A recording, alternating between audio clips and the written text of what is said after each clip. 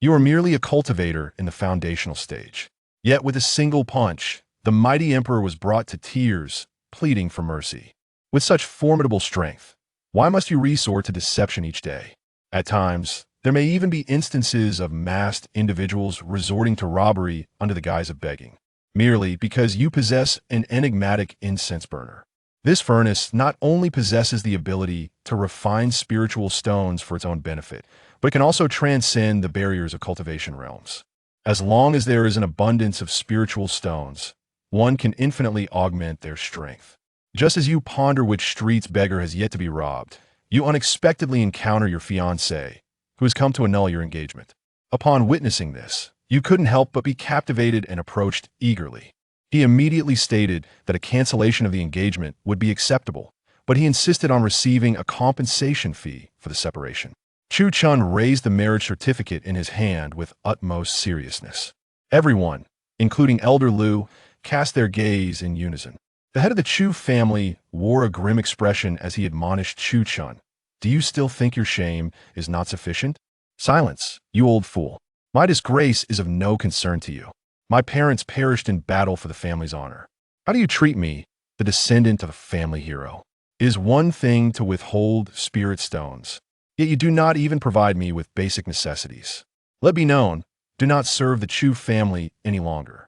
This clan possesses not an ounce of human compassion. The Falling Sunset sect can indeed compel others to withdraw in a public setting. What grand sects are these mere illusions? Who truly cares for this broken engagement?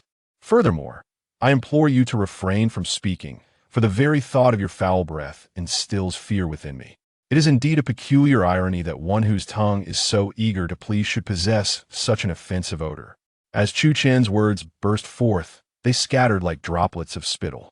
In the cold indifference of Yan Lingshue's gaze, a hint of murderous intent was revealed. To her, Chu Chun had already become a good person. After today, he would merely be a passerby in her life. The hour is late. Regarding the compensation for the breakup that Chu Chun desires, what is your perspective, Ling Shui? Elder Lu furrowed his brow and spoke with evident impatience. Yan Lingxue nodded in silent acquiescence. Subsequently, under the watchful gaze of the crowd, Chu Chun produced a golden abacus and began to manipulate its beads. Then a melodious voice echoed through the air. At the tender age of 3 years and 1 month, I secretly fed you a piece of meat. Though the meat itself was inexpensive, the seasonings atop it were quite precious. At the tender age of 3 years and 2 months, I presented you with a wooden sword. This exquisite weapon was painstakingly carved by a master craftsman over a span of 10 years, valued at a mere 1,000 low-grade spirit stones.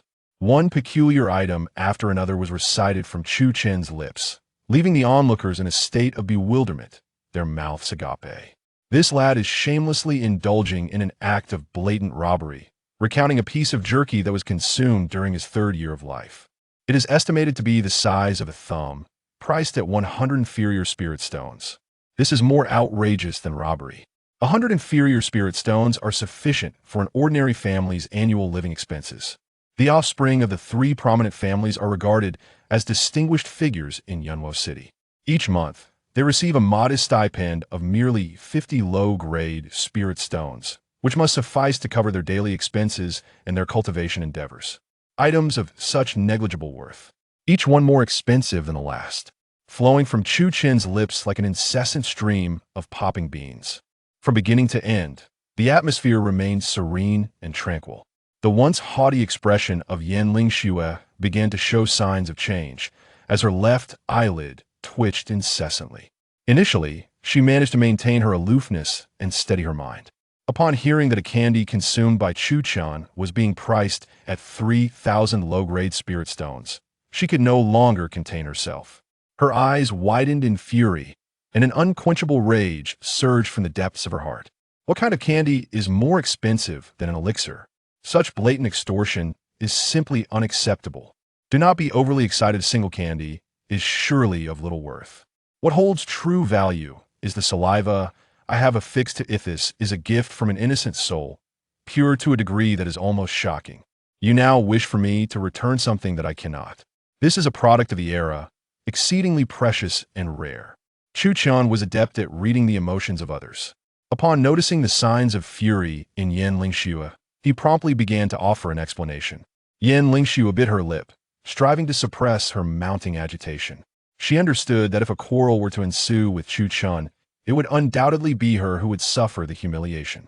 He truly was a bounder, she silently screamed within her mind. A wave of shame surged through her heart, and she longed to seize the marriage certificate and depart from this place immediately, never to return again. Enough talk, all matters shall be compensated according to their worth. Please inscribe this on a piece of paper. Upon hearing the delicate exclamation of Yan Lingxue, Chu Chun exhaled deeply. You should have mentioned it sooner, my lips are nearly parched. Having spoken, amidst the astonished gazes of the crowd, Chu Chun retrieved a slender sheet of paper from his storage bag. As he unfurled it, it extended several meters in length, inscribed with meticulously arranged and densely packed characters, detailing each item along with its corresponding price. Chu Chun chuckled as he neatly folded the thin paper and handed it to Yan Lingxue.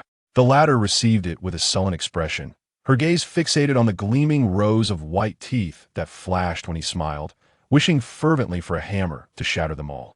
Elder Lu, standing nearby, cast a sidelong glance, scanning the contents of the thin paper with a glimmer of intrigue. His beard quivered uncontrollably a few times as he beheld Chu Chun approach Yan Lingxue with a pen in hand. With audacious boldness, he added a zero behind the price of one of the items, causing an immediate eruption of laughter. This young man exhibited a shamelessness in his actions that was truly unprecedented. The young monk tilted his head, his gaze resting upon the thin figure. Upon noticing one particular item, an explosive surge of energy coursed through him, and he bellowed with fervor, "What audacity! You dare to fabricate accusations that tarnish the reputation of Sister Chu." "Where?" Chu Chun stepped forward with a loud inquiry. "Could you please be more precise?" The young monk's expression was grim, bearing the weight of unspoken words, as his crimson eyes fixated intensely on Chu Chun. "You are referring to this clause, aren't you? It is indeed advantageous to her. Why are you so agitated?" The ambiguous dialogue between the two left the audience utterly bewildered, their hearts brimming with anticipation. One could hardly resist the urge to rush over and witness the essence of the dispute between the two. Meanwhile, Elder Lu, reveling in the spectacle, boisterously proclaimed the unfolding drama. In the spirit of mutual respect and equality, granting the utmost reverence to women due to the differences in gender, I, having previously kissed a few times as a beneficiary, shall value each instance at 10,000 inferior spiritual stones, to be deducted from the total compensation amount. The exclamations of the crowd pierced through the clouds above Yunwo City. Yan Lingxue and Chu Chun shared a kiss. "Is this for real? How absurd! You reckless fool, are you courting death?" The young monk stands on the brink of madness, for his goddess has not only tasted the lips of Chu Chun in her childhood, but also shared kisses with him. The harshness of reality ignited a fierce rage within him. Had it not been for Elder Lu's presence and the watchful eyes of the crowd, he would have readily struck down the loathsome insect before him with a single blow. "Brother, do not be overly excited. At most, I will simply cover this up, but will covering it help? You should promptly inform them that this is your fabrication.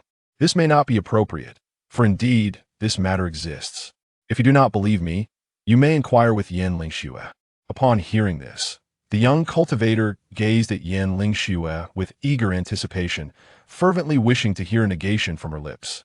However, what awaited him was the piercing gaze of Yan Lingxue, reminiscent of a killer's intent, far more menacing than the detestable Chu Chun. At this very moment, she harbored a profound disdain for the meddlesome young monk. Were it not for his indiscreet tongue, who would have ever known of her childhood kiss with Chu Chun? Yan Lingxue's face contorted slightly. The once proud image has long since vanished. Fingers crackling with a sound like brittle bones. With a sudden rip, the thin paper is torn apart. How many spirit stones in total shall I offer? I must say that Yan Lingxue's composure is rather admirable. Even in such a state of anger, she still refrains from exhibiting any intent to harm. First disclaimer clause. This brother has voluntarily relinquished on your behalf. An additional 50,000 inferior spirit stones will be added to the total price. As for the second clause regarding the exemption of the 100,000 valued spiritual stone, do you wish to grant you an exemption? As soon as these words were uttered, the scene erupted into a frenzy. The first disclaimer stipulated a kiss, each costing 10,000 inferior spirit stones, which equated to 5 kisses. As for the second item valued at 100,000 inferior spirit stones, its price far exceeds that of a mere kiss. People are intrigued by what Zhou Qian has done that has led him to willingly forego a sum of 100,000. It is undoubtedly a matter of tenfold greater significance than kissing. The twin crimson eyes scanned the surroundings, revealing their piercing gaze upon Yan Lingxue. Pairs of scarlet eyes swept across the scene, fixated on Yan Lingxue. Wails of despair and curses erupted in unison. Zhou Qian had evidently become a figure beyond redemption. Yan Lingxue's complexion shifted from pale to dark, ultimately flushing a deep crimson. The cacophony of jeering, laughter, and uproar resonated from the spectators below, while the esteemed figures of the 3 prominent families on the viewing platform exchanged subtle, subdued chuckles. Undoubtedly, the members of the Zhou family wore scowls upon their faces. One by one, they glared at Zhou Qian with fierce intensity, their disdain so palpable that it seemed they longed to rush forth and rend him to pieces. The actions of this young man not only served to humiliate Yan Lingxue, but also to disparage the Falling Sunset sect. The Falling Sunset sect stands as a formidable entity for the modest Zhou family of Yunwo City. Merely dispatching any one of its elders would suffice to obliterate the entire Zhou family. Zhou Qian is still the nominal young master of the Zhou family. If his actions are misunderstood by the Falling Sunset sect, it could lead to dire consequences. Elder Lu of the Outer Gate cast ambiguous glances back and forth between Zhou Qian and Yan Lingxue. Very well, I shall waive the 100,000 spirit stones for you. No need. Yan Lingxue fixed her gaze intensely on Zhou Qian, who coldly uttered 2 words. That's wonderful. A total of 543,090 inferior spirit stones, with a remainder rounded off for your convenience. You may simply provide 540,000 inferior spirit stones. As Zhou Qian spoke, he spread his palm wide, extending it toward Yan Lingxue, grinning broadly to reveal 2 rows of gleaming white teeth and a radiant smile. Yan Lingxue stood frozen in place, her expression momentarily stunned. Her countenance darkened slightly, as she was taken aback by the figures that escaped Zhou Qian's lips. 540,000 inferior spirit stones is an exorbitant amount. Even robbery should not be executed in such a manner. Although she is an inner disciple of the Falling Sunset sect, receiving a considerable amount of cultivation resources each month, their total value amounts to merely several tens of thousands of low-grade spirit stones. Even if she abstains from food and drink, neglecting her cultivation, tirelessly traversing between the various tasks of her sect day and night, she still manages to secure commendable ranks and rewards in each competition. It would take her at least 7 or 8 years to accumulate sufficient accolades. Certainly, this is an ideal scenario. In reality, it would not be an exaggeration to say that the required time could easily double. Yan Lingxue trembled slightly with rage. This scoundrel is determined to push her to the brink of despair. Is there a life to exchange for such an abundance of spirit stones? The crowd at the scene was utterly astonished by the staggering figure of 540,000. This is an enormous figure. The Zhou family, one of the 3 prominent families, specializes in the iron ore business and possesses a rich iron ore vein. However, their total annual profit falls significantly short of this amount. The discourse below did not sway. Zhou Qian's resolve, his outstretched hand remained suspended in the air. Why did he not bring the spirit stones? Seeing Yan Lingxue standing there in a daze, Zhou Qian furrowed his brow and inquired softly. The atmosphere is particularly solemn, as if time has come to a standstill in this very moment. Elder Lu, you are a venerable elder of the Falling Sunset sect. How do you propose we address this matter? After a considerable pause, Zhou Qian respectfully inquired of Elder Lu, who had yet to utter a word of reproach towards him, even amidst the multitude present.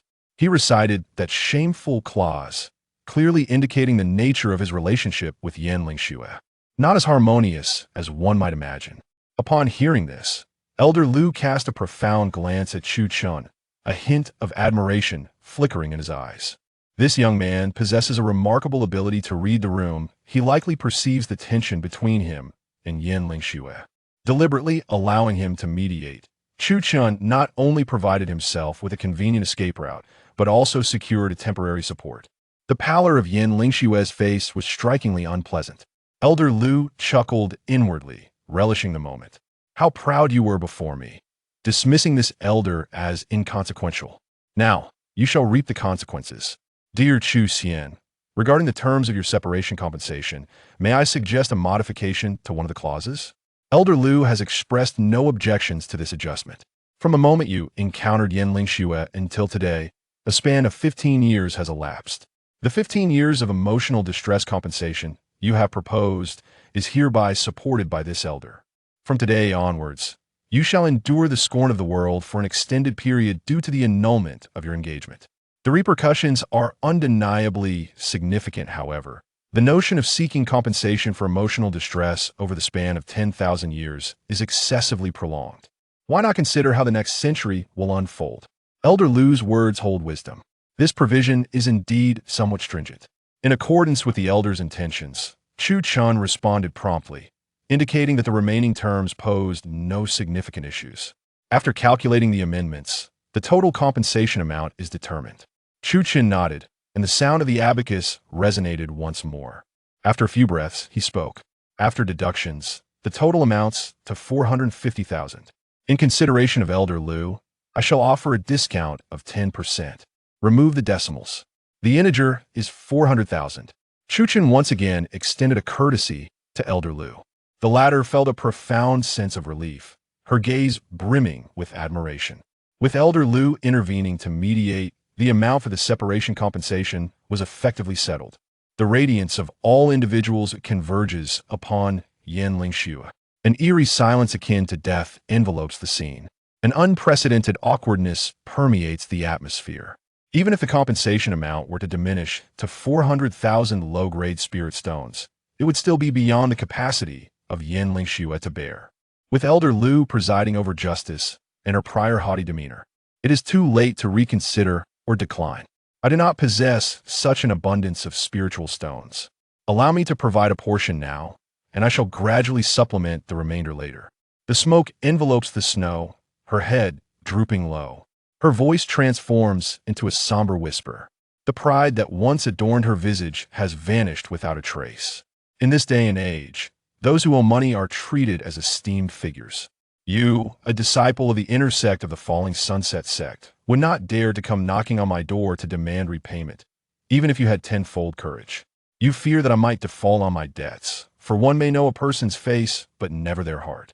Chu Chun coldly remarked, showing no regard for appearances. Then I shall return to annul the engagement in a few years. Yin Lingxue spoke in a hushed tone. She truly cannot produce such a vast amount of spirit stones. You say you will withdraw, yet when it comes to actually doing so, you hesitate. It is not such a simple matter. Today, I must return it. If I lack the spiritual stones, I shall seek to borrow some. As he spoke, Chu Chun cast a seemingly casual yet deliberate glance towards Elder Lu, who, understanding the unspoken intent, feigned difficulty. This elder is not affluent either. Who would carry 400,000 inferior spirit stones for a temporary outing? I possess merely around 300,000. At this point, both pride and dignity have been utterly lost. Yin Lingxue has adjusted her mindset. She stepped forward and respectfully bowed to Elder Lu. Elder Lu, I, Yin Lingxue, shall not borrow your spiritual stones without recompense. I am willing to pay interest. What is being conveyed here? As fellow disciples, we should assist one another. An annual interest rate of 20%. Please write a promissory note first. Gazing into Elder Lu's eyes, which held a hint of a smile, he then turned to Chu Chun and spoke. Chu Chun, it is quite impossible for you to acquire 400,000 spirit stones today. How about this? I shall act as your guarantor. Yin Lingxue will make an initial payment today. Considering her need for cultivation, the remaining balance shall be settled within 30 years. Should the payment not be made upon the due date, this elder shall personally accompany you to collect the debt. In a state of confusion, Chu Chun could not help but admire Elder Lu's business acumen. Acting as a guarantor, he collected an annual interest of 20%. This is merely a scheme to profit from my funds, generating interest for himself. Truly remarkable. This old fellow is certainly not a person of integrity. I was nearly deceived by his upright appearance. An annual interest rate of 20%. This is usury. Ultimately, the returns may scarcely exceed one's own investment. Amidst the dual humiliation, Yin Lingxue clenched her teeth and pinched her nose, resolutely inscribing an IOU without uttering a word. This recent annulment of engagement has inflicted upon her significant losses, resulting in a dual assault on her reputation and assets. Having obtained the spirit stones, Chu Chan readily returned the marriage contract. Yin Lingxue swiftly crumpled the document and cast a fierce glare at Chu Chan, expressing her fervent hope that he would live long enough to exhaust all these spirit stones. After uttering these words, she offered a slight bow to Elder Lu, departing without a backward glance from this land of contention. Dear X, do take your time. Remember to strive diligently to earn and repay your debts in due course. Clutching the hastily assembled 400,000 spirit stones, Chu Chan called out with a beaming smile towards the retreating figure of Yin Lingxue. Upon hearing the voice of Chu Chan, a smile emerged. Chu Chan cradled a heavy storage bag, his eyes shimmering with brilliance. Reflecting the crystalline brilliance of the spirit stone, its carefree demeanor caused Elder Lu, standing nearby, to twitch his lips in bemusement. Her brows furrowed in unison, unable to contain herself as she observed Chu Chan engrossed in counting the spirit stones. You, my friend, seem to value wealth over life itself. With such a vast sum of spirit stones on such a day, do you not fear the consequences of indulgence? Though such words are spoken, the eyes shimmer with a light of admiration. No worries, Yin Lingxue hails from a prestigious sect. How could she possibly conspire to assassinate me? Chu Chan smiled faintly, revealing a set of bright white teeth without a hint of concern. Upon the utterance of these words, everyone present, including Elder Lu, could not help but roll their eyes in exasperation. This is undoubtedly a novice mindset, devoid of any experience in the ways of the world. Yin Lingxue may refrain from seeking trouble due to her pride, yet it does not signify that trouble will not find its way to her. It is often observed that surrounding a beautiful woman, one finds predominantly sycophants, followed by those of questionable character. These flatterers would eagerly seize any opportunity that arises. The young cultivator who accompanied the enchanting woman, when departing, cast a fierce glance that left one questioning his true intentions. Might they lie in ambush on the outskirts of Yunwo City, awaiting the opportune moment? After all, the entire populace of Yunwo City is well aware. Chu Chan is undoubtedly intent on departing from this place. What are his future plans? Elder Lu, of course, does not believe that Chu Chan would act so thoughtlessly. Without further ado, I shall shift the topic. I will depart from Yunwo City and seek a place to reside, engaging in some trade to sustain the remainder of my days. Elder Lu shot him a glare. This rascal is once again indulging in frivolity, capable of using his audacity to ensnare the inner sect of the Falling Sunset clan. A disciple possessing millions of spiritual stones could hardly resign themselves to a life of mere survival. In jest, Elder Lu, do you have any guidance to offer? In a light-hearted manner, as he spoke, Chu Chan discreetly presented a portion of spirit stones, bribing Elder Lu under the watchful eyes of the crowd. Do you truly believe that I am a beggar? You may keep the spiritual stones. Elder Lu smiled wryly as he declined.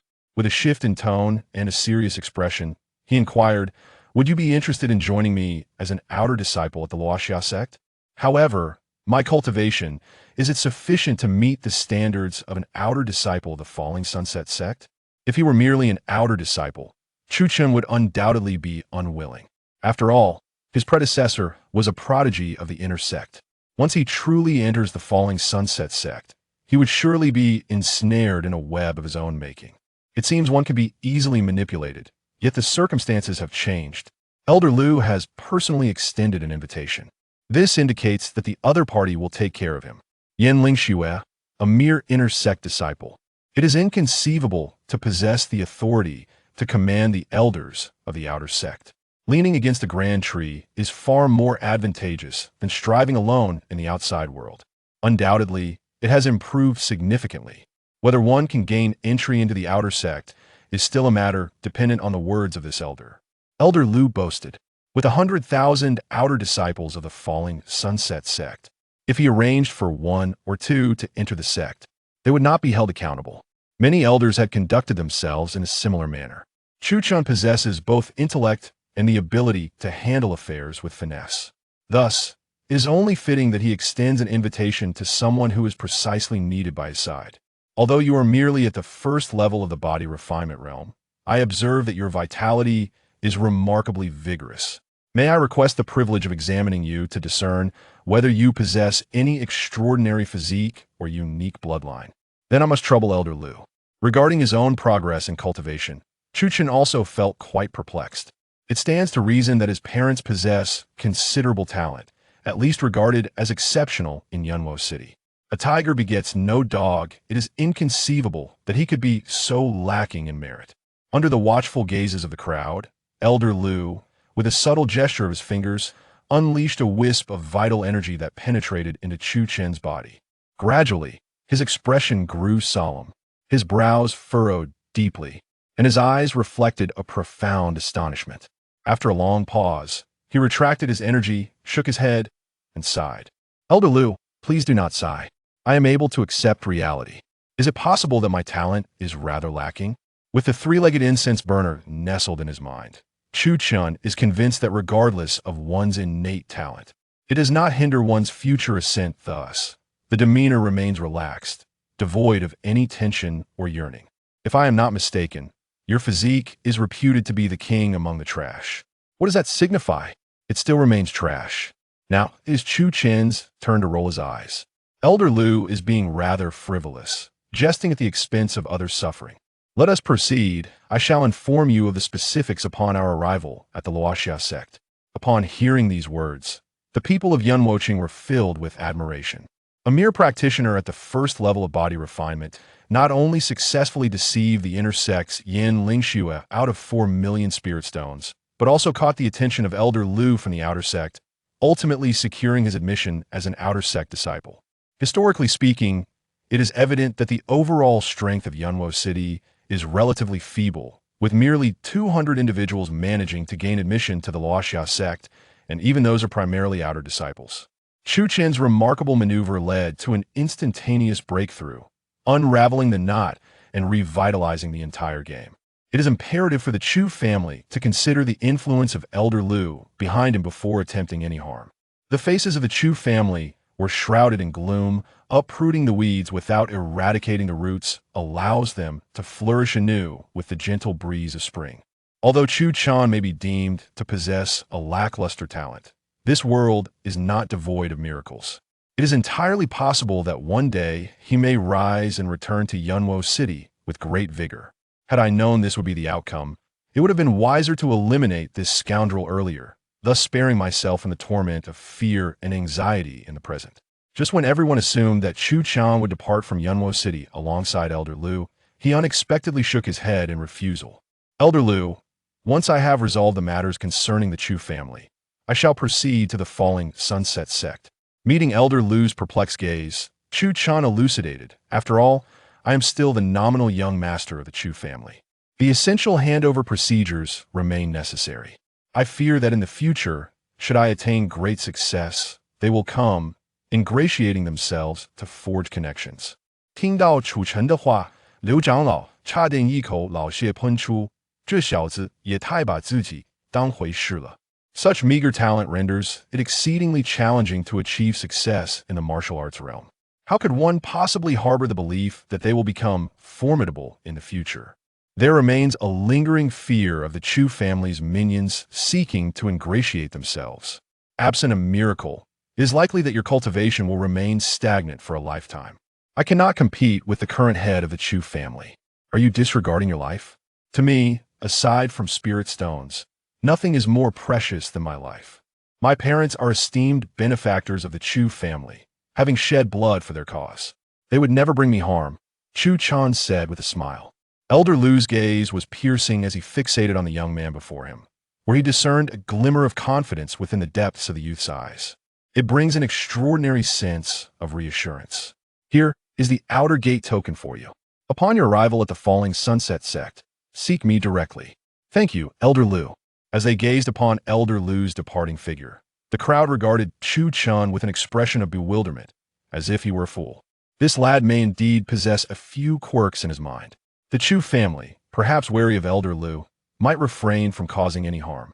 However, it is likely that you will find it quite challenging to carry away your 400,000 spirit stones, for you appear to be a rather astute individual. How could one act foolishly at such a critical moment? Amidst the sighs of the crowd and the laughter of the Chu family's higher-ups, Chu Chan followed the Chu family as they departed from the arena, his head bowed throughout the journey. A peculiar curve lingered at the corners of his mouth. The Chu family had tormented him for so long. Before departing, he would ensure to leave a lasting impact. How can one achieve clarity of thought? Chapter 6. The surge of physical strength, yet still at the first level of body refinement. Upon returning to the Gu family estate, Gu Feng, feigning fatigue, hastened to the dilapidated courtyard in the back mountains. Ensuring that no one was trailing him, he swiftly entered the room, the door firmly shut behind him. I hope this does not disappoint me. The decision to return to the Gu family carried its risks, yet they remained within a manageable scope. With Elder Lu's imposing presence, the Gu family would not dare to overtly conspire against him. At least within the confines of the estate, he felt secure. At worst, he might lose the 40,000 spirit stones he possessed, but if successful, he could plunge the Gu family into despair, rendering them incapable of recovery for a decade. Gazing at the mountain of spirit stones within his storage bag, Gu Feng's heart surged with excitement. This breathtaking sight had only been witnessed once before, when his father brought him into the Gu family's spirit stone treasury during his childhood. The previous owner was indeed considerate, understanding his need for spirit stones and delivering them promptly. Gu Feng chuckled softly, then gathered a handful of spirit stones and cast them into the 3 incense burners residing in his mind. As the spirit stones continued to be deposited, a milky white liquid began to materialize at the bottom of the furthest incense burner. Before long, a droplet, the size of a pea, formed and lay quietly. Last time, it was a single droplet that propelled him forward significantly in his body refinement journey. His heart raced with anticipation as his trembling hands directed that droplet into his body. Boom! The milky white liquid coursed through his insides, crashing like a meteorite explosion, the reverberations echoing in his ears, numbing his eardrums. The myriad capillaries across his body opened wide, releasing streams of black impurities that seeped forth. Soon, a thick layer of filth coated his body, a nauseating odor pervading the room. Body refinement consists of 9 levels. First, refining the skin. Second, refining the flesh. Third, refining the tendons. Fourth, refining the bones. Fifth, refining the meridians. Sixth, refining the blood. Seventh, refining the marrow. Eighth, refining the organs. And ninth, refining the viscera. Each level builds upon the last, forging the body from the inside out until one opens their dantian and ascends to the next realm, attracting qi. According to the standards of the cultivation world, Gu Feng's physical strength should have surpassed the first level of body refinement long ago. Perhaps, as Elder Lu suggested, his constitution was indeed the king of waste materials. Even after consuming over a dozen droplets of the milky liquid, he remained stuck at the first level, though he sensed his physical strength growing steadily. After downing an entire 100 droplets of the milky liquid, Gu Feng felt despondent, watching his spirit stones dwindle. Resolutely, he ceased his cultivation. What on earth is going on? 100 droplets of divine liquid, and I still cannot break through the first level of body refinement? This was hard for him to accept. He had believed that with his golden finger, he would soar effortlessly, dazzling, and spectacular. Yet that was evidently not the case. Where is the promised tale of a waste materials resurgence? Where is the script of the destined child? Show yourself. In a fit of rage, he delivered a punch to a nearby stone sculpture. Boom! The thunderous sound startled him as dust swirled within the room, and the statue cracked before collapsing in a resounding crash. Such terrifying power. A single punch shattering a stone sculpture must indicate a physical strength exceeding 10,000 pounds, rivaling that of a practitioner at the 5th level of body refinement. Gu Feng gently pinched his own face, unleashing a flurry of punches, the air around him resonating with a low hum, akin to mighty waves crashing against rocky shores, each surge more powerful than the last, his body brimming with inexhaustible energy. Upon completing a basic set of boxing techniques, Gu Feng gazed at his hands in disbelief. He was now utterly convinced that he had indeed grown stronger, and fearsomely so. Although his cultivation level remained at the first realm of body refinement, he felt a newfound confidence, unafraid of any practitioner at the 5th realm of body refinement.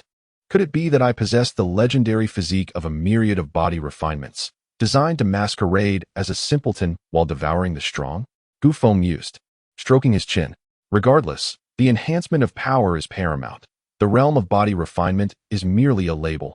Even within this realm, invincibility is attainable. And shattering all boundaries is not merely a dream, though soaring through the skies remains elusive and frustrating. Gu Feng, with his forthright and carefree demeanor, chose not to dwell on the incomprehensible. After all, Elder Lu was aware of his true physique, and he would uncover the truth upon arriving at the falling sunset sect.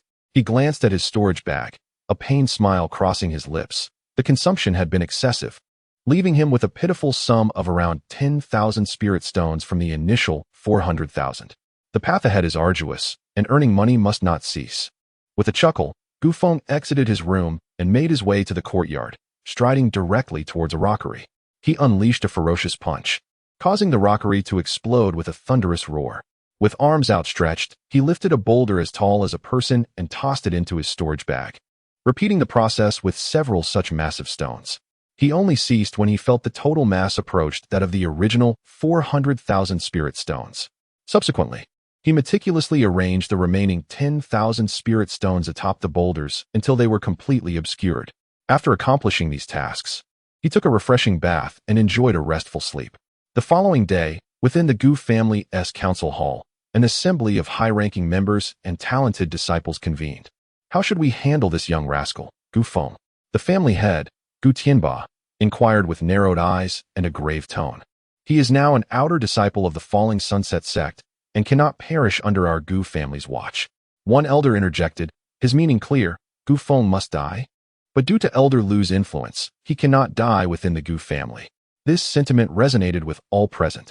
Had he not secured Elder Lu's favor, or possessed such vast spirit stones, we would have merely expelled him without causing any harm to his life. Alas, he squandered the best opportunity for escape yesterday. If he seeks his own demise, we shall reluctantly oblige him. Once he exits Yunwo City, I shall lead a few to ensure his complete disappearance, guaranteeing a clean and decisive outcome.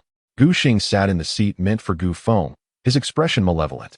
As the sole son of Gu Batian, with a cultivation level at the 6th realm of body refinement, he was expected to smoothly enter the falling sunset sect as an outer disciple. Very well. Even a lion exerts its full strength when hunting a rabbit. You remain vigilant in the face of Gu Feng's first realm, considering bringing others along. I am deeply gratified. My son, only through caution can one prolong life. Gu Batian nodded in satisfaction, lavishly praising his son, as the others silently agreed. Gu Xing's prowess is unparalleled among his peers in the Gu family, effortlessly dispatching someone of the 1st level of body refinement with his 6th level of body refinement, leaving no room for doubt. In such a position of absolute advantage, his cautious demeanor truly reflects his role as the family's future. Approximately a stick of incense later, Gu Feng arrived late, yawning as he entered. You all are up so early. Are you perhaps plotting my demise? He jested, waving off the seriousness of the matter. Ignoring the gazes of those around him, Gu Feng strode directly to the seat of the young master, looking down at Gu Xing, chuckling awkwardly as he stepped aside with apparent understanding. Coward, I thought with Elder Lu as your backing, you might dare to challenge me. Gu Xing remarked with a mocking glint in his eyes. How could I? Brother Xing, you will always be my elder. Gu Feng replied, lowering his head with a forced smile. Since you are here, let us commence. Gu Tianba declared, gesturing for someone to oversee the ceremony. Though the Gu family may not be remarkable, the necessary procedures must not be taken lightly. Following the formalities, Gu Xing officially succeeded Gu Feng as the nominal young master of the Gu family. Without a title, I feel unburdened. The weight on my shoulders has been too great these past few years, he stated. Esteemed uncles, I shall take my leave now. With that, Gu Feng turned to depart. Each has their own aspirations. If you wish to leave, we shall not detain you. However, do leave your belongings behind. Gu Feng turned back in confusion. What belongings? Do not feign ignorance. By inheriting your position as young master, I have naturally inherited your assets as well. Leave your storage bag. Gu Xing rose, blocking Gu Feng's path with a derisive smile. Chapter 7. An utter devastation, the dawn of a legend. Gu Feng stood in astonishment, instinctively protecting the storage bag at his waist, retreating several steps while casting a wary glance at the crowd. His expression of sheer terror elicited a smirk from onlookers. Hand it over. Gu Xing sneered, snatching the storage bag from Gu Feng's waist. With a hurried glance inside, he tossed it to Gu Tianba, who, without so much as a glance, secured it at his own waist. Leaving your storage bag with me is for your own good, Gu Tian intoned gravely. The world is fraught with peril, far beyond the comprehension of a naive child like you. Perhaps lurking outside the Gu family estate are numerous malevolent figures. Merciless killers simply waiting for you to venture out. This vast sum of spirit stones is a death warrant for you. It is better left within the Gu family. You. How can you do this? I am an outer disciple of the Falling Sunset sect, appointed by Elder Lu. How dare you? Gu Feng's voice dwindled as uncertainty crept in, his tone growing increasingly subdued. The members of the Gu family wore expressions of derision. They harbored no sense of caution, still entertaining the notion that he might somehow survive to enter the Falling Sunset sect. How could Elder Lu possibly hold the Gu family accountable for a trivial, insignificant life? Even if he wished to interrogate, without evidence, it would be a futile endeavor. This young fool was far too self-important. With his head bowed, Gu Feng clenched his fists tightly, a mixture of frustration, anger, and resentment manifesting on his face, creating a spectacle of emotions. What's the matter? Reluctant to leave? Shall I have someone carry you out? Gu Xing remarked, hands clasped behind his back, a mocking smile gracing his lips. My parents contributed to the family, spilling blood for its honor. You cannot treat me this way. Upon utterance of these words, scattered laughter erupted, with the crowd displaying no sympathy for Gu Feng, only scorn. Your argument holds some merit, with not even a single spirit stone to your name. If you were to walk out like this, others might think the Gu family devoid of compassion, preying upon an orphan child like you. Gu Xing nodded slightly, then turned to the esteemed Gu Tianba, proclaiming, Father, Gu Feng is rather pitiable. Should we not provide him with some travel expenses? Ha ha ha, my son speaks wisely. It is a proud tradition of the Gu family to treat others with kindness. After all, Gu Feng bears our blood. Let us show him some leniency. As he spoke, Gu Tian exchanged a knowing glance with Gu Feng, who smirked in response. He produced 10 or so low-grade spirit stones, tossing them onto the ground before Gu Feng, akin to dismissing a beggar. The journey to the Falling Sunset sect is long, at the very least. Allow me to select some weapons or medicinal pills from the treasury for self-defense. Gu Feng's face turned ashen, his eyes glinting with determination. Should he be denied, he would immediately turn to leave. Still hoping to raid the treasury for weapons and pills? Dream on. Get out of here now, Gu Xing barked. With a sigh, Gu Feng bent to pick up the spirit stones and began to stride toward the exit of the council hall. Just then, a voice, as melodious as a celestial choir, echoed through the air. Bring Gu Feng to the treasury. He may take whatever he desires. Let him gather as much as he can. Gu Tian signaled to a nearby disciple, who immediately understood, grinning slyly as he approached Gu Feng. Still not grateful for the generosity of the master? Thank you, master. Gu Feng murmured, his face etched with resentment. Could you possibly provide me with a storage bag? Otherwise, I won't be able to carry much. A storage bag? Ha ha. What is this fool thinking? Can't he comprehend the blatant humiliation? Such a simpleton. The guiding disciple sneered, Follow me, or you may choose to leave at once. Fine, I'll take it. Gu Feng lowered his gaze, appearing submissive while inwardly laughing uncontrollably. Initially, he merely intended to take a risk, never expecting to succeed. Laugh all you want. Soon enough, you'll be weeping. Once Gu Feng departed, the members of the Gu family in the conference hall erupted in laughter. This lad has no backbone. Should we spare his life? Never mind. For safety's sake, it is better to eliminate him. How pitiful it would be if Gu Tianqing knew his son was a coward. Would he be enraged enough to kick open his coffin? Ha ha ha. After navigating several corridors, they arrived at the Gu family's treasury, a 3-story building guarded by disciples and formations. Step inside. You have only half an incense stick's worth of time, so cherish this opportunity. The guiding disciple had no intention of following. After all, Gu Feng lacked a storage ring, and he could simply inspect the outcome later. Gu Feng entered the treasury with a grim expression. Upon entering, he swiftly bypassed the elixirs, weapons, and techniques, heading straight for the area where the spirit stones were stored. The precious items were protected by formations, rendering them unstealable. Even if he could take them, he could not carry them out. His target had always been the spirit stones. Before long, he arrived at the room filled with spirit stones. The sight before him was dazzling. Countless diamond-shaped crystals filled the entire room, and upon rough estimation, there were over 2 million. As the year drew to a close, the Gu family's external funds had all been returned, and after counting, they would be redistributed. This cache of spirit stones was crucial for the entire operation of the Gu family's industry. Losing it would cause chaos among upstream and downstream merchants, inevitably weakening the Gu family. Gu Feng was no naive rabbit. From the very beginning, he harbored the intention of bringing down the Gu family. With a clever ploy, he had succeeded, filling him with immense pride. However, this was not the time for pride. The urgent matter at hand was to transfer all these spirit stones into the 3 incense burners to transform them into divine liquid. Once in a safe place, he could slowly refine them to enhance his own power. With this in mind, Gu Feng no longer hesitated, rolling up his sleeves as he began to deplete the room of spirit stones, visibly reducing their numbers. He worked up a sweat, his complexion flushed, and his spirits soared to new heights. These were not merely piles of spirit stones, but stepping stones for his ascent. With these spirit stones, his strength would surely experience another leap. As the half-incense stick's time approached its end, Gu Feng had emptied the entire room of spirit stones, collapsing onto the floor. Panting heavily, after catching his breath, wiping the sweat from his brow, and adjusting his robe to stabilize his emotions, he lowered his head and slowly exited the treasury, casually taking a long sword and a few bottles of elixirs along the way. "Ah, quite punctual," remarked the disciple stationed at the treasury's entrance. Casting a glance at the items Gu Feng was cradling, barely suppressing a laugh. Lacking discernment, he chose only worthless items, yet had the audacity to claim he was once a lord. What utter rubbish! Upon returning to the council chamber, Gu Feng was finally permitted to leave the Gu family after a thorough inspection by the others. "Ha ha ha, Shinger, you are being rather harsh, aren't you? This lad only took 3 vials of elixirs, and you insisted on withholding 2. Gu Batian laughed heartily. "Father, even the poorest elixir is not something that can be gathered like leaves in the wind. Although he is on the verge of death, wouldn't it be a waste if he consumed one on the way?" Gu Xing chuckled softly. "My son speaks wisely. As the future head of the family, one must strictly control unnecessary expenditures. Only thus can our Gu family flourish evermore. I shall heed my father's teachings and make preparations. We shall leave the city at dusk to eliminate this fellow."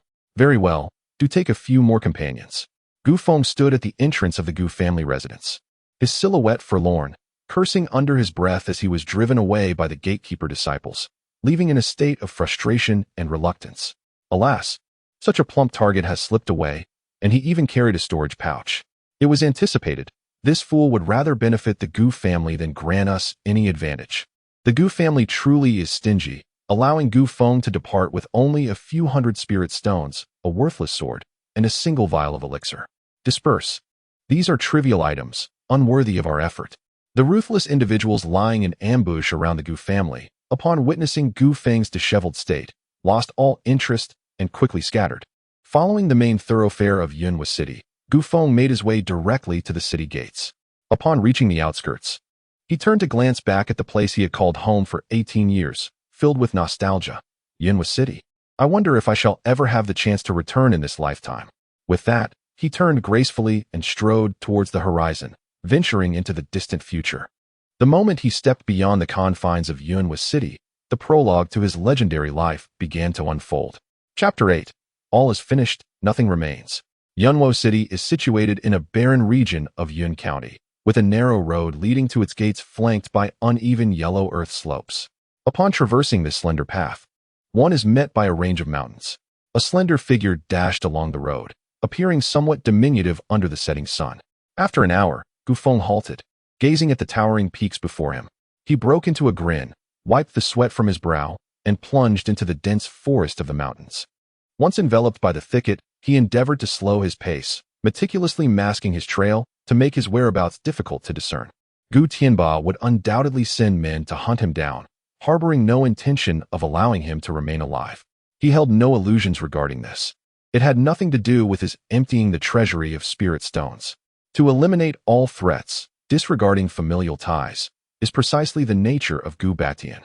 Simultaneously, he recognized that due to Elder Lu's influence, the Gu family held a degree of apprehension. The elders of the Gu family, though somewhat renowned in Yunhua City, would attract undue attention if they acted recklessly. Should trouble arise, it would be challenging to explain to Elder Lu. Although it was uncertain whether Elder Lu would mobilize forces for someone as insignificant as him, prudence was the best course of action.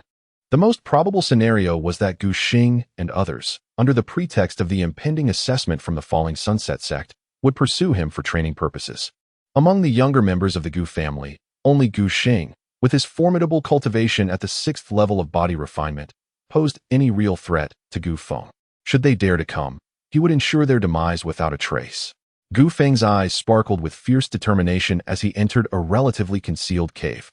Once he ascertained that no venomous snakes or insects lurked within the dim cavern, he settled cross-legged on the ground and began his cultivation. His thoughts delved deep into his mind, and at that moment, the 3 incense burners contained a substantial quantity of milky white divine liquid, the essence of 200,000 low-grade spirit stones. Perhaps due to his insufficient cultivation level, the spirit stones placed in the other 2 burners showed no reaction, a fact Gu Feng dismissed, as the milky white divine liquid was ample for his current needs. Drops of the divine liquid flowed into his body, devouring and refining it. The veins in his arms and forehead bulged, emitting a subtle tremor, as the sensation of rapid power enhancement surged through him. He gritted his teeth, acutely aware of the transformations within his body. A light gray filth seeped from the capillaries of his skin, the odor less pungent than the previous night. Could it be that I am on the verge of a significant breakthrough in body refinement? Gu Feng felt invigorated, gritting his teeth as he accelerated the refining of the divine liquid. As the sun sank below the horizon, darkness enveloped the sky. Over a dozen cultivators, roughly the same age as Gu Feng, stood in the conference hall, accompanied by the upper echelons of the Gu family. Xinger, this matter must be handled swiftly and decisively. With Gu Feng's speed, he could have covered at most 100 miles. He is likely resting in that dense forest of mountains tonight. An hour to catch up, half an hour to locate and eliminate him, and another hour to return. Father and the uncles await here, my brothers and I shall return shortly. As he spoke, Gu Xing's air of confidence inspired every individual present. He was a towering figure, exuding an aura befitting a person of stature since becoming the heir of the Gu family, instilling a profound sense of security in those around him. After all, Gu Feng had undoubtedly reached the 1st level of body refinement, a state he had maintained for many years, making it impossible for him to conceal his true abilities under their watchful eyes. Despite his youth and deep-seated cunning, no one believed he could surpass Gu Xing, especially with so many outstanding members of the Gu family acting in concert. Gu Feng was doomed, without a shadow of a doubt. Hasten your return, and avoid any unnecessary complications. Gu Tianba nodded in satisfaction as he watched Gu Xing and the others depart. A maid brought forth fine wine and delicacies to pass the time while they summarized the family's gains and losses over the past year.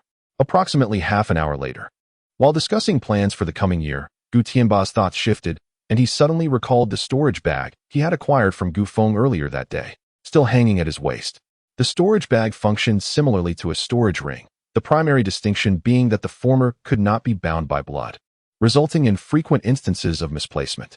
I almost forgot. There are 400,000 spirit stones here, Gu Tianba remarked, removing the storage bag and weighing it in his hands, a triumphant smile spreading across his face.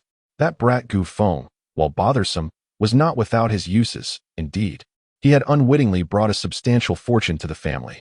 In a year of bountiful harvests, the entire annual surplus of the Gu family scarcely equaled this sum, and in ordinary years, such earnings were rarely seen.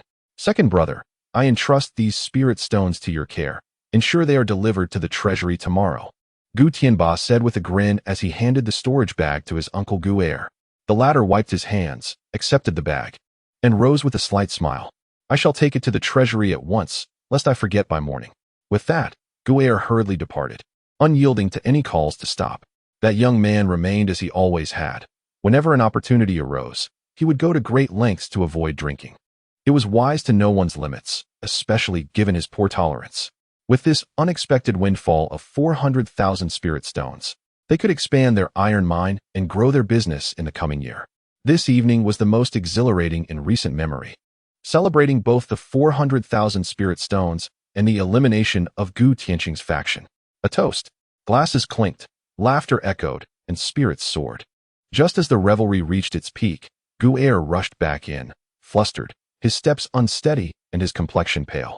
Eldest brother, the treasury for the spirit stones. He gasped, his words coming in fits and starts. Ha. Second brother, are you suggesting that the treasury cannot accommodate more spirit stones? Gu Tianba laughed heartily. and those around him joined in the mirth. It was indeed a year of plenty, and with most payments still pending. The treasury was overflowing with spirit stones. How could it possibly hold another 400,000? Sit down and drink. We can hire some craftsmen tomorrow to expand the treasury. The third uncle of the Gu family said. His face flushed as he pulled Gu to sit. Crash! Gu knocked the wine cup from the third uncle's hand. Shouting in utter disarray, "What are you drinking for? There isn't a single spirit stone left in the treasury. Moreover, this place is entirely composed of stone." Uncle Gu opened his storage bag and emptied its contents. With a clatter, fragments of stone and spirit stones scattered across the ground. The crowd was momentarily stunned, their expressions shifting dramatically, and even the wine seemed to awaken. "What on earth is happening?" Gu Tianba bellowed. "We have all been deceived by that rascal Gu Feng. He has somehow pilfered every last spirit stone from the treasury." "What?" The sound of clattering continued as wine, food, and shards of vessels fell to the ground. Gu Tianba dashed towards the treasury, followed closely by the others. Inside the treasury, the sight before the Gu family left them utterly bewildered. Each person frantically rubbed their eyes and pinched their thighs, struggling to accept the harsh reality that the spirit stones had been completely extracted. How could this be possible? No one in the Gu family possessed a storage bag capable of holding 2 million spirit stones. Furthermore, they had inspected Gu Feng before his departure, and there was simply no possibility of a breach. How could he have accomplished this? Gazing at the desolate room, a chill ran down their spines, leaving them in a daze as if they had lost their souls. "You insolent brat, how dare you?" Gu Tianba roared, causing a gaping hole to appear in the wall. "It's all gone. Everything has vanished. The Gu family is finished."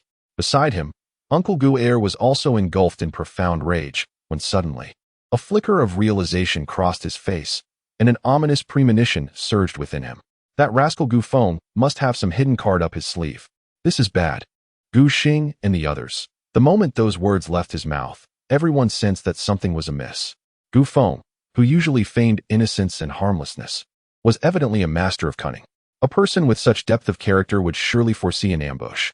He likely anticipated that Gu Xing was waiting to carry out the assassination mission. Thus, could it be that his strength surpassed that of Gu Xing? With this thought, Gu Tianba shouted, "Second brother, third brother, you must go out and find Gu Xing and the others, and also retrieve Gu Feng and the 2 million spirit stones he possesses. I want him alive. He must hold some secret, for it is inconceivable that he could have stealthily taken away such a vast amount of spirit stones without notice." "Understood, elder brother." Two figures, exuding an air of menace, swiftly darted into the night towards the outskirts of the city. Chapter 9. The Explosion. "Brother, there is no need for haste. Even if Gu Feng conceals his true strength, he cannot be formidable. Most likely, he hasn't hidden any power at all. Perhaps he merely possesses a mysterious artifact that has taken away the spirit stones. Indeed, he has never left Yunwo City, so it is improbable that he has mastered any high-level techniques. Concealing one's strength is no trivial feat, and he lacks the capability for it. As they say, misfortune often turns into fortune. Gu Feng is still too inexperienced and, in his impulsiveness, has revealed his mysterious treasure. This is indeed fortuitous for us. The Gu family now has another trump card. You are right, Brother Five is quite correct. That little rascal Gu Feng was sent by heaven to aid in the growth of our Gu family." At this moment, Gu Tianba also steadied his emotions, shaking his head with a wry smile, realizing he may have been overly alarmed. "I too acted out of haste. I shouldn't have allowed second and third brothers to join." Within him, a flicker of anticipation arose, curious about what treasure Gu Feng might possess. In the pitch-black cavern, a series of thunderous sounds erupted. A slender figure sat cross-legged on the ground, shimmering in the darkness. Shortly after, the glow faded, and Gu Feng rose to his feet, gazing at his hands and shaking his head in resignation. A monumental change had taken place within him, yet he remained at the first level of the body refinement stage. Am I destined to be stuck at this level for life? Gurgle. After hours of cultivation, Gu Feng's stomach growled. Exiting the cave, he caught a plump rabbit, swiftly skinned it, and cleaned it before lighting a fire to roast it. The stars twinkled slowly in the night sky. This was his first night spent outdoors since arriving in this world. He did not dwell on uncertainties regarding his future. He adhered to the belief that things would naturally resolve themselves. After all, he bore no deep-seated enmity. Once he dealt with Gu Xing and the others pursuing him, he would seek refuge with Elder Lu in the Falling Sunset sect. Having endured the trials of the 21st century, Gu Feng was well-versed in the art of survival amidst powerful figures. Achieving success in his cultivation would be splendid. Who wouldn't he desire to traverse the heavens and earth, treading upon the masses and becoming an object of awe? Yet, should he fail to cultivate, it would not matter. He could remain in the falling sunset sect as a mere outer disciple. What could the Gu family do to him then? Having swiftly devoured the entire rabbit, he gathered a pile of damp earth to extinguish the fire before returning to the cave. Not long after his departure, over a dozen figures arrived at the site where he had roasted the rabbit. Xinggu, Gu Feng should not be far. The embers of the fire are still quite warm, one of the Gu family members remarked to Gu Xing. Yes, he is likely here tonight. Search thoroughly for traces and bring him to an end. Understood.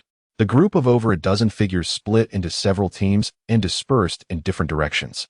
Soon, they discovered signs of someone having passed through, and after sharing their findings, they regrouped and continued to follow the trail. The rustling sounds reached Gu Feng in the cave, causing him to suddenly open his eyes. So they have come after all. This is a sight he wished to avoid, for they share the same ancestral blood. Unless absolutely necessary, Gu Feng does not desire to escalate matters into an irreconcilable conflict. Stretching his limbs, Gu Feng rose to his feet and stepped out of the cave with a steady gait. At last, I've found you, Gu Feng.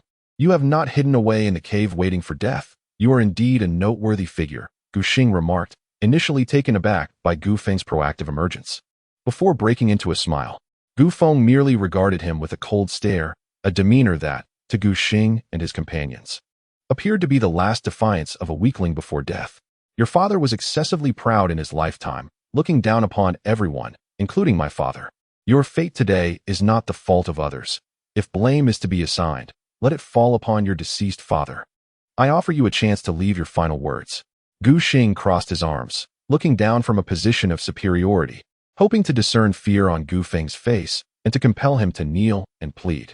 However, Gu Feng's stoic presence, exuding an air of nonchalance, shattered his illusions. Then let it be death. Gu Tian stepped forward, his hands crossed as he flexed his limbs, a disdainful smile adorning his face, clearly underestimating Gu Feng. Each step he took was remarkably assured, leaving deep impressions in the ground, his aura of the fifth level of body refinement radiating outward, pressuring Gu Feng. Do not lament the world's cruelty. From the moment your father perished, today's outcome was sealed. Gu Tian grinned maliciously, halting a yard away from Gu Feng. Is this your final utterance? At that moment, Gu Feng spoke, his voice somewhat muted, yet Gu Tian heard him clearly. Just as Gu Tian was about to retort angrily, a thunderous sound erupted as if the air itself had been shattered. Following that, his pupils constricted sharply, as a fist loomed larger within his vision. The overwhelming force sent shivers through him, momentarily clouding his mind. It was swift, unparalleled in its speed. It was fierce, indescribably powerful. To the onlookers, Gu Tian resembled a wooden post, standing dazed as he allowed the strike to land. A sound akin to an egg shattering echoed through the tranquil night. Gu Xing and the others felt a chilling sensation on their faces, instinctively wiping away the mixture of white brain matter and crimson liquid, a pungent and foul odor filling the air. The scene before them plunged them into confusion. Gu Tian's head had mysteriously vanished, his body stiffly toppling backward without a sound of agony. He was dead, struck down by Gu Feng with a single punch. Before they could process this, Gu Feng, with his flowing black hair and a terrifying gaze, resembled a fierce tiger descending from the mountain, plunging into a flock of sheep and commencing indiscriminate slaughter. His iron fist swung with a terrifying momentum, crashing against the weapons of Gu Xing and the others, producing a sharp metallic clash. Upon closer inspection, their eyes widened in horror, their hearts gripped with terror. Gu Feng's fists had left deep imprints on their weapons. With a single blow, the long sword twisted, their internal organs seemingly displaced. Searing pain radiated through them, and blood gushed forth uncontrollably from their mouths. A chilling scream resonated in the air. Gu Xing turned his head, and in an instant, he was struck dumb. A cousin, only slightly weaker than him, had his arm shattered and kneecap kicked in by Gu Feng, lying on the ground, wailing in agony. The horror was overwhelming. Gu Feng moved through the chaos as if in a realm unperturbed, executing the most rudimentary of martial techniques. And not a soul could withstand his might. His slaughters were merciless, akin to the arrival of the Grim Reaper, devoid of compassion. After incapacitating his kin, he delivered a final blow that obliterated their skulls. As he witnessed his fellow clansmen fall, Gu Xing's heart plummeted to the depths, his body turned icy. and his face was etched with terror. He did not ponder why Gu Feng possessed such strength, nor did he contemplate rescuing his companions. A singular thought consumed his mind: escape. Resistance was futile. Remaining would only lead to death. He must flee. He abandoned his weapon and took off, frantically running for his life. Suddenly, a searing pain radiated from his knee, and he lost his balance, crashing to the ground. Before he could react, Gu Feng's foot came crashing down upon his chest, causing him to spew forth blood in torrents, several meters high. Gu Feng, please don't kill me. I beg you, spare my life. Gazing upon Gu Feng's expressionless face, brimming with lethal intent, Gu Xing lost control of his bladder, a stream of yellow liquid escaping him as he desperately pleaded for mercy. Do you recall the words I spoke to you during the day? Wah, what words? You will always be my brother Xing. I am a man of my word. When I say forever, I mean forever. Let this moment be eternally frozen. Ah no. With a forceful stomp, Gu Feng drove Gu Xing into the earth. The latter's eyes gradually dimmed, his mouth moved a few times, and his fingers reached skyward, only to fall in resignation. Gu Xing had perished. After dispatching Gu Xing and the others, Gu Feng swiftly surveyed the battlefield, discarding their bodies into a nearby cave. Clutching several storage bags, he vanished into the dense forest, disappearing into the night. Chapter 10. A Fierce Strike. Assassinating a first-stage Qi gathering expert after running approximately 5 or 6 miles. Gu Feng suddenly halted, a look of turmoil etched across his face. He stood still for a moment, before gritting his teeth and dashing back in the direction he had come from.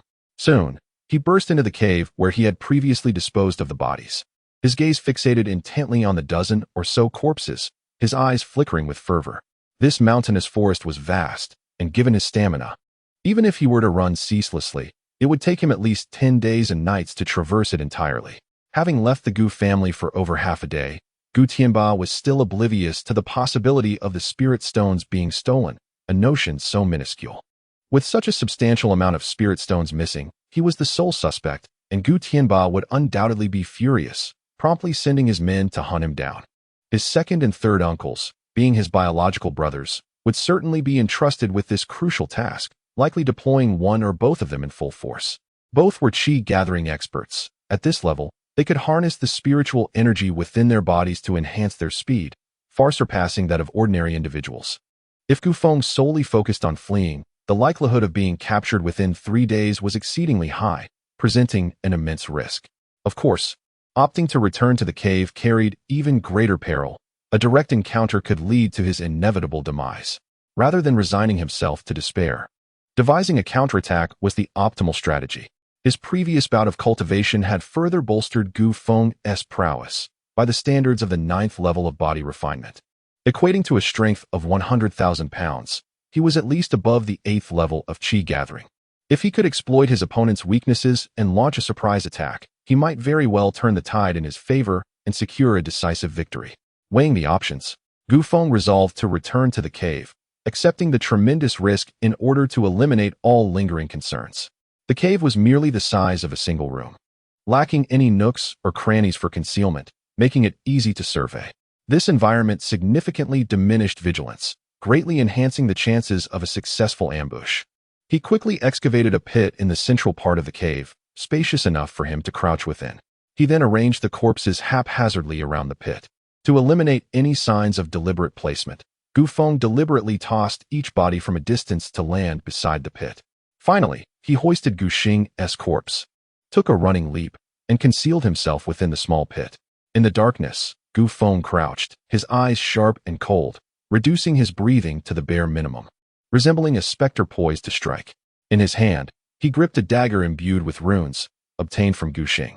Though the dagger still fell within the realm of mundane weapons, it was sufficient to breach the protective Qi of his opponents. After all, his uncles were merely first or second stage Qi gathering practitioners. Time stretched painfully, each moment a torment. As dawn broke, golden rays of sunlight streamed through the cave entrance, warming the otherwise cold space. Just as Gu Feng began to think he had overreacted and prepared to leave, he detected movement outside the cave. From the hushed whispers, he discerned that his second uncle, a first-stage Qi gathering expert, was approaching. Thud, thud, thud. Gu Feng felt his blood course faster, his heartbeat intensifying. As the arm gripping the dagger trembled slightly, his palm growing damp with perspiration. As the sound of footsteps drew ever closer, Gu Feng held his breath, his body trembling increasingly. He had developed his own methods for coping with tension, racking his brain to recall the myriad of instructional materials he had absorbed prior to his transmigration. Yamit, murmuring the enchanting incantation from the island nation. Gu Feng's heart miraculously found tranquility. The ringing in his ears faded, and his body ceased to shake, his focus sharpening to an unprecedented level. Though his eyes could see nothing, his mind vividly conjured the scene within the cave, including the area where Uncle Gu was currently situated. Uncle Gu seemed stunned by the spectacle before him, frozen in place. After a few breaths, the footsteps resumed, lacking their former steadiness, indicative of the turmoil within his adversary's mind. Gu Tian, Gu Shao, awaken. Uncle Gu's voice quivered, accompanied by the sound of bodies being disturbed above. Suddenly, Gu Feng felt a heavy breathing, followed by Uncle Gu's anguished shout. Gu Xing, who has harmed you? Uncle Gu had never married. To him, Gu Xing was akin to a son, his aspirations and hopes entirely vested in this scion of the Gu family. The unexpected blow was unbearable, his sorrowful cries echoing intermittently. A ray of light seeped through a crevice, and through that narrow gap, Gu Feng glimpsed a corner of Uncle Gu's long robe. In the next moment, a brilliant light surged forth, the cool dawn enveloping him, signaling that the time to act had arrived. As Uncle Gu lifted Gu Xing's body, he noticed an incongruity. However, Gu Feng struck with swiftness, ferocity, and precision. Just as Uncle Gu's hands rose, a gleaming dagger plunged mercilessly into his throat. You! Uncle Gu's pupils constricted suddenly.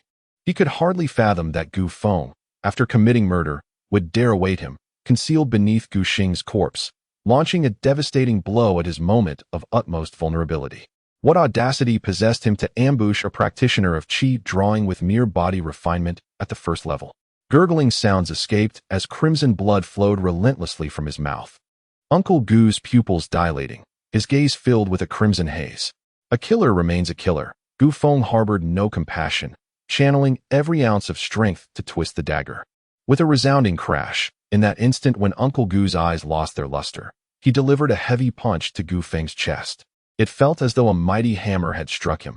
Gu Feng found himself uncontrollably propelled backward, crashing into the rocks behind him, a metallic sweetness surging in his throat. The shock reverberated within him. Even a practitioner at the first level of qi drawing wielded a terrifying strength. Fortunately, it was a surprise attack. Otherwise, he would undoubtedly have met his demise. Uncle Gu's body lay still beside him, one hand still cradling Gu Xing's corpse at the moment of death.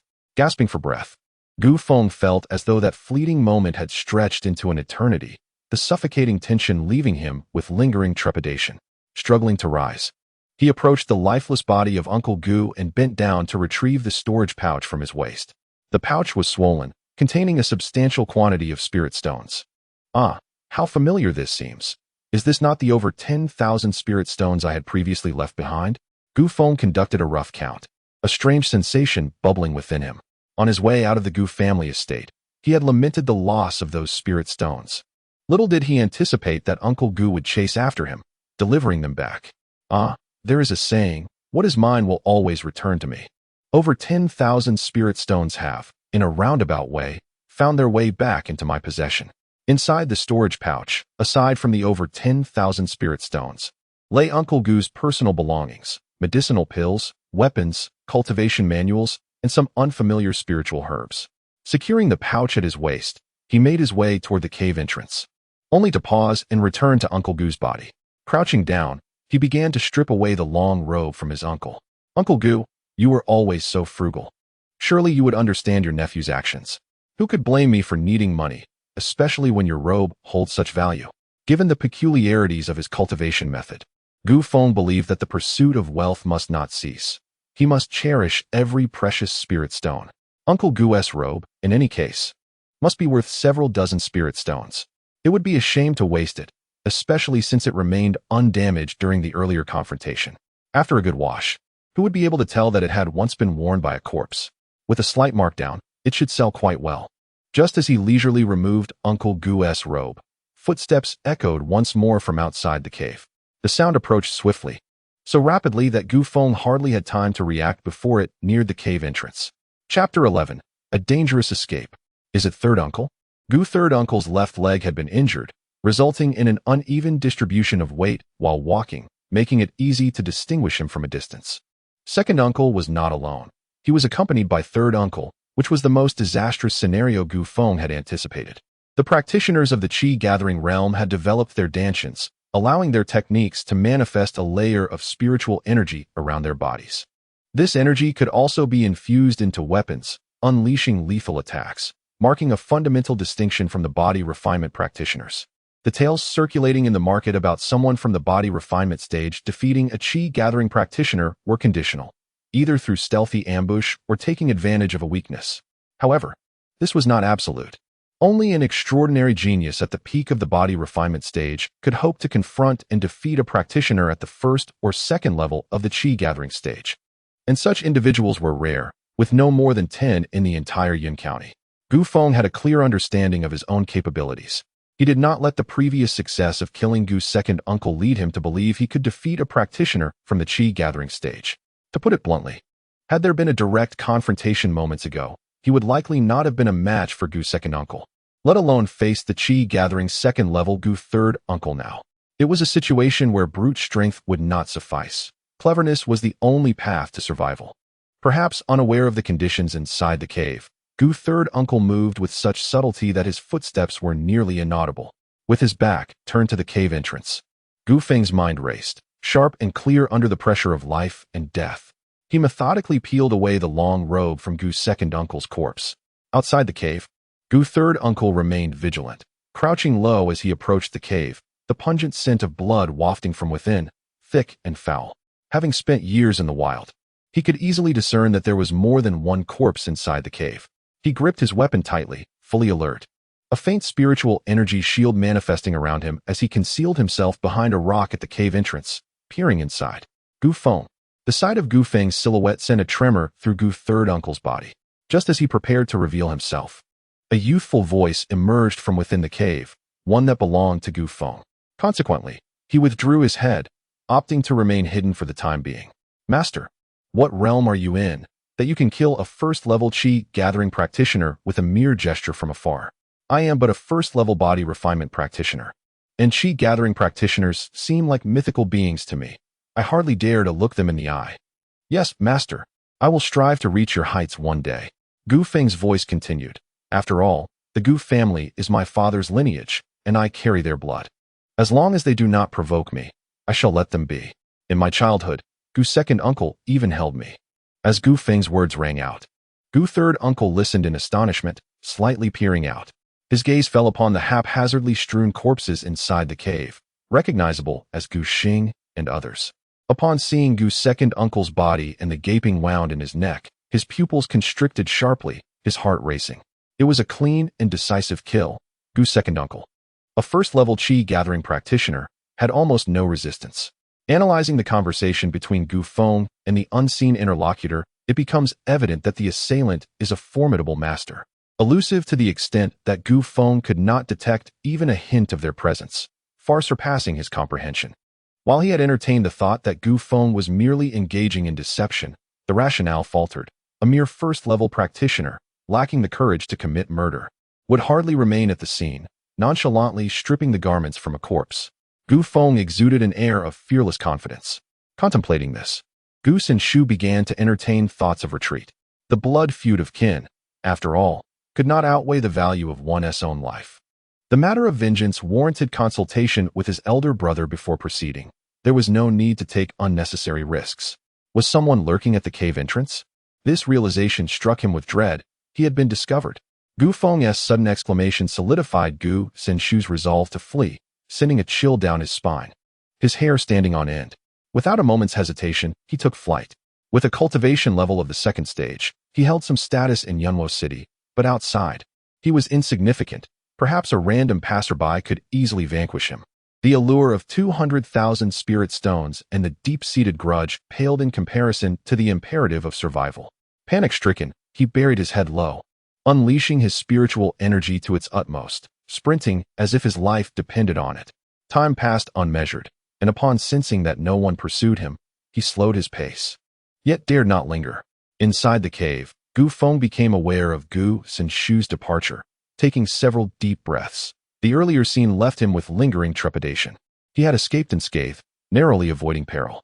Breathlessly reflecting, he muttered to himself, "Collecting items from the dead nearly transformed me into one."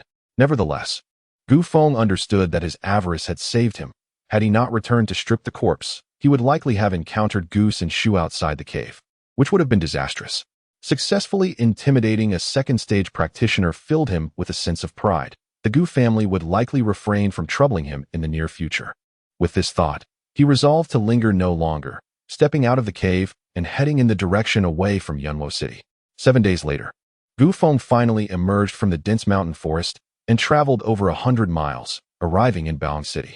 This city was several times larger than Yunwo City, and the level of practitioners significantly higher. On the ancient streets, one could easily encounter cultivators of the second stage. Combat was generally prohibited within city limits. Thus Gu Feng felt no imminent danger. He found a tavern, indulged in a hearty meal, refreshed himself, and enjoyed a restful sleep. On the following day, he made his way directly to the largest trading company in Bao'an City, Wana Commerce. "Young master, how may I assist you?" Upon entering, a young attendant approached with a smile, exuding warmth. "Selling goods. Please follow me this way." Wana Commerce was renowned in Bao'an City, both in scale and reputation, as his father had mentioned. This company had branches throughout Yin County, in nearly every major city, alleviating any concerns of being swindled. The reality before him corroborated his father's words. Rare treasures and materials, seldom seen in Yunwo City, were casually displayed in the cabinets here. Should he find any items of interest, he could even handle them at his leisure. Due to the enigmatic presence of the mysterious three-legged incense burner, Gu Feng's cultivation requires only spiritual stones and rare treasures, rendering other items irrelevant to him. The young attendant, adept at reading the room, observed that although Gu Feng was dressed modestly, his gaze was unmistakably that of a refined gentleman, likely hailing from a distinguished family. Such demeanor is not typical of those from humble backgrounds.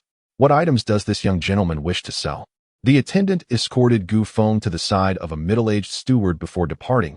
His task accomplished, he would receive a commission upon a successful transaction, regardless of the nature of the items exchanged. "Esteemed elder, could you please appraise these items?" Gu Feng inquired, having retained nothing save for the dagger that had dispatched his uncle Gu. "This vial of elixir is of mediocre quality, with visible imperfections, 100 low-grade spiritual stones.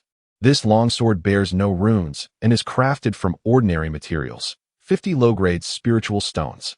The middle-aged steward, experienced in such matters, quickly assessed the prices with a mere glance. Gu Feng, lacking experience in this realm, could only make rough judgments, finding the evaluations rather fair. As the steward rapidly quoted prices, Gu Feng produced a palm-sized golden abacus, deftly sliding the beads with remarkable speed. His proficiency surpassed even that of the attendant behind him. The middle-aged steward, taken aback, could not help but inquire, "Young brother, are you in the same line of work?" Chapter 12. Quite notable indeed. Upon hearing this, Gu Feng raised his head, revealing a dazzling smile that showcased his pearly white teeth, his eyes gleaming with shrewdness as he remarked, "Senior, my family is not engaged in this line of work. I merely toiled at a merchant association for a few years." "Oh." The middle-aged steward nodded slightly. Realizing why Gu Feng was so adept at calculations, it was due to his experience at the merchant association. "The items you brought have been thoroughly accounted for, totaling." As he spoke, he glanced at the young assistant responsible for the tally, who quietly responded, 25,800 low-grade spirit stones. "If there are no objections, let us proceed with the transaction," the middle-aged steward stated. The calculation was indeed accurate. Gu Feng raised his abacus, confirming that the total matched the assistant's figure. Yet he found certain item prices to be somewhat unreasonable. The steward cast a surprised glance at him. It was his first day on the job, and in a bid to perform well and avoid customer dissatisfaction, he had discreetly inflated the prices of Gu Feng's items. Surely, these items would not fetch such prices at other merchant associations. How absurd for this young man to deem the price insufficient. Was he deliberately seeking trouble? The steward felt a slight annoyance, but remained patient, curious to hear Gu Feng's perspective. "This bottle of elixirs is indeed of mediocre quality, with some surface flaws. Yet 2 of the pills are quite commendable." As he spoke, Gu Feng took the elixir bottle, poured its contents onto the counter, swiftly selected a few promising pills, and presented them to the steward. The steward lowered his gaze, his brow furrowing slightly. This young man was excessively meticulous, managing to extract several decent pills from a pile of dross. Very well, these few pills are indeed commendable, and the price can be adjusted upward. Just when he thought the matter would conclude there, Gu Feng's subsequent actions ignited the steward's fury. This young man was unwilling to concede an inch, meticulously scrutinizing each item and fiercely negotiating prices. A small transaction of over 20,000 low-grade spirit stones felt akin to $1 million deal. Gu Feng spoke eloquently, his words flowing like a torrent, his tongue seemingly equipped with a motor, fervently presenting his case. Strangely enough, his arguments were quite sound, leaving little room for significant objections. Unbeknownst to them, an hour passed, and the middle-aged steward clenched his teeth, his eyelids twitching, clearly struggling to maintain composure. Enough. The price of all your elixirs will increase by 10%, spirit herbs by 5%, weapons by 10%, and materials by 20%. Fantastic. Had I known this sooner, there would have been no need for such lengthy discussions. My throat is parched. Gu Feng grinned widely, displaying his gleaming white teeth, exuding an air of triumph. By the way, isn't the price of this garment rather low? Young man, do not push your luck. Do you think that by merely cleaning the garment and spritzing it with some floral essence, I would fail to recognize that it was stripped from a corpse? Caught red-handed, Gu Feng sheepishly scratched his head. A total of 36,000 low-grade spirit stones. He raised the small abacus, presenting it to the middle-aged steward, who regarded him intently before turning to the assistant. Is this correct? The young attendant was momentarily taken aback, then nodded in affirmation, acknowledging the correctness of the assessment. Very well, then, let us proceed with the payment. The middle-aged steward, his countenance darkened, flicked his sleeve, causing the items to levitate and sort themselves into various cabinets with remarkable elegance. The deftness of this maneuver was unparalleled among the Gu family. Indeed, the outside world was filled with hidden talents. Before long, the young attendant had completed his tally of spirit stones and presented them to the steward. The steward weighed the stones in his hand and inquired, "What is your name?" In response, the boy respectfully declared, "I am Lu Quan." "Lu Quan, you are dismissed. Go settle your accounts in the ledger and be gone." What? The moment these words were uttered, not only did the young attendant display astonishment, but even Gu Feng, who stood nearby, wore an expression of disbelief. How could this diligent attendant, who performed his duties with such propriety, suddenly be dismissed? Regaining his composure, the attendant bowed respectfully, lowered his head, and swiftly gathered his personal belongings before making his way to the back hall. Once the attendant had departed, the middle-aged steward approached Gu Feng, scrutinizing him from head to toe, his gaze causing a shiver to run down Gu Feng's spine. After a few breaths, the steward inquired in a low voice, "Do you know why I dismissed him?" Gu Feng honestly shook his head. "Because he is blind to the obvious. He failed to notice that you secretly adjusted the beads a few times, resulting in an unwarranted gain of 2,000 spirit stones." Gu Feng was taken aback, then offered an innocent smile. "Is that so? Perhaps there was a miscalculation during the tally. Let us simply deduct 2,000. Glaring at Gu Feng's clear and innocent eyes, the middle-aged man retorted, "I am too lazy to calculate. Do you really think I cannot do the math?" With that, he placed the full amount of 36,000 spirit stones firmly into Gu Feng's palm. "You are quite astute, young man. Our Wanha Trading Company is in need of someone like you, a clever fellow who knows how to take advantage of opportunities. Would you be interested in working here?" "Thank you for your kind offer, esteemed sir, but I am currently a specially recruited outer disciple of the Luoxia sect, and I must report there. Should I ever find myself without a place, I will consider working here." The middle-aged steward regarded him with confusion. When did the Luoxia sect begin to specially recruit outer disciples? This young man only possessed the first level of body refinement. His abilities seemed insufficient even to meet the threshold for the outer sect. Perhaps sensing the steward's disbelief, Gu Feng produced the outer sect token given to him by Elder Lu and presented it to the steward. The steward, upon examining the token, was momentarily speechless. This lad was merely a beneficiary of favoritism, with a rather audacious demeanor, boldly claiming to be specially recruited. One might assume him to be a genius otherwise. Yet, in a certain sense, he was indeed specially recruited, though his version of it differed from the conventional understanding. He was to serve beside the elder of the outer sect, tasked with menial duties, and his prospects might not surpass those here. Not wanting to delve further into the matter, he simply inquired, "Do you possess a card for our Wanha Trading Company?" Gu Feng shook his head. "Would you like to apply for one? Regardless of transactions, Any business interactions will accumulate points, enhancing your privileges within our company and providing corresponding discounts on purchases. Lo and behold, is this not merely a membership card? No wonder the Wanha Chamber of Commerce has flourished so immensely. It possesses its own unique attributes. Well then, I shall acquire one. May I have your name? Gu Feng. Gu Feng. The Gu Feng from the esteemed Gu family of Yunwoqing? Ah, an elder recognizes me. Though we have not met, I have heard of you. I never imagined you to be the same Gu Feng who incurred the staggering divorce settlement from the unparalleled goddess of the Falling Clouds sect. How intriguing. Someone, bring him a purple gold card. This, elder? Am I truly that renowned? Indeed, you are quite famous. Then, elder, might I request a position within your esteemed chamber? Should I find myself unable to remain in the Falling Clouds sect, I would seek refuge with you. I eagerly await your arrival. Clutching the purple gold card, Gu Feng furrowed his brow as he exited the Wanha Chamber of Commerce. The words of the middle-aged steward weighed heavily on his mind. Previously, Gu Feng had assumed that Chu Yanran was merely an ordinary inner disciple specially recruited by the Falling Clouds sect. However, it now appeared to be a far more intricate matter. If she were truly so ordinary, news of the annulled engagement would not have spread so widely. Nevertheless, let us take it one step at a time. With Elder Lu's protection, she should not have the opportunity to trouble me. Casting aside his worries, Gu Feng returned to the inn and commenced a new round of cultivation. Chapter 13. A chance encounter is better than an invitation. After Gu Feng departed, the middle-aged steward casually remarked, "Find someone to take my place? I'm done with this." He traversed through the inner hall and arrived at a separate courtyard. "Uncle, have you finished your experience of life?" A young girl greeted him with a smile, her eyes glinting with mischief. The middle-aged steward shot her a fierce glare. "This brat is utterly infuriating. A measly business deal worth over 30,000 low-grade spirit stones has tormented me for more than an hour, leaving my head spinning. Hee. One cannot entirely blame the lad for being troublesome. For someone at the first level of body refinement, 30,000 low-grade spirit stones is indeed an astronomical sum. If it were me, I would probably haggle with you for ages," the girl chimed in, her voice melodious as she gracefully served a cup of tea. "Well, you've completely misjudged this time. The lad is not poor. In fact, he is quite affluent." The middle-aged steward took a sip of tea, a smile spreading across his face as if a thought had struck him. "Oh, is he wealthy?" "His attire doesn't suggest that," the girl remarked, pouting. "At the very least, he possesses over 200,000 low-grade spirit stones." Upon hearing this, the girl's eyes widened in disbelief. Then why would he need a purple gold card?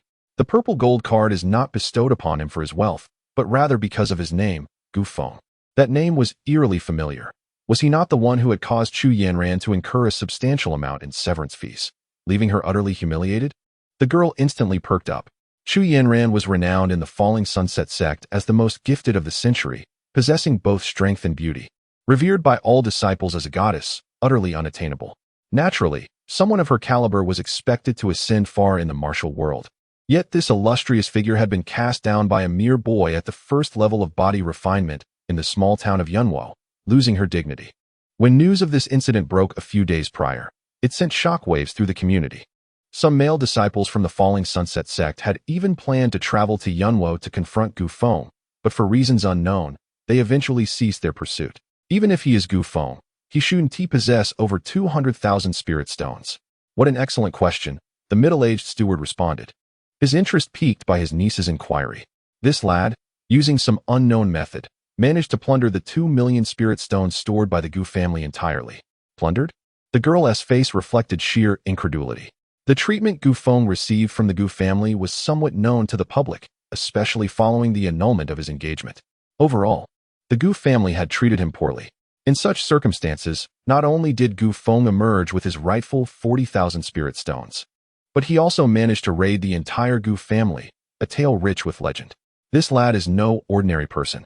He not only plundered the Gu family, but also slew over 10 of their talented disciples who had pursued him. If this were within the realm of understanding for ordinary folks, then his feat of defeating and intimidating 2 cheap drawing realm cultivators is utterly unfathomable. Few in the Falling Sunset sect can claim the ability to slay those of the Chi drawing realm, especially considering he is a bona fide first-level body refinement cultivator. The somber voice of the middle-aged steward left the young maiden in a state of astonishment, her eyes brimming with shock and curiosity. It is difficult to fathom how Gu Feng managed to stage such a formidable counterattack under these circumstances. he must possess a secret. Offering him a purple gold card could forge a beneficial bond, a most advantageous transaction indeed. CC, once you arrive at the Luoxia sect, even if you cannot befriend him, strive not to become his adversary. This lad appears harmless on the surface, yet he harbors a ruthless heart, capable of mercilessly taking the lives of his kin, showing no mercy even to his elders. Though these individuals may well deserve their fate, such actions are beyond the reach of ordinary men. In response to her uncle's warning, the girl named Cici nodded earnestly, her curiosity about this seemingly cheerful youth, who displayed a radiant smile revealing a set of white teeth, growing ever stronger. A youth who was both shrewd and resourceful, possessing vast amounts of spirit stones yet exhibiting a pedantic nature, is certainly hard to overlook. Upon returning to the inn, Gu Feng immersed himself in his training. 2 days later, he hung his head in utter despondency. Cursed be his fate. What kind of constitution does he possess that, after pouring over 2 million spirit stones into his cultivation, he still could not break through to the first level of body refinement? A staggering 240,000 spirit stones, combined with the 36,000 acquired from the Wanted Chamber of Commerce, were all transformed into divine liquid. He had thought that such an investment would surely allow him to surpass the first level of body refinement, yet reality dealt him a harsh blow, locking his realm in place without any change. Apart from the steady enhancement of his physical strength, there was not a single alteration. The previous journey to the Wanha Chamber of Commerce had made him acutely aware of the rarity of spirit stones. The combined wealth of his uncle Gu and Gu Xing barely amounted to 36,000 spirit stones. Were he to rely on his own abilities to earn them, he could not fathom how long it would take. Initially, he had held great confidence in his future, yet now he found himself devoid of ambition. If breaking through to the first level of body refinement was so arduous, he could hardly hope for advancement in the subsequent realms. What good is a powerful body refinement realm if it merely places one at the bottom of the cultivation hierarchy? A rumble echoed from his abdomen, protesting against his neglect. Gu Feng leaped from his bed and exited his room, making his way to the hall. Young lad, serve the food. With the rise of his strength, his appetite had grown exponentially. After a succession of platters filled with roasted meat, he finally felt somewhat satiated. With no improvement in his realm but an alarming increase in his consumption, his living expenses had surged. This predicament left Gu Feng, already stretched thin and low on spirit stones, at a loss for words. Bring me another 20 platters of roasted meat.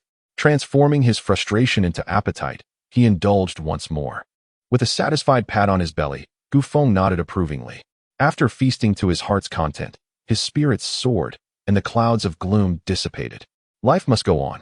If 2 million spirit stones could not grant him a breakthrough, then he would strive for 4 million, or 6 million, or even 8 million. As long as he drew breath, he would not surrender. Striving earnestly for wealth was the path to success. With this resolve, Gu Feng felt a surge of fervor. Had he not been in public, he might have been tempted to let out a triumphant roar to the heavens. As the words "little one" escaped his lips, he felt a sudden jolt, as if a realization struck him. He glanced hurriedly at the storage bag at his waist, and his expression changed dramatically. It was a disaster. He had become so engrossed in his cultivation that he had exhausted his spirit stones. Leaving his storage bag emptier than his own face, there wasn't even a fragment of a spirit stone within. Esteemed guest, is there anything I can assist you with? Please bring me 10 more plates of roasted meat. Certainly, esteemed guest, please hold on a moment. The innkeeper, accustomed to various patrons, displayed no surprise at Gu Feng's prodigious appetite and hurried off to fetch the roasted meat. Once the 10 plates were served, Gu Feng began to savor each bite delicately, eating with an air of refinement. At this juncture, he could only bide his time, hoping for a miracle. Perhaps some naive soul would burst through the door and declare, "I'll cover the tab for everyone." Yet, he was aware that such fanciful thoughts were overly optimistic. How could there be so many reckless youths? It was clear that making a run for it or indulging in a free meal was not an option. The repercussions would surely be dire. He contemplated speaking with the owner of the establishment to negotiate working in exchange for his meal. Just as he prepared to beckon the innkeeper to summon the proprietor, 2 figures at the entrance captured his attention. One of them was familiar. It was the middle-aged steward from the Wanham Merchant Association. A spark of recognition ignited within him, and he immediately stood and waved. "Senior, I did not expect to encounter you here. What a delightful coincidence. Today, I shall treat you." "Uncle, it's Gu Feng. Let's go over," Cici exclaimed without hesitation, tugging at her uncle's sleeve as they made their way towards Gu Feng. She was quite intrigued by him and was eager for an introduction, Such an opportunity was too precious to let slip away. Chapter 14. This kid eats without paying, and even packs away 1,000 portions of barbecue once the two had taken their seats. Gu Feng felt a surge of confidence. His chest puffed out considerably. He snapped his fingers and said, "Order." The waiter hurried over once again. Gu Feng elegantly handed the menu to the middle-aged steward, whose gaze was laced with suspicion. Based on their brief encounter days prior, he had gleaned something of Gu Feng's character. This young man hardly seemed the type to host casually. "Young man, do you have an ulterior motive?" "Senior, where are your thoughts wandering?" After leaving the Wanhe Chamber of Commerce that day, Gu Feng had visited several other chambers and realized that the price offered by the senior was significantly higher than the market rate. Gu Feng's eyes shone with sincerity and purity, flashing a bright smile that revealed a set of gleaming white teeth. "Humph, it seems you know how to handle matters." The middle-aged steward conceded, his initial reservations dissipating entirely. "Shishi, feel free to order whatever you like." With her big, sparkling eyes, Shishi assessed Gu Feng, then smiled and proceeded to order several dishes without hesitation. As the three engaged in conversation, familiarity blossomed quickly. Gu Feng soon learned that the young lady was named Yan Shishi, and the middle-aged steward was her uncle, Gu Santong. "Uncle Gu, allow me to raise a glass to you." "Haha, indeed. My previous impression of you was mistaken. You are quite the open-minded fellow." "Oh, it is you who exaggerates." "Uncle Gu." Young people tend to bond swiftly, and Gu Feng, being lively and talkative, quickly warmed up to Yan Shishi. "Gu Feng, is it true that you were unable to let go of the engagement because of Chu Yinran's withdrawal? Even after parting ways, we remain good friends. I, Gu Feng, am a man of integrity. How could I harbor resentment or seek revenge because of her decision to call off the engagement? By heaven's conscience, this is not a trap, but rather a debt she owes me." Yan Shishi nodded in agreement, recognizing that Chu Yinran had become the most sought-after inner disciple of the Yun Jun's foremost sect. Whether for her undivided focus on cultivation or because she deemed Gu Feng unworthy and wished to withdraw, her reasoning was understandable. It was truly despicable to choose such a public setting for a discussion that could have been resolved privately, even as a fellow woman. It was hard for Yan Shishi to tolerate. Of course, a significant factor was the direct competition between Chu Yinran and her sister within the Luoxia sect. Yan Shishi relished the thought of seeing Chu Yinran face difficulties.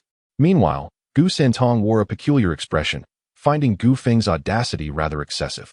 To value an ordinary wooden sword at several thousand spirit stones was nothing short of outrageous. Wasn't he that a scam? "Don't just stand there, eat. Don't skimp on my account." Gu Feng warmly urged the two. This time, Gu Santong took charge, ordering lavishly and without restraint, knowing full well that this young man had deep pockets and could not be easily overwhelmed. Thus, one exquisite dish after another was presented, eliciting broad smiles from Gu Feng. After a while, Gu Feng swayed slightly as he stood up, a hint of embarrassment in his voice as he addressed the two. "I've had a bit too much to drink. I need to step out." "You rascal, how much have you had? Hurry back," Gu Santong teased, not noticing anything amiss as he watched Gu Feng's swaying figure depart.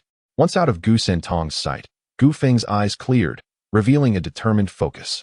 Casually, I summoned a young waiter and requested him to pack 1,000 servings for me. Moments later, the food was secured in storage bags, and I left a note for the waiter, giving him some brief instructions before swiftly exiting the inn and heading towards the outskirts of the city. Oblivious to this, Gu Santong remained leisurely indulging in his drink. "Uncle, do you think Gu Feng might be in trouble? Shouldn't you check on him?" Yan Shishi inquired, a hint of concern in her voice. "Bah, what is there to see? Focus on your meal. Some of these dishes are rare treats, indeed extraordinary," he replied dismissively. After approximately half a stick of incense, Gu Feng's absence was still notable. This time, Gu Santong sensed something amiss and summoned the waiter to search for him. To his astonishment, the waiter's revelation left him dumbfounded. "What? That rascal Gu Feng left over half an hour ago?" "Yes. He mentioned delivering food to a friend and departed," the waiter confirmed. "Did he settle the bill?" "He said you would take care of it." Gu Santong nearly choked with rage. He never anticipated Gu Feng would be so shameless as to use the pretense of a bathroom break to slip away unnoticed. "Curse him." Gu Santong slammed his fist onto the table, startling Yan Shishi. "How much is it?" Despite his status, he refrained from arguing with the waiter. Gu Feng would inevitably make his way to the Falling Sunset sect, and capturing him for a proper thrashing was merely a matter of time. 15,600 spirit stones, rounded to a total of 15,000, came the reply. "What? Why is it so exorbitant?" Gu Santong bellowed, with Yen Cece equally astonished. This is a black shop. 15,000 spirit stones for a meal? It is more terrifying than robbery. He had dined here before, for such a modest selection of dishes. A little over 1,000 spirit stones would suffice. That wretched waiter dared to charge them 15,000 spirit stones. If we do not resolve this matter today, I shall demolish your establishment. Gu Santong's eyes glinted with fury, his entire demeanor radiating an intimidating aura. It was outrageous enough to be duped by Gu Feng, but to be bullied by a mere waiter was intolerable. The sheer force of Gu Santong's presence terrified the waiter, who trembled visibly, his lips quivering, realizing he was dealing with a formidable patron. However, paying for one's meal is a matter of principle. One cannot simply dine and dash due to their strength. Summoning his courage, the waiter spoke, "Sir, I am but a newcomer and would never dream of deceiving you. Before your arrival, that young man consumed over 100 servings of roasted meat, costing over 1,000 spirit stones. Following that, you and this lady ordered additional dishes and spirit wine, which again amounted to over 1,000 spirit stones." The waiter recounted each dish meticulously, his sincere gaze leaving no room for doubt. Is Gu Feng a reincarnated pig demon? How could one person consume over 100 servings of roasted meat without bursting? Gu Santong seethed with fury, while Yen Cece smiled softly, her lively eyes filled with disbelief, unable to reconcile Gu Feng's physique with such an outrageous quantity of food. Over 100 portions of grilled meat piled up, towering larger than his own physique. How on earth did he manage to fit them all? Yen Cece struggled to conjure the image in her mind. Even so, it only amounted to a little over 2,000 spirit stones. How did you arrive at the figure of 15,000? Gu Santong grasped the arm of the waiter, his expression resolute, demanding clarity. That young man, upon departing, had packed 1,000 portions of grilled meat along with 100 bottles of spirit wine. Here, too, was a note he left behind. Gu Feng's note read, "Uncle Gu, I find myself in a predicament. I lack the funds to settle this bill. Consider this meal my treat. I, Gu Feng, am a man of my word and shall repay the debt in the future." Gu Santong nearly spat blood, teetering on the verge of collapse. This rascal dined without paying. And to add insult to injury, he took home 1,000 portions. Even more absurd was his audacity to declare it a treat. How generous of him to treat with someone else's money. It's no wonder he exhibited such an uncharacteristic, carefree demeanor. He must have never intended to pay from the outset. As for Gu Feng's claim of being unable to settle the bill, it was sheer nonsense. Had he truly exhausted over 30,000 spirit stones in just 2 days? Even if he had, he still possessed over 2 million. In recent days, no transactions exceeding 100,000 had occurred in Baoang City. This was an affront to his intelligence. That insufferable brat. He had encountered shamelessness before, but had never witnessed such audacity. The next time they met, he would ensure the boy received a proper lesson. Observing her uncle's fluctuating expression, Yen Cece stifled a laugh and tugged at his arm. "Uncle, perhaps you should pay the bill now. Gu Feng is bound to repay you. He must be facing difficulties." Fearing for his reputation, Gu Santong pinched his nose and begrudgingly settled the account. All the while, he muttered curses, berating Gu Feng's ancestors for generations. Beside him, Yen Cece covered her mouth, unable to contain her laughter. "Cece," Gu Santong retracted his earlier statement. "Once we arrive at Luoxia sect, avoid any contact with Gu Feng." "Why?" she inquired. "I fear you may fall victim to his schemes. That rascal is far too cunning for his own good. No, I must inform your sister, when she encounters Gu Feng. She must help me reclaim those 15,000 spirit stones." Chapter 15. Your illicit gains have been confiscated. The vast expanse of this world is immeasurable, far surpassing Blue Star by countless degrees. Instances of cities being contiguous are exceedingly rare. Typically, they are separated by deserts, rivers, dense forests, barren lands, or mountain ranges. After departing from the ancient city of Baoang and traversing several more, the proximity to the Luoxia sect is now within reach. Here, numerous youths of similar age to Gu Feng have gathered, most being cultivators at the body refinement stage. Although the entrance examination for the Luoxia sect is still over half a month away, they have arrived early to engage in mutual exchanges. Gu Feng, having already secured his admission, only needs to report to the Luoxia sect, and thus, without any delay, he passed through this ancient city. The predominant reason for his haste is his lack of spirit stones, leaving him no choice but to endure a meager existence in the wilderness. Fortunately, the Yun County is devoid of formidable beasts, allowing him to travel without incident.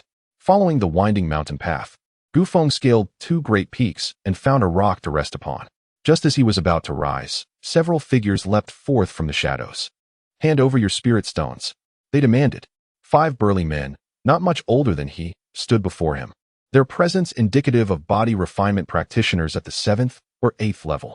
Frustrated by his lack of spirit stones, Gu Feng's anger ignited upon encountering these robbers. "I'm so destitute that I'm considering robbery myself, and you dare to rob me?" he exclaimed. "Robbery. Surrender your spirit stones."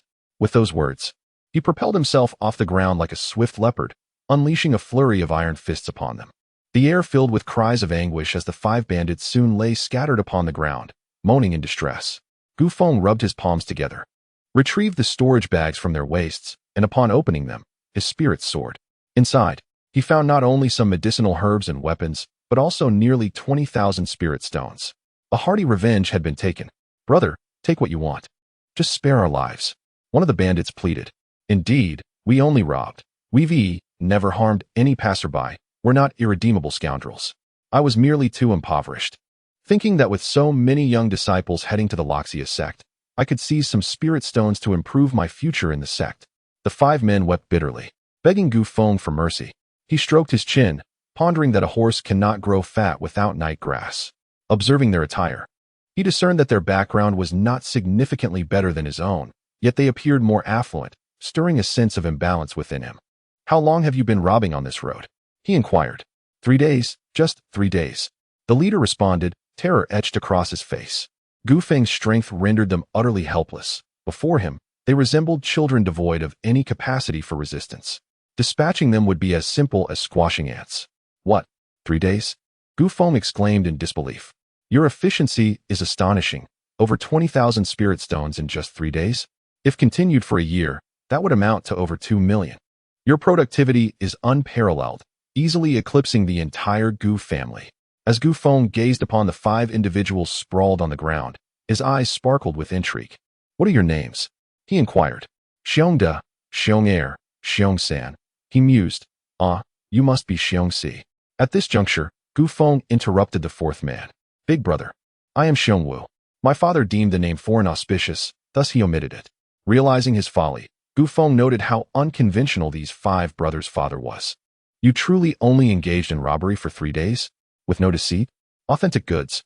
The 5 men, sensing the menace dissipating from Gu Feng, felt a slight sense of relief. "Is it truly that easy to rob? Do not deceive me. Big brother, do you wish to join us in the heist?" Xiongda's spirits soared at the thought that this formidable figure might partake in their criminal endeavors. The entrance examination for the Falling Sunset sect had age restrictions. These 5 were among the more formidable practitioners, and united, they were nearly invincible, provided they did not encounter an anomaly like Gu Feng. Slap! Gu Feng delivered a resounding blow, retorting, "What nonsense! Am I that sort of person? Indeed, big brother, your integrity is beyond reproach. You would never stoop to such nefarious activities. These items shall be confiscated. Take care of yourselves." With that, Gu Feng departed with an air of nonchalance. The 5 opened their mouths, eager to plead, "Big brother, if you disdain robbery, might you return our storage bags?" Ultimately, they refrained from voicing their thoughts, cowed by Gu Feng's imposing presence. "Alas, we have encountered a formidable opponent. We can only consider ourselves unfortunate.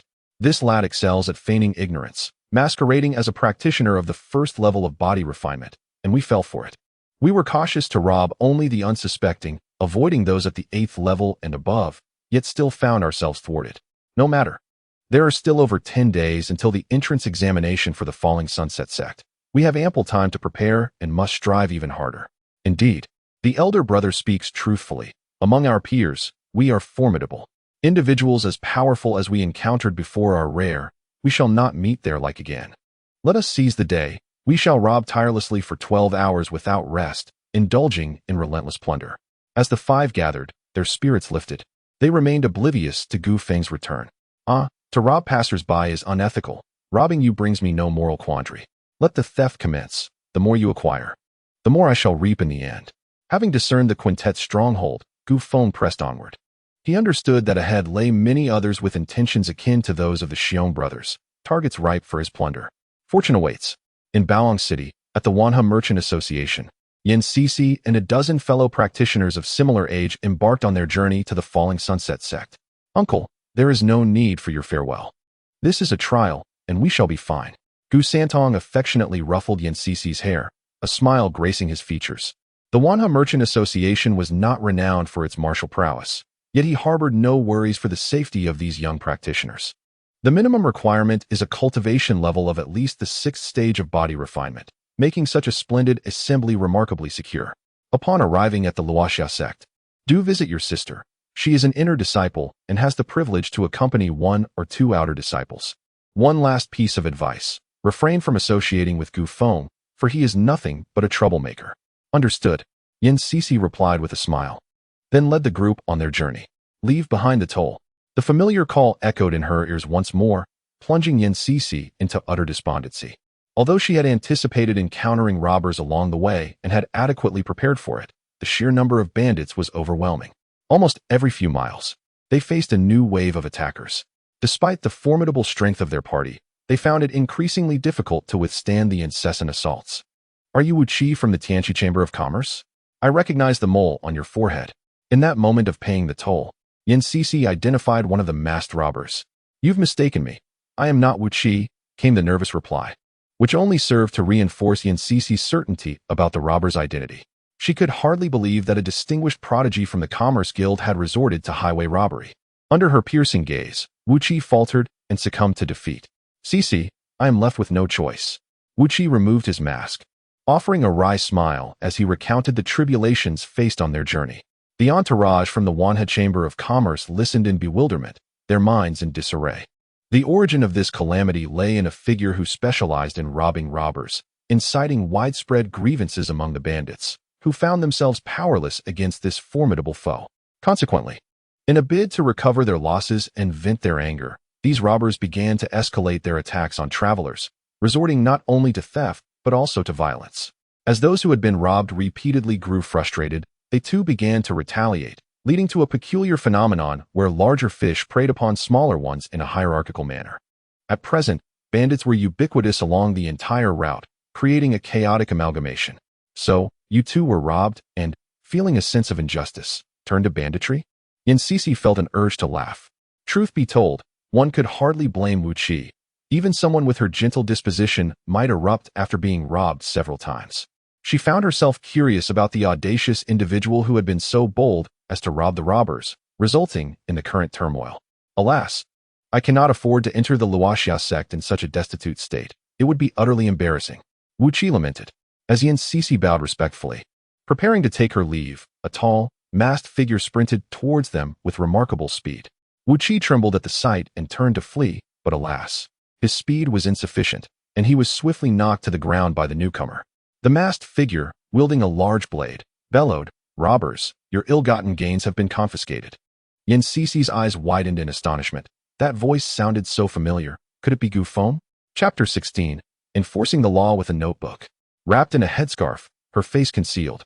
Only her strikingly bright eyes, more radiant than their last encounter, glimmered with excitement. As she gazed upon Wu Qi and his companions, it was as if she were looking at a pile of sparkling spirit stones. Coupled with her upright stature, Yan Sisi could not help but chuckle softly. Gu Feng turned to her, casting a brief glare, and urged, "Hurry up." Wu Qi's expression was one of despair, nearly brought to tears. "Brother, we haven't had any business these past few days." He had witnessed Gu Feng's prowess. The best course of action when faced with him was to flee. If escape was impossible, resistance was futile, as it would only invite a thunderous retaliation. Despite being a person of some worldly experience, he was nonetheless intimidated by Gu Feng's strength. He recalled the day he encountered a band of robbers composed of cultivators at the 9th level of body refinement. Just after they had robbed him, Gu Feng appeared at the opportune moment. With his iron fist swinging, he descended upon the group as a tiger among sheep, causing the cultivators to cry out in terror. One of them had his weapon shattered, while another was stomped into the ground, narrowly escaping death. The 9th level of body refinement seemed like mere toys in Gu Feng's presence, exuding a pressure comparable to that of a qi-gathering cultivator. From that day forth, Wu Qi resolved in his heart never to confront Gu Feng head-on. His small frame could not withstand even a single blow from him. "Open your storage bags. Let me inspect for any illicit gains," Gu Feng commanded, raising his blade toward the other robbers. "You lot, do the same." With an arched brow, he firmly stepped on Wu Qi. Among the robbers, some had never witnessed Gu Feng's might and attempted to retort, only to be silenced by their companions. Yan Sisi blinked her lively eyes, her heart brimming with curiosity. She was aware that Gu Feng was no ordinary first-level body refinement cultivator, but she had not anticipated his ability to intimidate Wu Qi and the others without a single strike. It was worth noting that Wu Qi was a cultivator at the 8th level of body refinement, ranking among the top 10 of the younger generation in Bao'an City. Slightly stronger than herself. The sight of the once proud Wu Qi now prostrated on the ground, calling out to his brother, left her feeling bewildered. If she were not so familiar with Wu Qi, she might have believed that the figure on the ground merely resembled him, rather than being the true person. How powerful could Gu Feng possibly be? Yan Sisi mused about his combat prowess. Reluctantly, Wu Qi and the others hung their heads and opened their storage bags. After several encounters, they had gained some understanding of Gu Feng. As long as they did not resist, he would refrain from making a move. Gu Feng leaned forward, his gaze piercing into the storage bags, and the next moment, he bellowed, "You dare to deceive me. Everything in your storage bags is illicit gain. Speak the truth." "No, these are our own belongings, not stolen. Indeed, we intended to rob, but we didn't succeed." "Brother, you must believe us. If you don't, just ask them." One of the robbers, in a moment of desperation, pointed toward Yan Sisi and the others. "Silence. If you do not tell the truth, I have evidence." Amidst the astonished gazes of the crowd, Gu Feng reached into his bosom and swiftly retrieved a small notebook, flipping through its pages with remarkable speed. Wu Qi had been entirely robbed 3 days prior. Xiang Shiruan had suffered the same fate on the same day. Zhou Rui had been completely looted the day before. "You band of brigands, do you still dare to deceive me? You have already been thoroughly plundered," he declared. "Now that you possess items in your storage bags, do you still feel wronged?" A profound silence enveloped the scene, akin to the stillness of death. Wu Qi and the others gaped, their throats moving in vain, unable to utter a single word. They had never anticipated that Gu Feng would possess such comprehensive intelligence, even knowing precisely when their group had been robbed. The contents of their storage bags were indeed ill-gotten gains. They had foolishly believed they could evade suspicion, only to discover that their adversary had meticulously catalogued their misdeeds. "Brother, your keen perception is unparalleled." Wu Qi managed an awkward smile as he willingly handed over his storage bag, followed promptly by the others, all without hesitation. Yan Sisi was utterly astounded. To think that one would carry a notebook while engaging in robbery, such audacity could only belong to Gu Feng. Recalling the scene of his hasty retreat on that fateful day, she couldn't help but smile knowingly, her gaze fixed intently on him, recognizing that this was indeed within his capabilities. "At least you are wise enough to comply. Time is of the essence. You must set forth immediately, or you risk missing the entrance examination of the Falling Sunset sect." Upon hearing this, Wu Qi and the others exchanged glances, their courage emboldening them to speak up. "Brother, there are still many robbers ahead. Without a toll, we shall suffer a severe beating. In our injured state, we would be utterly unable to pass the examination." The bandits along this route had become feral. Should they discover a traveler lacking wealth, their rage would be merciless. "Rest assured, this will be my final inspection. All those I have confiscated ill-gotten gains from have been instructed to head to the Falling Sunset sect. The path ahead is clear. I guarantee there are no robbers. I must not linger, as I need to attend to the last batch of lawbreakers. Farewell." As Gu Feng sprinted away, the crowd stood in stunned silence. "Alas, after all that thievery, we are still left with nothing," they sighed. "Let us count ourselves unfortunate to have crossed paths with him." With a sense of balance restored, Wu Qi and the others sighed, accompanying Yan Sisi and her group onward. As Gu Feng had predicted, they encountered no further robbers along the way, as if all had vanished into thin air. Upon crossing the mountain, the Falling Sunset sect awaited them. Wu Qi, acting as their guide, wiped the sweat from his brow and remarked cheerfully to Yan Sisi and the others, "You have had the best fortune.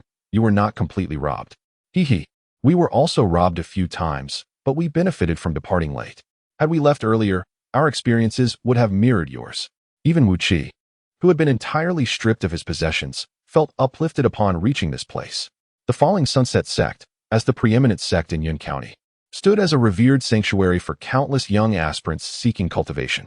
"The dreams of my youth are on the verge of realization, rendering everything else inconsequential. As long as I can step into that realm, a brilliant future awaits. Listen, it seems a multitude has gathered ahead." An exclamation from the crowd prompts everyone to look up, their faces reflecting astonishment. In a clearing over 10 miles from the Falling Sunset sect, An overwhelming throng of people stands densely packed, an unusual sight for this location. Filled with curiosity, Yin Sisi and her companions hasten forward. My friend, what has transpired here? Wu Qi inquires, grasping the arm of one individual. Little did he know, the answer would bring astonishment. Before them stood thousands, all waiting for Gu Feng. Chapter 17, An Opulent Gathering. What are they waiting for him here? Upon learning the intentions of the crowd, Yin Sisi was taken aback and contemplated turning back to inform Gu Feng. Do not move. Do you not see the patrols around? Wu Qi, seasoned in the ways of the martial world, noticed something amiss. The multitude lingering here was clearly not a spontaneous gathering. There was an orchestrator behind it. What shall we do? Yin Sisi felt a deep sense of anxiety, having unilaterally regarded Gu Feng as a friend. With thousands of individuals present, no matter how formidable Gu Feng might be, he could not possibly defeat such numbers. A mere stream of insults could overwhelm him. He didn't appear to be a fool either. Upon seeing the crowd, he would likely flee. But he need not partake in the Luoxia sex examination. He could afford to wait, while those others could not. With this thought, a smile broke upon Yin Sisi's face. How could Gu Feng, being so astute, not realize this? The thousands gathered here were destined to wait in vain. Yin Sisi and her companions felt a sense of relief as they quietly observed the unfolding events. Through the human wall, she spotted a courtyard-sized clearing amidst the throng, where dozens of young cultivators sat. Each bore an air of arrogance, their auras profound. Most were at the 9th level of body refinement, with a few at the 8th, and none below that. Such individuals were on the rise, and upon a rough count, they exceeded 100. This assembly would surely send even those of the Qi induction realm scurrying in fear. I hope your friend does not make an appearance, otherwise, he will surely meet his demise, Wu Qi remarked ominously. These individuals are utterly vile. Having committed wrongdoings, they remain unrepentant and seek to confront the enforcers of justice.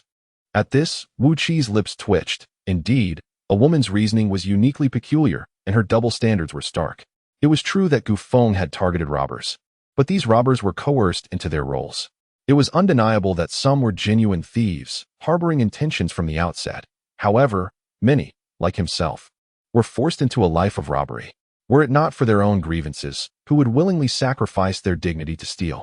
The source of this farce was undoubtedly Gu Feng. Considering that Gu Feng was Yin Sisi's friend, Wu Qi merely smirked and refrained from further comment. As the evening glow painted the western sky in vibrant hues, just when everyone believed the masked bandit would not show, a tall figure, shrouded in a headscarf and wielding a large blade, emerged before them. His steps were steady, his gaze unwavering, entirely unfazed by the formidable scene before him. As he approached, the crowd instinctively parted, for despite the thousands present, few possessed the audacity, willingness, or qualifications to take action. Oh, so many people.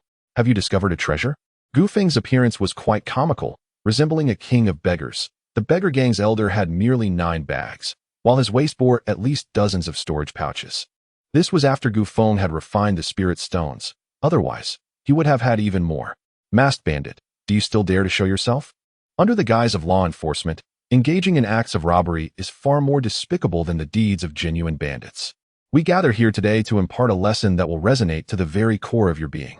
If you possess any sense of reason, surrender all that you have taken and publicly repent. Otherwise, the air was thick with clamor, cries for justice, and vehement denunciations, echoing incessantly. In the distance, Yin Sisi clasped her hands together, her expression fraught with anxiety. She had never anticipated that Gu Feng would truly appear. Such an astute individual, yet he remained so obstinate. She murmured softly, yearning to assist Gu Feng, but was restrained by those beside her. Sister Sisi, as a 7th-tier body refinement practitioner, what can you possibly do? They cautioned. Do not worry, they are unlikely to kill him. He will merely endure some physical suffering, Wu Qi whispered in discouragement. Though he too was a victim, he could not help but admire Gu Feng's formidable strength. It is commonplace for the powerful to seize what belongs to the weak. With a resounding clang, Gu Feng drove his great sword deep into the earth, standing tall and unwavering, his gaze sweeping across the throng. So many of you wish to make a move? The utterance stirred the crowd, prompting some of the weaker cultivators to retreat. You truly overestimate yourself. A tall, slender cultivator stepped forth with a mocking smile. It was Guo Rinkai of Qianren City, a 9th-tier body refinement master, rumored to possess terrifying physical strength of 50,000 pounds, a claim made over a year ago. And he was likely even more formidable now. Upon recognizing the newcomer, A cacophony erupted among the onlookers. Gu Feng was hailed as the greatest genius of Qianren City.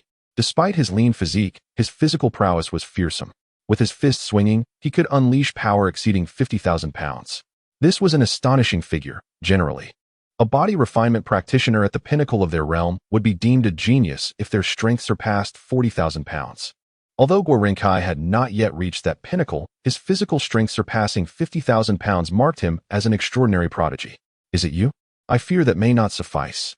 Gu Feng cast a dismissive glance at him, shaking his head in disdain. In recent days, he had plundered and trained simultaneously. Though his realm remained unchanged, his physical strength had escalated to a level that even he could scarcely comprehend. Even if he had not reached 100,000 pounds, he was certainly not far from it.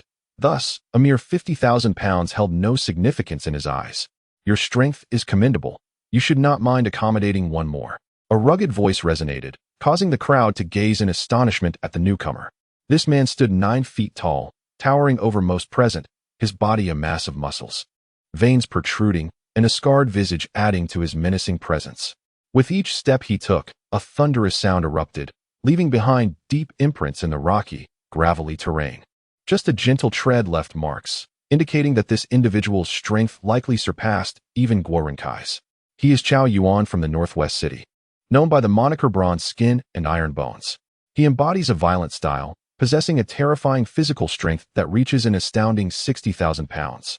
He has spent years roaming the mountains and forests, engaging in fierce battles with monstrous beasts, once even tearing apart a demon bear.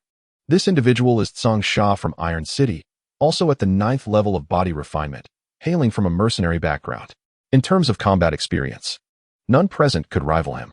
Wu Qi introduced them in a hushed tone, profoundly astonished by the formidable assembly before him. Each individual emerging was a paragon among their peers in Yun County. Some were even stronger than the outer disciples of the Falling Sunset sect. Yin Zixixi was utterly taken aback, her face as pale as a ghost. No matter how formidable Gu Feng was, he was merely a practitioner of body refinement. How could he possibly contend against such a multitude? Observing Gu Feng, solitary and surrounded by a throng of ruthless figures, Yin Zixixi could no longer contain herself. She dashed forward, mustering her courage to shout at the more than 100 people, "How can you behave this way? As geniuses, using numbers to bully the few is nothing but cowardice. We are all here to participate in the assessment. There is no need for this. Return their belongings, or someone might get hurt." Gu Feng looked at the young girl before him in surprise, never expecting that someone would stand up for him in such a dire situation. What is more, this person had previously been wronged by him. "Zixixi, I will repay the money I owe you. There is no need to chase me so urgently. These insignificant minions are no match for me." Gu Feng extended a hand, resting it on her shoulder, and said with a smile, Chapter 18. Is there anyone else willing to take action? I shall accept all challengers. At such a critical moment. Are you still jesting? These individuals. Yin Cici's expression was tense. Who is this little girl at the 7th level of body refinement? Is she not afraid of being killed? She appears rather delicate. It would be unfortunate if she were harmed. Ha ha ha. Fear not. I shall be gentle in my approach. The crowd sneered, viewing the ant of the 7th level of body refinement with commendable courage, yet utterly foolish. Among those participating in the ambush against Gu Feng, any one of them could easily end his life with a single punch. My sister is Yin Yeshua of the inner sect.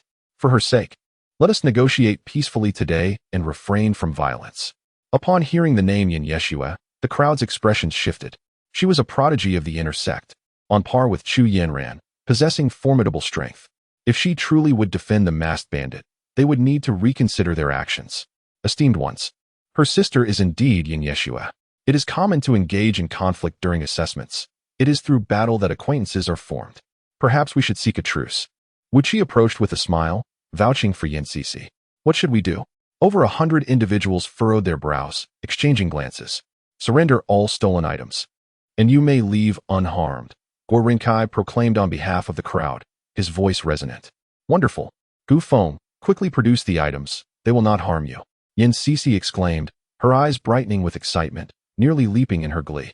She reached for the storage pouch at Gu Feng's waist, but her hand was halted the very next moment.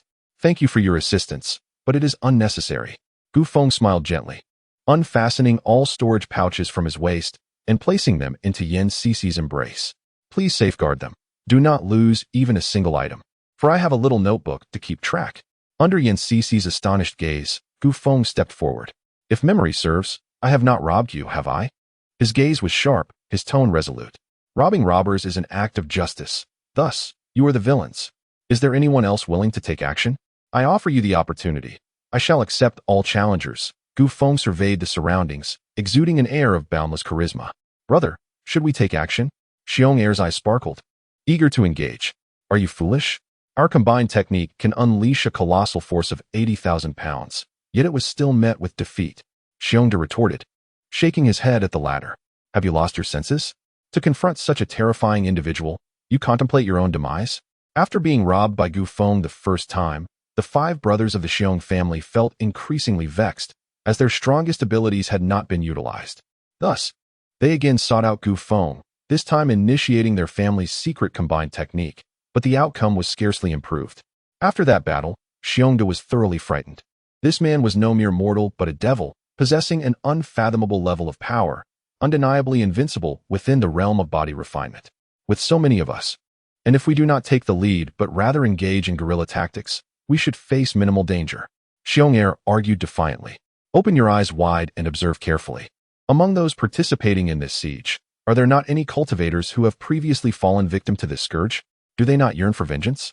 The reason for their reluctance to engage is that they have been thoroughly intimidated. In the face of such numbers, defeat is inevitable, yet, with his formidable strength, it is equally impossible to vanquish him without sustaining injury. Can you assure me that you are not the unfortunate soul he has captured and beaten? Bear exclaimed, his disappointment palpable.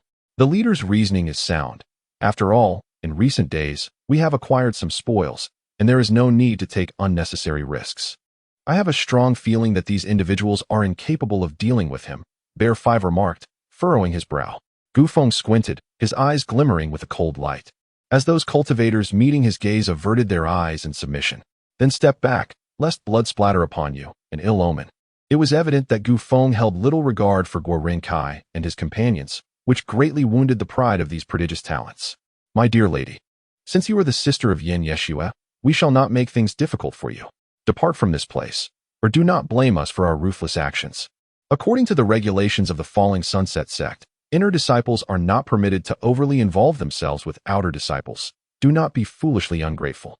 Seeing Gu Feng resolute in his defiance, Wu Qi could only shake his head with a bitter smile, urging Yan Cici to leave. The crowd held their breath. This was a rare spectacle, an extraordinary clash seldom witnessed even in assessments. On one side stood the powerful and enigmatic masked bandit, who swept through his opponents like a tempest, unmatched in his prowess. On the other side assembled over 100 outstanding individuals, at least of the 8th refinement stage, united from various cities within Yin County. The impending confrontation would undoubtedly be akin to a collision between celestial bodies, a visual feast. Such commotion could not escape the notice of the Falling Sunset sect. Half an hour earlier, the gatekeeping disciples had already sensed something unusual. Tomorrow marked the time for the sect's disciple assessment, and typically, the square at the sect's entrance would be teeming with people. Yet today, not a single soul could be found. Thus, the gatekeepers ventured out to investigate, astonished, while seeking to uncover the details. Upon grasping the situation, they hurriedly reported to the outer elders. Elder Lu, as the chief elder of the outer sect and the principal overseer of this disciple assessment, would be the first to bear responsibility should anything go awry. With little time for inquiry, he gathered several outer elders and rushed over. Old Lu, these outer disciples you have specially recruited possess truly remarkable audacity. At their level, their hearing is quite acute. From a distance, they were already aware of the unfolding events. When Elder Ming learned that the instigator of the conflict was Gu Feng, a disciple personally recruited by Elder Lu, he could not suppress his exclamation. To stand against over 100 prodigies of the 8th and 9th refinement stages with but a single individual is a rarity in the annals of the Falling Sunset sect. Regardless of the outcome, this audacity had certainly earned his respect. Gu Feng. That name rings a bell. Could it be him? Another elder murmured, knitting his brows. Indeed, he is none other than the former suitor of Chu Yanran, who also managed to swindle her out of 4 million in settlement funds. Elder Lu replied with a wry smile. He had anticipated that Gu Feng would discreetly enter the Falling Sunset sect to seek him out, never imagining he would stir up such a ruckus outside. The banditry had forced many into a life of crime. Only someone as reckless as him could achieve such feats. However, it aligns perfectly with his character. After all, he is the audacious individual who dared to deceive Chu Yanran. His realm is rather peculiar. Although he is merely at the first level of body refinement, the vitality he possesses rivals that of a genius at the pinnacle of the 9th level. An elder, well-versed in the art of observing physiques, expressed his astonishment. His constitution is rather unique. At the first level of body refinement, have you examined his body, old Lu? It cannot be that kind of physique, can it? Elder Meng inquired. There are countless types of physiques in this world. Some individuals are born with extraordinary traits. According to ancient texts, there have been formidable beings who remained trapped in the body refinement stage, yet could slaughter with impunity. Their body refinement levels extending into the tens of thousands. Thus, although Gu Feng's physique is exceptional, it did not provoke excessive astonishment among the crowd. You guessed correctly. He possesses such a physique, renowned as the king among the dregs. Old Lu, I was somewhat envious of you, but not anymore. Nonsense. No matter how inferior he may be, he dominates the outer sect without any challenge. As for the inner sect, let's not even go there. Elder Lu chuckled. Enough talk. It's time for battle. A group of body refinement novices made the old man feel a sense of tension. Ha. I share your sentiments. I eagerly anticipate the clash between both sides. If such a physique is involved, there will at least be a fair fight, and it won't be a one-sided affair. Chapter 19. A shocking display, overwhelming the talented ones present. It appears there are no others left. Very well, judging by your attire, you seem to hail from prestigious backgrounds. And your storage bags are undoubtedly filled with valuable treasures. I shall reluctantly take action. Gu Feng's grandiose claims stirred a commotion among the crowd. His bravado seemed excessive, especially when facing imminent peril while contemplating robbery. A few talented individuals, who had been hesitating on whether to intervene, could no longer restrain themselves and leapt into the arena just as Gu Feng prepared to strike. Although Gu Feng was formidable, he could not possibly be strong enough to contend with over 100 opponents, all of whom were renowned prodigies of Yun County, united in their efforts. Even cultivators at the Qi gathering stage would be forced to flee in disarray. Recognizing several familiar faces, Gu Feng furrowed his brow. Surely, you few do not possess any valuable items left. How foolish. Do you really consider yourselves invincible? I, Lu Biao, do not believe you are that powerful. With a light chuckle, Gu Feng ceased his words, positioning his massive blade before him, one hand gripping the hilt, the other clutching the blade's tip. Suddenly, he let out a sharp shout, his overwhelming aura sending the headscarf flying off and causing the cloth covering his face to flutter aside.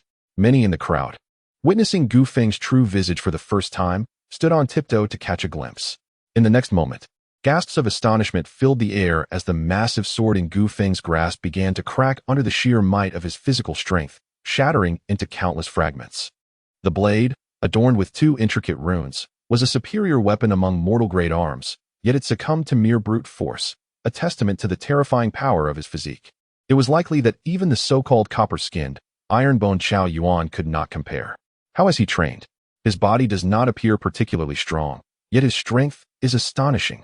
Not only the onlookers at the periphery, but even the more than 100 individuals within the arena were slightly shaken by Gu Feng's display. However, Gu Feng had no time to await their astonishment. With a mighty roar, he surged into the throng at breakneck speed. What audacity! To dare engage in battle before so many of us. This is a blatant disregard for my authority, Chao Yuan. Chao Yuan's eyes widened in fury. Muscles rippling as he propelled himself forward with explosive force, his right fist clenched and aimed squarely at Gu Feng. The powerful punch cut through the air, creating a deep, resonant hum as it clashed against the atmosphere. He resembled a raging grizzly bear, his imposing form instilling terror, while Gu Feng appeared almost diminutive in comparison. Undaunted by the overwhelming force of the punch, Gu Feng did not even blink, meeting the attack head-on with his own fist. Boom! The 2 fists collided, and as the crowd pondered the outcome, the result became clear. Chao Yuan's expression shifted dramatically. His massive frame was propelled backward like a kite severed from its string. Flying dozens of meters before crashing to the ground with a scream, blood spraying from his mouth in a grotesque arc. The earth-shattering blow left the spectators in stunned silence. Mouths agape, struggling to breathe. What manner of beast is this, that with a single strike incapacitated the renowned Chao Yuan? A genius said to possess the strength of 60,000 pounds? What has become of this world, where such extraordinary might crumbles so easily? Absurd, utterly outrageous. It is only now that the onlookers realize they have gravely underestimated Gu Feng's power. This brigand, who brazenly demands the surrender of ill-gotten gains, is no mere rogue. He is an unparalleled hero of the hidden realm, his strength unfathomable to mere mortals. Can it truly be so exaggerated that Zhou Yuan fell so swiftly? With but one move, a single strike, Zhou Yuan's formidable prowess is beyond doubt, yet the masked thief's might is even more astonishing. Fortunately, I hesitated and refrained from charging in. Such wisdom and choice. In stark contrast to the astonishment of the surrounding crowd, those embroiled in the fray could only feel terror. Zhou Yuan is no paper tiger. To speak candidly, in a fair contest, few possess the confidence to defeat him. Yet, such a formidable adversary was sent flying with a single blow. Those who dared to approach would likely fare no better. The thought of retreat weakened their resolve, while Gu Feng, unaffected by their trepidation, surged forth like a young divine beast, unleashing the terrifying power within him. One punch after another. Each strike met flesh with resounding force, leaving no one in his wake unscathed. He embodied an invincible aura. Each blow either shattered a foe or obliterated a weapon. The cries of agony were relentless, echoing through the air. The setting sun cast elongated shadows of his towering figure as he weaved and charged through the chaos. Blood splattered. Teeth flew, and the sound of shattering bones reverberated, stunning the spectators as he resembled a demon king sweeping through the mortal realm. After the passage of a mere half an incense stick, the battle came to an abrupt halt. Over 100 talented individuals lay sprawled on the ground. Some with sunken chests, others with broken arms, some with bent thighs, and many gasping for breath, all stripped of their combat capability. Staring blankly at the sky, fear spread across their pupils, erasing the earlier haughty glimmer from their eyes. They had anticipated the possibility of a grueling fight, even considered that some might sustain serious injuries. But the unanimous belief was that once the dust settled, the masked brigand would be left barely alive. Yet, the reality proved brutally stark, so harsh that it defied belief. Over 100 renowned names, celebrated geniuses, had succumbed within a mere half an incense stick. Perhaps rapidly would be a more fitting descriptor for their downfall. It was swift. Too swift for their minds to comprehend, leaving their heads buzzing in disbelief. How could there exist a cultivator of such strength in the body refinement realm? Surely, he has surpassed the legendary limit of 100,000 pounds of physical might. Yin Cixi erupted into jubilant cheers, shaking Wu Qi beside her, who wore a bewildered expression, questioning what had just transpired, where he was, and who he was. The 5 brothers of the Xiong family, visibly alarmed, shrank their necks in apprehension. The eldest, as expected, exhibited remarkable foresight. Fortunately, he had intervened to prevent them from acting recklessly. Otherwise, they too would have found themselves sprawled on the ground, howling in despair like those formidable opponents. Even the elder Lu and his companions, who were discreetly observing the unfolding events, fared little better. They stood there, dumbfounded, their eyelids twitching, having anticipated a fierce battle, only to witness it conclude in an instant. Gu Feng's strength had transcended their comprehension. These esteemed external elders, having encountered countless prodigies in the past, had never before witnessed such an extraordinary individual. This physique seemed to surpass even the legendary accounts. How could it not be powerful? If it were not, history would not have recorded so many formidable factions striving with fervor to nurture such talent. Frankly, were I to command an ancient dynasty, I too would wish to take a gamble, to discover the ultimate potential of such a physique. Yet, such musings are futile. Even with the resources of an ancient dynasty, one could not cultivate it, as many have tried in vain. Alas, to possess such a formidable physique and yet be unable to reach the pinnacle of martial arts, the mysteries of the heavenly path are indeed unfathomable. You have been defeated. Gu Feng's nonchalant declaration echoed through the arena, causing the faces of over 100 prodigies to turn pale as they lowered their once proud heads. Due to your earlier disrespect towards me, I shall confiscate your possessions. With that, Gu Feng began to relieve them of their storage pouches. Spare me your protests. You are my captives. It is a mercy that I have spared your lives, yet you still dare to prattle on? Do you seek death? When one of the prodigies attempted to resist the confiscation, Gu Feng swiftly delivered a resounding slap.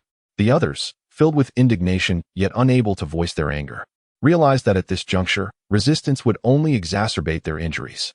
With the entrance examination for the Luoxia sect looming the next day, any severe wounds could jeopardize their chances of passing. After collecting all the storage pouches, Gu Feng also gathered the scattered weapons, including the remnants of shattered armaments, leaving nothing behind. These fragments represented wealth. The materials within could be refined anew and sold for a price. Upon completing this task, Gu Feng stood still, casting a penetrating gaze upon the 100 or so individuals before him. You, remove your clothing. Chapter 20, Robbery and Auction. Upon the utterance of these words, the entire assembly was enveloped in shock, causing the surrounding audience to instinctively retreat a few steps.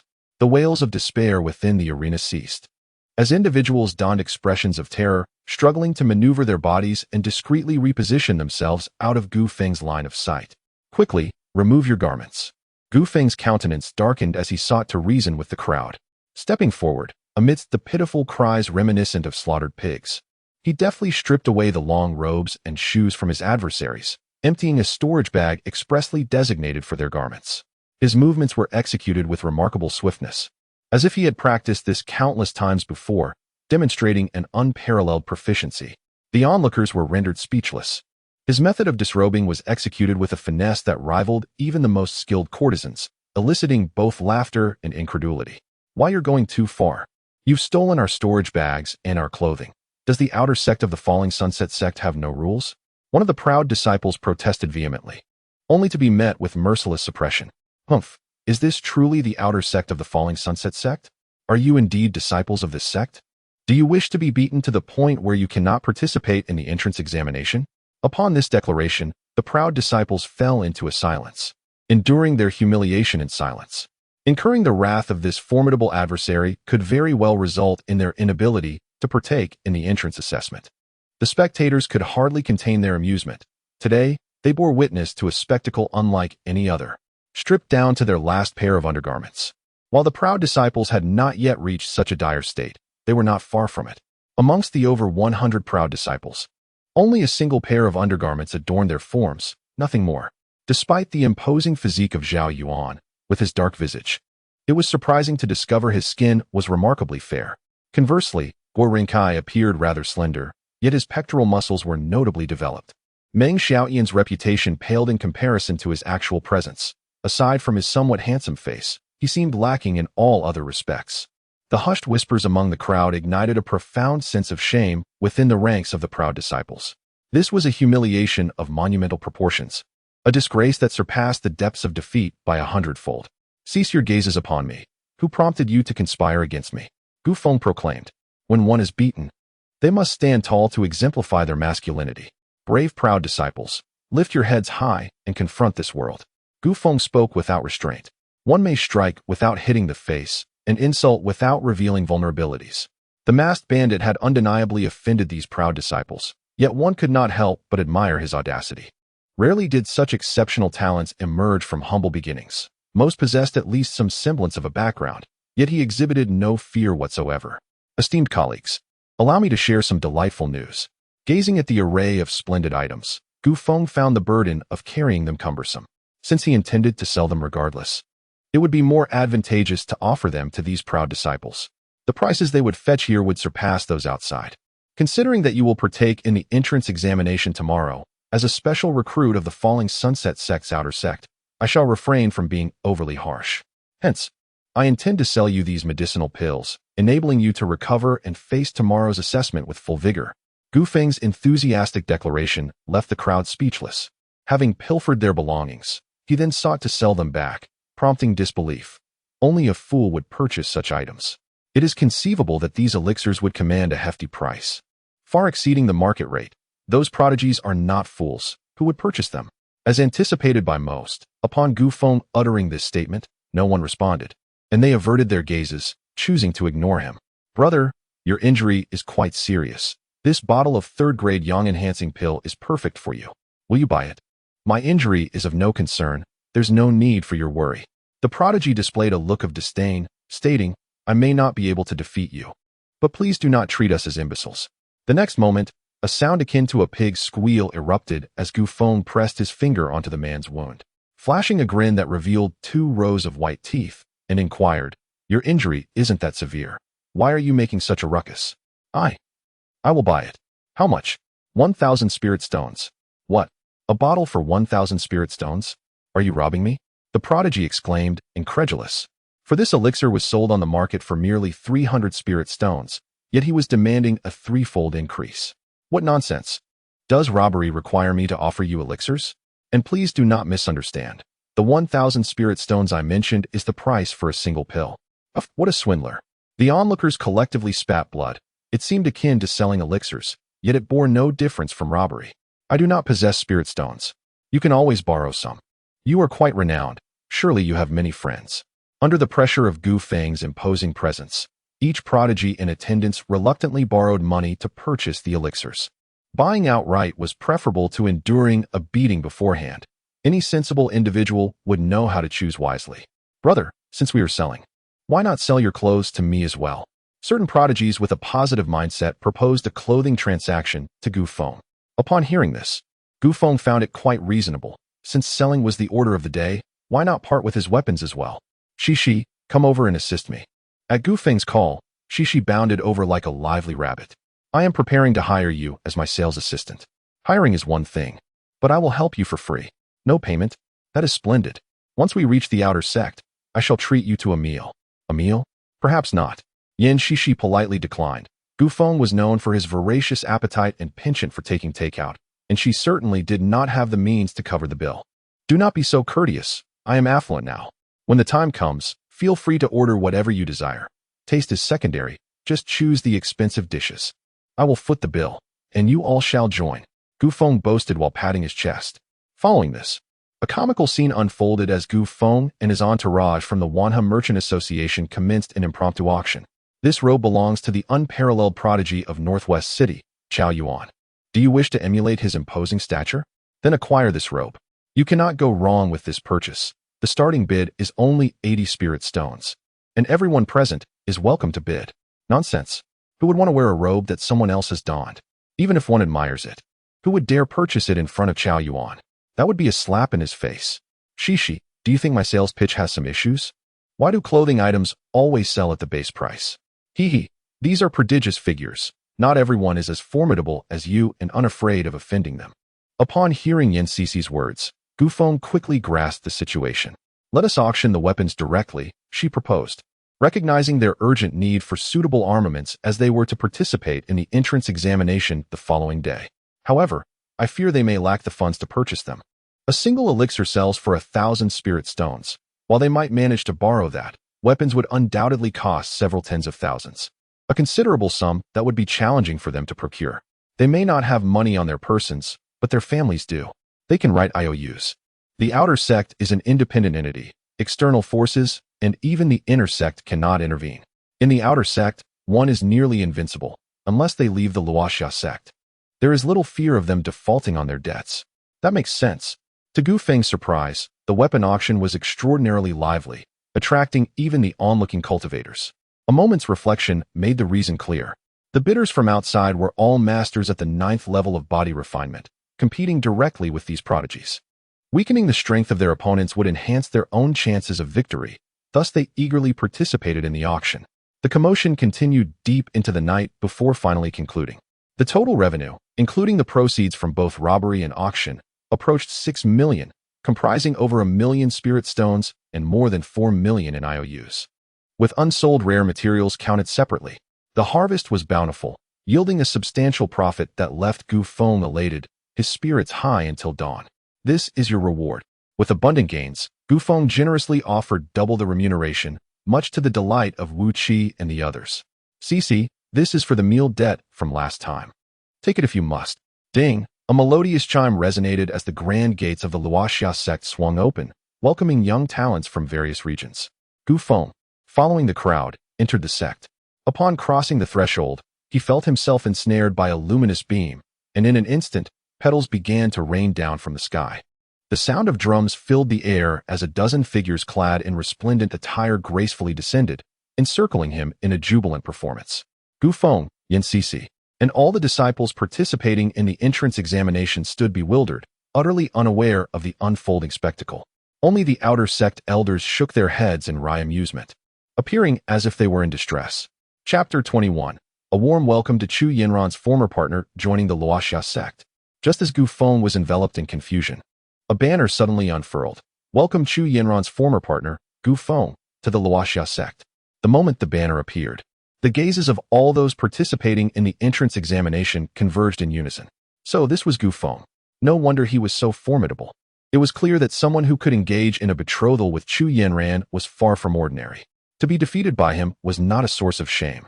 Chu Yanran was quite renowned among this cohort of candidates. Her name was known to nearly all. The entanglement between her and Gu Feng had become a popular topic of conversation. Those young prodigies who had been thoroughly beaten and extorted the day before felt a sense of balance restored. Losing to her former partner was not humiliating, after all, as he was also a figure of considerable repute. Gu Feng felt a twitch in his eyelids, silently cursing under his breath at the absurdity of the situation. Just as he was about to inquire about the commotion from those around him, a graceful figure approached, with flowing black hair shimmering in the light. An immaculate visage adorned with a languid smile, she exuded an enchanting aura, akin to a ripe peach. As she drew near, the outer sect disciples' eyes sparkled with excitement, unable to suppress their salivation. On behalf of the entire Su Nu sect, I extend a warm welcome to our former junior brother joining the Luoxia sect. The magnetic voice resonated in Gu Feng's ears, and he couldn't help but smirk. This alluring woman was indeed a remarkable talent, directly referring to him as former junior brother and orchestrating such a peculiar display. If it were anyone else, they might have felt flustered. But Gu Feng was no ordinary man. He had endured 9 years of compulsory education and the rigors of a 996-work schedule, rendering him far more experienced than all present. Congratulations to us both, he declared, causing everyone, including the mature woman, to blink in surprise, utterly baffled by the source of his jubilance. As I have become the former, does that not afford you an opportunity? He added, casting a flirtatious glance at the mature woman, laden with innuendo. Silence enveloped the surroundings, the music and dance abruptly ceasing, while the outer sect elders stared wide-eyed at Gu Feng's audacity in teasing her. Hee, what an interesting young man. Are you hoping to become my current partner? The mature woman laughed melodically, her laughter blooming like flowers. Gu Feng's gaze descended, taking in her figure, and he smirked. May I inquire your name, fair lady? I am Chu Yohuan, the leader of the Su Nu sect, ranked 5th in the inner sect, she replied, her demeanor hinting at her unorthodox nature. Do not engage with her, Yin Sisi whispered to Gu Feng, her voice low and cautionary. Such words may lead to a short life. Chu Yohuan narrowed her eyes, a glint flashing within, as she playfully pinched Yin Sisi's cheek, causing her to startle and retreat behind Gu Feng. In the future, should you encounter any difficulties in the outer sect, seek out the Su NV sect. They will take care of you. With that, Chu Yohuan turned gracefully and departed. Wonderful. Does this mean I can stride confidently through the outer sect? By the way, could you Su NV sect perhaps provide for my food and lodging? The slightly excited voice trailed behind her. Chu Yohuan's eyelids flickered, and a charming smile graced her lips. This former acquaintance of Chu Yanran was indeed quite amusing. Initially, her actions aimed merely to provoke Chu Yanran, but now, she found herself unexpectedly intrigued by Gu Feng, a man who stood apart from the rest. Once the group of singing and dancing female cultivators departed, Elder Lu above cleared his throat twice. All unrelated personnel, please leave. The entrance examination for the Luoxia sect is about to commence.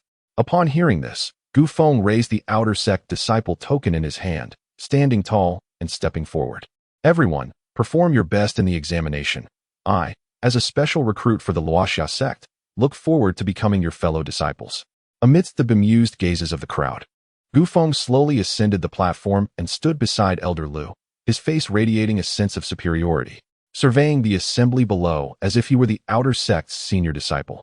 Special recruit for the outer sect? How brazen to speak of backdoor dealings so openly. You truly are a remarkable individual. Elder Lu shot a sidelong glance at the oddly poised figure beside him, his lips twitching slightly, before addressing the crowd below with a booming voice. This examination consists of 3 stages. The first place in the comprehensive evaluation will receive a reward of 100,000 low-grade spirit stones and a high-grade weapon. Goodness, there are rewards for the outer sect examination? Just the 100,000 low-grade spirit stones is already astonishing, let alone the weapon and elixirs. How much is that all worth? Gu Feng, unable to contain his excitement, took a step forward and earnestly addressed Elder Lu. It's inappropriate to grant special treatment. I wish to participate in the entrance examination. Silence. Elder Lu retorted. All right, no need to get worked up. I was merely speaking casually. Gu Feng felt disheartened, having lost a lucrative opportunity. After all candidates had their identities verified and entered the examination array, Elder Lu exchanged a few words with another elder and then beckoned Gu Feng, Follow me. Without delay, Elder Lu soared into the sky, guiding Gu Feng into the outer sect. As they traversed the air, Gu Feng marveled at the vastness of the outer sect, which was at least 2 or 3 times the size of Yunluo City. Pavilions and towers adorned the landscape, with spiritual springs bubbling and medicinal gardens blooming. Ancient towering trees occasionally concealed ferocious beasts, all showcasing the grandeur of a major sect. Groups of disciples were visible everywhere, some meditating, others practicing martial arts, or listening to teachings, creating an atmosphere rich in cultivation. Shortly thereafter, the two landed on the ground and entered the Elder's Hall. Gu Feng, what do you think of the outer sect? One word, magnificent. Gu Feng exclaimed, brimming with excitement. Elder Lu rolled his eyes. This young man always had such peculiar ways of expressing himself. Once you enter the inner sect, you need not worry about Chu Yinran's interference. She likely lacks the time for such matters. Even if she wishes to act, I am not a mere decoration. Her reach does not extend that far. Elder Lu's first words provided Gu Feng with a reassuring sense of calm. The outer sect is a realm governed by the law of the jungle. One must remember that there must be no loss of life. The circumstances of the outer sect align closely with Gu Feng's expectations. Survival of the fittest embodies the very essence of societal law, and the sect encourages competition as a means to identify exceptional disciples. Subsequently, Elder Lu elaborated on the structure and regulations of the outer sect, and Gu Feng listened intently, as this information pertains to his safety for the foreseeable future. More importantly, he aimed to discern any loopholes within these rules to exploit for financial gain. This lecture lasted nearly an hour. Elder Lu, what exactly is my constitution? Gu Feng finally voiced the lingering question in his heart. Elder Lu chuckled, bearing an expression that suggested Gu Feng's impatience had surfaced. Your constitution is quite unique, and it may not be wise for it to be widely known. Is it possible that in ancient times, such a constitution brought calamity to the world, creating numerous enemies? Gu Feng inquired, his mind conjuring images of a world filled with adversaries, engaged in a bloody battle on all fronts, feeling both exhilarated and apprehensive. You think too much, Elder Lu replied. The reason I advise you against boasting about your constitution is to prevent you from being looked down upon, which could adversely affect your mindset. If you are unperturbed by the prospect of ridicule, then disregard my words and spread the word freely. How could it be like this? Chapter 22. The final fate of the 10,000 calamity body. Why am I subjected to ridicule? Is it that my physique is eternally confined to the first stage of body refinement, unable to transcend? Fortunately, I had mentally prepared myself. Gu Feng did not succumb to excessive disappointment due to Elder Lu's words. However, Elder Lu's demeanor was unexpectedly cheerful as he shook his head and dismissed such notions. You are no different from others. You possess the realms of body refinement, chi induction, and acquired stages. The only distinction lies in the absence of the 9 tiers within these realms. Since the mythic era, when the goddess Nuwa created humanity, our species has emerged, mastering the art of fire and surviving through primitive means. Over countless epochs, humanity has learned the art of cultivation. Thus, a cultivation system was born, with minor realms serving as a divine gift from the heavens, providing cultivators with clarity of purpose, offering positive feedback at intervals along their journey. Yet, the great Tao encompasses 50, while the heavens yield 49. Humanity eludes but one. Periodically, the universe gives rise to a few anomalies. For instance, in ancient times, there occasionally appeared body refinement cultivators who could only progress within the bounds of their realm, devoid of an endpoint. Elder Lu's elaborate discourse was akin to the reading of celestial scriptures, leaving Gu Feng feeling dizzy. Unable to contain himself, he interjected, Elder Lu, could you refrain from such lengthy elaborations? I believe I grasp your intent. I can indeed break through, just like other ordinary cultivators. Except there are no distinctions of 9 tiers? Precisely. Elder Lu shot him a sidelong glance, exasperated that the young man lacked appreciation for the moment. Did you not perceive that I was on the verge of an epiphany? As for being scorned, Gu Feng thought his constitution was formidable, at least. He had yet to encounter any body refinement cultivator stronger than himself. He felt an immense sense of relief, albeit with a hint of skepticism. He dreaded the notion of remaining forever at the first stage of body refinement, as it would strip away much of the joy of cultivation, such as the inability to fly or project spiritual energy. As long as I can transcend the great realms, everything else will fall into place. Elder Lu chuckled knowingly, as if anticipating Gu Feng's thoughts. Clearing his throat, he continued, barring unforeseen circumstances, You will be limited to the acquired stage, and you cannot transition beyond it. What do you mean? Gu Feng was bewildered. After prolonged cultivation at the acquired stage, I fear you may meet your demise. Elder Lu spoke cryptically. Gu Feng was taken aback and hastily inquired, is it that my physique lacks a corresponding cultivation method? Not at all, Elder Lu replied, shaking his head. Then what is the reason? Please do not keep me in suspense. Gu Feng's curiosity had been thoroughly piqued by Elder Lu's enigmatic remarks. Yet the elder offered nothing but tantalizing hints, leaving him yearning for clarity. Because, when your physique breaks through from the acquired to the innate stage, you will encounter a thunder tribulation. Moreover, each subsequent breakthrough after reaching the innate stage will also face thunder tribulations. Elder Lu's expression turned grave. Without allowing Gu Feng to ask further questions, he continued, this is no ordinary thunder tribulation. It will strike at your body, spiritual energy, and soul in a comprehensive assault. Utterly terrifying. Moreover, this tribulation of thunder disregards any treasures. At least in the recorded ancient texts, there is no artifact that aids in overcoming the thunder tribulation.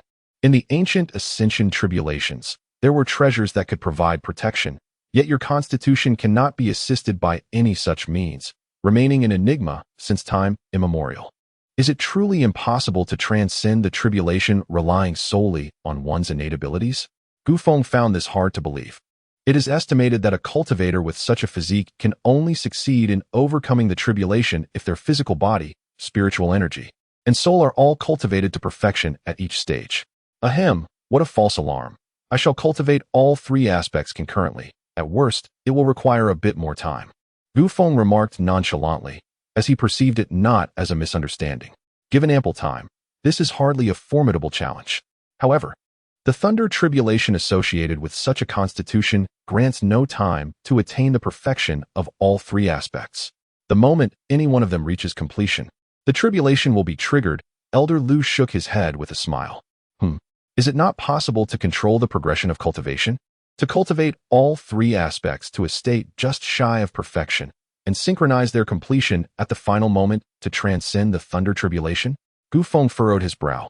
While this method is indeed challenging, it is not entirely unfeasible. How far do you believe you are from achieving the pinnacle of body refinement? Elder Lu did not provide a direct answer, but instead posed a counter-question. Gu Feng was momentarily at a loss for words, but soon realized, exclaiming, is it not evident that my constitution prevents me from perceiving my own cultivation progress? Gu Feng stood there, contemplating the current situation. It was indeed true that his highest cultivation could only reach the postnatal realm, and even in that realm, he could not delve deeply. Having traversed to this world with a golden opportunity, yet being unable to ascend to the pinnacle of martial arts left him feeling quite resentful. My boy, do not overthink it. Simply focus on being an outer sect disciple. Once you reach the postnatal realm, you may serve as an outer sect steward for a time. Living a peaceful life for over a century is far better than being struck down by the thunder tribulation, Elder Lu advised, sensing Gu Feng's discontent. The strength of your constitution lies in the simultaneous cultivation of the nine heavens. The challenge resides in the concurrent refinement of the physical body, spiritual energy, and soul, requiring resources that surpass those needed by thousands of others at the same level. Without the thunder tribulation, this constitution could be considered the greatest of all time, with powerful factions vying for your cultivation. However, in the present, no faction is willing to nurture you. Since ancient times, countless powers have borne witness to the impossibility of such success. One of the most renowned instances occurred several millennia ago within an ancient dynasty in Zhou, where this constitution emerged just as the dynasty began to decline. It could only persist for a few hundred years. Thus, they made a reckless gamble, pooling the resources of an entire dynasty to cultivate this physique. Did they succeed? Gu Feng inquired. Indeed, they did, Elder Lu replied somberly, successfully hastening the demise of a dynasty that could have endured for centuries. Huffed. Gu Feng nearly spat out a mouthful of blood, given the gravity of the situation. How could Elder Lu still find time for jest? It seems to affirm the saying that happiness is built upon the suffering of others. A smile does not vanish. It merely shifts elsewhere. Upon hearing this, Gu Feng finally comprehended the disdain surrounding such a physique. For a practitioner whose destiny culminates in but two fates, either ascension or demise, and who remains invincible within the same realm, the world possesses ample justification for mockery. What significance does invincibility within one's realm hold if it merely leads to the limitation of reaching only the acquired stage? Similar sentiments are likely to echo frequently in the future. Even if one fortuitously breaks into the innate stage, such derision will not dissipate, but merely transform the acquired stage into the innate. Does this physique bear a name? Indeed, it is known as the body of eternal tribulation. A splendid name. I, Gu Feng, shall be the first to ascend to the pinnacle of the world with the body of eternal tribulation. After uttering this grand proclamation, Gu Feng took his leave, leaving Elder Lu shaking his head in resignation. There was one crucial detail he refrained from sharing with Gu Feng. The fate of those who possess the body of eternal tribulation is invariably the same. They perish beneath the thunderous tribulation. May Gu Feng come to his senses in time and refrain from flying into the flames. Chapter 23. What audacity! I didn't even dare to seize. And yet they have the gall to rob? As Gu Feng trudged along, his brow furrowed in contemplation of the path ahead. He understood that Elder Lu's words were meant for his benefit, yet an overwhelming sense of bitterness welled within him. He firmly believed that every type of physique holds its own value and purpose, and there exists no insurmountable challenge. Moreover, compared to the past, his Wan Jiedao body possessed unparalleled advantages, particularly the 3-in-1 incense burner residing in his mind, which undoubtedly bolstered his confidence. After a short while, Gu Feng arrived at the modest courtyard arranged by Elder Lu. The courtyard was small, comprising merely 3 rooms, and the yard was barely sufficient for his martial arts training. Overall, it was quite satisfactory. Upon entering the central room and closing the door, he commenced his practice. Drops of milky divine liquid flowed into his body, visibly enhancing his physical strength. This time, Gu Feng devoted himself entirely to the sensations of his training, only to reluctantly discover, as Elder Lu had mentioned, that there was no discernible feeling when advancing the cultivation of the Wan Jiedao body. Nevertheless, it mattered not. After all, the path to the postnatal realm remained distant. The ship would reach the bridge when it came to it, and every obstacle would be overcome in time. One must have faith in oneself. Days and nights blurred into one as he trained, and when the milky divine liquid within the incense burner was finally depleted, 2 full days had elapsed. He had missed the deadline for the entrance examination, and he could only wonder whether Yan Sisi had successfully passed. Had she faced bullying from those talented individuals he had once robbed due to his actions? It seemed unlikely, as her sister was quite renowned within the inner sect. With those thoughts in mind, Gu Feng redirected his focus back to his physique. The Wan Jiedao body truly lived up to its reputation. Despite exhausting resources equivalent to over 4 million low-grade spirit stones, he still could not break through to the body refinement realm. This left him astounded. With such a wealth of resources, even a pig should have managed to ascend to the Qi induction realm. No wonder Elder Lu remarked that no sect was willing to nurture the Wan Jiedao body. Regaining his composure, Gu Feng exited the courtyard, inquiring along the way. And after a fragrant stick of incense, he arrived at the marketplace for trading, the outer sect trading post. The trading post was expansive, divided into 3 sections: buying, selling, and a temporary area. The buying and selling areas were self-explanatory, while the temporary sections served as a space for disciples to set up stalls. The entire outer sect resembled a small world, bustling with food, entertainment, and commerce. After all, wealth and resources were paramount, with ample spirit stones. One could procure high-grade cultivation resources, ensuring a competitive edge. Upon reaching the selling area, Gu Feng approached a rather affable-looking steward and placed a dozen storage bags upon the counter. "Senior, could you please appraise these items?" The slightly plump steward, intrigued by Gu Feng's unfamiliarity yet impressed by the number of storage bags he presented, glanced at him curiously. Without further ado, he began to assess. And with a mere glance, he accurately quoted the prices of various items. Gu Feng observed intently, wary that the steward might overlook even the slightest detail. His fingers deftly dancing over the abacus as the sound of clicking resonated. The plump steward was taken aback, having worked there for so long. He had never encountered an individual quite like this. A flicker of anger manifested on his face. This young man dared to question my professional capabilities. While one may deem my skills lacking, my professional integrity must remain unscathed. Elder, please do not take offense. These items are being sold on behalf of Elder Lu. I fear making an error that might incur his wrath, Gu Feng said with an apologetic smile. He produced the outer sect token bestowed by Elder Lu, casually waving it before the other man. "Oh, so you are a distinguished disciple of Elder Lu. exclaimed the slightly portly steward, his expression transforming instantly.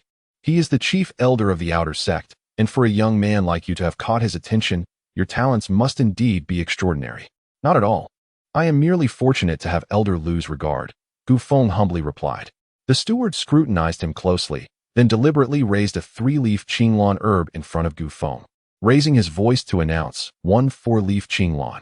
Subsequently, he subtly nodded toward Gu Feng, who reciprocated the gesture.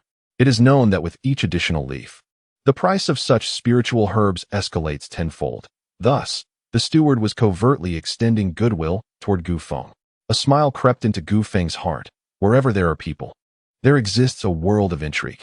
Having the formidable Elder Lu as his backing certainly facilitated matters. Yet, one must exercise caution. He could not afford to act recklessly, mistaking trivialities for authority. Once all items were appraised, the steward raised the overall price by an additional 50%. May I inquire your esteemed name, fellow elder? Gu Feng asked with keen interest. I am surnamed Imo. You may call me Steward Imo, came the reply. Thank you for your assistance today, Steward Imo. Gu Feng expressed gratefully. After Gu Feng departed, Steward Imo smiled slightly. The outer sect has strict regulations regarding the sale and purchase of goods. Any excess must be borne by him. Spending a little to forge a connection with Elder Lu's disciple was indeed a wise investment. Little did he know, Gu Feng's affiliation with Elder Lu was tenuous at best. Their connection was merely a figment of his imagination. Gu Feng's lack of denial or refusal only deepened this misunderstanding.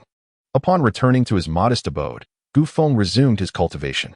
The myriad of spiritual essence derived from over 500,000 spirit stones seemed to vanish into a bottomless pit, not a single bubble surfacing. As he remained unable to break through to the body refinement stage, the spirit stones were utterly insufficient. With a sudden thought, he retrieved a stack of IOUs. Unless absolutely necessary, he was reluctant to pursue repayment, not out of fear of refusal, but because these notes accrued interest. The longer he delayed, the greater the profit.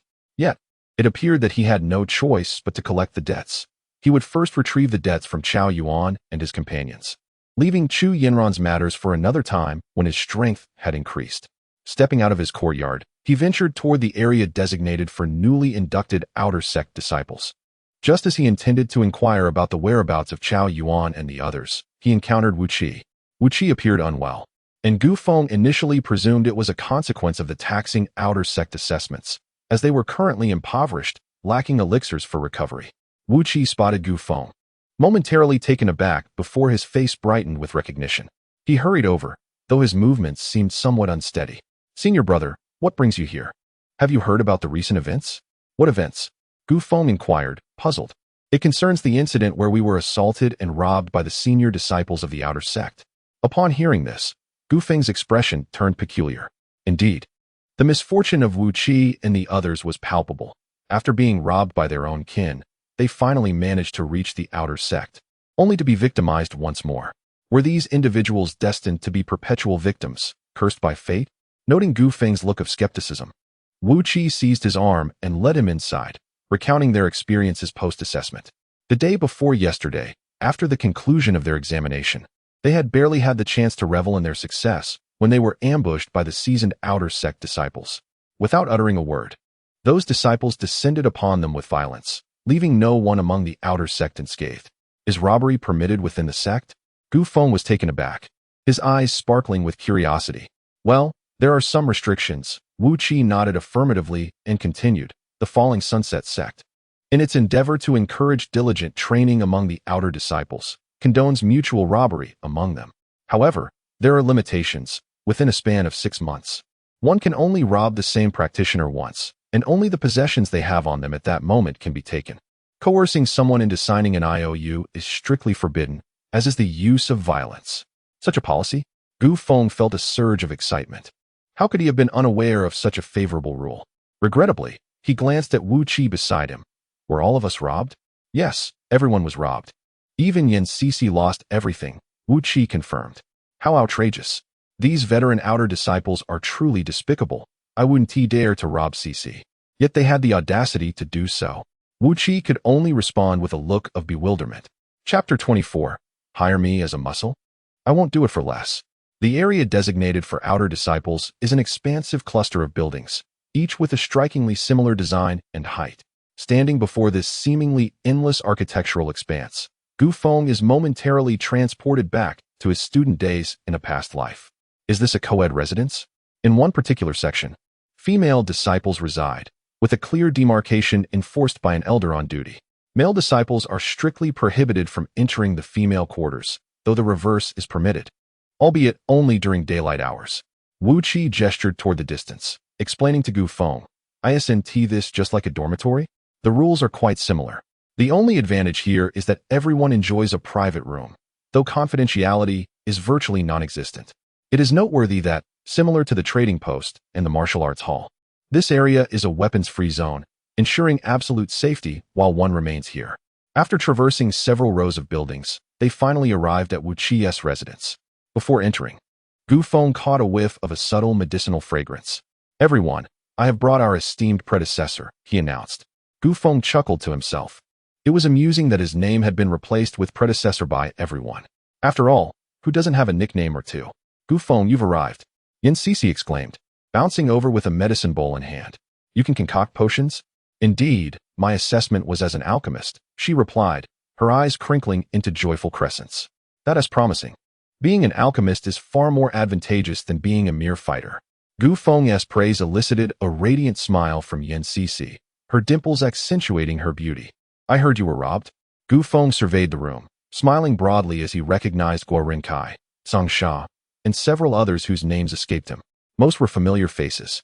These talented individuals who had passed the assessment, now languishing on the ground, some with their limbs wrapped in white cloth, stained with crimson spots. "Yes, I was robbed," Yin Sisi admitted, her gaze lowered in embarrassment. "As an alchemist, you are not adept in combat. It is inevitable that such prodigies would fall victim to theft. How could you possibly escape unscathed?" Gu Feng chuckled. "Tell me, who took from you? I shall retrieve it for you." No, they are numerous and quite formidable.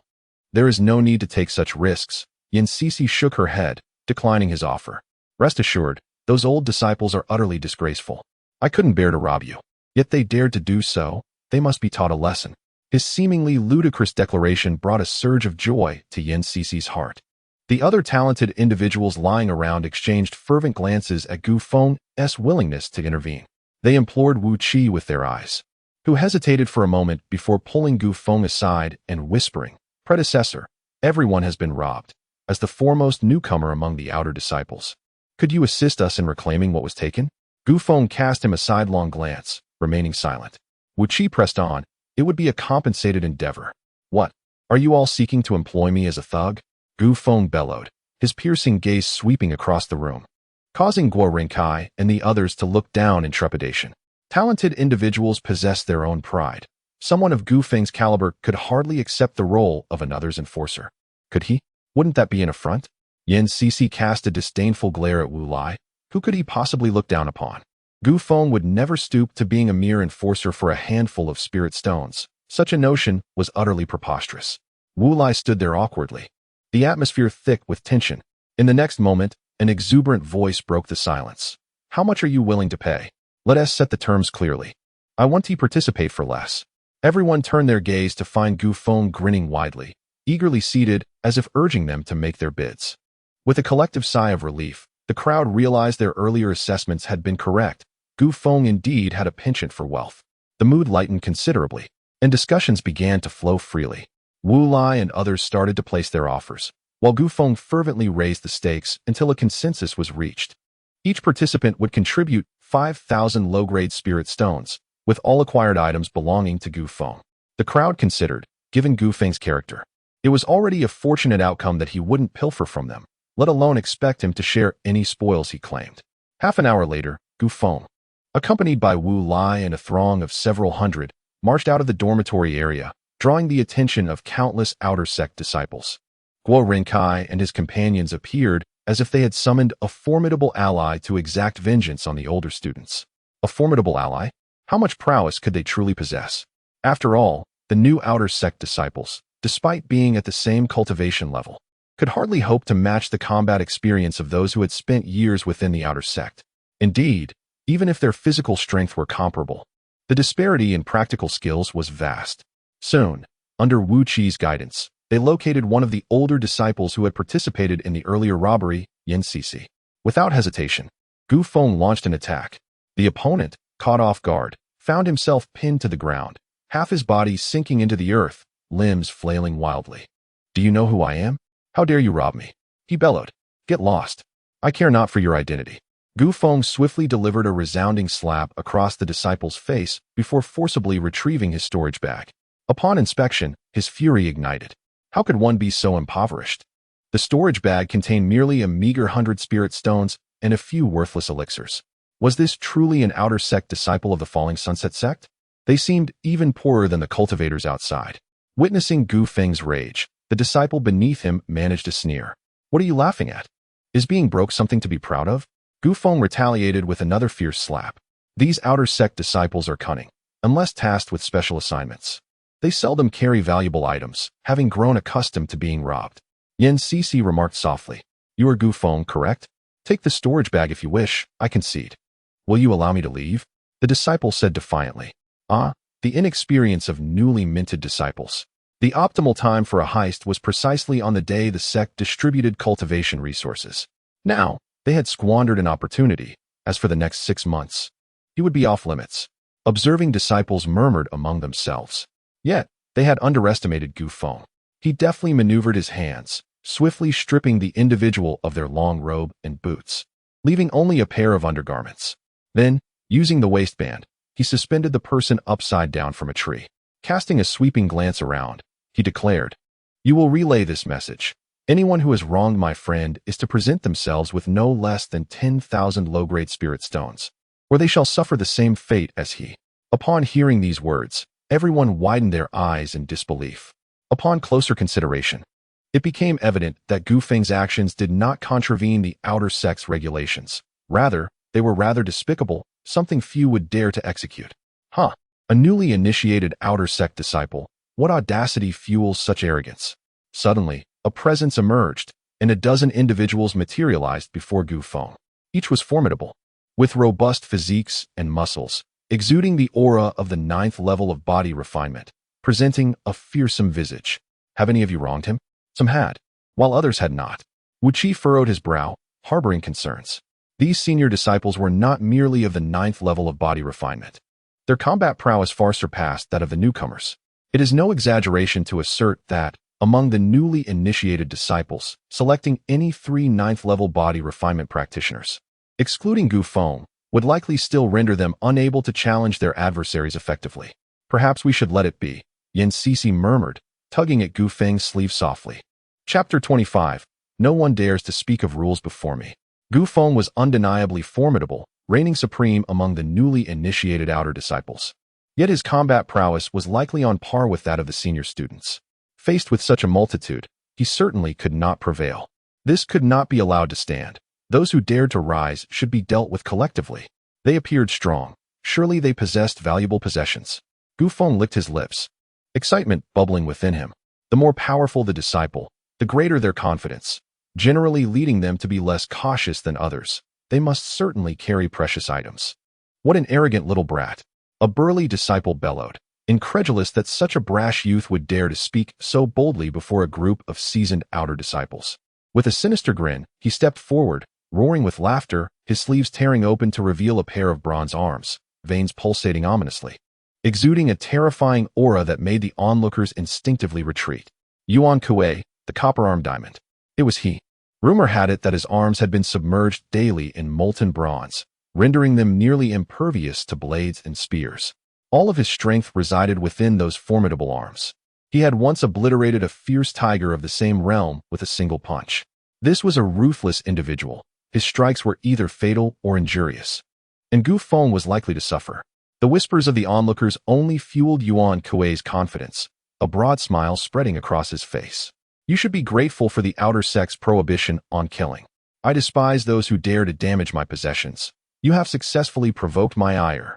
Gu Feng, expressionless, regarded their robes as his own belongings. Although their value was diminished, they could still fetch dozens of spirit stones.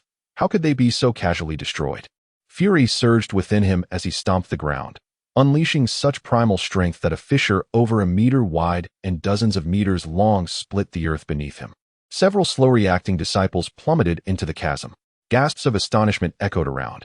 What kind of power was this? More fearsome than the legendary offspring of divine beasts? Gu Feng shot forth like an arrow released from its bow, his speed so swift that he left behind afterimages, reaching Yuan Kuei in the blink of an eye. Witnessing Gu Feng's initiative, Yuan Kuei's expression darkened, sensing his authority being challenged. Just as he was about to unleash his fury, the piercing aura emanating from Gu Feng made his countenance change abruptly with his battle experience.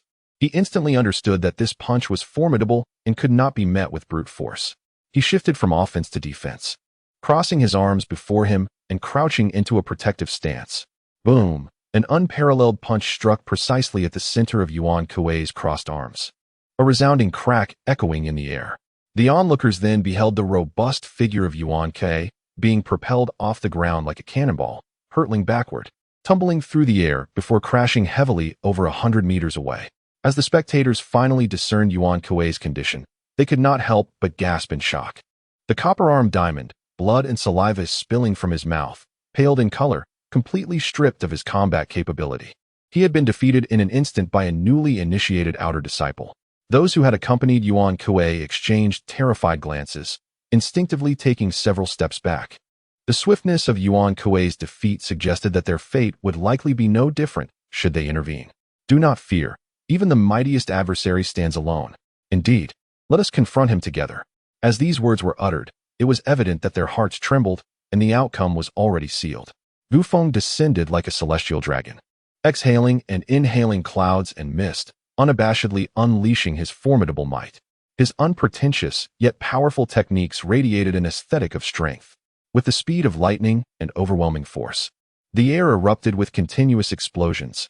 Each punch was accompanied by cries of anguish and splatters of blood, instilling a deep sense of dread. The onlookers retreated repeatedly, fearing that Gu Feng, in a frenzy, might drag them into a brutal onslaught. Faced with the assault of over 10 practitioners at the 9th level of body refinement, Gu Feng maneuvered with ease, even taking the opportunity to seize their storage bags and examine their contents. The more he looked, the angrier he became. These were skilled individuals, yet so cowardly as to venture out without valuable possessions. How absurd! He struck mercilessly, continuing his assault until all his opponents lay incapacitated. Silence enveloped the surroundings. All were left dumbfounded, resembling wooden carvings frozen in place. This is utterly extraordinary. Is he a newly initiated disciple? How does he seem even stronger than the seasoned ones? Let us remove any semblance of doubt. He is indeed superior to the older disciples. And within the realm of body refinement, he is virtually invincible. Goodness, they have kicked a steel plate. Who could have anticipated such a fierce individual among this batch of new disciples? The crowd did not hold back their admiration. Exclamations of or resonating from every corner. Strip them all bare and hang them up. Gu Feng turned, his terrifying gaze causing even Song Shi and others to flinch. They longed to protest, citing their injuries and inability to act, yet found themselves devoid of the courage to speak. Those 5,000 spirit stones were indeed well spent. Soon, more than 10 bodies dangled from the trees, creating a magnificent tableau. They had dared to rob my friends and emerged unarmed. They serve as a cautionary example. Gu Feng's gaze swept across the crowd, issuing a silent threat. The onlookers averted their eyes, etching his visage into their memories, marking him as someone to never cross. Just as Gu Feng prepared to depart in search of others, a commotion erupted among the crowd as they jostled to part and form a pathway. Today's outer gate was remarkably vibrant. Following a gentle voice, a young man in a white robe, holding a folding fan and wearing a smile, strolled forward from the throng. Behind him trailed a considerable entourage of no less than 30 practitioners, all at the 9th level of body refinement. Ah, Gu Feng, you may have bested them, attributing their defeat to a lack of skill, but is it not somewhat insulting to strip them of their garments? The young man, clad in flowing robes, with raven locks dancing in the breeze and a handsome visage, approached Gu Feng. He closed his fan, rhythmically tapping his left palm with the handle, his gaze surpassing Gu Feng's head as he spoke with a smile. His demeanor was reminiscent of a character stepped out from a novel, drawing the attention of all. With whispers of admiration from female practitioners echoing through the crowd, truly, a male deity of the outer gate. Upon his arrival, he immediately became the center of attention, with eyes glistening and breaths held in suspense. Who are you? Gu Feng inquired, squinting his eyes. Who I am is of little consequence. What truly matters is that you release them at once. The young man in white smiled, though his tone was laden with an undeniable authority. Stripping them bare and suspending them does not seem to violate the outer sex rules, does it? Gu Feng shrugged nonchalantly. The young man in white looked down from his elevated position, a faint smile curving his lips. You have transgressed my rules. Gu Feng, today, this ends here. You have avenged us, and the reward promised to you shall be delivered in full. Chao Yuan limped over, speaking softly. He is Qiu Zhe from the Qiu family of Luoyue City, with 2 blood brothers above him. The second ranks 43rd on the inner sex genius list, while the eldest ranks 8th. Both are masters of the innate realm. We cannot afford to provoke them. Wu Qi also approached, offering his counsel. Isn't the inner sect prohibited from interfering in outer sect affairs? Gu Feng furrowed his brow. Wherever there are rules, there are loopholes. The top 10 of the outer sect's annual competition can directly enter the inner sect. The top 100 have the right to challenge inner sect disciples. If victorious, they can replace them and enter the inner sect. Outcomes can be manipulated. Should we provoke them? What if they command inner sect experts to deliberately lose and come to the outer sect to deal with you? That would be disastrous. Yan Cixi's sister was also an inner sect expert, well-versed in the rules of the Luanxia sect's inner and outer sections. She recognized the indomitable spirit hidden beneath Gu Feng's seemingly carefree demeanor, and thus spoke with a tone of pleading, hoping to persuade him to relent. The annual competition? That is still months away. No need to fear. Gu Feng offered a reassuring glance, exuding confidence. With sufficient spirit stones, his cultivation could advance rapidly, and defeating inner sect disciples within months was not beyond reach. Pressure serves as a catalyst for motivation. It ignites ambition and drives one to toil harder for wealth.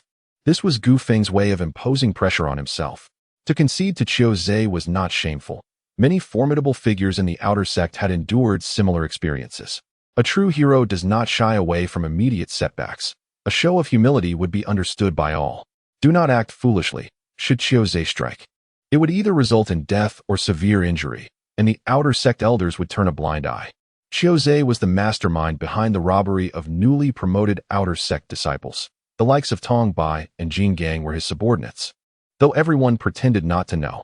Alas, who could contend with him when he has 2 formidable brothers? What can be done? Such thoughts lingered in the hearts of the crowd, yet none dared to voice them. All eyes were fixed upon Gu Feng, simultaneously wishing for him to concede, while also hoping he could temper Qiu Zhe's arrogance, providing a sense of vindication for all. However, all of this was mere fantasy. Those who dared to stand firm against Qiu Zhe and the outer sect either met a tragic end or vanished mysteriously. Even the renowned Su Nu sect, claimed to be the strongest in the outer sect, yielded to him in 3 respects. What could Gu Feng, alone and vulnerable, possibly achieve?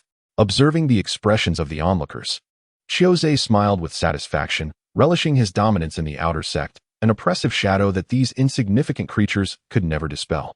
The sect master has instructed us to keep an eye on the former junior brother. Should we lend our assistance? Observe and reconsider. The sect leader faces immense pressure within the inner sanctum and must not be further antagonized at this moment. Not far away, a group of female cultivators gazes upon this scene from a nearby peak. They are disciples of the outer sect of the Su Nu sect, entrusted by their leader days prior to look after Gu Feng. However, as Gu Feng now confronts Qiu Zhe, they find themselves hesitant, not due to Qiu Zhe's formidable prowess, but rather out of fear of his 2 brothers. At this critical juncture, they prefer to refrain from creating more enemies for their leader, opting instead to remain as mere spectators. Fetch a bone reshaping pill, just in case, the leading female cultivator murmurs, her delicate brows furrowed. Fortunately, this is the outer sect, and Qiu Zhe is unlikely to strike down Gu Feng in front of so many. Nevertheless, should he break every bone in Gu Feng's body, it would be difficult to avoid. Thus, she orders someone to prepare a bone reshaping pill for Gu Feng's potential rescue. Boy, why are you still dawdling? Young Master Qiu's words are the law here. One of Qiu Zhe's underlings can no longer contain his fury as he shouts at Gu Feng, who remains unfazed by Qiu Zhe's arrogance. Gu Feng strides purposefully toward Qiu Zhe, meeting his gaze directly, and suddenly smiles, revealing a dazzling set of white teeth that sparkle in the sunlight. Is your rule truly a rule? Do you have any objections? Qiu Zhe responds nonchalantly. How coincidental. I too have a rule. Gu Feng retorts. Ha ha. Qiu Zhe scoffs dismissively, his face painted with disdain. To him, Gu Feng is the proud type, one who when faced with oppression, is likely to resist. Just as well, he relishes the challenge of breaking such stubborn spirits, delighting in their cries, roars, and curses, enjoying their expressions of resentment mixed with helplessness. Isn't that the essence of life's amusement? Sensing Gu Feng's defiance, Qiuzhe's entourage grins maliciously, eager for the impending confrontation. Pray tell your rule. Allow me to broaden my horizons. Qiuzhe opens his folding fan, feigning a posture of eager anticipation. My rule is this. No one is permitted to assert rules in my presence. Gu Feng's voice, though not loud, resonates with a resounding clarity, leaving the onlookers in stunned silence. In the next moment, amidst the terrified gazes of the crowd, Gu Feng makes his move. With a powerful fist, he strikes Qiuzhe squarely in the face, catching him utterly off guard. There is no time for a scream. Qiuzhe's body is propelled like a cannonball, tumbling through the air before crashing heavily to the ground.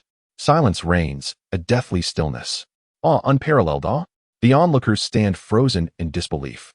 Yan Sisi and her companions are dumbfounded. The disciples of the Su Nu sect are thrown into disarray.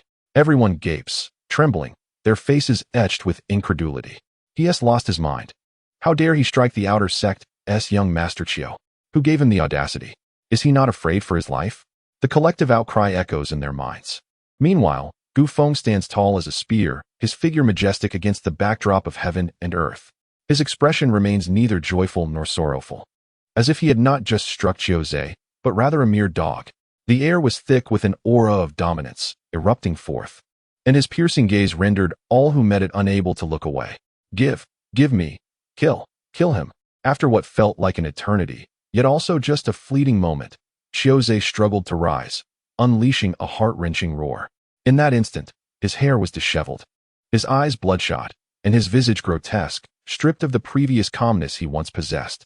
Gu Feng's punch had been merciless, leaving only a few scattered teeth. Forlornly embedded in his gums, amidst his howls, another tooth fell away. His mouth was awash with blood, his nose deeply sunken, and his features contorted in agony, resembling a malevolent specter emerging from the depths of hell, instilling a chilling dread in all who beheld him. Chapter 26. Brother, you're being dismissive this. Gu Feng is truly exceptional. A charming female cultivator from the Su Nu sect covered her mouth with her hands, her eyes filled with astonishment.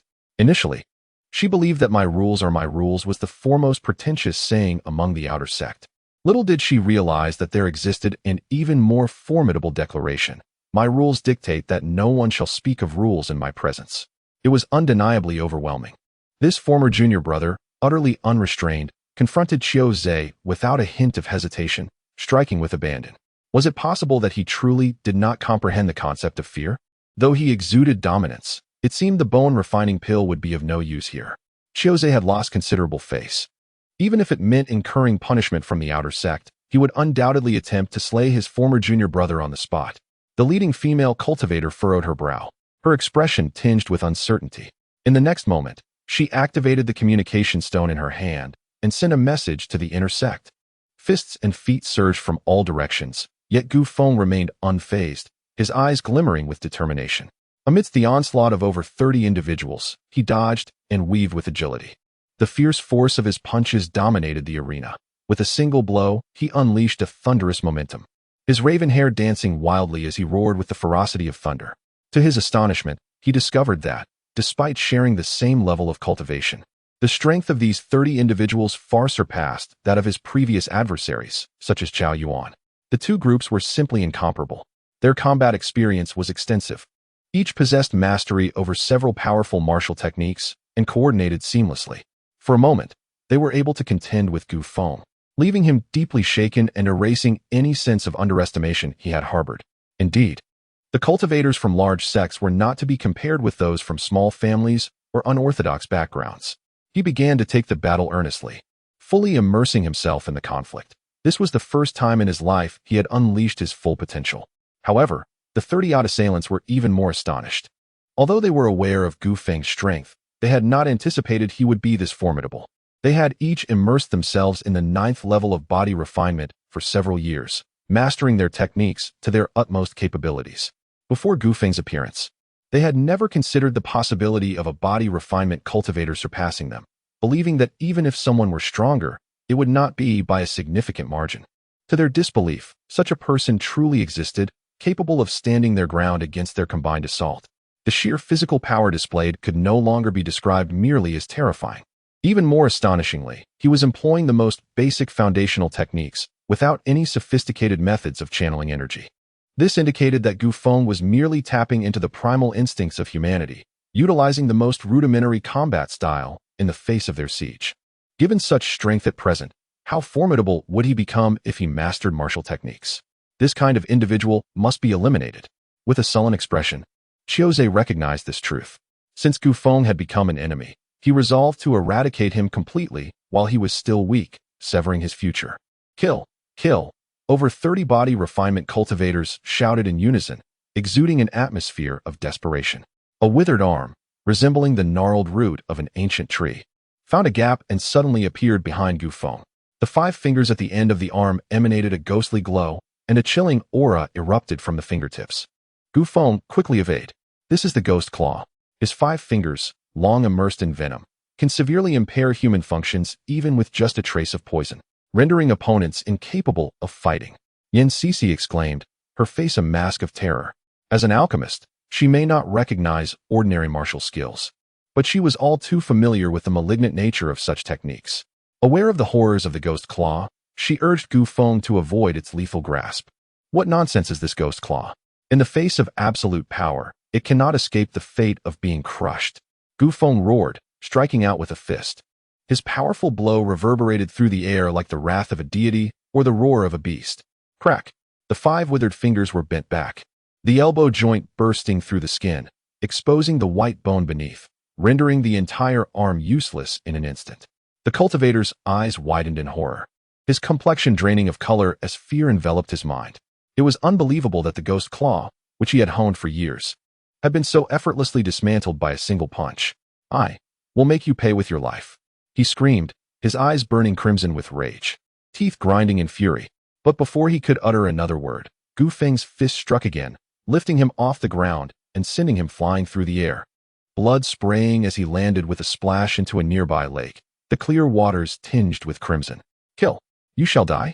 2 thunderous roars echoed simultaneously, one a silver flash and the other black, slicing through the air with the unique resonance of weapons descending from above.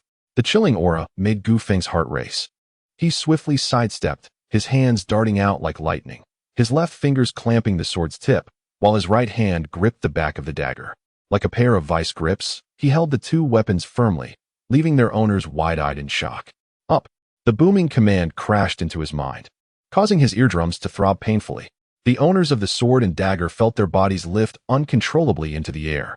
In the next moment, the world spun violently as their backs slammed into the ground, blood filling their throats, yet they still clung desperately to their weapons.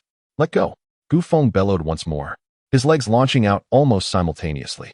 The 2 burly figures were sent flying like paper, hurtling hundreds of meters away. This kid is too strong. Fight with all your might. One cultivator shouted, pulling a crimson pill from his storage bag, his eyes gleaming with malice as he swallowed it whole. Gu Feng caught sight of this as he fought fiercely, swinging his fists to fend off the surrounding attacks. He pushed off the ground, his lack of formal training and body techniques offset by his sheer strength, allowing him to move with remarkable speed. Like a bolt of lightning, he dashed towards the cultivator who had consumed the pill, seizing the man's throat with his left hand and delivering a powerful punch to his abdomen. The entire motion flowed seamlessly, as if practiced countless times. Gagging, the cultivator's mouth opened wide, his tongue stretching out like a noose. And as the crimson pill descended into his intestines, it was violently expelled. Gu Feng moved swiftly, kicking his opponent aside, while seizing the precious elixir. With a hurried glance, he exhaled a heavy breath. He had to act quickly. Losing even 1 elixir would be a significant loss in spirit stones. The onlookers' expressions were a tapestry of shock and amusement.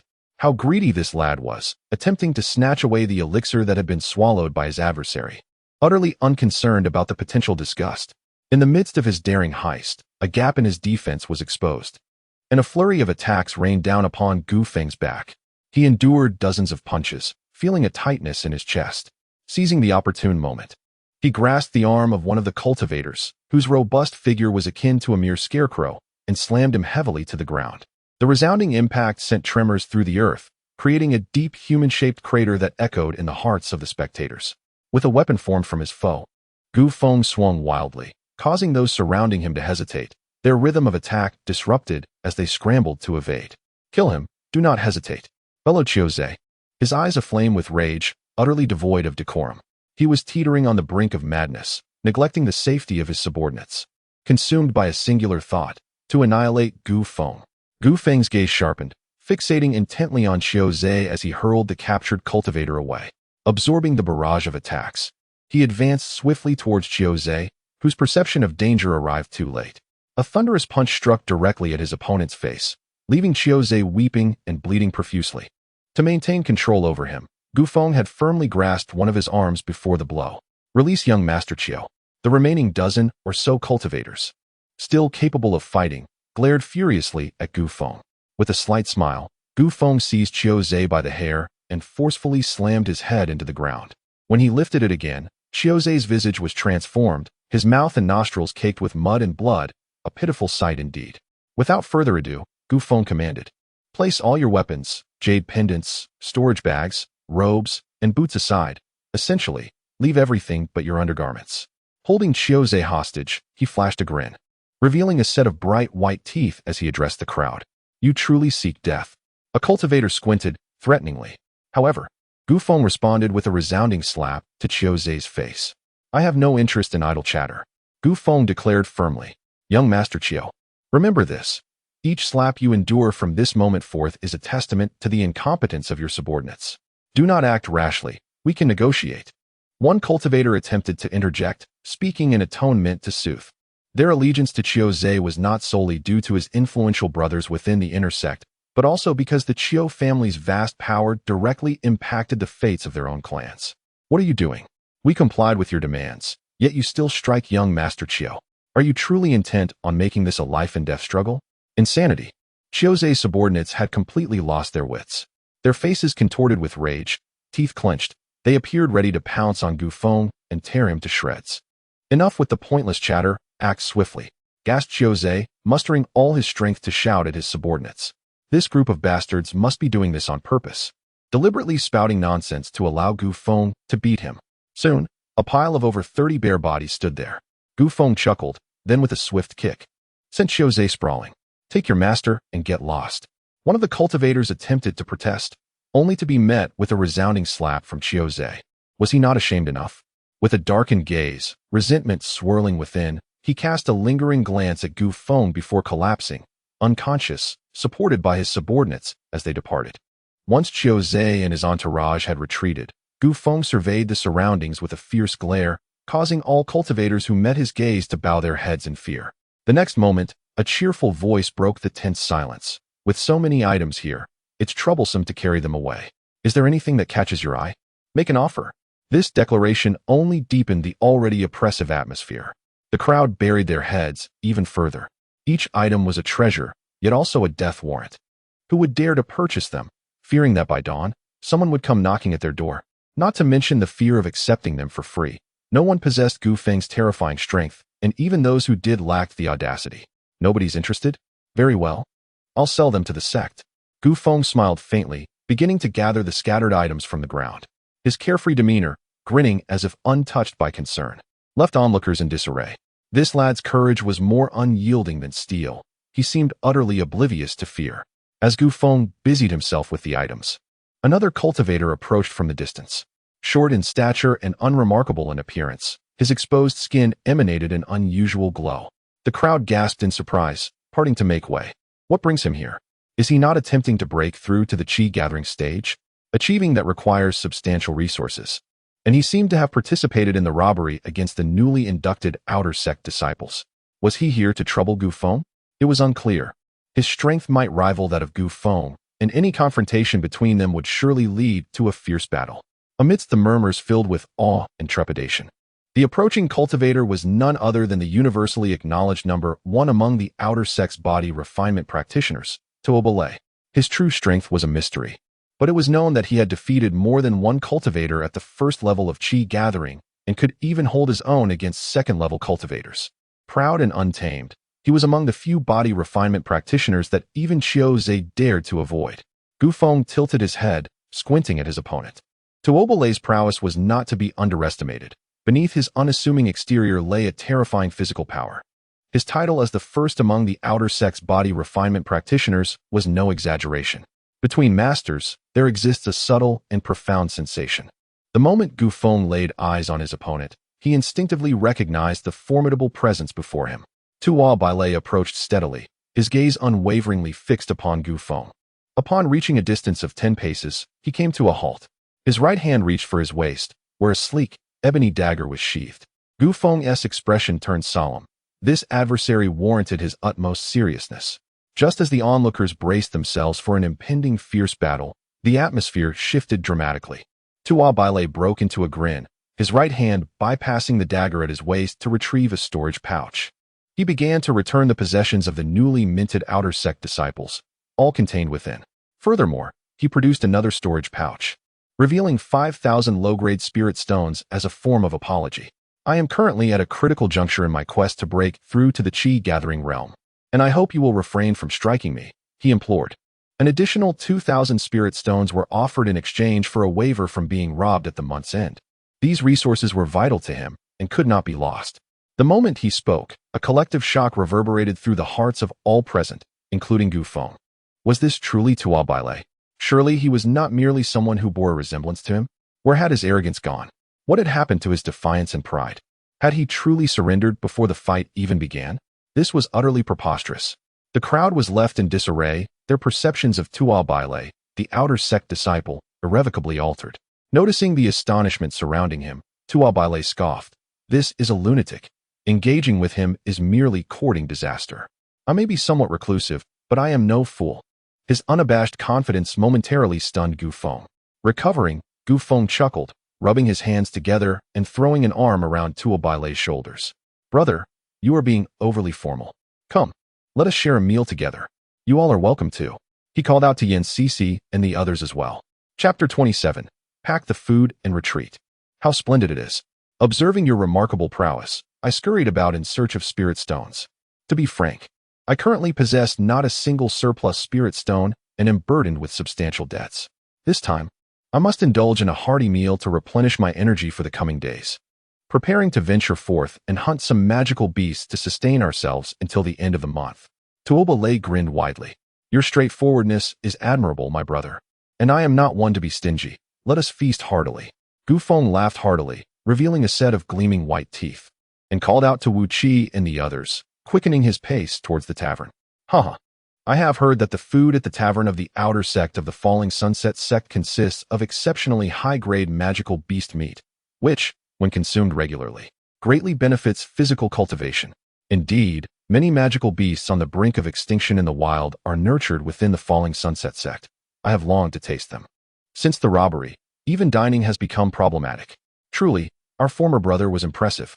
Being with him means there's meat to eat. They are all innocent young souls. Gu Feng restored their dignity, and any past grievances had long since dissipated. The group, now shoulder to shoulder, resembled good brothers. And in their jovial spirits, even their injuries seemed to heal more swiftly. Yen Cici gazed at the gleeful Gu Feng, the carefree Tuobalay, and the exuberant Wu Qi and others behind her. Glancing down at her withered storage bag, she furrowed her brow, sensing that matters were not as simple as they seemed. But who cares? Let us fill our bellies first. Once Gu Feng and the others had departed, the onlookers finally dared to speak. This newcomer is truly formidable, so strong that even Tuobalay dares not make a move. The title of the first in the outer sect in body refinement has officially changed hands. I feel that even the Qi-attracting cultivators at the foot of Lishan Mountain may not stand a chance against him. Bro, be confident. Remove that feeling. Those Qi-attracting cultivators are certainly no match for him. This time, he has thoroughly offended Qiuzhe, who will undoubtedly seek revenge. Our former brother's future appears bleak, and the outer sect is set to become tumultuous once more. The last time such a situation arose was a year ago with Chu Yanran, who merely passed through the outer sect, displayed a modicum of skill, and compelled many of the outer sect's proud disciples to bow in submission. Coincidentally, Chu Yanran is also Gu Feng's predecessor. One cannot help but wonder what sparks might ignite between them in the future. How thrilling that prospect is. Our former brother possesses peculiarities. Despite his formidable strength, He prefers to masquerade as a first-level body refiner. We must remain vigilant, for a ninth-level body refiner can be as perilous as a first-level one. One never knows when a similar cultivator might emerge again. As the end of the month approaches, another chaotic battle looms. Should we not also follow Tuoba Lei's example and purchase immunity from robbery for this month from our former brother? It's worth considering. Spending a few spirit stones in advance is far better than being left with naught but our undergarments when the time comes. This battle has solidified Gu Feng's position among the outer sect disciples, with some even contemplating bribing him to spare themselves from his thievery. Not far away, atop a mountain peak, the members of the Su Nu sect remain unable to fathom the spectacle they witnessed today. The leading female cultivator gazed at the bone-shaping pill in her hand, a bittersweet smile gracing her lips as she shook her head.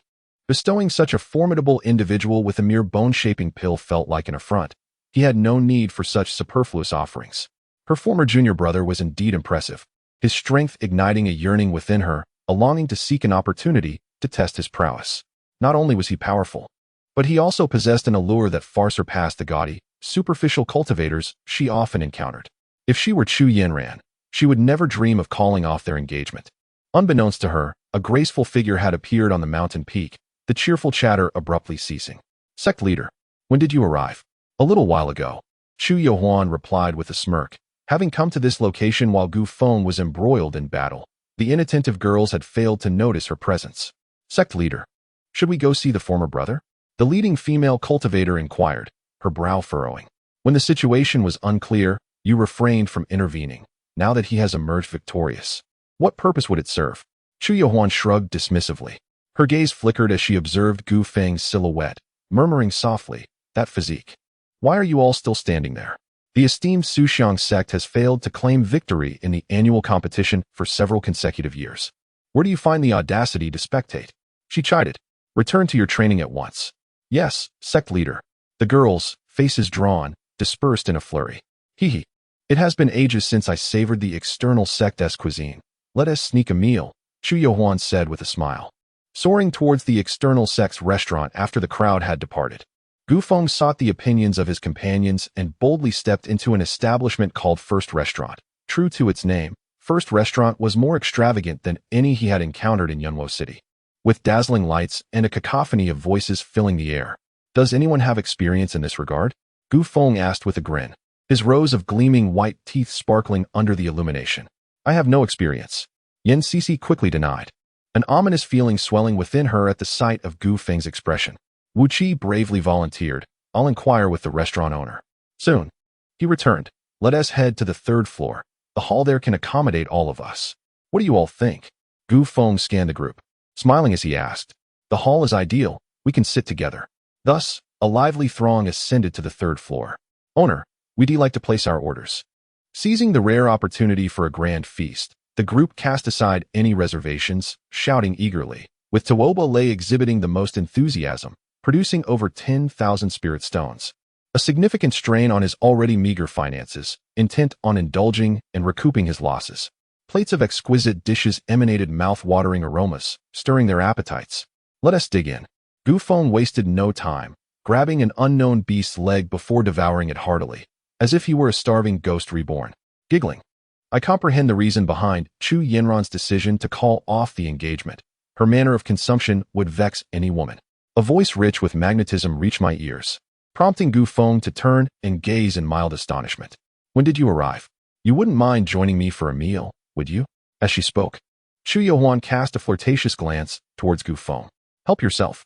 Gu Feng replied with a hearty laugh. Amidst the clinking of glasses and the lively atmosphere, only Yan Sisi, not far from Gu Feng, occasionally stole glances in his direction, ensuring he remained present. Former junior brother, how's your constitution? She inquired, seemingly pondering.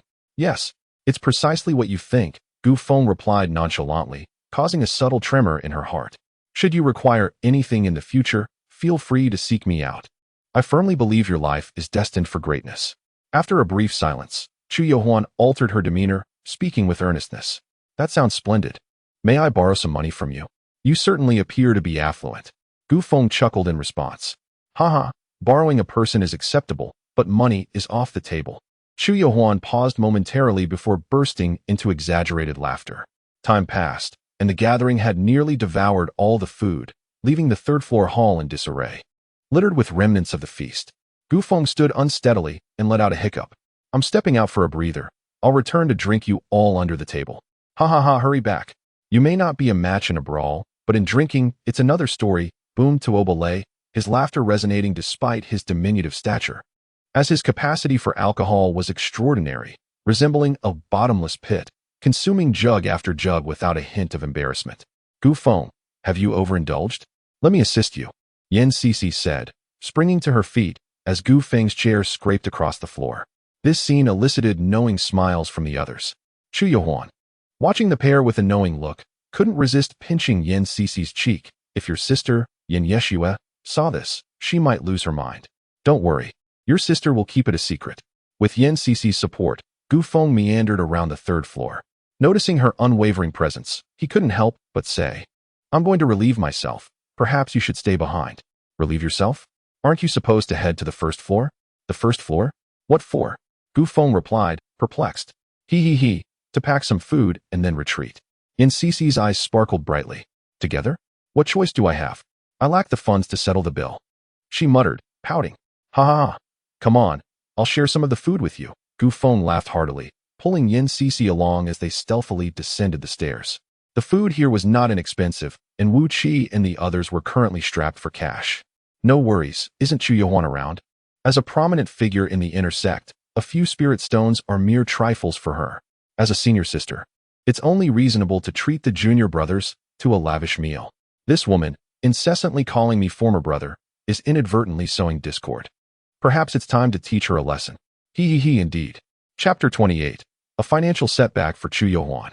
After Gu Feng and Yan Sisi left their seats, in an effort to keep the atmosphere lively, someone boldly approached Chu Yuhuan to propose a toast. To their surprise, this extraordinary talent ranked fifth among the inner disciples did not dismiss their group of lowly individuals. This unexpected turn of events thrilled Wu Qi and the others, rekindling the fervor of the gathering. Unbeknownst to them, time slipped away. The starlight streamed into the hall, enveloping the entire exterior of the falling sunset sect in an extraordinary tranquility. "Why hasn't our senior brother returned yet?" Someone called out, and in an instant, an eerie silence fell over the hall. Everyone exchanged glances, a sudden chill running down their spines as an ominous premonition surged through them. It was decidedly unusual, even considering the need for privacy. Could one truly take an entire hour?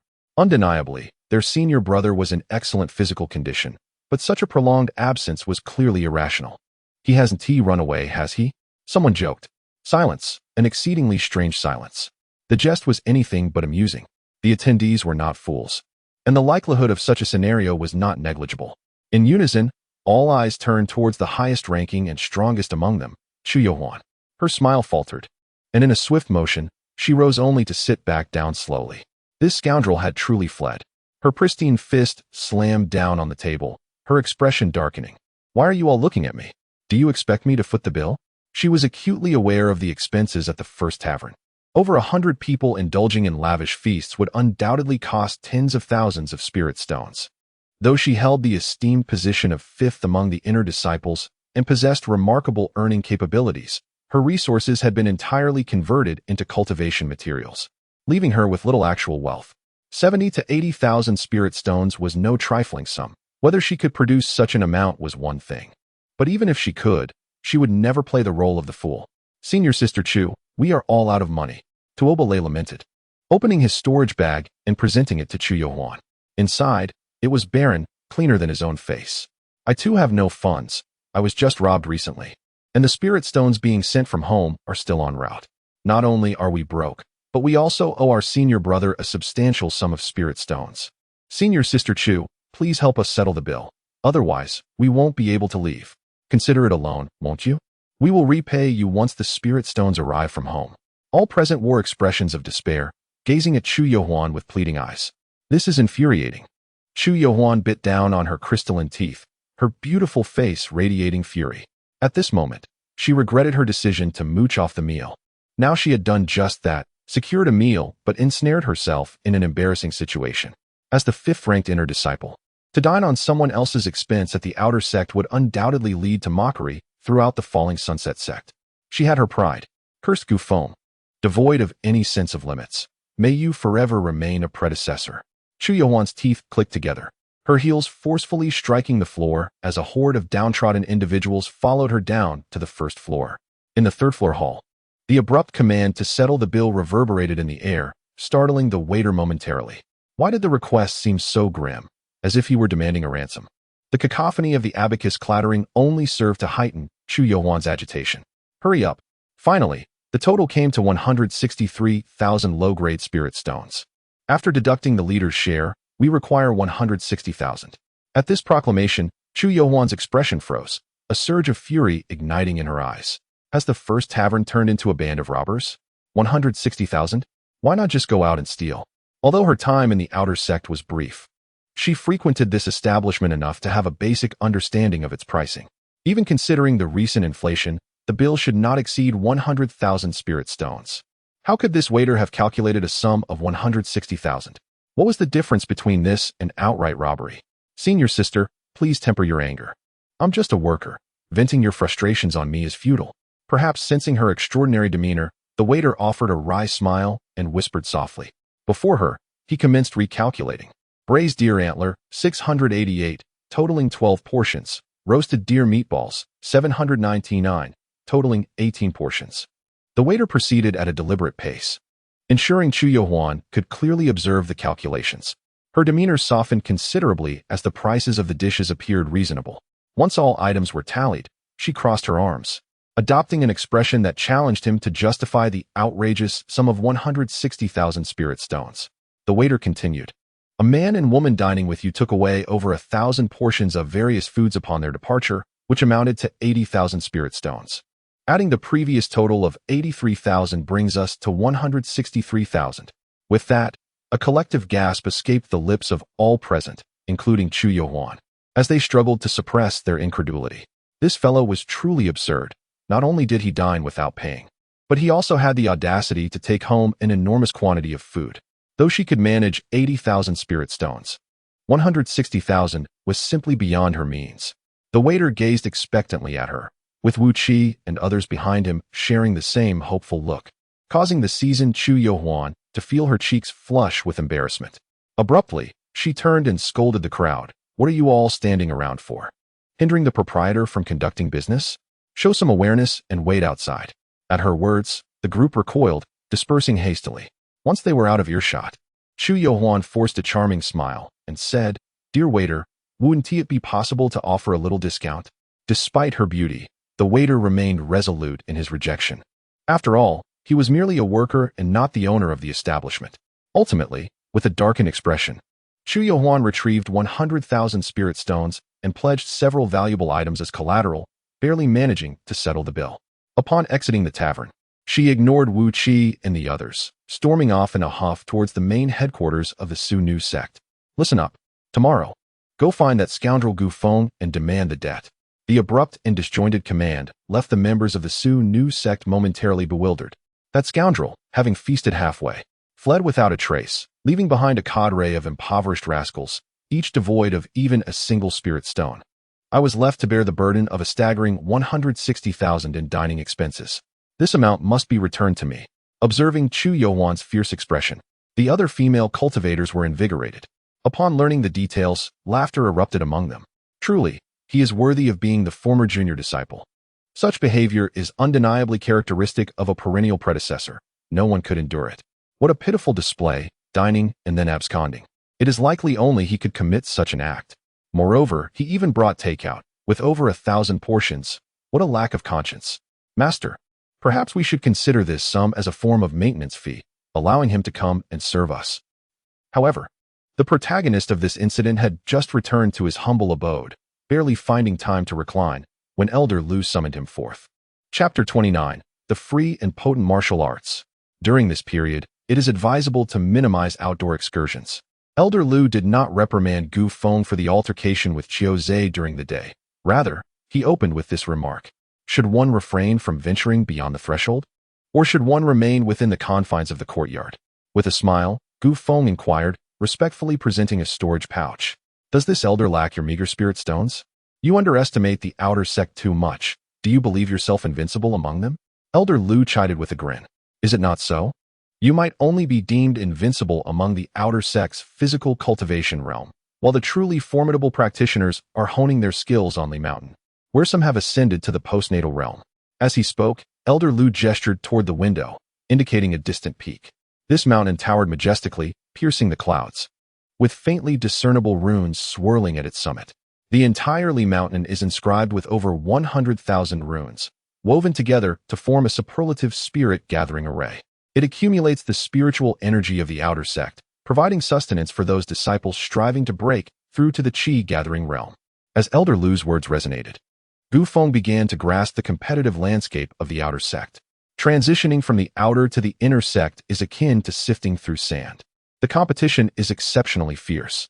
Each year, the top 10 of the grand competition automatically gain entry into the inner sect, while the top 100 earn the right to challenge for admission, though few succeed in such endeavors.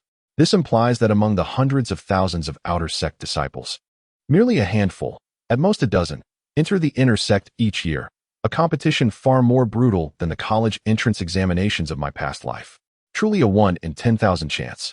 The physical cultivation realm is regarded as the foundation of one's training, acknowledged as the most crucial stage prior to the innate realm. It serves as the bedrock of the Great Way. The more solid the foundation, the more beneficial it is for future cultivation.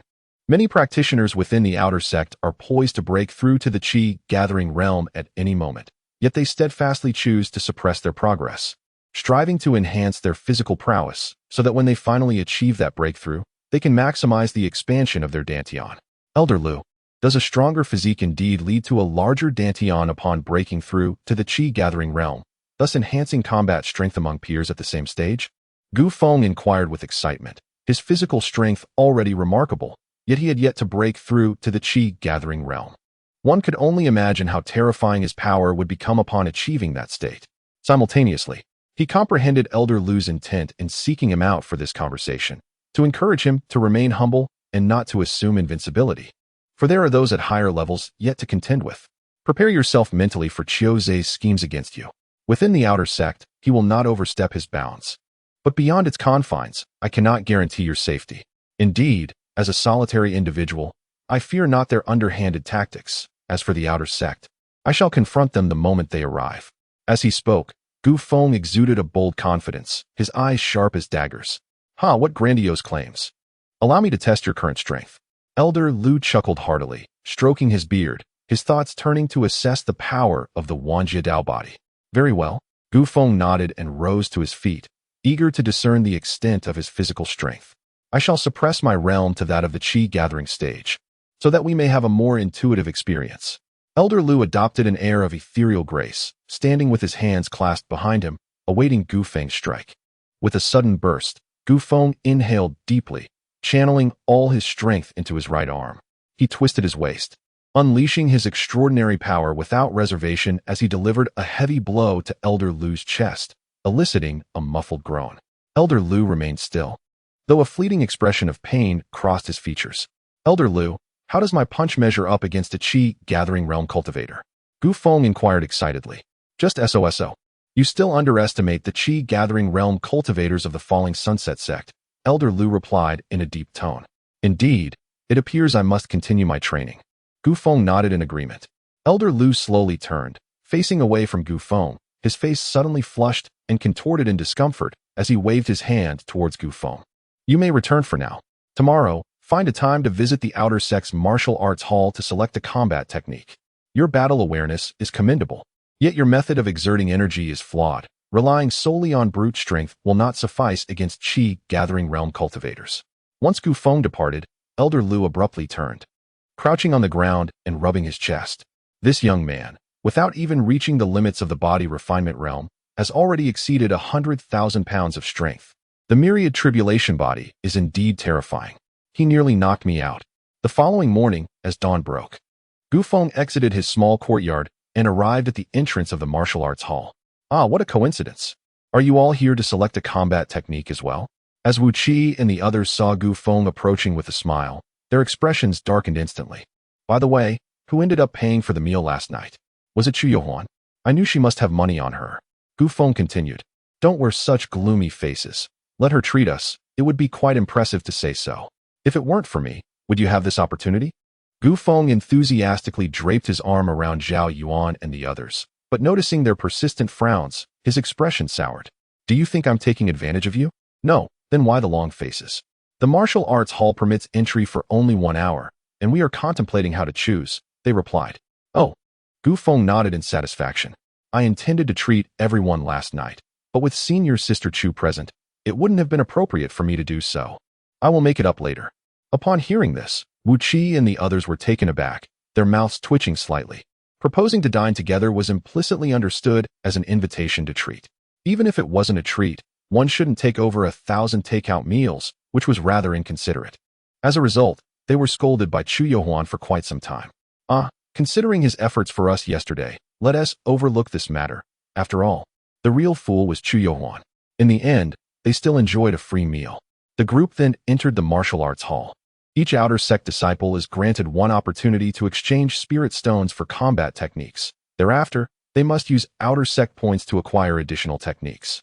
Hence, Wu Qi and the others cherished this opportunity dearly. In every corner of society, human relationships matter, and the outer sect was no exception.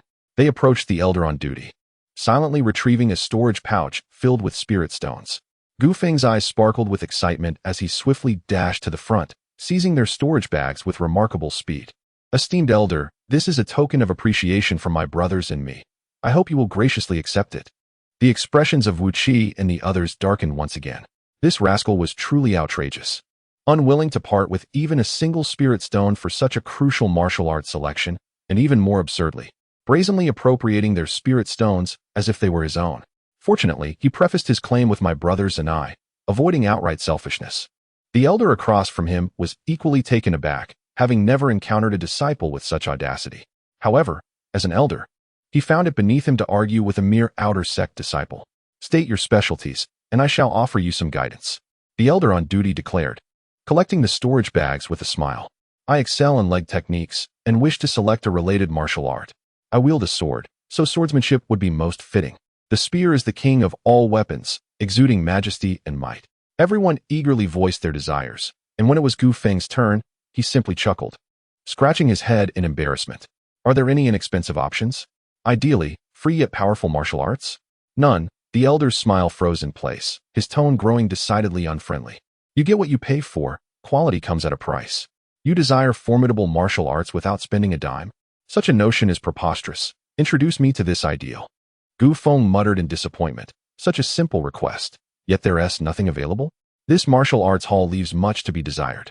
He then stepped into the hall, while the elder's expression darkened significantly, as he felt an overwhelming urge to pull Gu Feng aside and peer into his mind to uncover what lay within. This was indeed intriguing. The personality of the Wan Jiedao body differed greatly from historical accounts. Chapter 30. The thoughts behind choosing this inferior martial art. In this world, martial arts and techniques possess distinct classifications, categorized as common, spiritual, mysterious. The outer sect's martial arts hall comprises 4 levels, each housing martial arts of varying grades: low-tier common, mid-tier common, high-tier common, and low-tier spiritual martial arts. In truth, the highest level has remained unopened for many years, as evidenced by the thick layer of dust covering the stairs leading to the 4th floor. This is because spiritual martial arts are suited for cultivators at or above the acquired realm, and throughout the entire outer sect, even during its peak. There have been few instances of acquired realm cultivators being barred from entering the inner sect. Even when such cases occur, they are exceedingly rare. Most can enter the inner sect within a year at most. Another reason for the lack of access to the 4th level is that the spiritual techniques here are vastly inferior to those in the inner sect's hall. Even if one were to cultivate them, they would likely need to switch upon entering the inner sect, rendering the endeavor unnecessary. Without hesitation, Wu Qi and the others dashed up to the 3rd floor, while Gu Feng merely glanced at the 3rd floor before returning to the 1st. The martial arts here were prohibitively expensive. High-tier common techniques generally exceeded 30,000, with some approaching a staggering 100,000. Even mid-tier common techniques on the 2nd floor demanded 1 to 2,000. Gu Feng was wealthy, indeed, quite affluent, but he could not ignore the insatiable beast of consumption in his mind. To cultivate, one must possess spirit stones. He had previously experimented with pills, but discovered that the milky divine liquid derived from spirit stones was the most suitable method for him. leaving no residue like those left by pills, truly a harmless option. To acquire more spirit stones, one must either increase income or reduce expenditure. Gu Feng employed both strategies. Dining without payment constituted frugality, and opting for cheaper techniques also fell under the same category. Upon reaching the first floor, Gu Feng did not immediately turn his gaze to the martial arts, but instead stood there, lost in contemplation. While the adage "you get what you pay for" holds true, it is not absolute. The techniques here, to varying extents, possess flaws. I simply need to select the martial arts that can maximize the advantages of my own strengths. Once his thoughts were clarified, Gu Feng began to scrutinize the rows of shelves. The thousand-hand Tathagata palm, though the name sounded impressive, was merely a technique reliant on speed. The great Sanyang divine palm was nothing but a mediocre technique that risked being reduced to Char Azure Dragon's claw. This martial art was an affront to the Azure Dragon itself and demanded 5,000 spirit stones. What a farce! After surveying the offerings, Gu Feng felt utterly disheartened, contemplating whether to ascend to the second floor when a technique named 10,000 Beasts Art caught his attention. What intrigued him was not the technique itself, but rather its price. A mere 500 low-tier spirit stones. What an astounding bargain. It was likely the least expensive technique in the entire martial arts hall. Instantly invigorated, Gu Feng swiftly grasped the 10,000 Beasts Art. To ensure disciples accurately understood the essence of the technique, each martial art allowed review of the initial 3 pages. Like the others, the first page of the 10,000 Beasts Art contained a brief account of the author's creation of the technique and its intended purpose. After a swift perusal, Gu Feng's expression turned peculiar, a sudden urge to laugh bubbling within him. The creator of the 10,000 Beasts technique, named Tian, was, without a doubt, a genius. To summarize, the beleaguered Tian, after joining the Wanxia sect, found his childhood sweetheart ensconced in the arms of a weaponsmith. In a fit of rage, he vowed never to use any weapon again, dedicating a decade to observing the instincts of demonic beasts and diligently researching the art of hand-to-hand combat, ultimately culminating in the creation of the 10,000 Beasts technique. What truly compelled Gu Feng to resolutely select this martial art was the final sentence on the first page. This technique was devised for the multitude of impoverished cultivators. Mastering it would transform one into a weapon of humanity, rendering them invincible in physical combat, where each organ and bone would serve as instruments of death, liberating them from the need to spend money on upgrading weapons for the rest of their lives. It was a compelling argument, indeed, profoundly resonant. Below the acquired realm, one relied on mundane weapons, while from the acquired to the innate realm, one required spiritual weapons. As one's cultivation level ascended, the necessity to upgrade weapons became inescapable. With the rise in grade, weapon prices exhibited exponential growth, leading some to financial ruin in pursuit of a suitable armament. Gu Feng believed that spirit stones should be judiciously spent, not squandered frivolously. Being a substantial consumer of spirit stones himself, he often found his pockets nearly empty, leaving no funds for weapon upgrades. With this thought in mind, he hesitated no longer, seizing the 10,000 Beasts technique and striding purposefully towards the elder on duty. "Elder, I have chosen this martial art." At that moment, Wu Lai and the others also concluded their selections. Upon seeing Gu Feng's choice of the 10,000 Beasts technique, their initial reaction was one of awe, recognizing the name as indicative of a formidable technique. However, as they observed the price affixed to the technique, their expressions shifted to one of bemusement, a mixture of mirth and restraint evident on their faces. "What prompted you to select the 10,000 Beasts technique?" "I am quite curious about your thoughts when making this choice," the elder inquired. "Well, it only requires 500 spirit stones, and I have a feeling this technique is quite powerful," Gu Feng replied with a chuckle, scratching his head. In response, everyone present, including the elder on duty, could not help but roll their eyes. "You, who have pilfered so much, now feign poverty? No one is borrowing money from you, so why the pretense? Nevertheless, if you wish to proceed with this choice, I have no objections. However, for any future selections of martial arts, you will require sect points." "Understood," Gu Feng nodded earnestly. Starting from the second month, outer disciples would be required to complete regular tasks assigned by the sect to earn corresponding points. For those seeking additional points, there were sporadic tasks issued by the sect. The points earned could be exchanged at the task hall for items or at the technique hall for martial arts, making them quite valuable. Of course, the risks were significant, with the ever-present threat of death in the wilderness. "Elder, May I inquire about the fate of the creator of the 10,000 Beasts technique? Did he ever have the opportunity to confront that weaponsmith? The elder, immersed in processing paperwork, chuckled at the question, seemingly invigorated by the inquiry. It seems you have indulged too much in the tales of the common folk, my friend. Yet, it is true that Etion never awaited the day of vengeance. He met an untimely demise during an external competition. What? A demise? Is this a jest? Gu Feng's lips twitched, a sense of bewilderment washing over him. The summary of the martial arts was so grandiose, yet the account of his fall was so cursory. Would you care to know how Etion perished? The elder on duty smiled enigmatically. Indeed, he mistakenly believed his physical form impervious to harm. During the external competition, he boldly confronted his opponent's sword with his own chest. Pierced by a blade, he fell instantly, marking one of the rare fatalities in the annals of the external competitions. Puffed, Wu Qi and the others could no longer stifle their laughter, erupting into raucous mirth. What? Do you think that by practicing high-level martial techniques of ordinary quality, you can triumph over me? Whoosh! These words swept through the crowd like a chilling breeze, leaving them feeling quite disheartened. Suddenly, the martial techniques they held seemed far less appealing. Given their innate talents, even perfecting those skills would not render them a match for the former brother. Humph, I shall cultivate the 10,000 Beasts technique, and I shall still make you all tremble in fear. With that, Gu Feng produced a spirit stone, handed it to the elder on duty, seized the 10,000 Beasts technique, and, in a huff, turned to leave. Chapter 31. The improved version of the Beast Mastery technique upon returning to his small courtyard. Gu Feng immediately retreated into his chamber. While savoring the roasted meat he had packed away from the first tavern the previous night, he meticulously perused the Beast Mastery technique. During his time at the Gu family, the oppressive presence of Gu Tianba and others had deprived him of the opportunity to study it. Hence, this text represented his inaugural foray into martial arts. However, it was not long before his enthusiasm waned, leading him to cast the tome aside. It was no wonder that Etion had met his demise in the outer sect competition. The Beast Mastery technique was utterly absurd. Gu Feng muttered under his breath, yearning to return to the Hall of Techniques, to return this worthless method. Yet, such thoughts were merely the product of his frustration. The technique cost 500 spirit stones.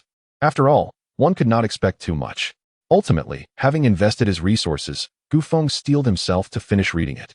In conclusion, he found the Beast Mastery technique lacking in profundity. It merely involved emulating the instinctual actions of beasts through deliberate practice. For instance, the ironback black bear had a peculiar habit of rubbing its back against a tree known as the ancient iron tree. Etion, inspired by this behavior, had taken to doing the same, bare-chested and fervently rubbing against the ancient iron tree. The results were indeed modest. After months of arduous training, Etion had developed a thick layer of calluses on his back, significantly enhancing his defensive capabilities. This training method seemed rather superficial, to say the least. Gu Feng felt somewhat speechless. After pondering for a moment, he resolved to seek out Elder Lu. As the foremost elder of the outer sect, his insights and prowess were undoubtedly exceptional, and it would be prudent to hear his counsel. In the Elder's Hall, two figures sat across from one another, the aroma of tea wafting through the air. That Gu Feng is truly a talent. He dares to default on my spirit stones. Do not be angered, my senior brother. His immortal body of calamity is inherently a treasure trove of resources. On the surface, he may appear to be shirking responsibility, yet it could very well signify a manifestation of his diligence. Moreover, I find this lad's character quite likable. In the pursuit of cultivation, one must contend with others and the heavens. One should strive to employ every means available, as long as it does not contravene righteousness. As the two were engrossed in their conversation, a cheerful voice emanated from the doorway. Elder Lu, may I enter? Seeing that Elder Lu did not refuse, Gu Feng boldly stepped into the room, plopping down and seizing a cup of tea from the table, taking a hearty sip. I left in haste earlier and neglected to inquire how to address you, esteemed elder. He turned to the elder who had been on duty at the Hall of Techniques, offering an awkward smile. This is my senior brother. You may call him Elder Wu. Elder Wu, I pay my respects. Gu Feng bowed respectfully to Elder Wu and then retrieved the Beast Mastery technique. Elder Wu, what are your thoughts on the feasibility of cultivating this Beast Mastery technique? Elder Wu displayed an expression that seemed to convey, you opted for this despite the warnings. And now you find yourself in a predicament, and chuckled. Techniques, after all, have always emerged from the void into existence. This beast mastery technique is not without merit. In fact, many martial arts in the world are inspired by the instincts of beasts. Elder Lu nodded in agreement. So, does that mean I can cultivate? Gu Feng's eyes sparkled with excitement. As long as he could cultivate, the 500 spirit stones would not be wasted. Extract the essence and discard the dross. Some of the contents were pure nonsense, yet others were strikingly unique. Elder Wu, with a proud demeanor, stroked his beard and said, "Please, Elder Wu, do not hesitate to enlighten me."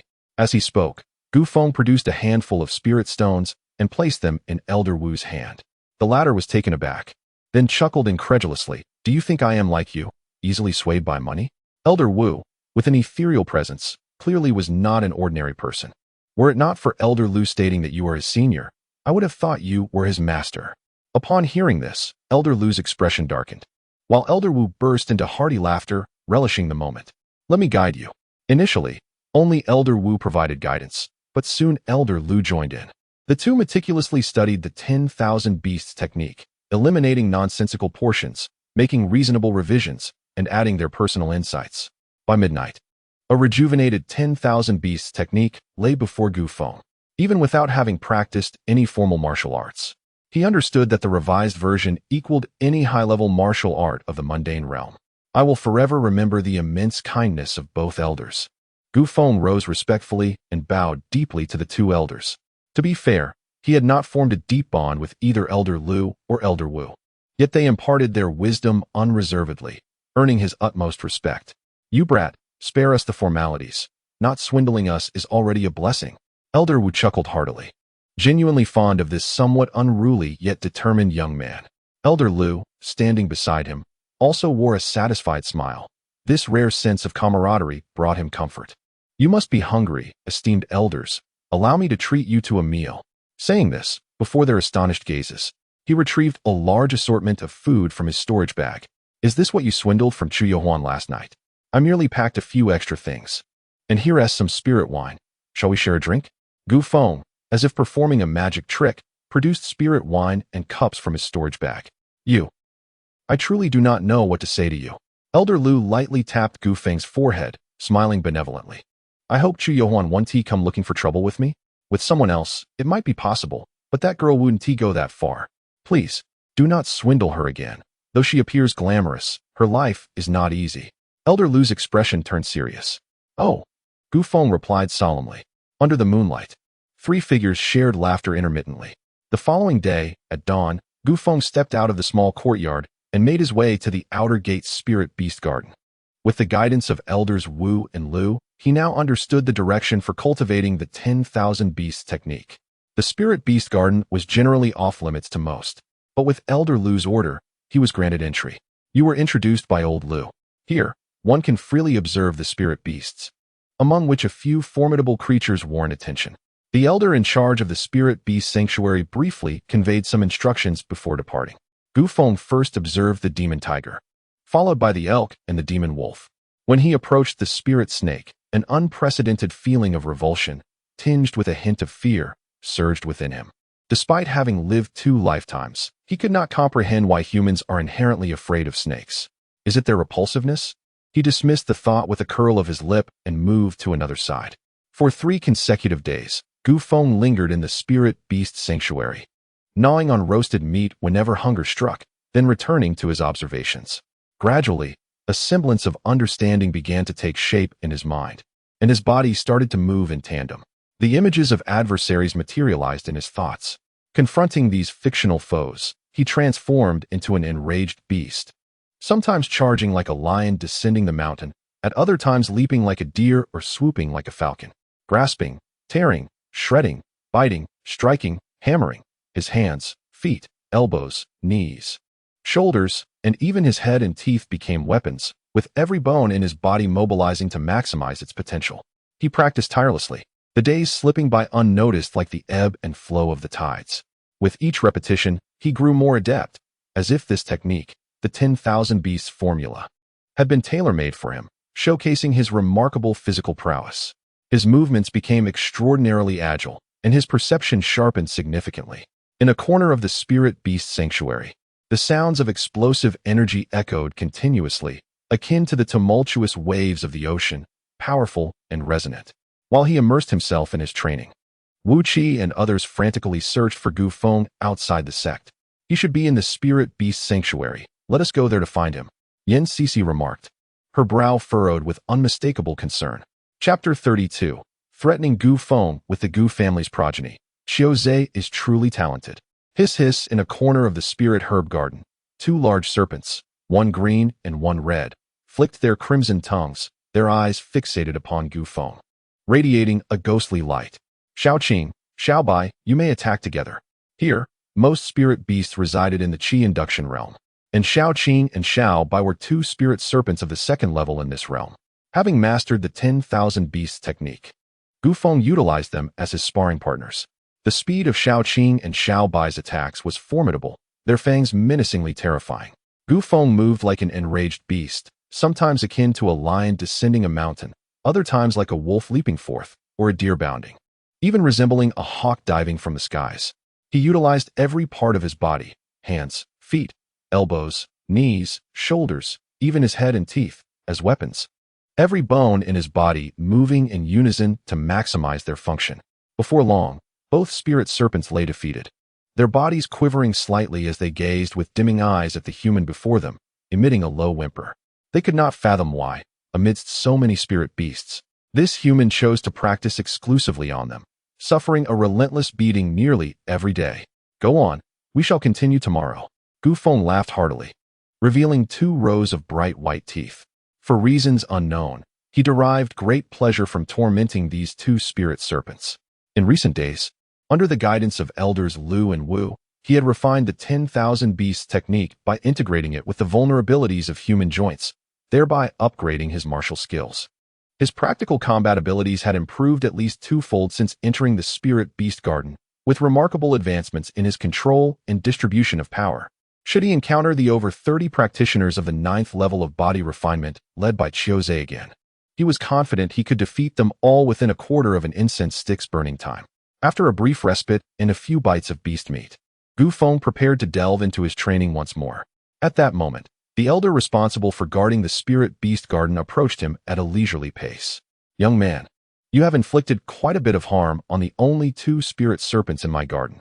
Elder Meng frowned at the disheveled scene before him, yet a smile lingered on his face. In recent days, he had been secretly observing this young man introduced by Elder Lu and could honestly say that Gu Feng was the most talented and diligent practitioner he had encountered in years. He felt a genuine fondness for this aspiring youth. Had it not been for his unique constitution, he was destined for greatness. What a pity. Please forgive me, Elder Meng. As he spoke, Gu Feng retrieved a flask of spirit wine from his storage bag and respectfully presented it. Elder Meng, being fond of wine, accepted it with a broad grin. Someone is looking for you outside. They appear quite anxious. Perhaps you should step out and see what they need. Upon hearing this, Gu Feng was momentarily taken aback, instantly realizing that those seeking him outside must be Yan Cixi and her companions. Well, my training is nearly complete. I just need to contemplate the improvements for the transitions between beast forms in these past few days. I truly appreciate Elder Meng's care. I shall find time to invite you for a drink. Due to the diverse habits of various mystical beasts, achieving a seamless integration is no small feat. It necessitates extensive practical experience and prolonged contemplation. Only through such endeavors can the 10,000 beasts technique evolve into a flawless martial art. After bidding farewell to Elder Meng, Gu Feng swiftly approached the entrance of the spirit beast garden. Cixi and Wu Qi, why are you all here? Gu Feng was taken aback upon seeing the throng of individuals gathered at the entrance. Surely, they hadn't been bullied again. No worries, I'll take care of them. My strength has surged during my time in the spirit beast garden. I'll make them howl. Their glum expressions led Gu Feng to believe they had indeed faced some sort of oppression, prompting him to speak boldly. Gu Feng, we haven't been bullied. Yan Cixi's voice was low, her words hanging in the air. Brother, as the saying goes, while the green hills remain, one need not fear the absence of firewood. I know you are proud and cannot tolerate the slightest insult, but sometimes, taking a step back is merely a way to conserve strength and await a future counterattack. Wu Qi remarked, his brow furrowed, speaking in a grave tone. Gu Feng tilted his head, bewildered. When had Wu Qi become so articulate? At present, your utmost priority is cultivation. After all, there are rules in the outer sect. Qiu Zhe and his group will not resort to murder. Gu Feng approached, patting Gu Feng on the shoulder. Has Qiu Zhe's revenge begun? Who did they capture? Upon hearing this, Gu Feng finally understood. His smile fading as his gaze sharpened, scanning the crowd and noticing that Qiao Yuan was absent. Has Qiao Yuan been caught by Qiu Zhe and is being used to threaten me? No. Qiao Yuan simply happens to be away from the outer sect. Yin Cixi quickly interjected, tugging at Gu Feng's sleeve. Those from your Gu family in the outer sect were ambushed upon returning from their tasks, caught by Qiu Zhe and his men. While that area does not fall under the outer sect's jurisdiction, the news has spread. Qiu Zhe will likely only resort to beating them. You must not act impulsively and fall for Qiu Zhe's ploy to lure you out. Yin Cixi's expression was one of urgency, and Wu Qi and the others nodded in agreement. Beyond the outer sect, killing is forbidden. Yet they cannot openly slay outer sect disciples in plain sight. Qiu Zhe's intent is to entice Gu Feng into action. It is undeniable that Gu Feng possesses formidable strength, a fact Qiu Zhe is well aware of. However, even the strongest have their limits. Owing to the influence of his two older brothers, Qiu Zhe has likely enlisted the assistance of a Qi-gathering realm practitioner training in Lishan. If Gu Feng dares to confront them, the odds are he will face dire consequences, perhaps even incapacitation. Observing the crowd surrounding him, each voicing their concerns, Gu Feng couldn't help but burst into laughter. Using the outer sect disciples of the Gu family to coerce me? Qiu Zhe is quite the talent. His uncharacteristic laughter cast a shadow over Wu Qi and the others' spirits. Had it not been for their request for Gu Feng to seek justice on their behalf, matters would not have escalated to this point. Haha, everyone follow me. Let us. Where are we going? To celebrate, of course. Before the crowd could recover from their astonishment, Gu Feng began to elucidate his predicament. He recounted the fall of his family line, guardians of the mines, the deprivation of resources he suffered, his subsequent estrangement from the Gu clan, and the relentless pursuit by his uncles. It became evident that there existed not only a lack of familial bond between him and the Gu family, but also significant animosity. Qiu Zhe's actions were indeed futile, his scheming entirely thwarted, leaving them with nothing but a moment of needless alarm. It was certainly a cause for celebration, as the heartless descendants of the Gu family would now face the repercussions of Qiu Zhe's assault. As the assembly grasped the full context, a collective sigh of relief swept through. The Gu family no longer regarded Gu Feng as one of their own, rendering Qiu Zhe's threats absurd. Tonight, they resolved to revel without restraint. Qiu Zhe had accomplished what he had long desired, and Gu Feng felt an undeniable surge of joy. Wait. Gu Feng stood firm, eyeing Gu Feng cautiously. Who has treating tonight? I shall. Gu Feng winked and proclaimed with a smile. Dining together does not equate to treating. To treat does not mean to pay with spirit stones. You must clarify, or else we shan't dare to celebrate with you. Gu Feng's words resonated with the group, who acknowledged the wisdom in his caution. Without Chu Yohuan present, if Gu Feng were to suddenly vanish once more, they would be at a loss. Look at you all. Do you truly believe I am that kind of person? Rest assured, tonight you need not contribute a single spirit stone. Gu Feng scoffed, bemused by their newfound cleverness that rendered his usual tricks ineffective. Ah, you should have said so earlier. With those words from their former brother, the group felt a wave of relief. They cheerfully followed Gu Feng forward, soon arriving at the modest courtyard he called home. Before they could fully comprehend the situation, Gu Feng had seated himself on the ground, retrieving from his storage pouch plates of grilled meat, alongside cups and spirit wine, which he laid out in the courtyard. Everyone, make yourselves at home and help yourselves. To their surprise, this boy truly was miserly. The food was precisely what had been packed from the first tavern that fateful night. In the sweltering heat of August, they wondered if consuming such fare would lead to an upset stomach. Gazing at the spread before them, Wu Qi and the others exchanged glances, uncertain. Refusing to eat might provoke Gu Feng's ire, yet partaking felt quite unappetizing. Former brother, I have come to realize that getting you to treat us is likely a lifelong endeavor, one mused. Let us all contribute a little and dine at a tavern. I will set the example and offer 500 spirit stones. Gu Feng was the first to speak up. I shall also contribute 500. Wu Qi chimed in, followed closely by others, each pledging the same amount. Once all had declared their contributions, attention turned to Gu Feng, who, with a flourish, plunged his hand into his storage pouch, generously extracting a handful of spirit stones. I will offer 50. What, are you all dissatisfied? Then I shall withdraw. Unfazed by the disdainful gazes of his companions, Gu Feng returned the 50 spirit stones to his pouch, his eyes lingering on the substantial pile of spirit stones, licking his lips in contemplation. Do not entertain any notions about those spirit stones, Cici. They are under your stewardship. We shall settle the bill after we are done eating. Wu Qi warned, vigilantly collecting the spirit stones from the ground and placing them into Yin Cici's hands. Then let us depart. Onward. A group of individuals, laughing heartily, made their way towards the tavern. Here, Gu Feng, take this, whispered Yin Cici, discreetly slipping a handful of spirit stones into Gu Feng's palm while the others were oblivious to her actions. Will this be sufficient for our meal?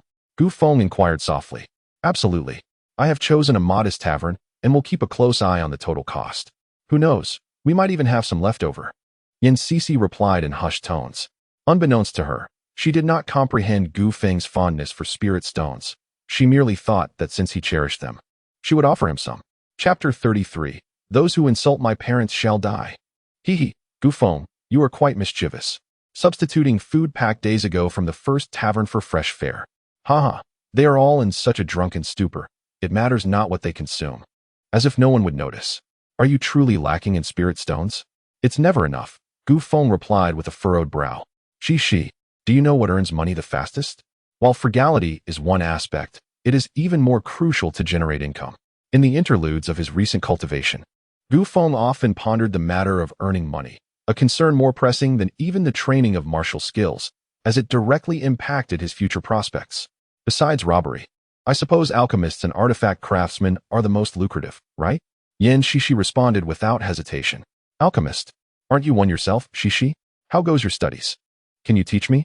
Observing Gu Feng's enthusiastic expression, Yin Shishi wished to convey that one must possess a certain talent for alchemy. However, she ultimately refrained from voicing her thoughts and simply nodded thoughtfully. In a few days, when the chief of the alchemy hall is away, I will sneak you in. At least there, you won't have to spend money on medicinal materials. Ha, that would be splendid. Be sure to call for me then. Upon returning to the small courtyard, Gu Feng performed a set of 10,000 beasts technique to dispel the lingering effects of alcohol from his mind. He then seated himself on the bed and immersed himself once more in cultivation. After selling all the items he had seized from Zhou and his companions at the trading post, he had accrued a total of 150,000 spirit stones. May these 150,000 spirit stones allow me to break into the Qi-gathering realm. With a generous handful of spirit stones placed into the incense burner, droplets of milky white divine liquid began to emerge from the bottom of the furnace. Inhaling deeply, the milky white liquid formed a continuous stream, entering his body. A thunderous roar erupted from within him, and had anyone been nearby, they would have been astonished by the extraordinary radiance emanating from Gu Feng's body. It flickered erratically like a poorly connected lamp, radiating an unsettling aura. Just as he was engrossed in his cultivation, piercing screams shattered the tranquility of the night from a mountain range 100 miles away from the Li Luo Xia sect. Please, no more torment. I am not familiar with Gu Feng. We have exchanged but a few words throughout our lives. He will not come to my rescue. Ah, no. I truly cannot endure any longer. We have no enmity with you, so why must you treat us this way? A group of Gu family disciples found themselves bound to trees, subjected to merciless whippings and bone-scraping tortures, enduring inhumane suffering. Not far from them stood a group of indifferent cultivators, the leader among them, with a swollen visage and a gloomy gaze, occasionally revealing a cruel smile.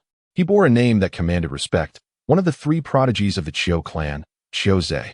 Ever since the last encounter where Gu Feng had soundly defeated him, he had lain in bed for a full 10 days. Upon regaining some strength, he sought vengeance. Gu Feng, a mere cultivator hailing from Yunhua City, had pulled him down from the heights of arrogance and trampled him into the ground, transforming him from a feared outer sect heir into the object of ridicule, inflicting upon him endless humiliation. He vowed that, should the opportunity arise, he would surely flay Gu Feng alive. Due to the inherent limitations of the outer gate, he seized a disciple from the Gu family, hoping to coerce Gu Feng into appearing. However, the outcome left him profoundly disappointed. As long as Gu Feng remained absent, you would never escape this torment. Strike him with all your might. Zhou sneered, unleashing his pent-up fury upon the disciple of the Gu family. Master Zhou, please, do not strike me. I have a way to make Gu Feng appear. Stop. Speak no more nonsense. or I shall ensure you do not witness the dawn of tomorrow." Zhou straightened his posture, threateningly. Gu Feng. The lineage of Gu Feng has perished entirely. He is the last sprout. The Gu family treats him poorly, and he harbors no affection for them. To use us to force him out, that is utterly impossible. Enough with your prattle, strike him. Please, do not hit me. If you wish to compel him to emerge, there is but one method. Go to the Gu family in Yunwo City and seize his parents' spirit tablets. Ha. I knew you would find a way to draw out Gu Feng. Upon hearing this, Zhou erupted into maniacal laughter. His expression then morphed into one of sheer terror. Dispose of these people. In an instant, screams, curses, and pleas for mercy echoed hauntingly through the mystical mountains, creating a chilling atmosphere. As dawn broke, the first rays of sunlight streamed through the window, illuminating Gu Feng, who stretched languidly as he descended from his bed. After a night of cultivation, he had yet to break through to the body refinement stage. However, this time, he bore no trace of sorrow, but rather felt invigorated. Did the horizontal bar on the 3 incense burners signify the progress of his current realm? During last night's practice, he had noticed something he had previously overlooked. Within his mind, the 3 incense burners revealed a pale white horizontal bar beneath the mouth of the burner producing milky divine liquid. Upon closer inspection, he observed that the preceding section was darker in color, while the latter segment was lighter. The darker portion, as his physical body strengthened, began to extend toward the lighter end, resembling a progress bar. According to his conjecture, once that pale white bar reached its end, he would likely achieve perfection in the body refinement stage. This realization filled him with elation. Throughout the history of the 10,000 calamities Tao body, the greatest challenge in cultivation had been the inability to gauge one's own progress, making it difficult to transcend the tribulations. Yet, he was free from such concerns. By following the indicators of the 3 incense burners, he could effectively manage the cultivation of spirit, soul, and body, ensuring their simultaneous perfection. This undoubtedly greatly increased his chances of successfully navigating the tribulations. From this point onward, he needed only to fervently accumulate spirit stones, free from any further worries. With this thought, Gu Feng clenched his fists in excitement, feeling a renewed sense of optimism and confidence for the path ahead. Senior brother. Just as Gu Feng was lost in dreams of the future, he heard Wu Qi's voice calling from outside the courtyard. What brings you here again? Stepping out of his room, he found Yin Cixi, Gu Renkai, and others present, even including Chao Yuan, whom he had not seen the day prior. Chao Yuan, you speak. Gu Renkai pushed Chao Yuan forward, signaling for him to take the floor. My dear brother, I have recently ventured out for some experience, and on my way back, I encountered individuals from the Zhou family heading towards Yunwo City. I overheard them discussing their intention to retrieve the spirit tablet of Gu Tianqing. Initially, I thought little of it. However, upon my return to Luoxia sect this morning, I learned of yesterday's events and realized that Gu Tianqing must be connected to you, which prompted my visit. What? Upon hearing these words, 2 beams of fierce light shot from Gu Feng's eyes, his countenance darkened, and an imposing aura emanated from him, infused with a terrifying energy and an overwhelming intent to kill. Are you certain you did not miss here? They were referring to Gu Qingtian? Indeed, I am certain. They cannot possibly be your parents. Zhou. Splendid. You have successfully provoked my wrath. With fists clenched tightly, Gu Feng surged forth like a cheetah, racing away in an instant. Gu Renkai and the others were momentarily taken aback before shouting in alarm. Quick, we must act.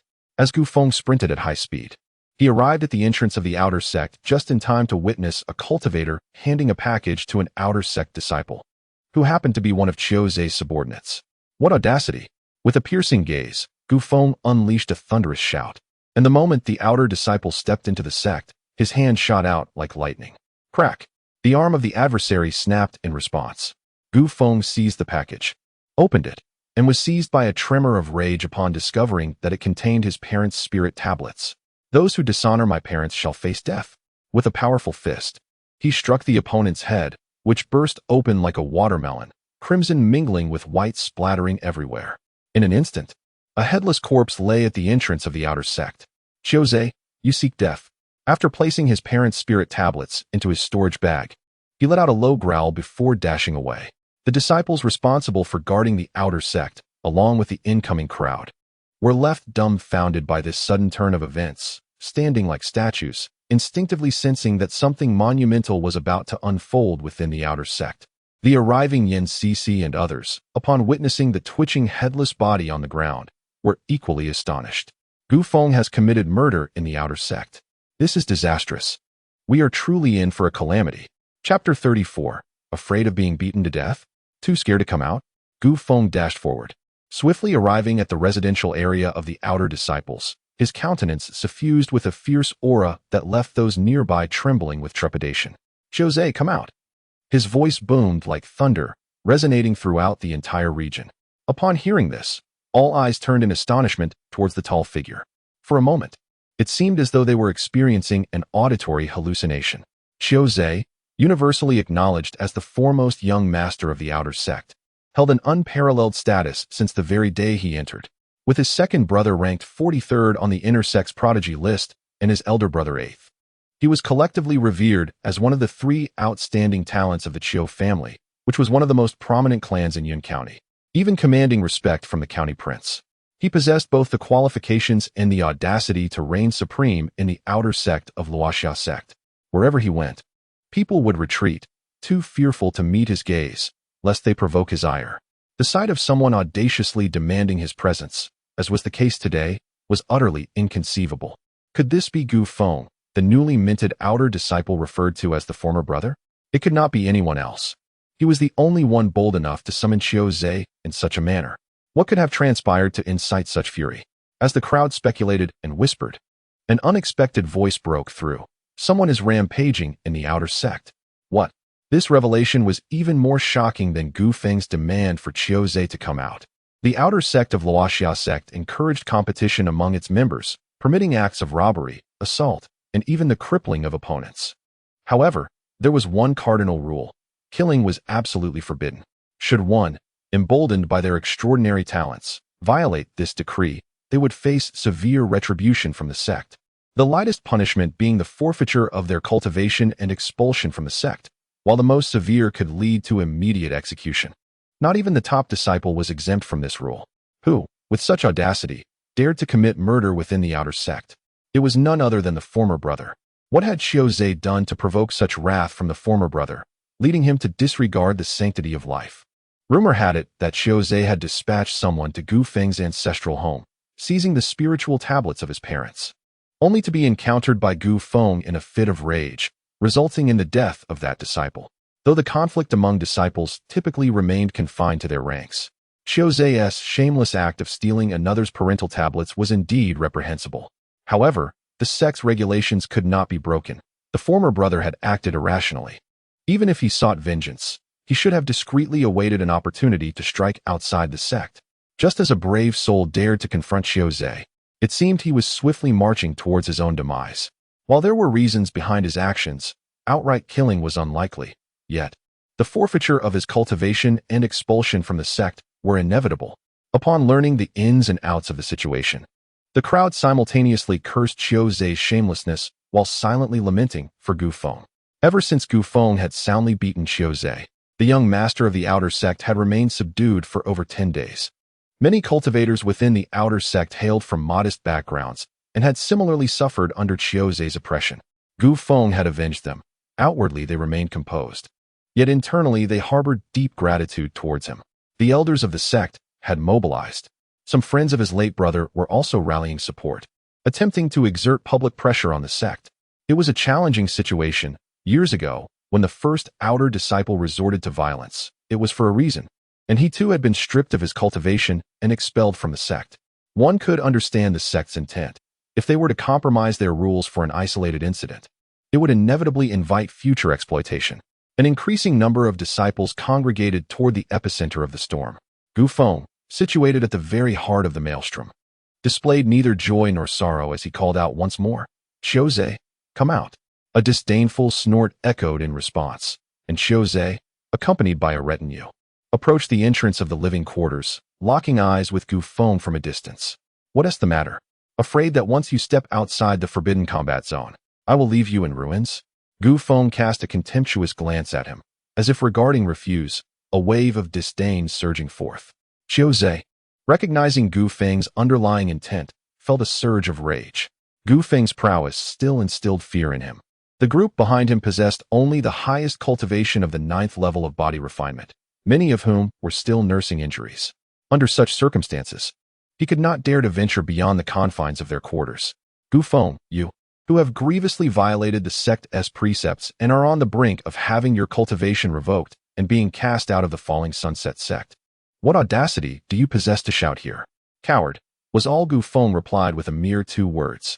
How could Zhou endure such humiliation? His emotions flared, and he yearned to rush forth and confront Gu Feng. Young Master Zhou, do not act impulsively. He is trying to provoke you into a confrontation. The outer elders are already on their way, and it won't be long now. He is merely showing off. Soon, he shall face the consequences. Hearing the words of his companions behind him, Zhou suppressed his fury and remained within the confines of the living quarters. Gu Feng stood resolutely outside, facing Zhou and his entourage. Step aside. What is there to behold? Do you not need to cultivate? A thunderous voice resonated from afar as Elder Lu, accompanied by a cohort of elders, approached with great authority. Yin Cixi, Wu Qi, and others also pushed through the crowd to stand alongside Gu Feng. Are you all right? Gu Feng? Yin Cixi inquired with concern.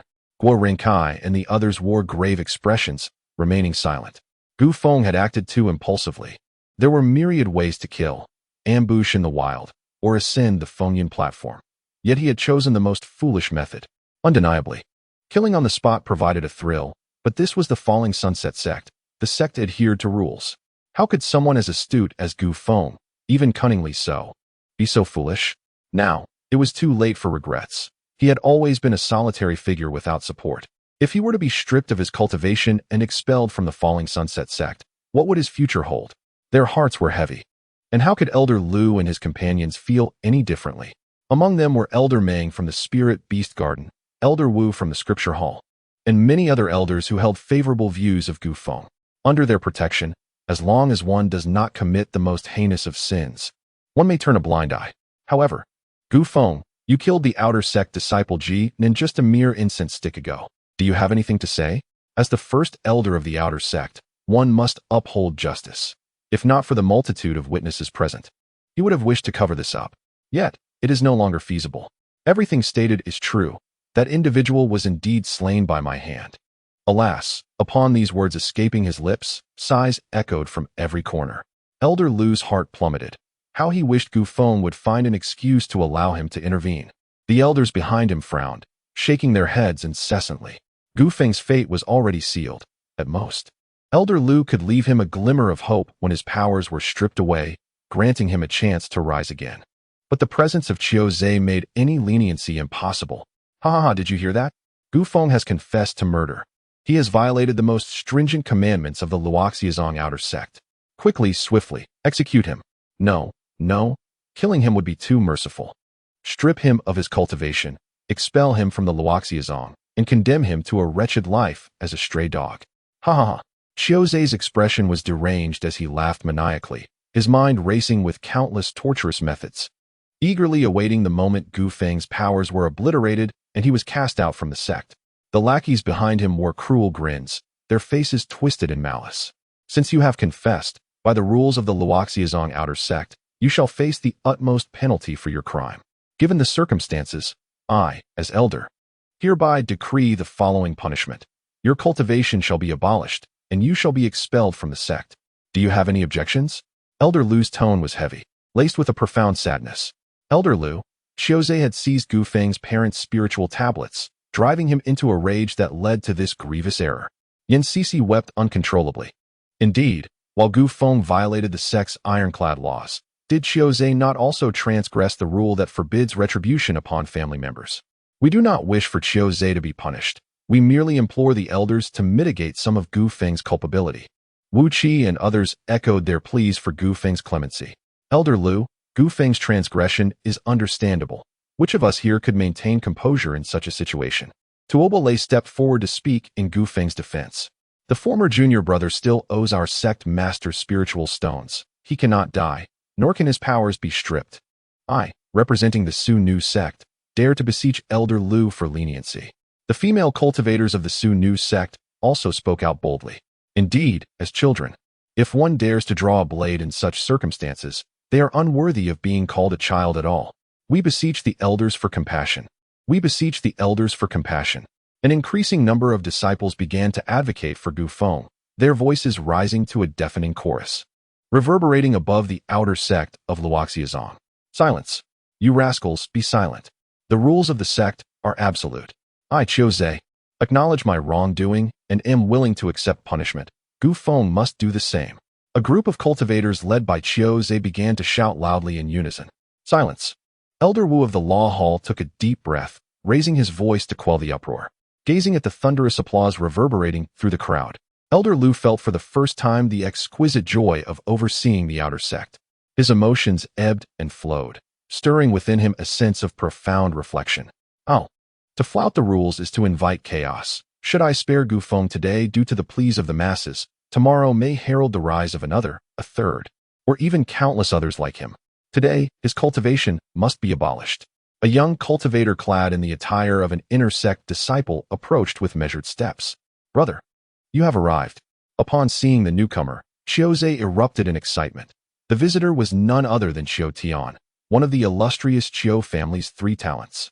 You are worthless, unable to defeat even an outer sect disciple. Zhou Tian strode directly to Zhou, unleashing a torrent of reprimands. Zhou bowed his head, too intimidated to retort. Elder Lu, what is your opinion? Zhou Tian's gaze locked onto Elder Lu, exuding an aggressive intensity. Elder Lu remained silent. The Zhou family's influence in Yun County was formidable. If he were in the right, he could easily disregard the opposition. Yet now, it was they who held the moral high ground. Just as Elder Lu grappled with this predicament, Gu Feng, who had remained silent until now, finally spoke. Elder Lu, esteemed elders, if I, Gu Feng, have indeed violated the sect's commandments, then I would meet my end without regret. However, I have not transgressed the so-called rule that prohibits killing within the outer sect's domain. Therefore, I am innocent. Chapter 35. Young Master Zhou, a life-and-death battle. Surely you would not decline. These words fell like a heavy stone into the tranquil surface of a lake, stirring up a cacophony of discussions. What? Gu Feng claims he is innocent? How could he possibly be guiltless after slaying an outer sect disciple? Is he merely attempting to wriggle out of his guilt? You scoundrel! Zhou's face twisted with derision, ready to unleash a tirade, only to be halted by Zhou Tian beside him, who urged him to refrain from such theatrics. Elder Lu, momentarily taken aback, swiftly gestured for Gu Feng to continue. Elder Lu, if my memory serves me right, the first tenet of the outer sect regulations states, no disciple shall, under any circumstances, slay another within the outer sect area. He recited flawlessly. Elder Lu nodded slightly in acknowledgement. The penultimate page of the outer sect regulations contains a special clarification delineating the boundaries of the outer sect. To the south, the ancient Yunfeng Peak. To the west, the Longxi Forest. To the north, the Shaoqing River. And to the east, the gates of the Luoxia sect. What are you implying? Elder Lu inquired, his eyes lighting up with intrigue. When I struck down Jinan, my first move dislocated his arm, and at that moment, we were indeed within the gates of the Luoxia sect. However, inflicting injury does not contravene the outer sect's regulations. My second move, in which I crushed his skull, was executed after I had already moved him beyond the gates of the Luoxia sect. Thus astonishment rippled through the assembly, including Elder Lu and the other elders. Everyone stood as if rooted to the ground, their expressions a tapestry of disbelief. According to Gu Feng's assertions and the sect's regulations, he had, in fact, transgressed none of its statutes. Though there was an air of exploiting loopholes, he had genuinely committed no violation. As the situation turned, with all assuming Gu Feng was doomed, he delivered a strike of remarkable precision. Even Zhou Tian, renowned as the 8th on the inner sect's prestigious talents list, felt a tremor of unease within. Finally taking a moment to regard this outer sect disciple, who had enmity with his brother, with newfound contemplation. As for Zhou, he was left utterly speechless. Akin to a duck with its throat constricted, his throat quivering yet unable to produce a single word, only managing a raspy sound, as if an age-old phlegm was lodged within. But is there anyone who can corroborate this? Elder Lu inquired, his interest piqued. The disciples stationed at the gate can testify. Gu Feng replied solemnly. Immediately summoned the disciples on duty at the gate. Before Elder Lu could speak, Elder Wu's voice boomed, infused with potent spiritual energy, reverberating throughout the outer sect of Luoxia. Soon, Several disciples who had been on duty that day arrived, reporting to Elder Lu. The outer sect disciple was indeed slain while positioned beyond the gates. Facing the piercing gazes of the elders, how could the disciples dare to lie? Their accounts were unanimous, thoroughly validating that Gu Feng had indeed been outside the outer sect area when he dispatched Jinan. Ha ha ha, incredible.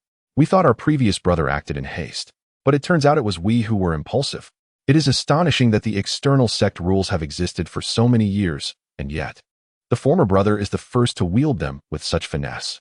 One cannot deny that exceptional individuals are multifaceted. It is simply incomparable. The atmosphere was electric, with Yin Cece gazing at Gu Feng in sheer admiration, her eyes sparkling like stars. Wu Qi, Guo Renkai, and others shook their heads with smiles, acknowledging that the former brother was indeed unparalleled. Everyone else would falter, but he would not.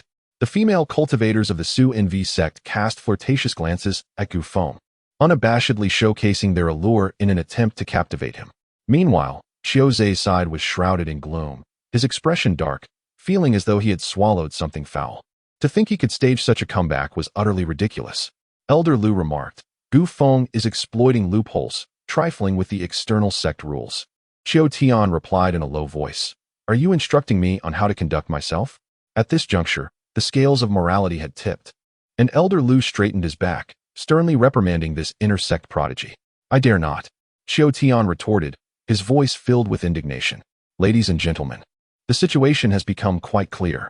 Gu Feng's act of slaying Jinan did not occur within the external sect's jurisdiction. Thus, he has not violated the first rule of the external sect. However, he has indeed harmed a fellow disciple. Given the circumstances, a penalty of 1,000 contribution points will be imposed upon him as a warning to others. Good. Yin Cece and others cheered loudly, and the crowd joined in the uproar. Silence. Elder Lu declared, addressing Qiu Zei, You have violated the 35th rule of the external sect by inciting your companions to seize Gu Feng's parents' spiritual positions. Your actions are reprehensible and morally despicable. Thus, you are sentenced to 1 year of confinement, with no possibility of early release. While announcing Gu Feng's punishment, Elder Lu wore a smile and spoke kindly. However, when it came to Qiu Zei, his words turned sharp, laden with derogatory terms, and his expression darkened considerably. The stark contrast caused Qiu Zei, already nursing injuries, to cough up old blood, losing a couple more of his remaining teeth in the process. Gu Feng, do you harbor any grievances? Elder Lu inquired with a smile, while the other elders behind him stroked their beards, chuckling softly. Disciple holds no grievances. I merely wish to request Elder Lu to postpone Qiu Zei's confinement for a while. Gu Feng replied respectfully. Oh, and why is that? Elder Lu asked, taken aback. Because I intend to issue him a life-and-death challenge. Gu Feng's sudden roar startled even Elder Lu. Qiu Zei, a duel on the Fengyan platform. Either you perish, or I shall. A profound silence enveloped the room. Everyone was left astounded, having anticipated the tumult would cease, only for it to intensify further. After narrowly escaping disaster, Gu Feng wasted no time in challenging Qiu Zei to a life-and-death match on the Fengyan platform. All eyes turned towards Qiu Zei, who jolted, nearly collapsing to the ground. He had long been intimidated by Gu Feng's prowess. How could he dare accept the challenge? Beside him, Qiu Tian shot a fierce glare at Qiu Zei before abruptly turning his head, his eyes narrowing as he fixed his gaze on Gu Feng. Are you truly going to be so ruthless? Heh, Gu Feng chuckled lightly, revealing a dazzling smile. Is there a problem? I shall not accept your challenge. Who do you think you are, a mere scion of a small family from Yunwo City, cast out? And I am the esteemed third son of the Qiu family from Yun County. Our statuses differ vastly. You lack the qualifications to challenge me. Qiu Zei bellowed hoarsely. His demeanor elicited disapproval from the onlookers. One of the 3 prodigies of the Qiu family, Qiu Zei, typically boasted a grandiose presence, yet in this critical moment, he revealed himself to be a coward. However, one could hardly blame him. His strength paled in comparison to that of his predecessor. Should he dare to engage in battle, defeat would be a foregone conclusion. Elder Lu, watching from the sidelines, could only shake his head with a wry smile. Gu Feng's intent to eliminate Qiu Zei would likely come to naught, for the latter was no fool. Even a single Qiu Zei, let alone 10, could not hope to match Gu Feng's prowess. Yet, just as the crowd believed this duel would not transpire, Gu Feng spoke once more. To enhance your chances of victory, I permit you to enlist external assistance. The number of participants is at your discretion, As long as they can fit upon the Fengyun platform, I have no objections. However, we must sign a life-and-death combat agreement and activate the Fengyun platform's formation to prevent any escape before the conclusion of our duel. As one of the Zhou family's 3 prodigies, you would not refuse, would you? What? The utterance sent shockwaves through the outer sect. Gu Feng. Has he lost his mind? Very well, I represent Zhou and accept your challenge. Zhou Tian's deep voice resonated, as he and Gu Feng simultaneously turned towards Elder Lu. Had this occurred previously, Elder Lu would have vehemently opposed such a life-and-death confrontation. But now, it mattered little. Gu Feng was no fool. In fact, he was quite astute. He could not be oblivious to the explicit regulations concerning life-and-death battles within the outer sect. The realms of both combatants could not differ by more than 3 minor levels.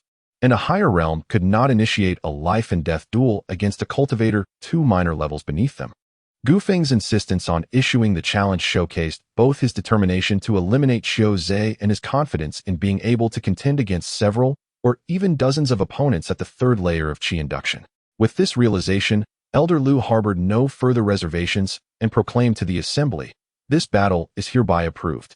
Chapter 36. Should you triumph, your debts shall be forgiven. Gu Feng, have you lost your mind? Zhou Tian will undoubtedly dispatch a multitude of Qi-attracting 3rd-level cultivators to assist Zhou. Yan Sisi exclaimed, her anxiety manifesting in her restless movements. In her understanding, while the realms of body refinement and Qi-attracting are adjacent, the chasm between them is immeasurable, representing fundamentally different concepts. From a young age, her sister had imparted to her the wisdom that traversing significant realms to challenge those above one's level is an arduous endeavor, with success being the domain of only the most prodigious talents. The advancement through minor realms resembles a gradual ascent, remaining on the same tier, while the transition between major realms is akin to switching to an entirely new mountain peak. Between these peaks lies a vast and profound abyss, and to defeat an opponent across such a chasm is as daunting as ascending to the heavens. The Loxia sect boasts a congregation of exceptional talents. Those who gain admission here possess innate abilities that surpass at least 99% of cultivators in Yunjun undeniably. Gu Feng is a genius among geniuses, and Yan Sisi has faith in his capacity to defeat those at the 1st and 2nd levels of Qi attracting, with even the 3rd level seeming within the realm of possibility. However, in a one-on-one confrontation, her concern would not be as acute. Even if Gu Feng were unable to secure victory, he could likely maintain an undefeated status. Yet this time, Gu Feng is not merely challenging a single adversary, but rather multiple, perhaps dozens. Faced with such a multitude of 3rd-level Qi-attracting prodigies, triumph seems implausible. This is a life-and-death battle, further complicated by the activation of a formation, creating a scenario where it is a fight to the finish. She regards Gu Feng as her closest friend and cannot bear to witness him walk into his own demise in silence. Senior brother, I understand your actions are intended to force Zhou into a life-or-death duel with you, but the stakes you have set are too high, too incredulous for victory to be within reach. Tuabale approached, his brow furrowed. Once the foremost body refinement disciple of the outer sect, he possessed an indomitable spirit and no lack of confidence. He believed he could defeat those at the 1st level of Qi attracting and could hold his own against the 2nd level. Yet he was certain that he stood no chance against the 3rd level. Throughout the history of Loxia sect, no more than 10 individuals have managed to overcome a 3rd-level Qi-attracting disciple while at the 9th level of body refinement. Perhaps Gu Feng shares a caliber with those 10, but it is inconceivable that he could simultaneously vanquish 3 3rd-level disciples. Zhou Tian's ruthlessness is renowned throughout Loxia sect. He is known for his meticulous approach, likely to send at least 10, if not more, to encircle Gu Feng. Junior brother, you have overstepped this time. Had you limited the number of external aids to just 3 or 5, Zhou Tian might have allowed his brother to accept this challenge. For the Zhou family values its reputation, the disciples of the Su Nu sect approached gracefully, their movements fluid and deliberate as they walked, their brows slightly furrowed. Their tones hushed. Wu Qi and others remained silent, encircling Gu Feng, observing him quietly. This youth, once a robber of their belongings, perpetually wore a smile, embodying a nonchalant demeanor. He was known for his avarice and extreme frugality, yet he also possessed a lofty ambition and an indomitable will. The origins of this matter are deeply intertwined with Guo Rinkai and his companions. However, Gu Feng spoke not a word of it, shouldering the burden alone. This act evoked their admiration and respect. Brother, let us reserve the entire first restaurant for a banquet 3 days hence, awaiting the celebration of your triumph. Wu Qi proclaimed on behalf of the group. Upon hearing this, Gu Feng's eyes sparkled with delight, revealing a radiant smile. Who will provide the spirit stones? He inquired. We shall. Chao Yuan replied, a hint of disdain in his voice, adding, You may pack 1,000 portions of food after your meal. He concluded with a reminder. You still have leftovers from last time. Let us convert that into spirit stones. Gu Feng's face lit up with joy. Dear friends, I am grateful for your support. In this battle, I shall survive, while they shall perish. Gu Feng declared solemnly, surveying the gathered crowd. Ah, former junior brother, do you require any assistance? Asked Qi Tingting. The leader of the outer sect's Su Nu sect, her tone serious. Indeed, Gu Feng replied, flashing his charming smile. Do you possess any weapons, particularly fists, that I might borrow? In this life-and-death struggle, apart from explosive pills that enhance strength instantaneously, all other weaponry was permissible. Gu Feng's martial prowess lay within his hands, and he yearned for a pair of formidable fists. Such weapons do exist, Qi Tingting responded with a smile, retrieving a pair of gloves from her storage pouch. The gloves were pitch black, shimmering with a subtle glow under the sun's rays. Gu Feng's heart leapt upon glancing at them. They were inscribed with 8 runes, marking them as a high-tier artifact. They were soft, seemingly crafted from some beast's hide, fitting snugly over his palms while leaving his fingertips exposed for dexterity. Precisely the weapon he envisioned as if tailor-made for him. What is the price of these gloves? Gu Feng inquired with interest. 10,000 low-grade spirit stones. What? Do you wish to purchase them? Qi Tingting retorted with a smirk. I cannot afford it. I would rather borrow them. Gu Feng replied, somewhat embarrassed. As even producing 10 spirit stones felt burdensome at that moment, let alone 10,000. Huh. I find myself regretting lending you these gloves. Qi Tingting jested. Why is that? He asked. I fear I may never see them again. I am not that kind of person. Gu Feng assured her, silently adding to himself, just kidding. At that moment, Elder Lu approached. Gu Feng, for the 3 days leading up to the decisive battle, you shall stay with me. Thank you, Elder Lu. Following Elder Lu to the Elder Hall, Elder Wu, Elder Ming, and several unfamiliar elders accompanied them. During these 3 days, I and Elder Wu will endeavor to enhance your chances of victory, Elder Lu stated gravely. You are far too arrogant, disregarding the 3rd level of Qi refinement. In these days, I and Elder Ming will make sure you experience the true power of the 3rd level, lest you perish without understanding how. Elder Wu scoffed lightly. To Gu Feng, these words felt heartwarming. Thank you, esteemed elders. I shall remember your kindness, he said, bowing respectfully to them. Let us commence. Elder Lu and the others first had Gu Feng practice the 10,000 beasts technique, offering guidance and improvements on its deficiencies. Then, they moved on to practical combat.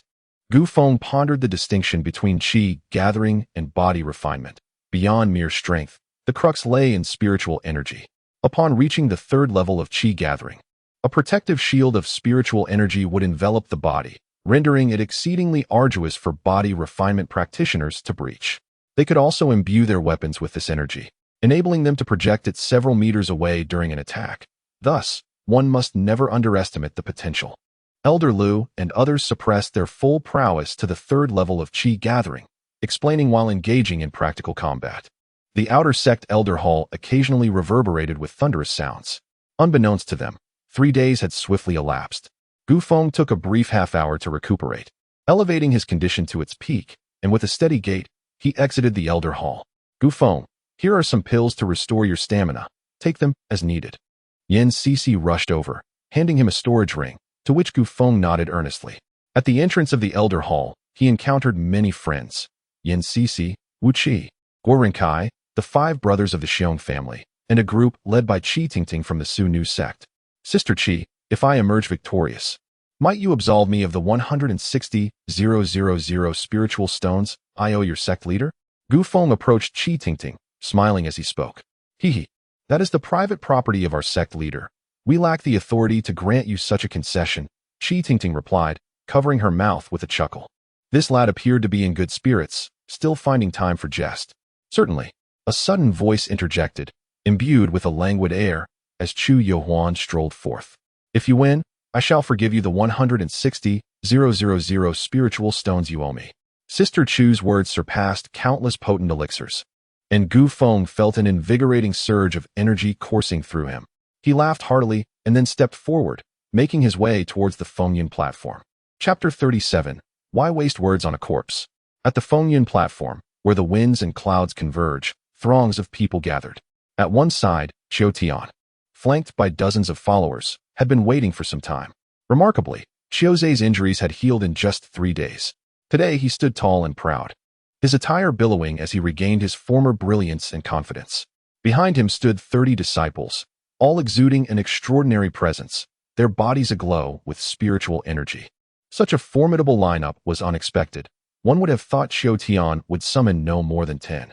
Yet he had gathered 30 individuals at the 3rd level of Qi gathering to support Qiu Zei. It seemed that Qiu Zei had also broken through to the Qi gathering realm, exuding a pressure that rivaled that of a 2nd-level Qi gatherer. Surely, Qiu Zei must have consumed high-grade heavenly materials. This situation appeared rather unfair. 30 3rd-level Qi gatherers and 1 1st-level Qi gatherer against a 9th-level body refinement practitioner? Such an imbalance in a life-and-death battle was unprecedented in the history of Yun County. Not only in Yun County, but even across the vast history of the Great Chu. It stood as an extraordinary spectacle. Victory for Gu Feng was inevitable. The only uncertainty lay in how long he could endure. The crowd buzzed with excitement over the astonishing lineup Qiu Tian had assembled. Look, isn't that Huang Qi, ranked 56th on the intersect talent list? Has he also been drawn to this extraordinary battle?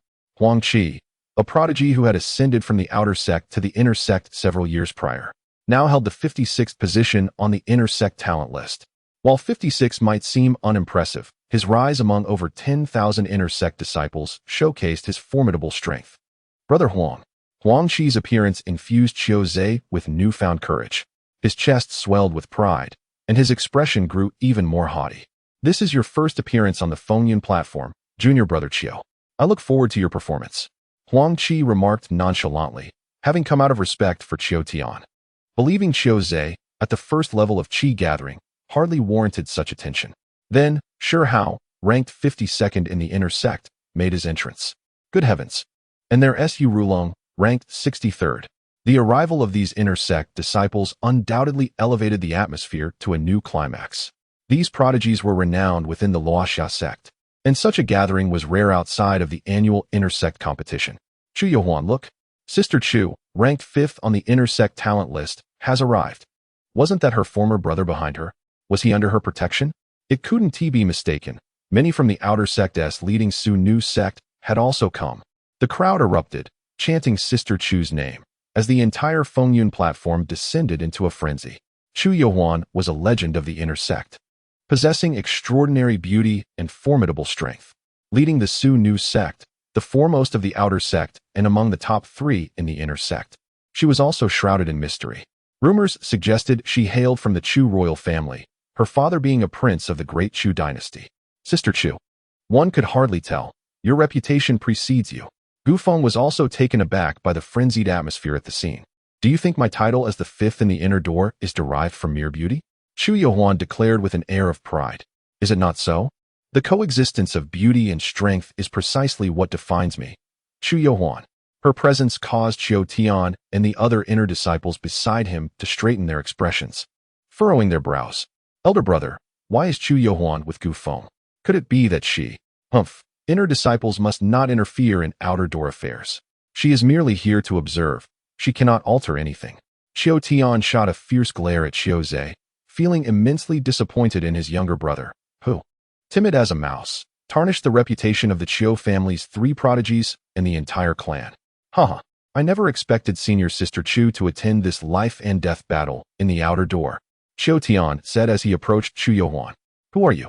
Chu Yuhuan's response left Qiu Zei's face pale, nearly breaking his composure. Your Qiu family is truly impressive, to deal with a mere refinement realm cultivator. You have mobilized dozens of Qi drawing 3rd-layer practitioners, Chu Yuhuan remarked, having discerned their formation, a smirk forming on her lips. He is no ordinary refinement realm cultivator. Caution is the mother of safety. Qiu Tian chuckled lightly. Just then, the crowd erupted into an even louder wave of gasps. Chu Yinran, someone shouted, and the onlookers moved in unison, all eyes drawn to a singular figure. There, a tall, cold-faced female cultivator approached, her graceful steps exuding an aura of unmatched elegance. She was none other than Gu Feng's former fiancé, Chu Yanran. He, Chu Yanran, weren't you in seclusion? Have you come out to witness your former fiancé's life and death battle? The comment left Gu Feng speechless. The two were no longer connected, yet Chu Yohuan insisted on linking them. Chu Yanran merely cast a glance, remaining silent. However, the young male cultivator beside her could no longer restrain himself. Chu Yohuan, Yanran, and Gu Feng have severed all ties. There were none before, and there will be none in the future. If you continue to speak recklessly and tarnish reputations, I, Dou Xiaojian, will show you no mercy. Dou Xiaojian, I am conversing with Chu Yanran. What right do you, the sycophant, have to interrupt? Chu Yohuan shot back, eliciting laughter from everyone present, including Gu Feng, whose expression darkened, shifting from red to green. He then turned his ire toward Gu Feng. You, Brad, I spared your life in Yunwo City. Yet you dare to recklessly come to Luoxia sect? It was then that Gu Feng recognized Dou Xiaojian as the young cultivator who had accompanied Chu Yanran to Yunwo City to annul their engagement. What business is it of yours, you sycophant? After all this time, have you still not achieved anything? Gu Feng had not shown him any courtesy in Yunwo City and had no intention of doing so now, confronting him directly. You, Dou Xiaojian was so incensed that his lips quivered, wishing to strike Gu Feng down on the spot. Your constitution is destined to be estranged from the great Tao. Why persist in such folly? As Chu Yanran's eyes flickered, two beams of violet light swept across, revealing Gu Feng's constitution. What an unnecessary meddler. Have you earned back the 360,000 spirit stones you owe me? Believe me, I could bring Elder Lu tomorrow to collect my debts. Gu Feng retorted, his lips curling in disdain. This woman was utterly exasperating, always carrying herself with an air of superiority. Ha ha ha. Indeed, the former junior brother is quite favored. Chu Yanran, you should stop worrying needlessly. Shouldn't you be hurrying to earn money to repay your debts? Chu Yohuan chimed in, her laughter bright and enchanting. Yanran, refrain from conversing with such uncouth individuals. Let us observe how Gu Feng meets his demise from over there. Dou Xiaojian understood that further disputes would only bring disgrace to Chu Yanran, and as her protector, he could not allow such a scene to unfold. Do not call me by my full name. We are not that intimate. Chu Yanran replied coldly, eliciting another round of laughter from the crowd. Just then, a flurry of mystical light descended from afar, landing upon the high platform before the Fengyun stage. Elder Lu and his entourage had arrived. Are both parties present? Then let us sign the death contract. Elder Lu declared, and beside him, Elder Wu produced a scroll, gesturing for both sides to ascend the stage. I'm going up. Gu Feng murmured, leaping forward with grace, reaching the front of the stage. Seizing the spirit pen from Elder Wu's hand, he swiftly inscribed his name. Humph, quite the death wish. Qiuzhe mocked, gesturing grandly as over 30 individuals followed him onto the stage. Elder Lu observed the disciples with a furrowed brow, but chose to remain silent. Soon, the death contracts were signed. After outlining the prohibitions, Elder Lu waved his sleeve and announced, both parties, enter the arena. At his words, the cultivators from Qiuzhe's side leaped onto the Fengyun stage. He stood prominently at the forefront, his gaze menacingly fixed on Gu Feng below, a cruel smile gracing his lips. Gu Feng, you should be grateful that your short-lived parents perished without a trace. Otherwise, I would have unearthed their graves. Alas, I had intended to toss their spirit tablets into a latrine, but you snatched them back prematurely. Today, you shall learn the consequences of offending me. Qiuzhe boasted upon the Fengyun stage, his heart ablaze with confidence. For this life and death battle, his elder brother, Qiu Tian, had expended considerable resources to select a group of formidable warriors from Lishan. They were all-powerful beings within the third stage of Qi induction, and united, they could send even the most exceptional cultivators of the fifth stage fleeing in terror. No matter how strong Gu Feng was, could he surpass the fifth stage of Qi induction? Could he defy the heavens? This time, he was doomed. After I severely injure him, I shall take great pleasure in tormenting him, he whispered to those behind him. The group of cultivators remained silent, yet a hint of disdain flickered in their expressions. Such scum, after all, merely had a fortunate lineage. Had it not been for the substantial rewards from the Qiu family, would they have ever climbed onto the stage for him? In the face of Qiuzhe's provocation, Gu Feng maintained a calm demeanor, his heart undisturbed by the turmoil around him. Why waste words on a deceased? Fearlessly, he advanced with steady steps, gradually ascending the Fengyun platform under the watchful gaze of the entire assembly. Formation, arise. Elder Lu bellowed as Gu Feng took the stage, and a radiant barrier surged forth, enveloping the Fengyan platform entirely. This was the arena of life and death, a battle to the finish. The official commencement had begun. Chapter 38. Regrettably, you did not finish saying it 100 times. Gurgle, gurgle. The atmosphere was charged with impending conflict, as everyone swallowed hard, holding their breath, with tension permeating the air. Gu Feng, you. Just as Qiu Zhe was about to utter something, Gu Feng took direct action. He crouched low, his right hand forming a tight fist, crushing a pocket of air with a faint explosive sound, and unleashed a formidable punch from a distance of 10 feet. A fierce gust of punching wind surged toward Qiu Zhe's face. Everyone was aware that Gu Feng was still in the body refinement stage, having yet to cultivate his dantian, let alone release spiritual energy, so at this distance, no one, including Qiu Zhe, was prepared for the onslaught. Boom! By the time Qiu Zhe realized the danger and attempted to evade, it was already too late. The force of the punch struck him squarely in the face. His steps faltered, his head snapped back, and a spray of crimson erupted forth, signifying the complete loss of his remaining teeth. You worthless fool! Gu Feng retracted his fist.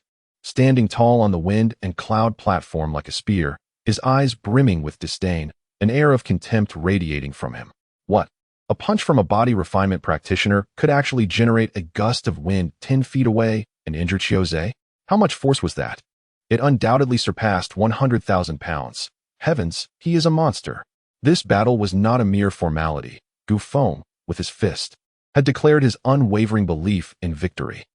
Astonished gasps erupted from the outer disciples observing the match. They had never witnessed such an overpowering body refinement practitioner. Not only had they never seen one, but they had never even heard of such prowess. The effortless display of strength by Gu Feng was truly breathtaking. Even the inner disciples wore expressions of shock, for having once walked the path of body refinement themselves, they acknowledged that they could never reach Gu Feng's level, nor even come close. Only Elder Lu and others in the stands smiled while stroking their beards, appearing relaxed, for they had become accustomed to the shock over the past 3 days, having developed a sort of immunity. Kill him for me. Qiu Zhe's face flushed crimson. He had intended to intimidate Gu Feng before the fight began, to humiliate him thoroughly, but found himself the one humiliated. He clutched his mouth and nose, blood gushing between his fingers, his eyes gleaming with a feral rage, resembling a she-wolf in heat, howling without dignity. The 30 disciples of the Qi gathering stage on the wind and cloud platform exchanged glances, recognizing the gravity on their opponent's face. This battle was not something that could be resolved easily. The body refinement practitioner across from them was not one to be trifled with. The power Gu Feng had just displayed was comparable to that of any second-tier Qi gathering practitioner, indicating that he was still holding back. They gathered their dismissive thoughts, drawing their weapons, channeling their internal techniques, and activating their spiritual energy shields, wary of any lapse in attention. Meanwhile, Qiu Zhe recoiled, retreating behind his companions with a neck retracted and eyes filled with a vengeful redness. Gazing at the imposing line of figures, Gu Feng's expression resembled a tranquil lake, devoid of any ripples. He merely clenched his fists, his legs propelling him forward with sudden ferocity. What audacity! To dare strike first in our presence. Standing at the forefront was a disciple, his muscles bulging, devoid of weaponry, specializing in hand-to-hand combat. With a thunderous roar, he unleashed a punch towards the oncoming Gu Feng. Swift as lightning, the impact of their fists resonated with a thunderous sound, and the muscular disciple's countenance shifted dramatically. He felt as though his fist had collided with a diamond, a searing pain coursing through him. This left him utterly astonished. Had his opponent been a formidable adversary of equal realm, he would not have been so taken aback, yet the individual before him was merely a body-refining cultivator. How could such an overwhelmingly powerful body refiner exist in this world, far surpassing his comprehension? Just as he prepared to retract his fist for another strike, he was incredulously aware that Gu Feng had firmly grasped his hand, akin to a vice, rendering it immobile. Alarm bells rang in his mind. This was dire. Before he could fully process the ominous premonition, Gu Feng's assault descended upon him like a torrential storm. Boom, boom, boom. Gu Feng resembled a furious beast, at times descending like a lion, at others lunging like a wolf, leaping like a deer, and diving like a hawk. Grasping, tearing, biting, slapping, hammering, hands, feet, elbows, knees, shoulders. Even head and teeth transformed into weapons, every bone in his body moving to its utmost potential. The 10,000 Beasts technique unfolded. His form swayed unpredictably, ethereal and elusive, encircling the muscular disciple while unleashing a frenzied barrage. His speed was blinding, angles sharp and cunning. Combined with intermittent pulls, his opponent could barely muster a counterattack. Every time he attempted to retaliate, he was interrupted, and when he finally managed to throw a punch, it met only air. The muscular disciple was filled with astonishment, fury, and dread. He yearned to retreat, but found himself trapped, unable to strike back effectively. Each strike that landed sent waves of excruciating pain through his body, leaving him feeling as though he had plunged into an ice cavern, the specter of death creeping over him.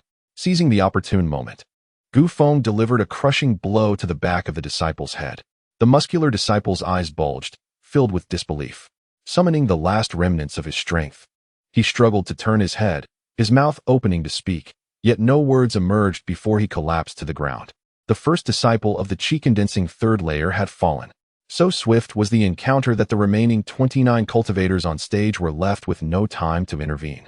As realization dawned, a chilling sensation surged from their spines, sweeping through their bodies, prompting a collective roar as they launched a frenzied assault against Gu Feng. Kill! The onlookers were utterly astounded. They anticipated a fierce battle, one that might claim multiple lives. Yet, they could hardly fathom that the first chi-condensing third-layer cultivator would perish so decisively, vanquished by Gu Feng's dazzlingly rapid onslaught. The fight having lasted but a mere handful of breaths. Impressive indeed. Could it be that this is the 10,000 Beasts technique previously acquired by the former brother from the Hall of Techniques? Gu Feng murmured. Ha ha, Gu Feng has slain a cultivator. He is destined to triumph. Yan Sisi, filled with exhilaration, leapt up in delight, believing that if Gu Feng could kill one, he could certainly vanquish 30. This was a splendid beginning, and the ultimate victor would undoubtedly be him. Qiu Tian's expression was as dark as a stormy sea. His brows knitted tightly. He had expended considerable effort to persuade these individuals to join the fray, promising them tenfold compensation at market value for any injuries or fatalities that might occur. With his current financial capacity, he could bear the loss of 3 to 5 individuals. But beyond that, he would have to seek assistance from his family. The internal disciples of Huang Qi gazed with glimmering eyes, contemplating the origins of this martial technique. After much reflection, they could not recall any such formidable skill in the outer sex Hall of Techniques. This is the 10,000 Beasts technique that the former junior brother purchased from the Hall of Techniques for 500 spirit stones, Chu Yuan proclaimed, a note of pride in her voice. In truth, she had only just heard it from Wu Qi moments ago. Her tone exuded such arrogance, as if the enhancement of the 10,000 Beasts technique was a personal achievement. One must admit, this young man Gu Feng is a prodigy in martial arts. Elder Wu stroked his beard, his face alight with admiration. Having experienced the might of the 10,000 Beasts technique firsthand, he asserted without exaggeration that even with his extensive martial experience, suppressing his own realm to the third layer of Qi induction, he could not withstand Gu Feng's torrential assaults. Indeed, were it not for his physical limitations, he would undoubtedly achieve great renown in the Great Chu and might even surpass its borders. Elder Lu remarked with a smile. Qiu Zhe on the Fengyun platform stared blankly at the scene before him, his body trembling slightly, overwhelmed by terror. To him, Gu Feng resembled a war god, resisting a high-grade spirit weapon with bare hands. With a single punch, imbued with immense force, he struck a third-layer Qi induction cultivator, leaving their face pale and blood trickling from their lips. Gu Feng moved with remarkable agility, as if he had eyes in the back of his head, expertly evading every lethal strike. His offensive maneuvers were countless and exceedingly fierce. With a mere grasp and twist, he rendered a cultivator's arm useless. Even more terrifying was Gu Feng's reckless fighting style. Whenever he seized an opponent, he unleashed a frenzied barrage upon them, heedless of the punches and kicks raining down upon him from behind, until he ultimately annihilated his foe. Witnessing the blood pooling on the ground and the lifeless bodies of 5 or 6 cultivators, Qiu Zhe cast a desperate glance toward Qiu Tian below the Fengyun platform. At that moment, he longed to return home to his mother. Ha ha ha, exhilarating. Gu Feng roared to the heavens, his booming laughter reverberating throughout the arena. His hair danced wildly, cascading evenly over his shoulders, his eyes gleaming with boundless battle intent and fervor, his crimson robe stained with blood, enhancing his fierce and striking presence. He grew stronger with each conflict, his ferocity escalating. With powerful swings of his arms, he propelled two third-layer Qi induction disciples several dozen meters away with a single kick. Die for me. A cultivator at the third level of Qi refinement, with a fierce and wrathful demeanor, seized the opportune moment and thrust his longsword directly at Gu Feng's face. At this instant, Gu Feng found himself immobilized, his arms ensnared by three cultivators, and his legs similarly restrained. Victory seemed assured. Qiu Zhe, witnessing this, erupted with excitement, believing that even a deity could not offer Gu Feng a chance for redemption in such circumstances. Yet, the next moment, he was rendered utterly dumbfounded, unable to comprehend the scene before him, as he rubbed his eyes in disbelief to see it more clearly. Not only him, but even the disciple wielding the longsword stood there, frozen, bombarded with countless questions in his mind. Gu Feng had managed to bite down on the sword's tip, neutralizing the lethal strike. How could this be? Was he human or a monster? While his teeth were undoubtedly hard, they should not have been able to withstand the full force of a third-level Qi refinement cultivator. Even more absurdly, the sword, gripped by Gu Feng's teeth, could not be extracted. In that moment of astonishment, Gu Feng suddenly lifted his head, revealing a bizarre smile, and with a thunderous roar, he hurled the 10 or so disciples holding him like mere straw dolls. With a single punch, a thunderous sound reverberated, shattering the low-grade longsword into countless fragments, scattering glimmering shards across the ground, leaving only the lonely hilt clutched in the hands of the stunned cultivator. The cultivator wished to utter a curse, but Gu Feng offered him no chance, reaching out to grasp his neck and twisting forcefully. Down he fell. Hiss! The remaining 12 or 13 cultivators, faces etched with terror, retreated in haste, clustering together. Gu Feng's overwhelming strength gradually eroded their fighting spirit. This body-refining cultivator was so formidable that they felt an insurmountable sense of defeat wash over them. Kill him. He is injured. Do not grant him time to recover his strength. He is on the brink. Upon hearing this, all eyes turned toward Xiao Tian, who, confronted with the unfolding scene, found even a top-ranked genius, placed 43rd in the inner sect, feeling a twinge of panic. The magnitude of Gu Feng's power far exceeded his expectations. It was not merely a lapse in judgment, but a realization that a body-refining cultivator could indeed vanquish 33rd-level Qi refinement cultivators. Having dispatched 30 such prodigies, what more could be done? This was their utmost limit. The Fengyun platform was simply too confined to accommodate more participants. Gu Feng had rendered him speechless, compelling him to shout towards the Fengyun platform without regard for his demeanor. This caused the inner disciples accompanying him to blush with embarrassment, while the likes of Chu Yohuan wore expressions of derision. Below the Fengyun platform, Tuoba lay trembled slightly, his calm visage betraying the tumult of emotions within. He could hardly fathom that Gu Feng could truly defeat 33rd-level Qi refinement cultivators. I knew it. This fellow is incredibly strong. Avoiding a reckless confrontation with him was the wisest choice I, Tuoba, have made in over 20 years. He murmured softly. Ha. Gu Feng is on the verge of victory. He is winning. Half of his opponents have already been slain. Yan Sisi was beside herself with excitement, grasping the arms of Wu Qi and others beside her, shouting exuberantly. Miss, my arm is swelling beyond recognition. Could you please stop squeezing? Wu Qi replied, his face contorted in distress. Yet like Guo Renkai and the others, he was internally stirred, yearning to laugh out loud. Sisi, have you been mingling with him during this time? Just as Yan Sisi burst into laughter, a voice echoed in her ear, causing her smile to freeze in place. She turned her head mechanically. Sister, when did you arrive? Yan Yeshua. Not only a formidable presence ranked 10th on the Inner Gate's talented disciples list, but also a distinguished alchemist, was among the rare dual cultivation geniuses of the Luanxia sect. Her appearance bore a striking resemblance to Yan Sisi, both possessing the allure of beauty, yet compared to Yan Sisi, she exuded an air of seriousness that signaled her formidable nature. Yan Yeshua did not respond to her sister, but instead directed her gaze towards the Fengyun platform. After a moment, she turned to Yan Sisi and coldly remarked, he is indeed the undisputed number 1 in the body refinement realm. But that is all there is to it. You are not suited for him. Sister, what are you talking about? What do you mean by suitable? Yan Sisi blushed, unable to meet her sister's eyes. Yin Yeshue, you busy individual, you actually found time to come to the outer sect. Just as Yin Yeshue was about to say something, she was interrupted by Chu Yohuan, who approached swiftly, wrapping her arms around Yin Yeshue's neck and winking at her. Is it appropriate for you, as the elder sister, to say such things now? Are they of any use? What on earth are you two discussing? Yin Cici gazed at the two women with confusion. You only need to cheer for your former junior brother. Do not overthink the rest. Chu Yohuan playfully ruffled Yin Cici's petite head with a smile. If in the future, you manage to concoct the miraculous thunder tribulation pill, perhaps. Chu Yohuan's words trailed off, leaving Yin Cici in a daze, only vaguely grasping that the thunder tribulation pill would greatly benefit Gu Feng. The thunder tribulation pill? Isn't that an imaginary concoction? Yin Cici pondered. Does Gu Feng need it? I shall attempt to research it in the future. On the Fengyun platform.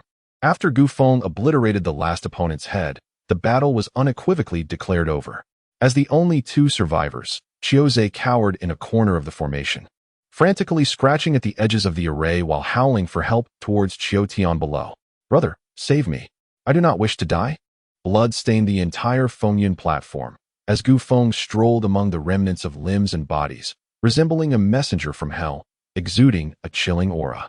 Faced with the advancing demon, Chiozei was paralyzed with fear, a yellow liquid flowing beneath him as his cries grew increasingly frantic. He was like a girl encircled by a dozen ruffians, helplessly screaming yet too terrified to retaliate. Gu Feng, whatever demands you have, please voice them. Just spare my brother. Chiotian could no longer bear to watch Chiozei's impending doom and called out to Gu Feng loudly. 10 billion spirit stones, you bring them forth, and I shall immediately spare this trash. Gu Feng cast a sidelong glance at Chiotian, a peculiar smile curling at the corners of his lips. As soon as these words were uttered, the surrounding crowd rolled their eyes in disbelief. 100 billion?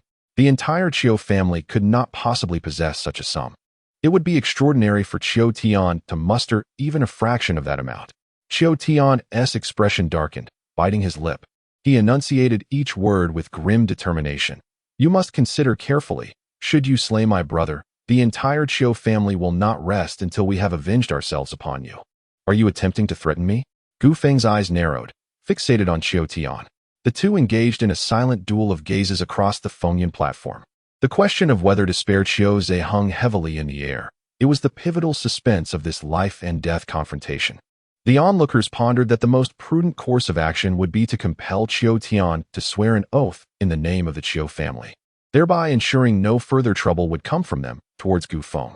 If it were an ordinary person, they might acquiesce to such terms, but this was Gu Feng. Would he ever yield? A sharp crack sliced through the tension, dispelling all doubts. Slap! Gu Feng delivered a resounding blow to Chiozei's face, sending him sprawling several meters away. Gu Feng, please don't kill me.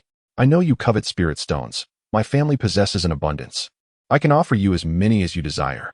Chiozei, having been struck down, crawled back, clutching at Gu Feng's pant leg, pleading desperately. What dignity, what reputation could possibly outweigh the value of his life? At this moment, all he desired was to descend from the Fengyun platform alive. Have you realized your errors? Gu Feng inquired. Yes, I have erred. I am shameless. I am despicable. Chiozei cried out, slapping his own face repeatedly, oblivious to the malevolent glare cast upon him by Chiotian below. Say it 100 times, and I shall allow you to leave alive. Gu Feng's lips curled into a sinister smile as he gripped Chiozei's hair, speaking softly yet ominously.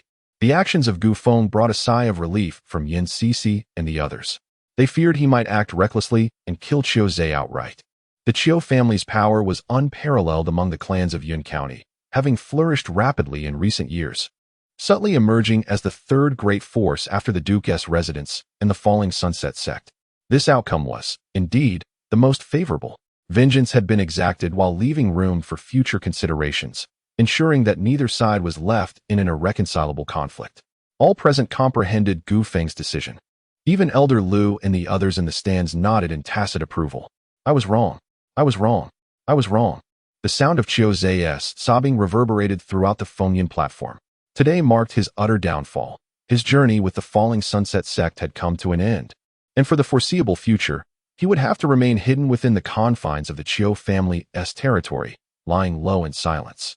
Just as the crowd believed the matter had concluded, The atmosphere on the platform shifted dramatically. After Qiu Zhe lamented his mistakes for the 99th time, Gu Feng suddenly seized him by the throat, his demeanor icy as he declared, "Regrettably, you have not uttered it 100 times. Therefore die." With that, he delivered a decisive strike, and while Qiu Zhe's body remained motionless, his head twisted a complete 180 degrees, facing Qiu Tian below. His eyes dimmed gradually. Filled with resentment and unfulfilled rage, he opened his mouth to say something, but as his neck bent, life slipped away. One of the 3 talents of the Qiu family, Qiu Zhe, fell upon the Fengyan platform. The entire world seemed to have been pressed to a standstill, enveloped in an eerie silence. Even the gentle breeze, taken aback by the scene, forgot to stir. After an indeterminate span of time, a piercing voice resonated through the heavens. "Gu Feng, I shall take your life." Chapter 39, The Perfection of Body Refinement, the Coming of the Thunder Tribulation. The onlookers stood in stunned silence. They had anticipated that Gu Feng would seize Qiu Zhe, negotiating terms with Qiu Tian to secure his own safety while maximizing his own gains. This was in line with the collective expectations and the current circumstances. Anyone with sense would have acted thus. Yet, Gu Feng defied all assumptions. He first insulted Qiu Zhe, compelling him to kneel and repeat, "I was wrong 100 times. Upon the completion of the 99th repetition, Gu Feng grasped his opponent's neck and lightly uttered, "What a pity, you did not finish the 100. Without hesitation, he extinguished Qiu Zhe's life. His decisiveness was shocking, leaving everyone astounded. Now, it was clear that a vendetta between Gu Feng and the Qiu family was inevitable. I must express my admiration for Gu Feng's actions. Do you truly believe that had he spared Qiu Zhe today, he could evade the wrath of the Qiu family? While that may hold some truth, his resoluteness is remarkable. I, for one, lack such courage." The outer sect disciples, witnessing Qiu Tian's fury, wisely distanced themselves, fearful of being unjustly caught in the crossfire. "Impressive, my former junior brother. I support you," Chu Yuhuan exclaimed, her excitement palpable. Gu Feng's performance repeatedly reshaped her perception of him. Her sparkling eyes fixated on the slender figure atop the Fengyan platform. Lost in thought, beside her, Yin Yeshue maintained an expression of calm, though her pupils slightly constricted. She glanced at her younger sister, a trace of concern crossing her brow as she could not suppress a sigh.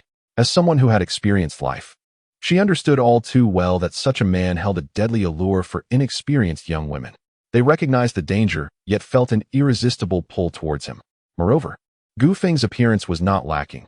One might even describe him as somewhat handsome, especially when coupled with his tragic and solitary background. An enigma indeed. Standing aloof, like a celestial being surveying the mundane world, Chu Yinjin's beautiful eyes were also fixed upon Gu Feng. Once betrothed and having shared a period of acquaintance in their youth, she now found this man so foreign, so different from the boy she once knew. He is doomed, snickered Dou Shaojian beside her. As the grandson of an inner sect elder, few within the Loxia sect could instill fear in him, and the Qiu family's 3 prodigies were among the rare exceptions. He was acutely aware of Qiu Tian's ruthlessness. Gu Feng had provoked him beyond redemption. On the viewing platform, Elder Lu and others exchanged glances, shaking their heads with bittersweet smiles that could not hide their admiration. A man should indeed act thus. Qiu Tian's eyes burned crimson, his body trembling. Every strand of hair standing on end, resembling a meteor on the verge of explosion. The violent spiritual energy radiated outward, centered around him, rapidly spreading. Gazing at the lifeless Qiu Zhe, held by Gu Feng, his overwhelming hatred threatened to engulf his reason. Gu Feng, an insignificant ant from a small town, dared to disregard the threat posed by him, the second son of the Qiu family, a formidable innate realm expert. Before the watchful eyes of the crowd, he ruthlessly extinguished the life of his own brother, akin to crushing an ant underfoot, thus trampling upon the dignity of the Qiu family of Yun County. If Gu Feng were to survive this day, what face would he have to present to his parents? The Qiu family would become a laughingstock of Yun County. "Get down here and face your demise," Qiu Tian bellowed, his visage resembling a frenzied wild bull. On the Fengyun platform, Gu Feng appeared unperturbed, exuding an air of tranquility and sporting a smile, seemingly indifferent to Qiu Tian's menacing threats. "Calm down, Qiu Tian. Let us discuss terms," he proposed, inciting chaos among the onlookers. How could one who had slain Qiu Zhe and rubbed the Qiu family's pride into the dirt urge others to remain calm? Not even the most enlightened monk could maintain composure in such a situation. Do you wish for your brother's corpse? I could offer it to you. As he spoke, Gu Feng lifted Qiu Zhe's lifeless body, bearing a grin that revealed his pearly whites. You insolent wretch. You. Qiu Tian was nearing madness, his hands digging into his flesh, blood gushing forth as his body trembled with rage. You have 10 breaths to consider, otherwise I shall reduce him to pulp and sell him to a dumpling shop. Ignoring Qiu Tian's fury, Gu Feng began to count leisurely. 1, 2, 3. At that moment, if looks could kill, Gu Feng would have been reduced to 1,000 pieces. Just as he approached the count of 10, Qiu Tian ground his teeth in frustration, unfastening his storage pouch from his waist and tossing it onto the Fengyan platform. Thank you, young Master Qiu, for your generosity in business. Here, take this. Receiving the storage pouch, Gu Feng's face lit up with delight, carelessly discarding Qiu Zhe's corpse to Qiu Tian. The latter, cradling his brother's body, felt his eyelids twitch violently. Yet, restrained by the presence of onlookers, he turned and departed. Meanwhile, Gu Feng leisurely rummaged through the bloodied remnants, picking up one storage pouch after another, occasionally bursting into hearty laughter. His haul this time was significantly more substantial than the last. Each pouch was brimming, containing not only a plethora of spirit stones, but also numerous rare treasures. The only source of his discontent was the realization that some weapons had been shattered during the scuffle, yielding little value in spirit stones, which left him somewhat pained. After ensuring nothing had been overlooked, Gu Feng joyfully leaped down from the Fengyan platform. The crowd parted to make way, their eyes averted, unwilling to meet his gaze. Yan Cixi approached gleefully, circling Gu Feng, and chided him. Why haven't you used the elixirs I gave you? They are too precious. I couldn't bear to use them. Gu Feng chuckled. Physical stamina can be restored with a day or two of rest, but elixirs are akin to spirit stones. If I can avoid using them, I shall. Not far off, Yin Yeshua observed the elixir in Gu Feng's hand, her eyelids twitching involuntarily. Hee, these elixirs bear your distinct mark. Did Cixi procure them from you as a gift for Gu Feng? Chu Yohuan teased, nudging Yin Yeshua, whose lips pressed together tighter as her brows furrowed deeper. Come on, why are you dawdling? Weren't we supposed to secure the first tavern? Are your injuries all right? They look alarming, but it's all someone else's blood. Upon hearing Gu Feng's words, Wu Qi and the others sighed in relief, their gazes exceptionally peculiar. Could this young man truly be human? He had vanquished 31 masters of the Qi refinement realm and emerged with scarcely a scratch. I am off to indulge in a meal. Will you join me? Chu Yohuan inquired with a playful smile directed at Yin Yeshua. Not going. The latter replied, furrowing her brow as she departed. From a distance, Chu Yanran cast a lingering glance at Gu Feng before turning away. As night enveloped the world in darkness, Gu Feng staggered back to his small courtyard. Prior to the celebratory feast, he had taken the opportunity to visit the outer sect's trading post, exchanging all the items he had gathered during the day for spirit stones. Gazing at the 3 incense burners, filled with divine liquid converted from nearly 3 million spirit stones, Gu Feng inhaled deeply and commenced the process of refinement. While he immersed himself in cultivation, the pale progress bar beneath the furnace gradually inched toward completion. At a certain moment, it erupted in a dazzling burst of white light. Gu Feng was jolted awake, his expression one of astonishment and a hint of panic. He leaped from his bed and raced at breakneck speed to the elder hall. Knock! Knock, knock! Elder Lu, there is trouble.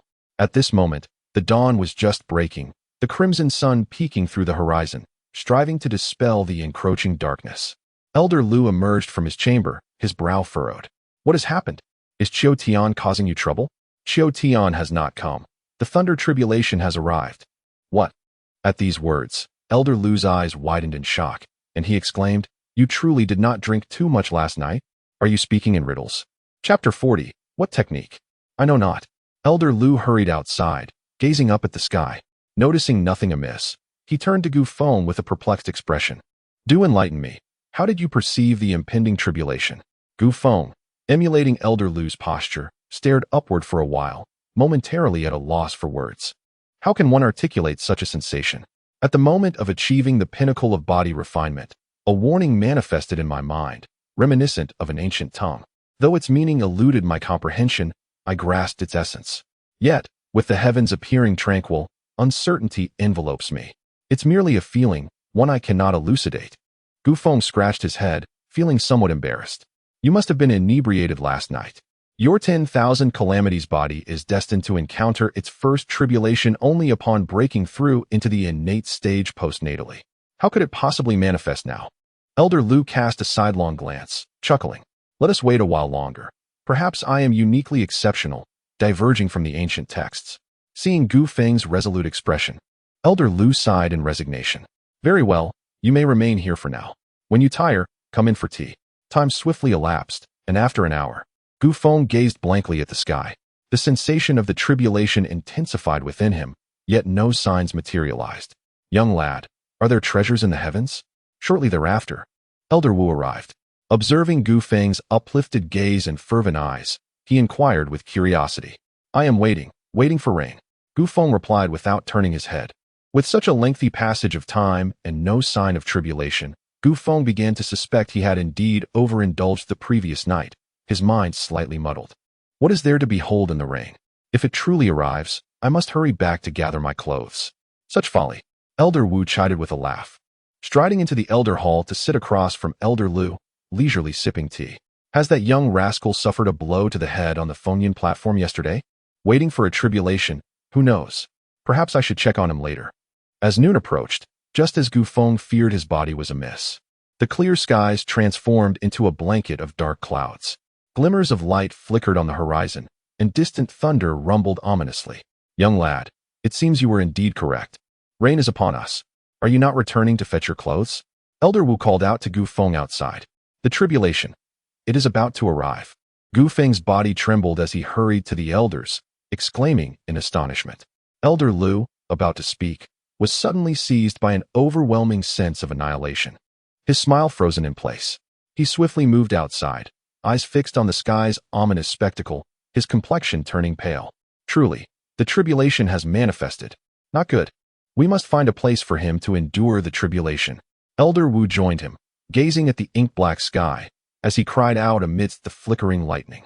The legendary tribulation, imbued with the laws of the cosmos, possesses the power of annihilation, a calamity reserved for the powerful. Until now, they had only encountered it in ancient texts. Witnessing the true tribulation left them in a state of panic. The rumble between heaven and earth grew increasingly intense, akin to a celestial deity striking a heavy drum, rhythmic and heart-pounding. This unusual commotion stirred the entire outer sect, prompting even those within the inner gates to climb to higher vantage points to gaze upon the scene. What was happening? How could the body of the 10,000 calamities attract a thunder tribulation at the moment of breaking through to the chi-gathering realm? This contradicted the records of ages past. What should be done?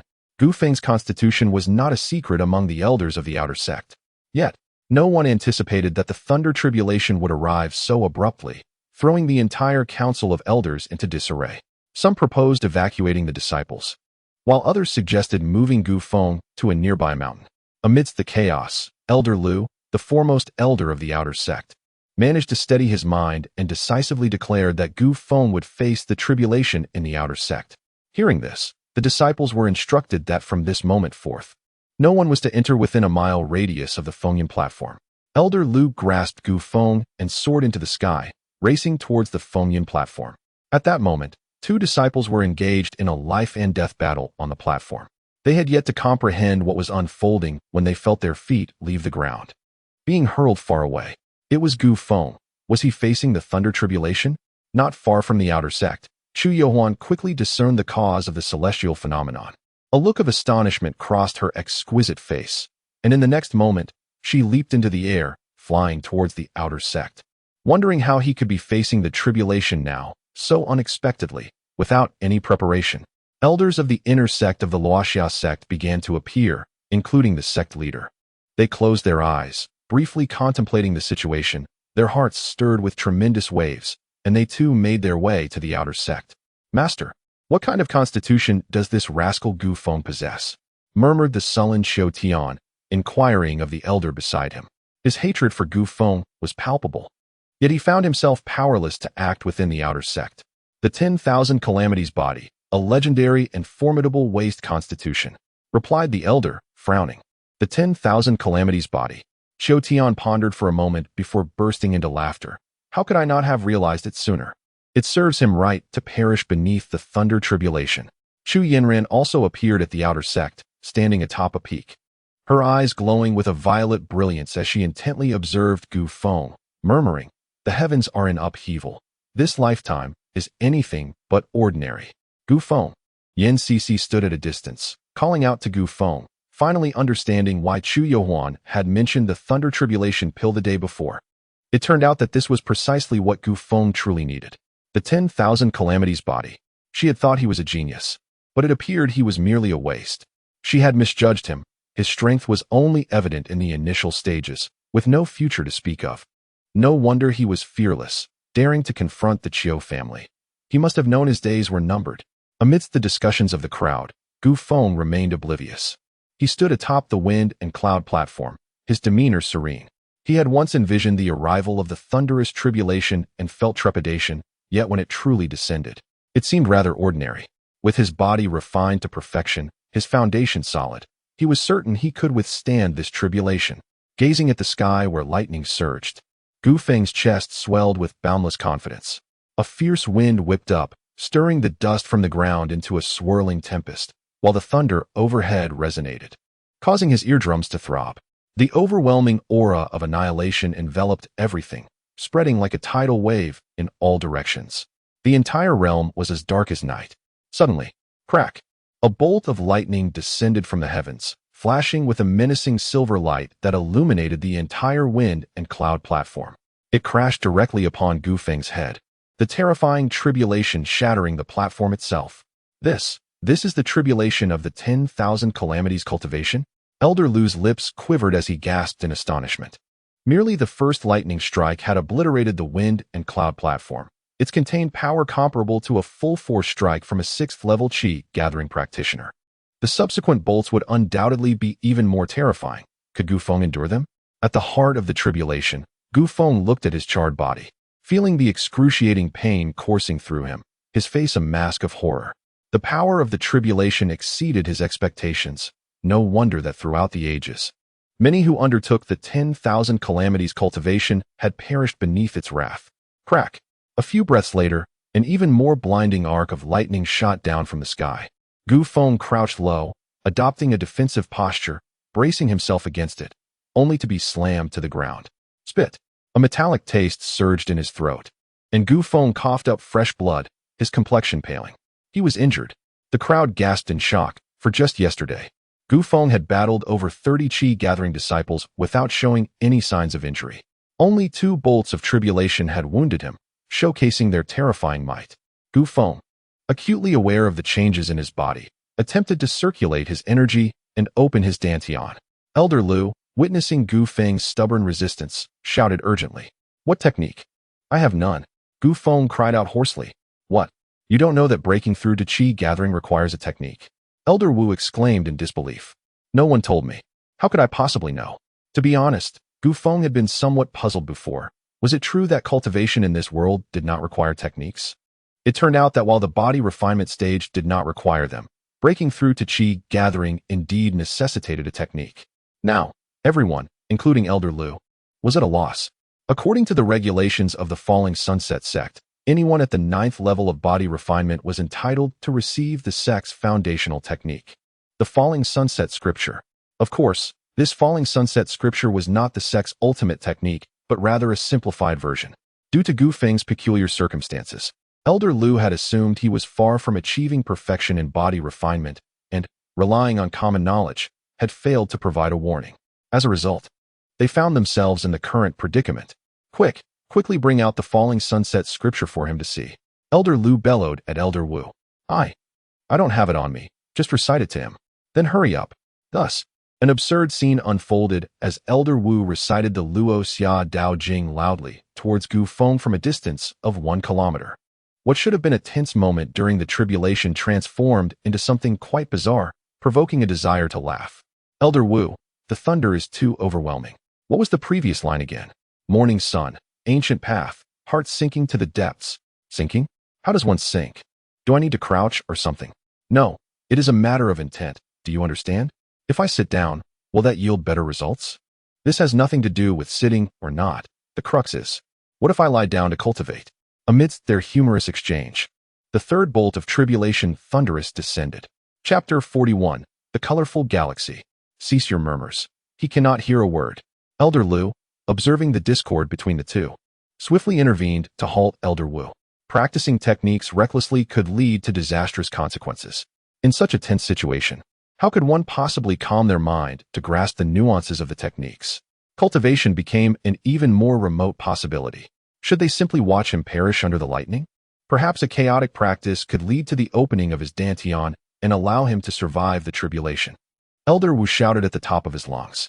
What are you babbling about? Mastery of techniques cannot be achieved through mere chaos. Your physical prowess may allow you to endure, but success is far from guaranteed. Elder Lu bellowed in return. Enough of your quarrels. We must devise a solution. As the two argued, Gu Feng faced the third lightning tribulation.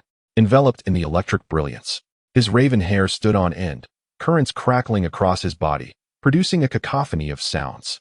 His visage contorted in agony, blood seeping between his teeth as he bore the torment. A certain elder hastily retrieved a handwritten copy of the Falling Sunset Tao scripture from the outer disciples and hurled it towards the Fengyan platform, only for it to be obliterated by the lightning mid-flight. Ha ha ha, he is doomed, utterly doomed. Dou Xiaojian danced with glee, exhilarated beyond measure. Silence. Chu Yanran cast a scornful glance his way, her voice icy, which turned Dou Xiaojian's expression pale, redirecting his ire towards Gu Feng. May you be struck down. Master, is our former junior brother about to fall? Qi Tingting's face was etched with concern. Without a technique, he cannot open his dantian. He may truly meet his end. As these thoughts plagued her, Chu Youwan's countenance reflected worry. Taking out a metal shard, her eyes flickered with indecision. Very well. I shall inform him later of the price one must pay to practice this technique. If he is unwilling, we can always seek an alternative. With a soft sigh, Chu Youwan called out to Gu Feng. Former junior brother, this is my technique, the Qi induction chapter, to aid you in opening your dantian. Survive this ordeal first, and later we shall find a suitable technique to replace it. Is it free? I have no money on me. Not a spirit stone. Chu Youwan was taken aback, her face darkening as she shouted. This rascal, even now, he contemplates money. Does he truly believe that wealth is more precious than life? Fine, toss it over for free. Gu Feng received the metal shard, and, upon closer inspection, was struck dumb. There were numerous characters he could not comprehend. Fortunately, aside from the obscure terms, the overarching meaning remained clear. Following the technique's guidance, he began to sense the spiritual energy within him. Streams of qi flowed through his meridians, gathering in his lower abdomen. At a certain moment, a resounding boom echoed within as a pea-sized sphere of energy materialized in his lower abdomen. All his countless capillaries opened simultaneously, voraciously absorbing the spiritual energy from the air. Excellent. He has successfully opened his dantian. Elder Lu, sensing the surge of spiritual energy around him, trembled with excitement, his beard quivering. The opening of the dantian signified that Gu Feng was progressing towards the qi induction realm, significantly increasing his chances of overcoming the lightning tribulation. Gu Feng sat cross-legged atop the Fengyan platform, his eyes tightly shut, breathing deeply and steadily. Wisps of visible breath flowed through his nostrils, entering his body and converging in his dantian. The dantian, initially no larger than a mung bean, gradually expanded, soon resembling an apple. Suddenly, a mysterious aura erupted from the 3 incense burners in his mind, enveloping Gu Feng's soul like a thick fog, instantly consuming it. His soul seemed to detach from his body, entering a peculiar realm. This vast expanse was shrouded in chaos, devoid of time and space, absent of any living beings. Yet it pulsated with vibrant life. Standing there, Gu Feng felt insignificantly small, yet there was no trace of hesitation, rather, an odd sense of familiarity, as if he had visited this place before. In the distant reaches of this realm, a slender, multicolored galaxy began to draw near. Time passed unnoticed as the galaxy twisted, relentlessly battering against the barriers of this world. Boom, boom, boom. The force of each impact resonated throughout the realm, causing tremendous upheaval. Eventually, a cracking sound echoed, and a fissure appeared, emitting a mournful wail, while the galaxy intensified its assault. With a sudden flash, a bolt of divine punishment descended, opening Gu Feng's dantian and thrusting him into an entirely new domain. He abruptly opened his eyes, rising to his feet, a thunderous shout escaping his lips, his entire being radiating with brilliant light as he delivered a powerful punch towards the divine punishment. The unparalleled force of his strike drove his lower body into the ground, yet his upper body remained upright. Huh, is that all you've got? He bellowed with a hearty laugh, his hair glistening, and his face alight with confidence. As if invigorated, he clapped his palms together and leapt several dozen meters into the air, launching a flurry of fierce strikes against the divine punishment. Witnessing Gu Feng's dynamic display, everyone around was astonished. The shift in momentum was astonishingly swift. One moment he was barely clinging to life, and the next he was bursting with vitality. Each of his punches contained the strength of hundreds of thousands of pounds, distorting the very nature of the divine punishment. His prowess, having surpassed the tribulations of the chi-gathering stage, was indeed extraordinary. Elder Liu stroked his beard, grinning broadly. The situation was clear. Gu Feng was on the verge of successfully overcoming his first significant hurdle in life. What an insignificant challenge. The tribulation of the body refinement stage is pathetically weak. Dou Xiaojian muttered, a bitter taste in his mouth. He failed to notice that beside him, Chu Yinran's expression shifted to one of peculiar intrigue. After a moment of contemplation, she furrowed her brow and silently departed. That wretched boy, how can he still be alive? Qiu Tian gritted his teeth, wishing he could shout to the heavens for a more severe divine punishment. Qiu Tian, his fate is sealed. Do not let it disturb your state of mind. His master cautioned, a frown creasing his brow. Yes, master. Shishi, are you not happy? Our former brother has passed through the divine punishment. Wu Qi exclaimed with excitement, turning to the dejected Yin Shishi, unable to contain his curiosity. Yin Sisi merely uttered a soft "oh" before turning away. Following the 9 heavenly tribulations, the sky cleared once more. Gu Feng stood upon the wind and cloud platform, reveling in the newfound power coursing through his being, his heart brimming with exhilaration. As he turned his gaze inward, he discovered an immense dantian in his lower abdomen, its vastness beyond description, with spiritual energy surging within like tumultuous waves. Surely, no one possesses a dantian as expansive as mine, he whispered to himself, estimating that his dantian was roughly 10 times larger than that of an ordinary person. This indicated that employing the same martial techniques would yield greater and more enduring power. Coupled with his already superior physique, he realized that with a modicum of cultivation, he could soon dominate the chi induction realm. With this thought, a broad smile broke across his face, revealing a set of gleaming white teeth as he chuckled heartily. The enhancement of his strength excited him greatly, but what thrilled him even more was the transformation of the 3 incense burners in his mind, particularly the golden mouth of the central burner. Well then, another golden devouring beast has been added. It seems I must work even harder to amass wealth. Chapter 42. The Falling Sunset Sect, the Careless Ancestor Senior Sister Qi. Where's your sect master? Gu Feng descended from the Fengyan Terrace and made his way directly towards the direction of the Su Nu sect. His gaze swept around, yet he did not detect the presence of Chu Yohuan. She has left. Qi Tingting's tone was cold and her expression slightly frosty, as if someone owed her a substantial amount of spirit stones. This left Gu Feng somewhat bewildered. This is for Senior Sister Chu. Please return it to her and convey my gratitude. I shall not hesitate to assist you in the future should you require my aid. Gu Feng extended a metallic piece inscribed with cultivation methods, his face radiating appreciation. Had it not been for Chu Yohuan's intervention, he might have managed to survive the tribulation, but certainly not with such ease. The ability to cultivate a dantian 10 times the size of an ordinary one was not solely due to his unique constitution. The cultivation method played a significant role and was undoubtedly extraordinary. Is that so? Then, when you lend your assistance in the future, will you not demand any compensation? Qi Tingting snatched the metallic piece without a glance, stuffing it into her storage pouch, her tone sharp. Hee. Gu Feng scratched his head awkwardly. I shall offer you discounts. I am quite impoverished. Scoundrel, let us leave. At his words, Qi Tingting spat lightly, turning on her heel with a graceful flourish, leaving Gu Feng in a state of confusion.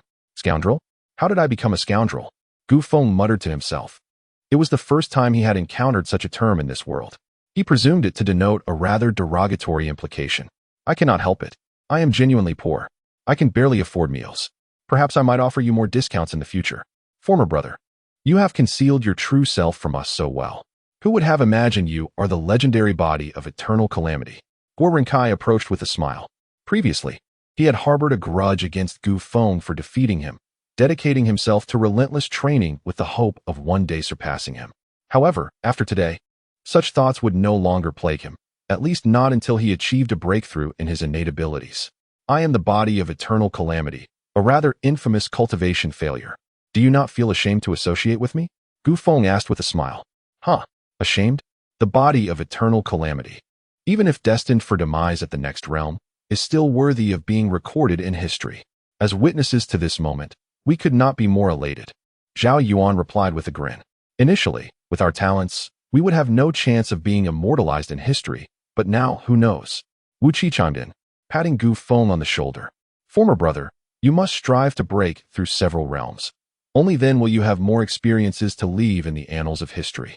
Indeed, I shall do my best, Gu Feng replied, touching his nose as he gazed at the group of boys before him, feeling a warmth swell in his heart. Though he claimed not to mind the whispers surrounding him, the thought of the entire world distancing itself was disheartening. After all, humans are social creatures. Are you not a bit moved that we remain steadfastly by your side? How about waving the spirit stones we owe you? At this, Gu Feng's lips twitched. How could these boys dare to contemplate such a thing? The sum amounted to several 100,000 spirit stones. A waiver would be nearly tantamount to demanding his life. How about I waive a month's interest instead? In jest, the spirit stones had long been prepared for you. They were meant to be delivered last night, but alas, I indulged a bit too much. Wu Qi remarked with a smirk, subsequently unfastening a storage pouch from his waist and placing it into Gu Feng's hands. Gu Feng's face instantly brightened. The debts had been repaid, and he suddenly found himself with the means to cultivate once more. This time, he refrained from casting the spirit stones into the 3-incense furnace, instead setting them aside. The mere task of refining one's body had consumed nearly 10 million spirit stones. The cultivation of the Qi attraction realm would undoubtedly require tens of millions more. These few 100,000 were but a drop in the bucket, wholly insufficient. He intended to use this capital to generate further wealth in spirit stones. Gu Feng, come here for a moment. The voice of Elder Lu reached his ears. After exchanging greetings with Wu Qi and the others, Gu Feng hurried towards the Elder's hall. Upon his arrival, Elder Lu had already brewed tea and, noticing Gu Feng's entrance, pushed a cup towards him, signaling for him to take a seat. Make it a point to attend the lectures of the outer sect elders whenever possible.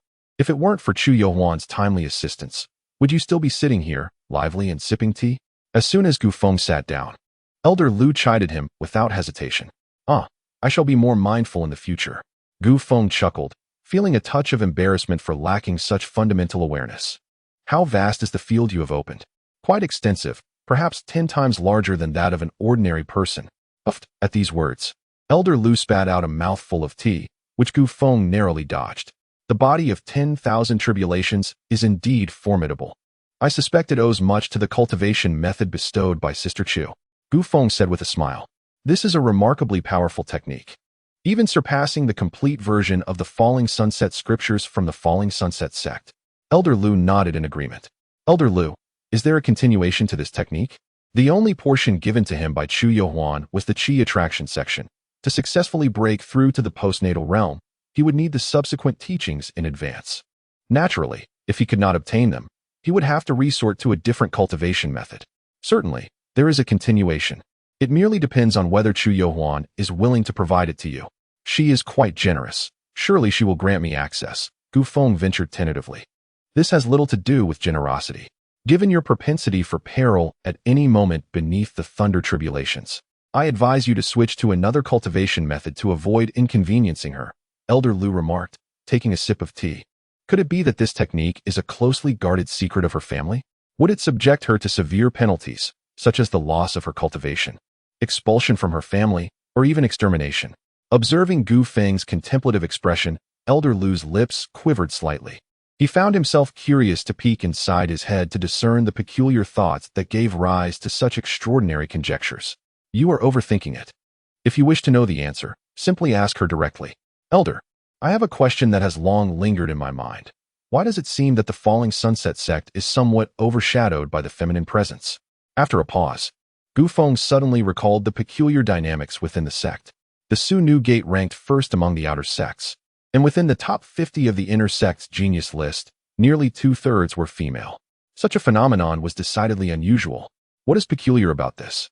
The founder of the Falling Sunset sect, Luo Qingyan, is indeed a female cultivator.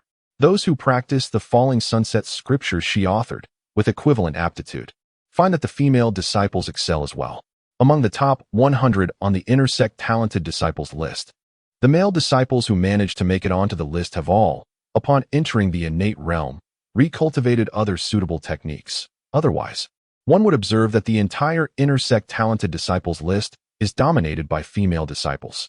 Would you like to know why it is named the Falling Sunset sect? Elder Lu, intrigued, posed a rhetorical question to Gu Feng. I do not know, Gu Feng replied honestly, shaking his head. It is because the founding master, during her passage through this area at dusk, was inspired and established the Falling Sunset sect. Are you familiar with how the names of the prominent peaks in the inner sect came to be? Elder Lu, could you please convey the entire story at once instead of keeping us in suspense? Gu Feng remarked with a hint of exasperation. Haha. The founding master casually had a tome on spiritual herbs. She flipped through a few pages and selected several herbs to name the peaks in the inner sect, such as Half-Summer Peak, Cardamom Peak, and Angelica Peak. My goodness, is the founder of the Falling Sunset sect so careless? What sort of names are these? If you ever have the chance to enter the inner sect, you will discover that many of the names of techniques in the Hall of Techniques can be rather embarrassing when spoken aloud. Elder Lu chuckled. Gu Feng envisioned a scene in his mind, picturing two inner sect disciples standing on the arena. One roared Cassius Seed Sword, while the other shouted Beetle, Nut Divine Palm, engaging in a fierce battle that would be nothing short of spectacular. Angelica Peak. Xiao Tian. You must have noticed that this lad Gu Feng possesses some treasure. A haughty young man stood with arms crossed, speaking with an air of indifference. Brother, cultivating the 10,000 calamities body cannot be achieved so swiftly. He spends his days idling in the outer sect and does not venture out to seek opportunities. It is easy to deduce he possesses some treasure. Xiao Tian nodded in agreement. Find a way to ascertain it. If it proves useful to us, seize it. Very well.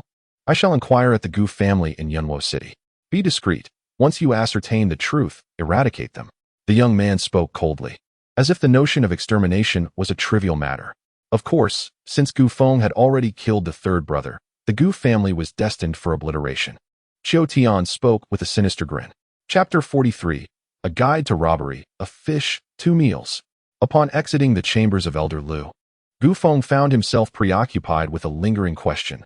Why is it that the esteemed talents of Yun County are so eager to join the Luoxia sect, despite its techniques predominantly favoring female disciples? While Luoxia sect may reign as the foremost sect in Yun County, it is not the sole establishment. Other counties harbor formidable sects as well. What could possibly entice them to remain here? Could there be some hidden secret? Regrettably, Elder Lu was reticent to divulge any information, which only deepened Gu Feng's suspicions. For the time being, he resolved to focus on resolving his issues concerning spirit stones, setting aside all other considerations. Even after his transmigration, he found himself embroiled in the same relentless pursuit of money that had plagued him in his previous life, truly a life of toil. As the end of the month approached, he pondered on how to express his filial piety to his former senior brother, hoping that on the day the sect dispenses resources, he might be favored, for his own financial situation was dire. Suddenly, a bashful female disciple appeared before Gu Feng, her head bowed. She extended a storage pouch toward him, and upon glancing inside, Gu Feng wrinkled his nose. Never mind, you may take it back. I have no need for such offerings. Gu Feng had his principles. Although the sect encouraged competition, he had undergone 9 years of compulsory education in a mysterious ancient Eastern nation. He could not bring himself to rob others without cause. Everyone struggles in this world.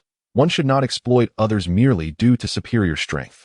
There are always greater powers beyond the horizon, and the cycle of justice prevails. Today you rob, and tomorrow you may find yourself robbed.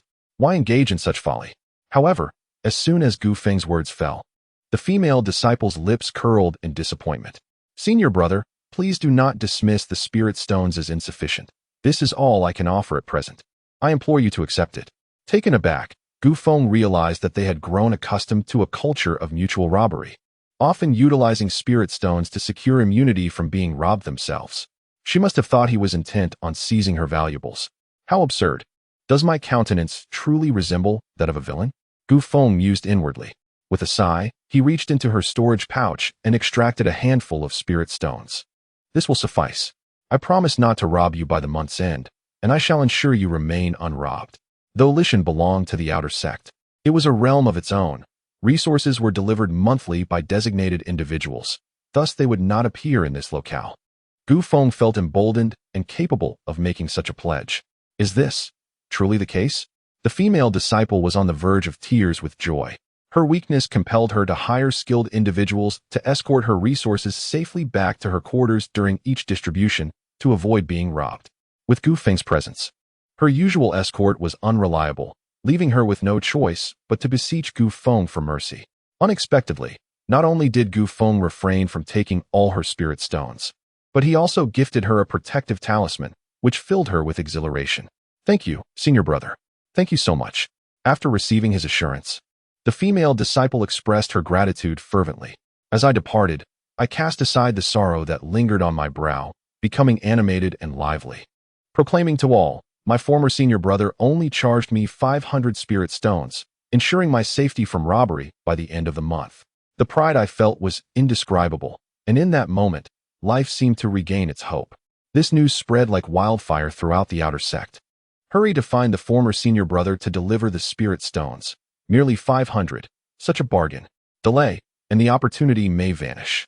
With such formidable prowess, my former senior brother was certain to seize a few individuals by month's end. Obtaining this exemption early would bring peace of mind. The sentiments among the crowd were unanimous. Given Gu Feng's fondness for spirit stones, even the inner sect disciple Qiu Tian dared to extort him, claiming he would not resort to robbery by the month's end. Who would believe such a thing? Thus, a throng of individuals set off together towards Gu Feng's humble abode.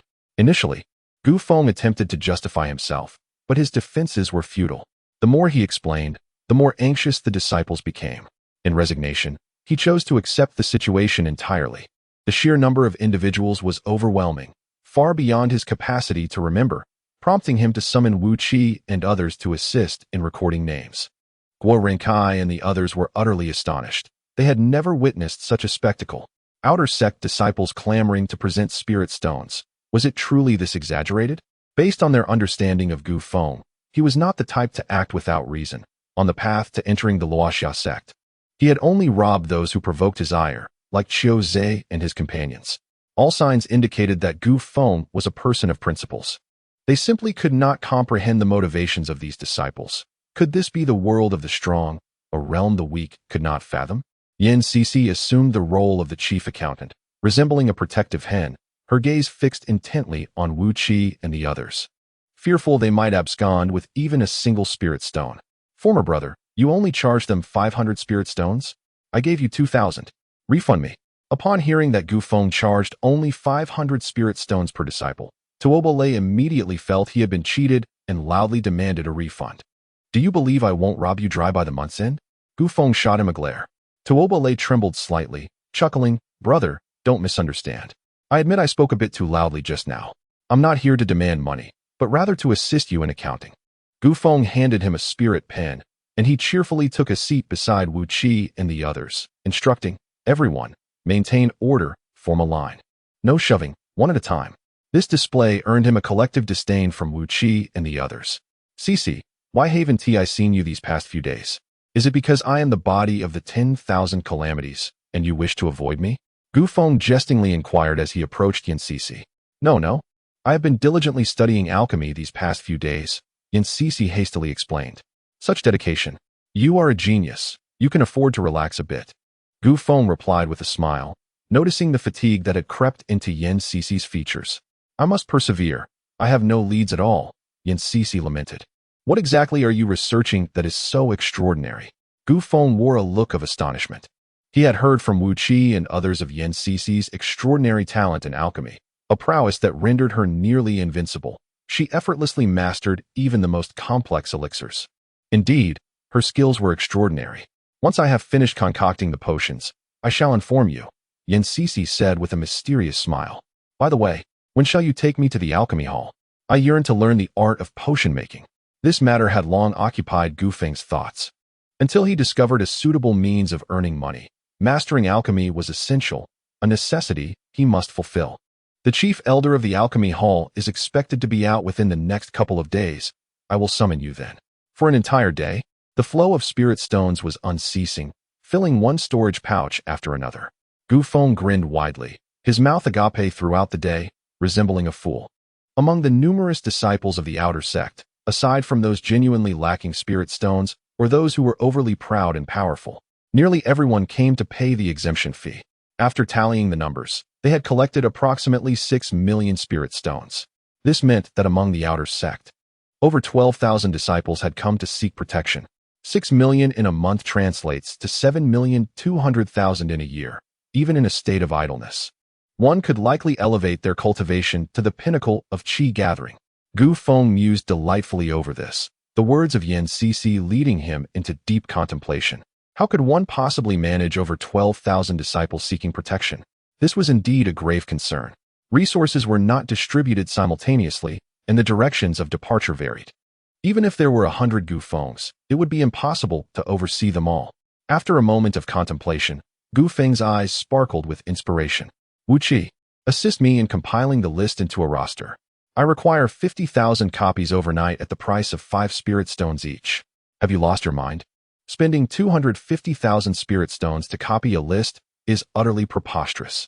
Wu Qi exclaimed in shock, and the others gazed at Gu Feng with bewilderment.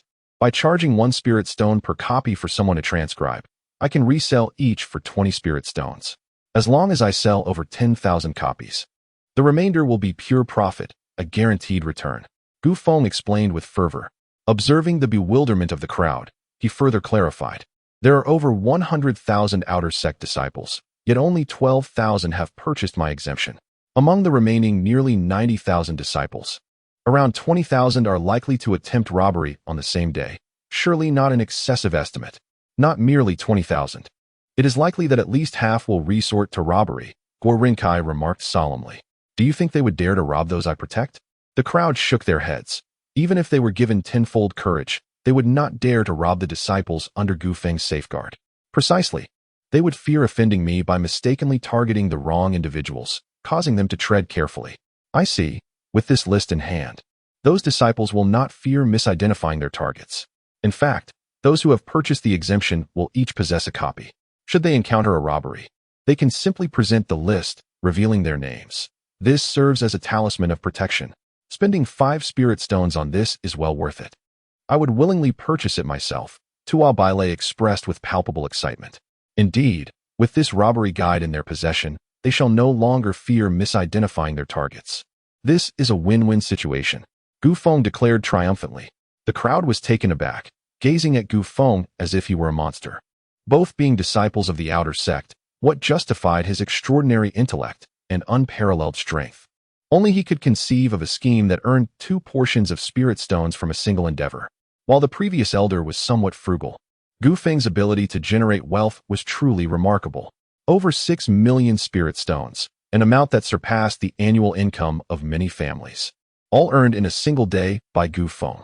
Naturally, they could only envy him, for they lacked his prowess. Even if they wished to protect him, they were powerless to do so. Brother, I wish to discuss a matter with you, Tuo Bailei said, pulling Gu Feng aside with a smile that radiated goodwill. What is it? Gu Feng inquired. I will take on the task of transcribing 10,000 copies, and in return, you shall pay me 50,000 spirit stones. You rascal. Are you trying to make a profit off the processing fee? Gu Feng immediately grasped his intentions. Hee, I will find some individuals to assist me, paying them 2 spirit stones each for their help, allowing me to pocket half the earnings, Tuo Bailei chuckled. Very well, let us all earn together. As long as you can guarantee the completion of 10,000 copies by noon tomorrow, I see no reason to refuse your proposal. Agreed. Tuo Bailei swiftly calculated his potential earnings of 30,000 spirit stones, equivalent to that of a top-tier mundane cultivation technique, which made Wu Qi and the others envious. Though alas, they lacked the manpower to partake in such opportunities. Do not fret, there will be plenty of opportunities to earn in the future. As for the remaining 40,000 copies, I plan to have the Zhou new sect transcribe them, as they have a larger workforce and can complete the task swiftly. With this thought, Gu Feng immediately set off towards the Zhou new sect. Chapter 44, A Deadly Trap. The Zhou new sect is an officially recognized organization of the Falling Sunset sect, possessing a distinct area designated for their practice, where they have constructed an impressive building spanning approximately an acre. As Gu Feng and Yin Sisi stepped through the grand entrance, they were greeted by a charming female cultivator. "Ah, former junior brother, what brings you here today?" "This esteemed sister, I have significant business to discuss with Sister Qi," Gu Feng replied with a smile. The female cultivator regarded him with suspicion, wondering if he was once again plotting to rob someone. "We at the Sunu sect are a reputable organization and do not engage in such activities." "Ah, you misunderstand. I assure you it is entirely legitimate." Gu Feng coughed lightly. "How legitimate?" she inquired, casting a flirtatious glance at him, which caused Yin Sisi beside her to puff up in irritation. "Very legitimate indeed. If we can reach an agreement, I guarantee you will earn 200,000 spirit stones." Upon hearing this, the female cultivator's eyes sparkled with excitement. 200,000 spirit stones was no insignificant sum. "Please take a seat. I will fetch Sister Qi." Before long, the female cultivator returned, but without Sister Qi in tow. "Sister Qi does not wish to see you. She asked me to relay your message." Gu Feng was momentarily taken aback, then asked, "Is Sister Qi in a bad mood?" "Who knows?" The cultivator shrugged. "All right. Let me convey my message to you. Time is of the essence, and you must decide promptly whether to engage in this endeavor." Consequently, Gu Feng omitted certain key details and focused on the transcription business. The female cultivator's mouth fell agape, her eyes wide with astonishment, sparkling with excitement. Despite the numerous members of the Sunu sect, their ability to generate income was quite limited. Their primary source of revenue stemmed from team hunts for demonic beasts to exchange for spirit stones, a perilous and arduous endeavor. After deducting necessary expenditures for cultivation, they barely profited 1 to 2 million a month. What Gu Feng proposed would yield them 200,000 in a single night, and without any risk, an opportunity that was practically impossible to find. "Wait here, I will inform Sister Qi immediately." The female cultivator, brimming with enthusiasm, dashed toward the inner hall. Within the inner hall, two figures sat facing each other, savoring tea. "Master, you should not have entrusted the Jade Void Illusion Scripture, the Solitary Yang chapter, to Gu Feng. He is hardly a suitable candidate. It would be better to let Shu Yuheng practice it instead," Qi Tingting remarked, her brow furrowed. Shu Yuheng was the second-ranked prodigy on the Outer Gate S talents list. "I do not favor Shu Yuheng," Chu Yuan replied calmly. "And what of Gu Feng?" Qi Tingting pressed further. "You placed too much significance on this matter. I simply could not bear to witness his potential demise at that moment. Nothing more," Chu Yuan stated. "He merely broke through to the Qi drawing stage and attracted a lightning tribulation. His physique is worse than those of previous generations. It is unlikely he can cultivate to a level that would assist me. Furthermore, I have only provided him with the Qi drawing chapter of the Jade Void Illusion Scripture, and he will have to find other methods for further cultivation." Hearing this, Qi Tingting finally felt a weight lift from her heart. At that moment, the female cultivator who had previously discussed matters with Gu Feng entered the room. "Sectmaster, Senior Sister Qi, the matter Gu Feng wishes to deliberate upon is as follows." The woman quickly relayed her message and then stood silently, awaiting the decision of the two. "Is this list referred to as the robbery guide?" Chu Yuan inquired with an unusual expression. "Indeed," the female cultivator nodded. "This young man has certainly made a considerable profit." Chu Yuan chuckled, then began to elaborate. Qi Tingting was left in shock. What extraordinary earning capabilities. Not only has he collected protection fees, but he is also selling a robbery guide to generate secondary income. Based on the quantity listed, Gu Feng could amass nearly 8 million spirit stones within just a few days, equivalent to the earnings of the Sunu sect over half a year. "Tingting, you must negotiate with him to acquire the rights to his robbery guide, including the rights to transcribe and sell it. He feasts while we merely savor the broth." A mischievous glint sparkled in Chu Yuan's beautiful eyes. "Very well, I shall negotiate." Qi Tingting promptly stood up. The profits here were exceptionally rich. If successful, this single transaction would equal a month's total income for their sect. It was imperative to seal the deal. "Sister Qi, regarding the business I mentioned, will you accept or decline? Time is of the essence." Upon seeing Qi Tingting emerge, Gu Feng greeted her with a smile. "Is this your current partner?"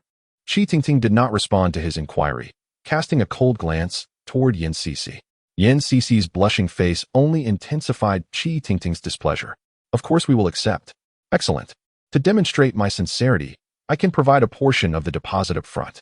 What price do you intend to sell the robbery guide for?" 20 spirit stones per copy, no discounts." "No haggling," Gu Feng replied candidly, a peculiar smile gracing his lips. "How unscrupulous." Selling a single volume for 20 spirit stones is even more outrageous than robbery. Qi Tingting shot him a glare.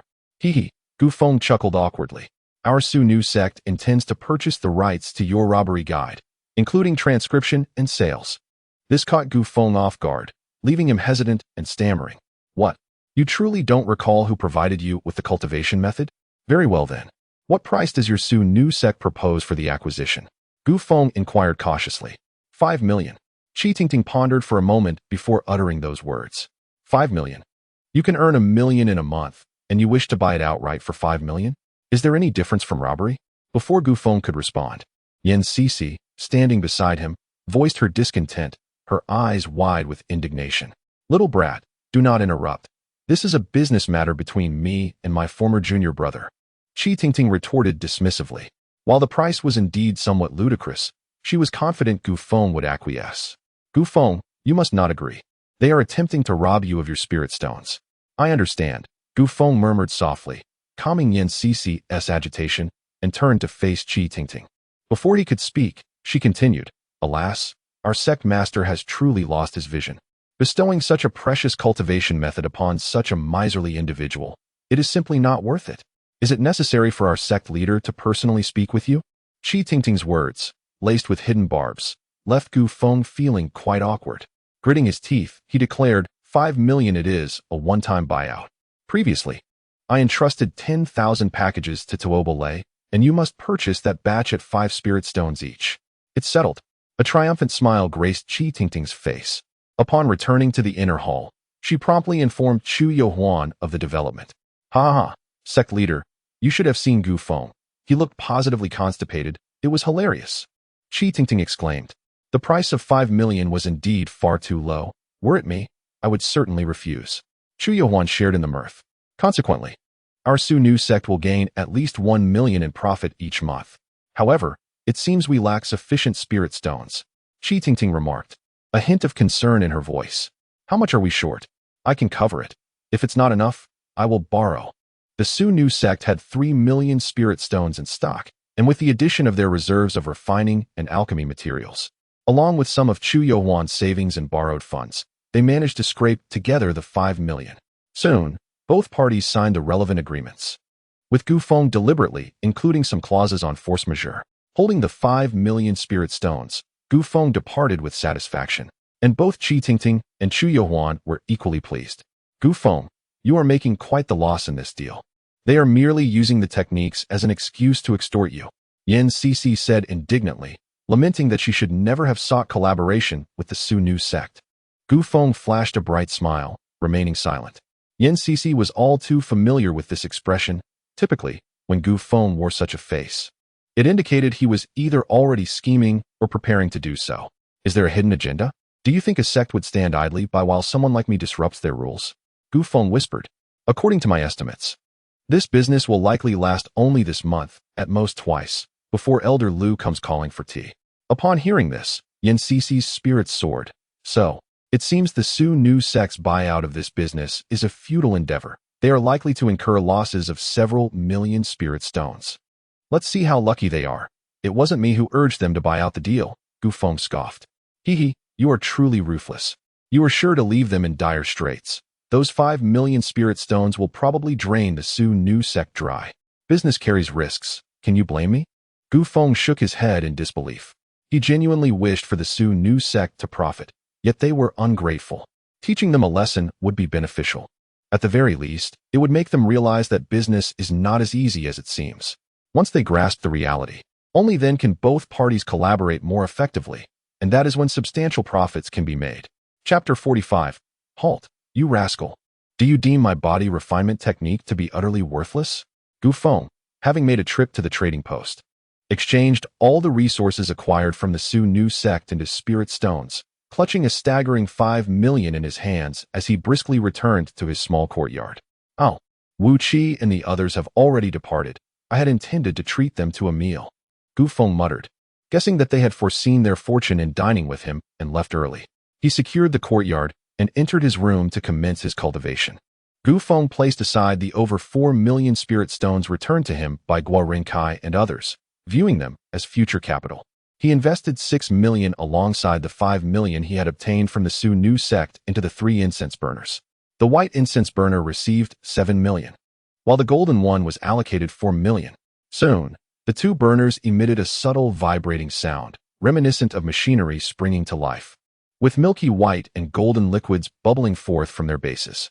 After about the duration of a single incense stick, the vibrating ceased, and Gu Feng's consciousness delved into his mind. He discerned that the same drop of divine liquid in golden form consumed nearly double the spirit stones compared to its milky white counterpart. Let me first test this golden divine liquid. Gu Feng opened his mouth and inhaled, swallowing a drop of the golden essence. After a considerable pause, his body exhibited no reaction, leaving him somewhat bewildered. After consuming 10 drops of the golden liquid, he felt entirely disheartened, for it proved utterly ineffective. To be precise, it wasn't completely without merit. At least after swallowing 10 drops, he felt a slight fullness in his stomach. Could it be that the method of usage was flawed? I shall investigate further later. For now, I will refine the milky white divine liquid. With practiced ease, he took the milky white liquid drop by drop, stringing them together like pearls, and allowed them to flow into his mouth and down into his belly. Refinement, he whispered softly, initiating an unknown technique bestowed upon him by Chu Yuan.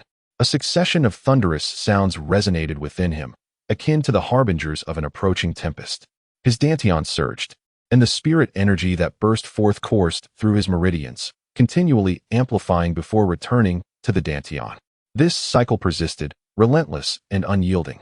The horizontal bar beneath the mouth of the white incense burner began to move forward slowly, and Gu Feng understood that this represented his cultivation progress in the qi induction stage. Witnessing the palpable growth of his cultivation was an exhilarating experience.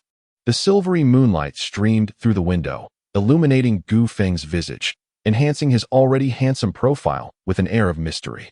Gu Feng opened his eyes, 2 beams of brilliance shooting forth from his pupils.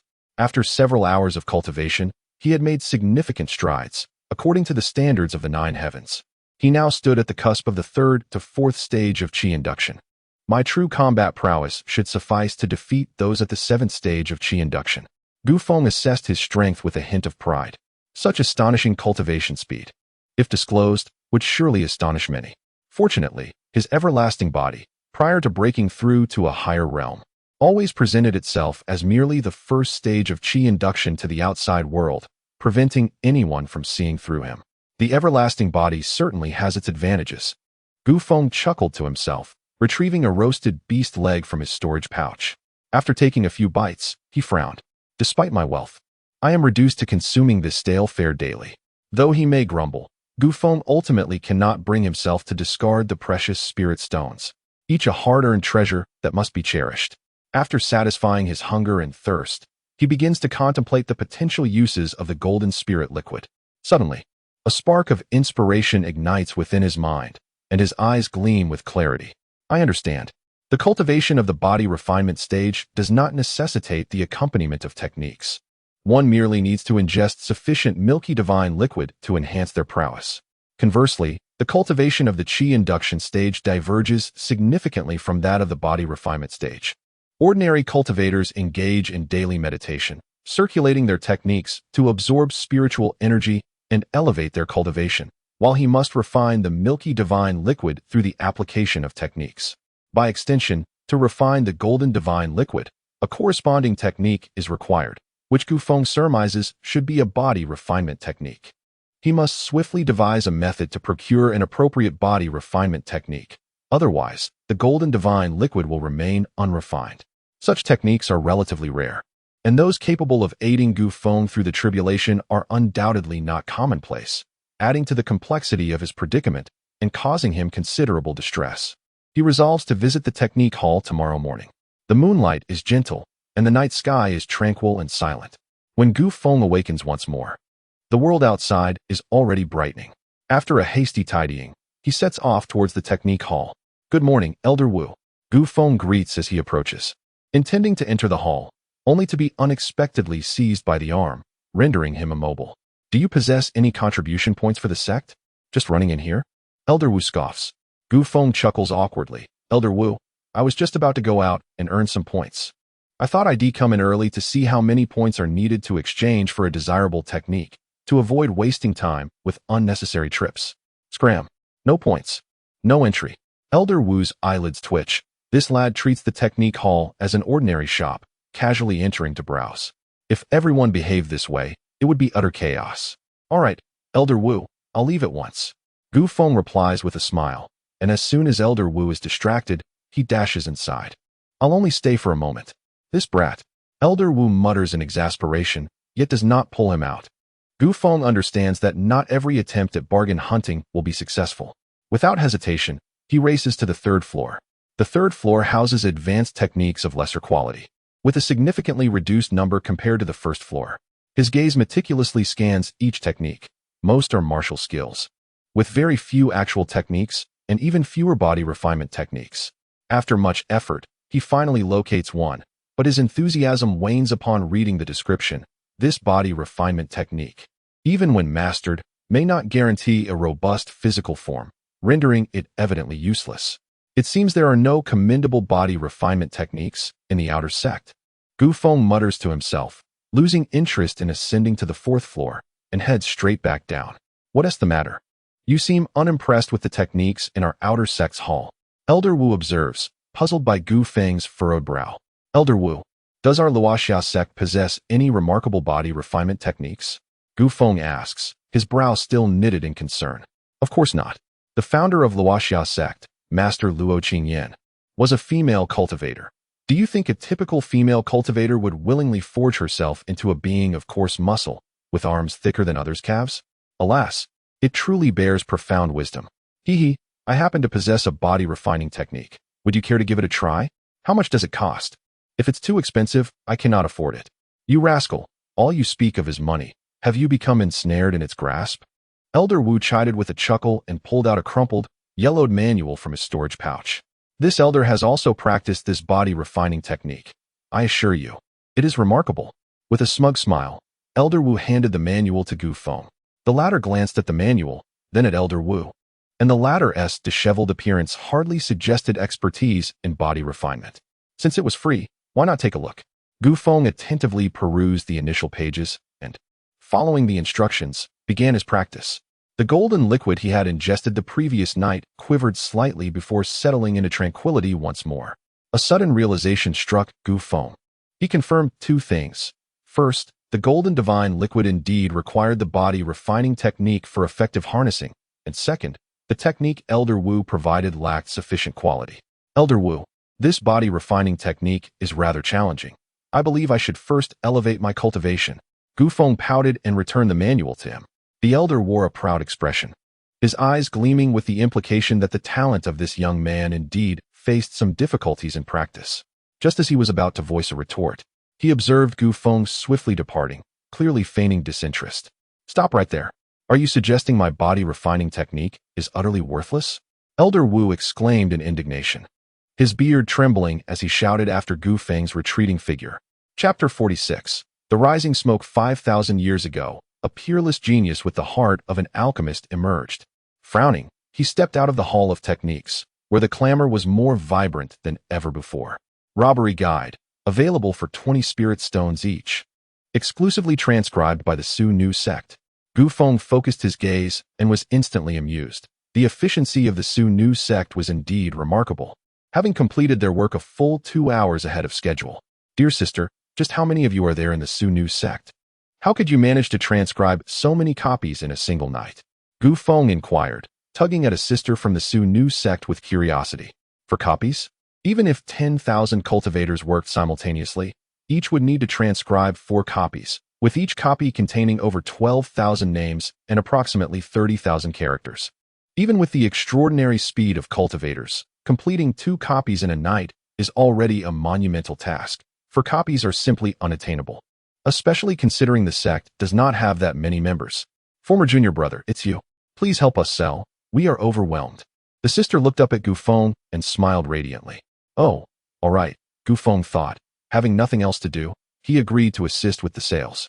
The scene was bustling with business. Cultivators purchasing the robbery guide formed a long line, and more cultivators kept joining the queue from a distance. 20 spirit stones wouldn't even buy a single pill, making it inconsequential for the outer disciples. To avoid mistakenly angering Gu Feng, they were certainly willing to make the purchase.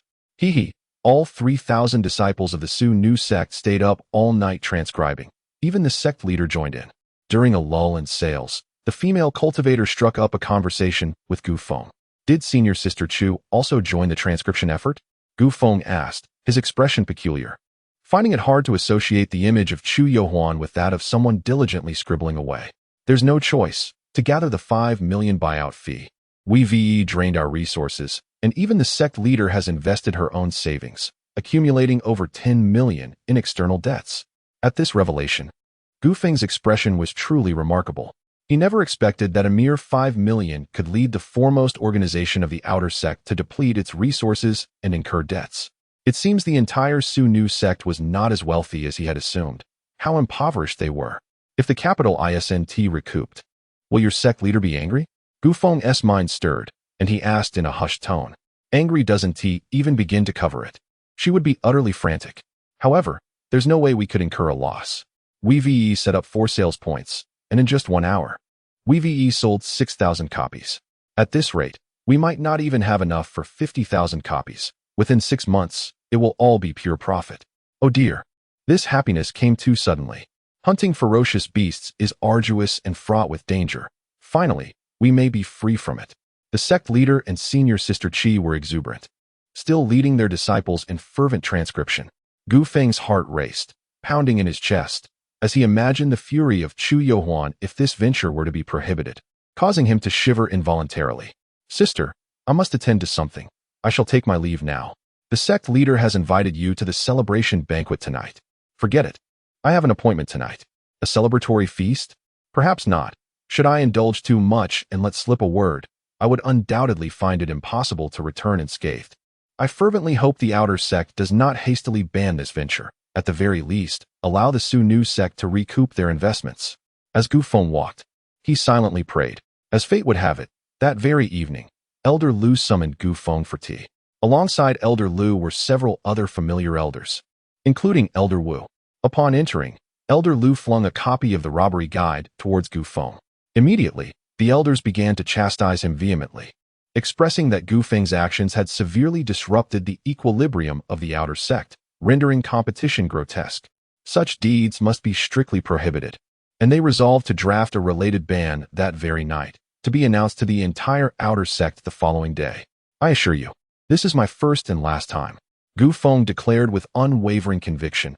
Although he had anticipated such a response, it arrived sooner than he had envisioned.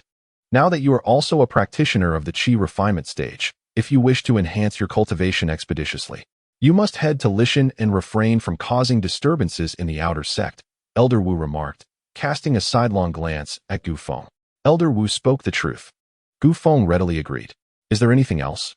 If not, you may return to rest, Elder Lu inquired, slightly taken aback by Gu Feng's lingering presence. I've come to a profound understanding of my errors and assure you it shall not happen again. However, might you refrain from issuing the ban for a while? Gu Feng tentatively suggested. Why? Because if the ban is enacted, I fear Sister Chu will have my head. Upon hearing this, Elder Lu was momentarily stunned, intrigued by the connection to Chu Yohuan.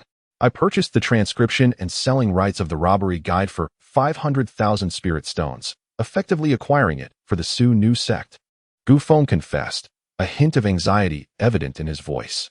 Cough, cough, cough. At this revelation, every elder, including Elder Lu, was unable to suppress their fits of coughing. 500,000 for a mere robbery guide. One might think it a supreme tome of martial arts, capable of rendering its possessor invincible. You swindled her out of 500,000 spirit stones with this useless manual?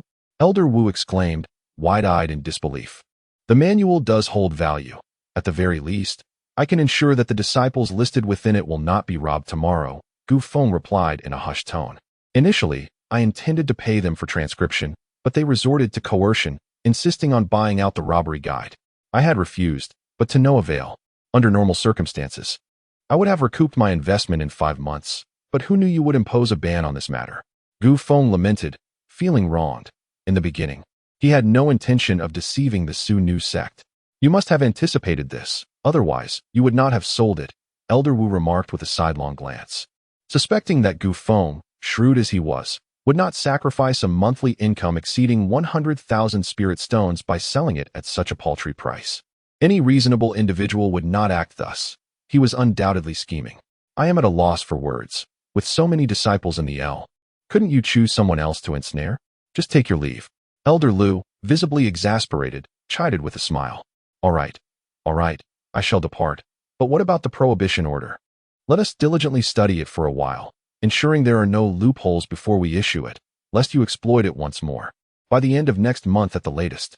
Splendid, Gu Feng exclaimed, almost overwhelmed with the desire to rush forward and embrace Elder Lu in gratitude. His words of thorough research had truly saved him. At least for the next half-month, Chu Yuan would not trouble him. The day after the distribution of resources, Yin Cici arrived with news that the chief elder of the alchemy hall had left. What are we waiting for? Let's go? Following Yin Cici, they made their way to the alchemy hall. Upon arrival, Gu Feng stood in awe for a moment, struck by an almost surreal sensation. This alchemy hall, is it not exceedingly grand? Yin Cici remarked, her eyes sparkling with delight, as if she had anticipated his thoughts. You must be aware of the founder of L. Luo Qingyan, renowned for her formidable talent, yet devoted to becoming an alchemist. This alchemy hall is the only edifice constructed under her direct supervision. The inner sect was later expanded due to the overwhelming number of disciples. It all makes sense now, Gu Feng realized. No wonder the naming of the peaks in the inner sect was inspired by medicinal herbs. It appears that this venerable Luo Qingyan possessed the heart of an alchemist. How intriguing she must have been, though she lived over 5 millennia ago. Chapter 47. Understanding, yet unable to accept this reality. Upon entering the alchemy hall, a fragrant aroma of herbs enveloped me. Groups of disciples gathered, engaged in discussions laden with esoteric terminology that Gu Feng could not comprehend.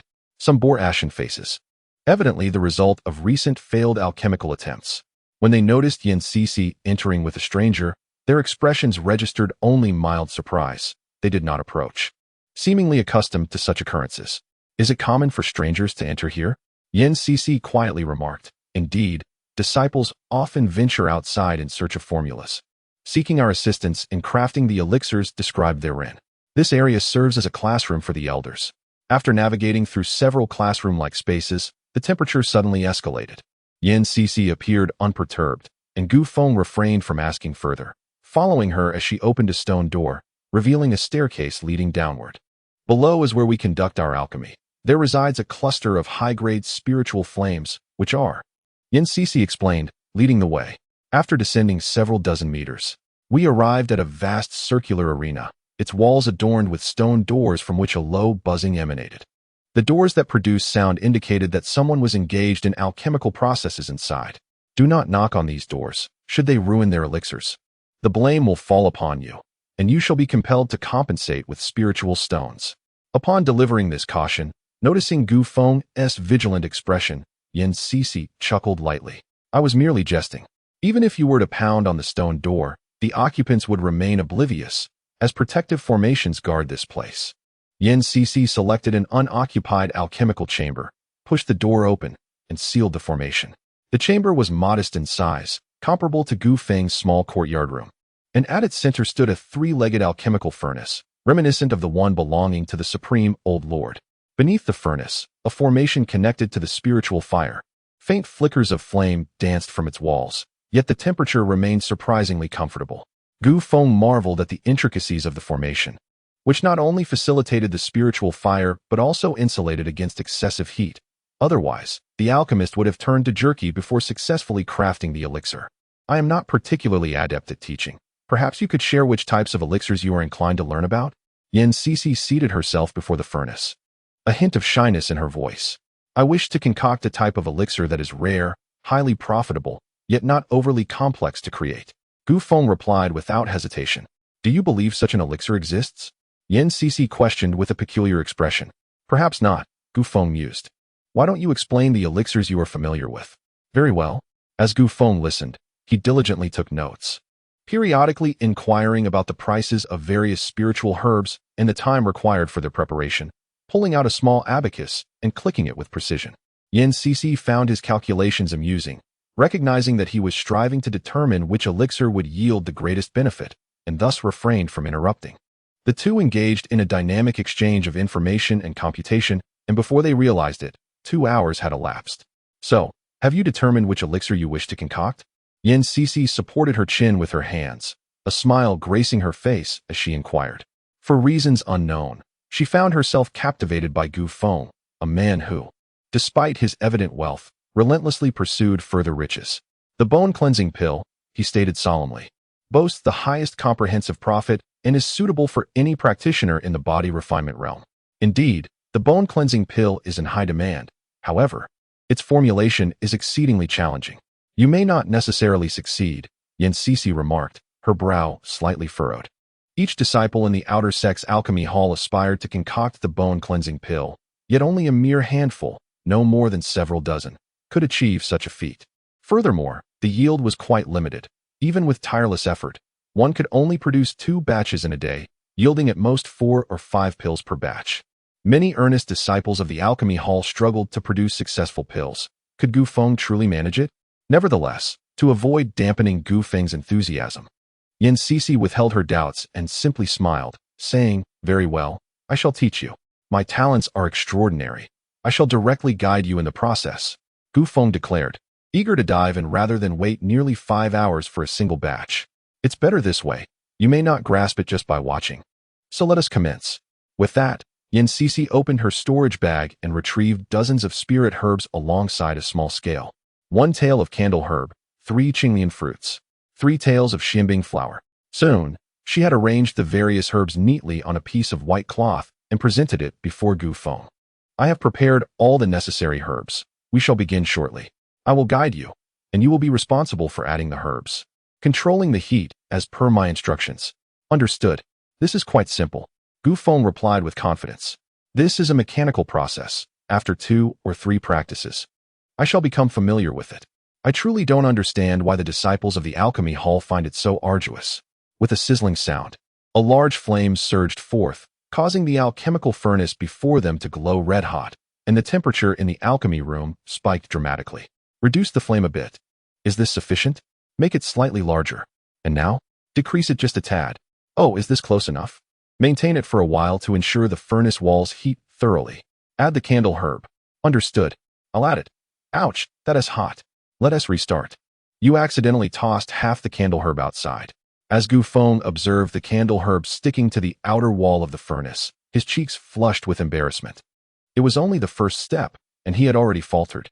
"Hee, why don't you demonstrate first?" Gu Feng scratched his head, feeling sheepish. "No worries. I was not much better on my first attempt," Yan Sisi reassured him with a smile. With graceful movements, Yan Sisi tossed the spirit herbs into the furnace, each action exuding a serene elegance that was utterly enchanting. Before long, time slipped away unnoticed. With a commanding shout, "Rise!" from Yan Sisi, the spiritual fire abruptly extinguished, and the small lid atop the alchemical furnace burst open, releasing several pills. "How many did we produce?" Gu Feng hurriedly leaned closer, his eyes gleaming with anticipation. 5. With a sweet smile, Yan Sisi silently exhaled a sigh of relief, grateful that she had not embarrassed herself in front of Gu Feng. She had successfully matched his record of producing 5 bone-cleansing pills in a single furnace. "Remarkable," Gu Feng exclaimed, his eyes filled with a shade of envy. Yan Sisi's triumph infused him with boundless confidence. In the ensuing days, he diligently mastered each step and began to practice alone. However, the results were profoundly disappointing. Despite his utmost caution, he could not escape the calamity of exploding furnaces. "This alchemy is exceedingly difficult," Gu Feng lamented. His face blackened with soot as he lay on the ground, howling in despair. "What, pray tell, is the talent for alchemy?" After a brief respite, he could not help but inquire. "I don't know," Yan Sisi replied. "Even the elders of the alchemy hall cannot articulate the concept of alchemical talent clearly. To my understanding, if you can successfully concoct a pill, that is what it means to have talent. Do you comprehend my explanation?" she tentatively asked. "I believe I do, yet I cannot accept this harsh reality," Gu Feng lamented. He understood all too well. Just like encountering the prodigies in 9 years of compulsory education, despite being in the same classroom, studying the same material, and investing the same amount of time, some would achieve perfect scores while he barely scraped by. In blunt terms, talent is outcome-oriented. If your cultivation progresses swiftly and you grasp martial techniques quickly, You are deemed talented, otherwise, you are not. So, will you continue to study alchemy? Yin Cici inquired softly as she squatted beside him. Absolutely. For the sake of spirit stones, even without talent, I shall learn. I believe effort will ultimately yield rewards. Bring me some books on alchemy. I wish to study, research, and refine concurrently. That humble bone-cleansing pill must yield results. Gu Feng declared with fervor, oblivious to the faint sound of derisive laughter echoing from deep within the earth. Chapter 48. A revolutionary marketing strategy and the frenzied Chu Yohuan. Yin Cici also needed to cultivate, so it was not appropriate for her to remain by his side constantly. Therefore, Gu Feng instructed her to find a separate alchemy room for him, where he could enter seclusion and diligently research. For over 10 days, Gu Feng resided within, tirelessly attempting alchemical concoctions, often detonating cauldrons dozens of times each day. Had it not been for his robust physique, he likely would have met his demise in that chamber. Alchemy is not merely a technical endeavor. It is a dual test of both body and willpower. At this moment, his eyes were slightly sunken, his hair disheveled, his robe tattered, and his body charred. Yet his gaze remained piercing and fervent as he fixed his eyes on the alchemical furnace. He had never experienced such a tense moment. After enduring 500 or 600 failures, he finally glimpsed the dawn of success. With a faint metallic resonance, the lid of the furnace suddenly flew off, and Gu Feng leapt high, capturing several strands of mysterious light in his hands. Ha ha! I have succeeded. I have succeeded, he exclaimed with unbridled excitement. Rushing out of the alchemy room, with a loud crash, he collided head-on with a disciple of the alchemy hall. Who are you? The disciple groaned, clutching his forehead in pain. Please refer to me as the god of elixirs, Gu Feng proclaimed proudly, swiftly making his way to the ground amidst the disciple's bewildered gaze. Great. Another one gone mad. This must be the 7th disciple to lose their wits this year. Cici, I have succeeded, he shouted as he hurried to Yin Cici's usual spot for researching elixir formulas. What? You succeeded? Yin Cici quickly dropped the book she was holding and hastened to Gu Feng, her eyes wide with astonishment as she gazed at the contents of his palm. 9. 9 of them. You produced 9 in a single batch? The sight of the 9 plump elixirs in Gu Feng's hand left Yin Cici utterly astounded. The bone-cleansing pill is notoriously difficult to concoct.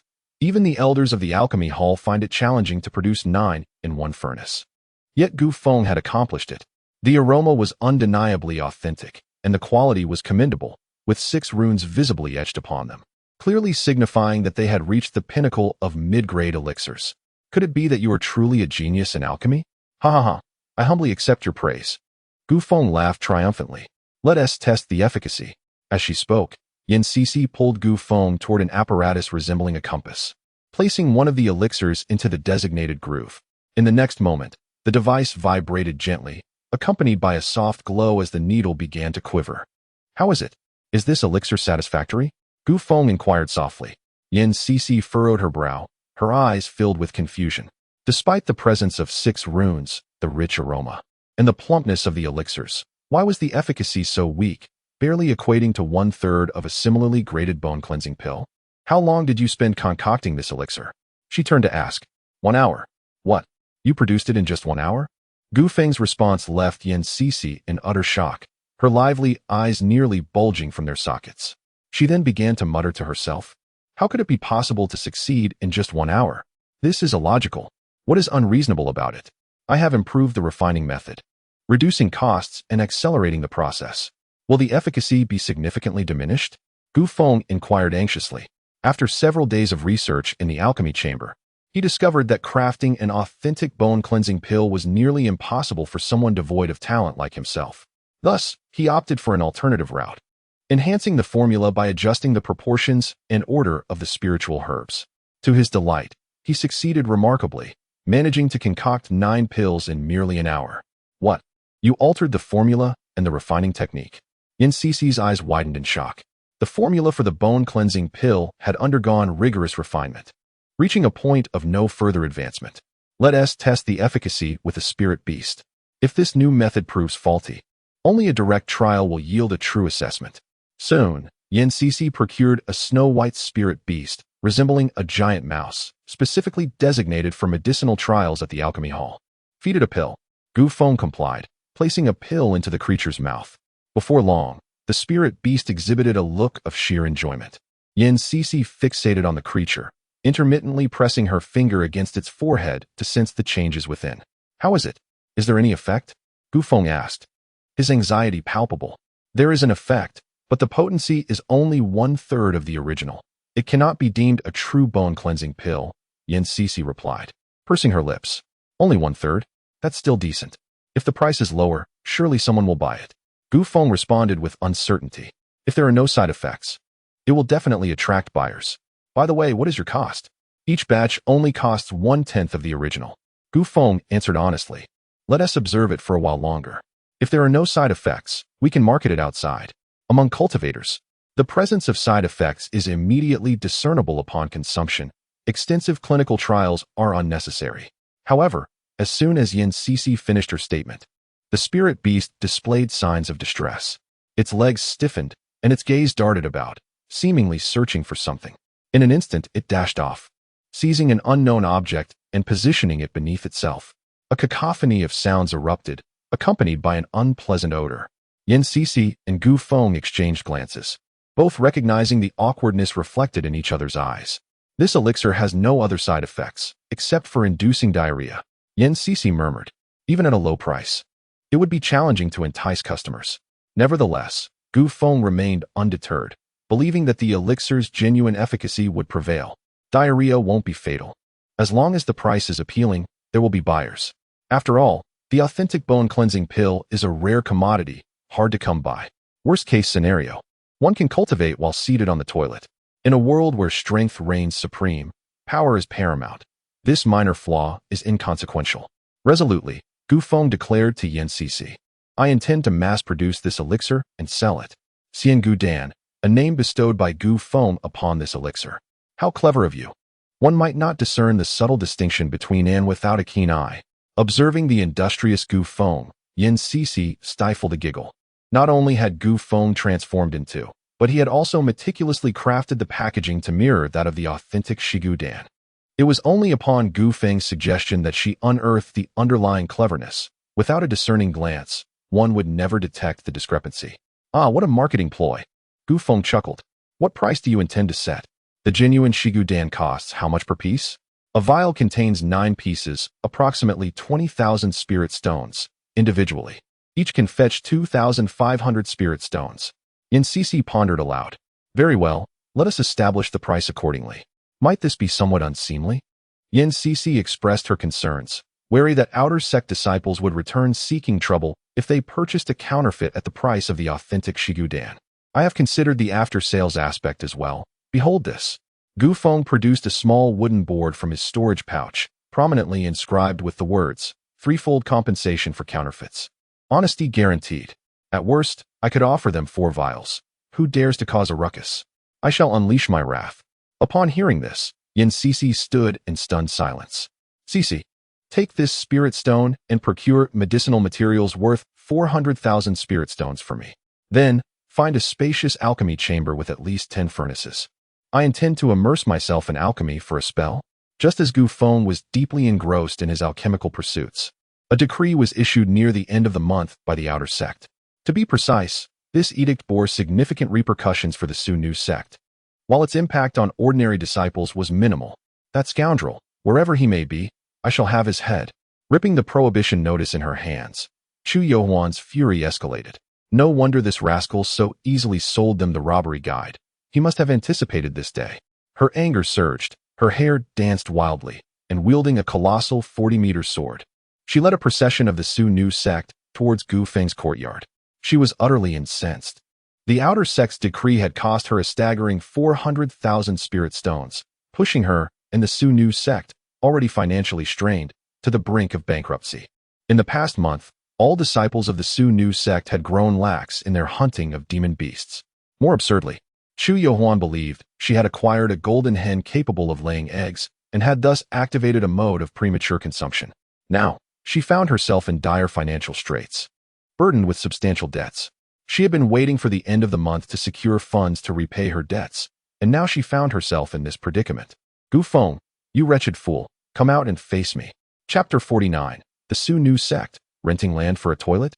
The members of the Su Nu sect approached with an imposing presence, akin to a tempest, sweeping directly to the front of Gu Feng's modest courtyard.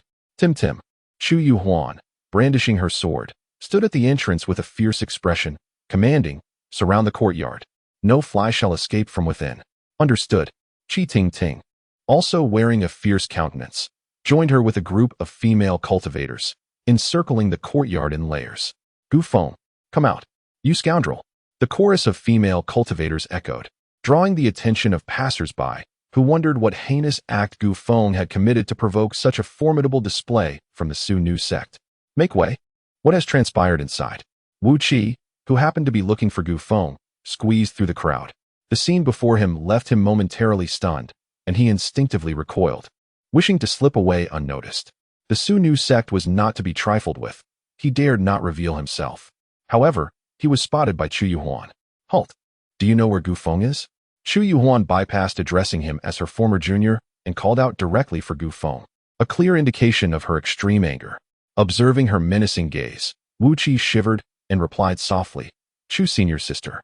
I have not seen the former brother in quite some time." "Oh." With a swift motion, Chu Yuhuan positioned herself before Wu Qi, narrowing her beautiful eyes as she scrutinized him. "You, who are in cahoots with him, would not know his whereabouts?" "Truly, I do not know. I too wish to find him," Wu Qi said, his lips twitching slightly. The term in cahoots was particularly apt in this context. "Crouch down and cover your head.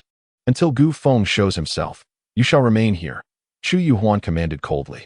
"Crouching down seems inappropriate. It's quite embarrassing. Perhaps I should just stand here? With my meager skills, am I to fear him fleeing?" Wu Qi replied with a bitter smile, feeling humiliated under the watchful eyes of so many. "Either lie down or crouch. The choice is yours." Chu Yuhuan glared at him. Without much thought, he quickly squatted down, covering his head in a pitiful manner. "Master, that lad Gu Feng is likely not here. He probably fled," Chi Ting remarked, her brow furrowed. "Impossible. Qiu Tian is watching him closely. He must still be at the outer gate," Chu Yuhuan asserted with conviction. Gu Feng had killed Qiu Zhe, thereby incurring the wrath of Qiu Tian. Under such circumstances, he would not dare to venture out. This clever lad would never provide Qiu Tian with an opportunity. "Which of you knows Gu Feng's whereabouts?" Chu Yuhuan scanned the surroundings, asking aloud. "Half a month ago, I saw the former brother with Yan Shishi from the alchemy hall." A disciple stepped forward, eager to please. This was the renowned beauty of the inner sect. Becoming familiar with her could yield infinite benefits. "At the alchemy hall? I should have realized it sooner," Chu Yuhuan murmured, then turned her gaze to the disciple, her eyes reflecting admiration. "Excellent. What is your name?" Upon hearing this, the disciple's expression turned exuberant. Thinking that this Chu senior sister was about to reward him, he hurriedly replied, "Junior brother is named Ho Zisong." "Ho Zisong, you are quite impressive. Once I capture that rascal Gu Feng, I shall inform him that his betrayer is an outer sect disciple named Ho Zisong." Upon hearing this, Wu Qi, who was crouched on the ground, could no longer contain his laughter, while Ho Zisong was left utterly bewildered.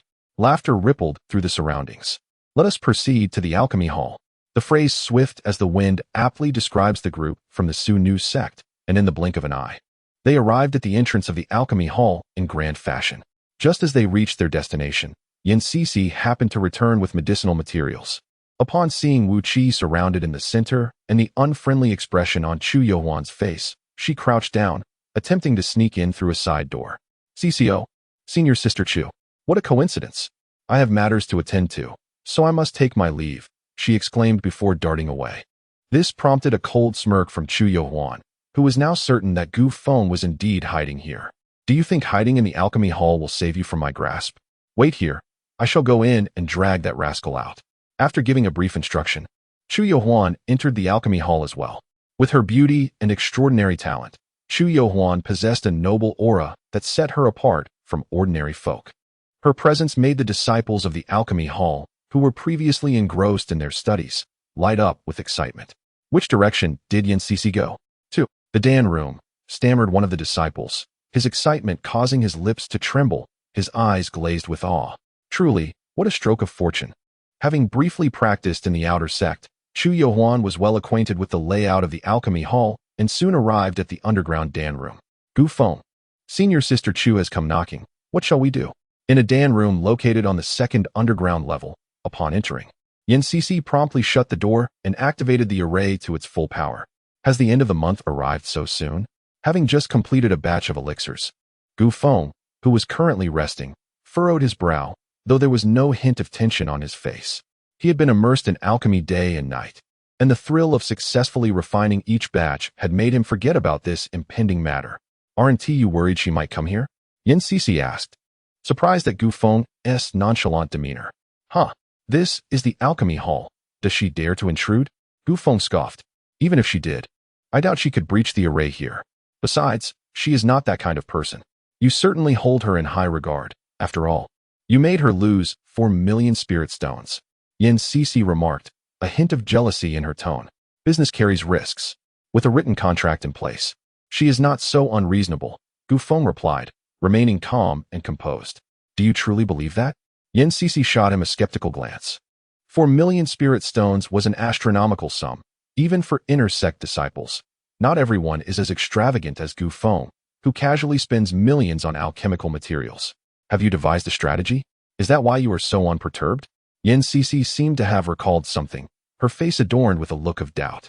You truly are my confidant, understanding me so well, Gu Feng remarked as he extracted a piece of roasted meat and savored it with evident appreciation. This brought an indescribable joy to Yin Cici, her eyes curving like crescent moons. Perhaps the compensation could quell her anger and allow the matter to be brushed aside. But that was not the most prudent solution, especially since I had no funds to offer. The optimal approach would be to find her a lucrative opportunity to recuperate the losses incurred due to the external prohibitions. Oh, are you suggesting that she assist in selling the Xianbone pill? That would indeed be a clever strategy, allowing us to pin the fraudulent sales on the Sunu sect. Yin Cici exclaimed with excitement, her only concern regarding the Xianbone pill being its potential to tarnish Gu Feng's reputation, with the Sunu sect as the unwitting scapegoat. Her heart swelled with joy, or rather, she felt elated as long as Gu Feng's image remained unscathed. Am I a fool? To entrust such a lucrative product as the Xianbone pill to her would be utterly painful, Gu Feng remarked, speechless. Chu Yohuan would undoubtedly be stationed outside the alchemy chamber. We need not concern ourselves with her for now. Once I complete the remaining elixirs, I shall discuss the lucrative venture with her, Gu Feng declared confidently. He then activated the array beside him, and the spiritual flames surged forth. 10 alchemical furnaces simultaneously emitted a metallic resonance as he deftly tossed an array of medicinal herbs into them, akin to a well-oiled assembly line. Each time Yin Cici witnessed his method of alchemy, her eyelids involuntarily twitched. The efficiency was astonishing, reaching a level that left one in awe.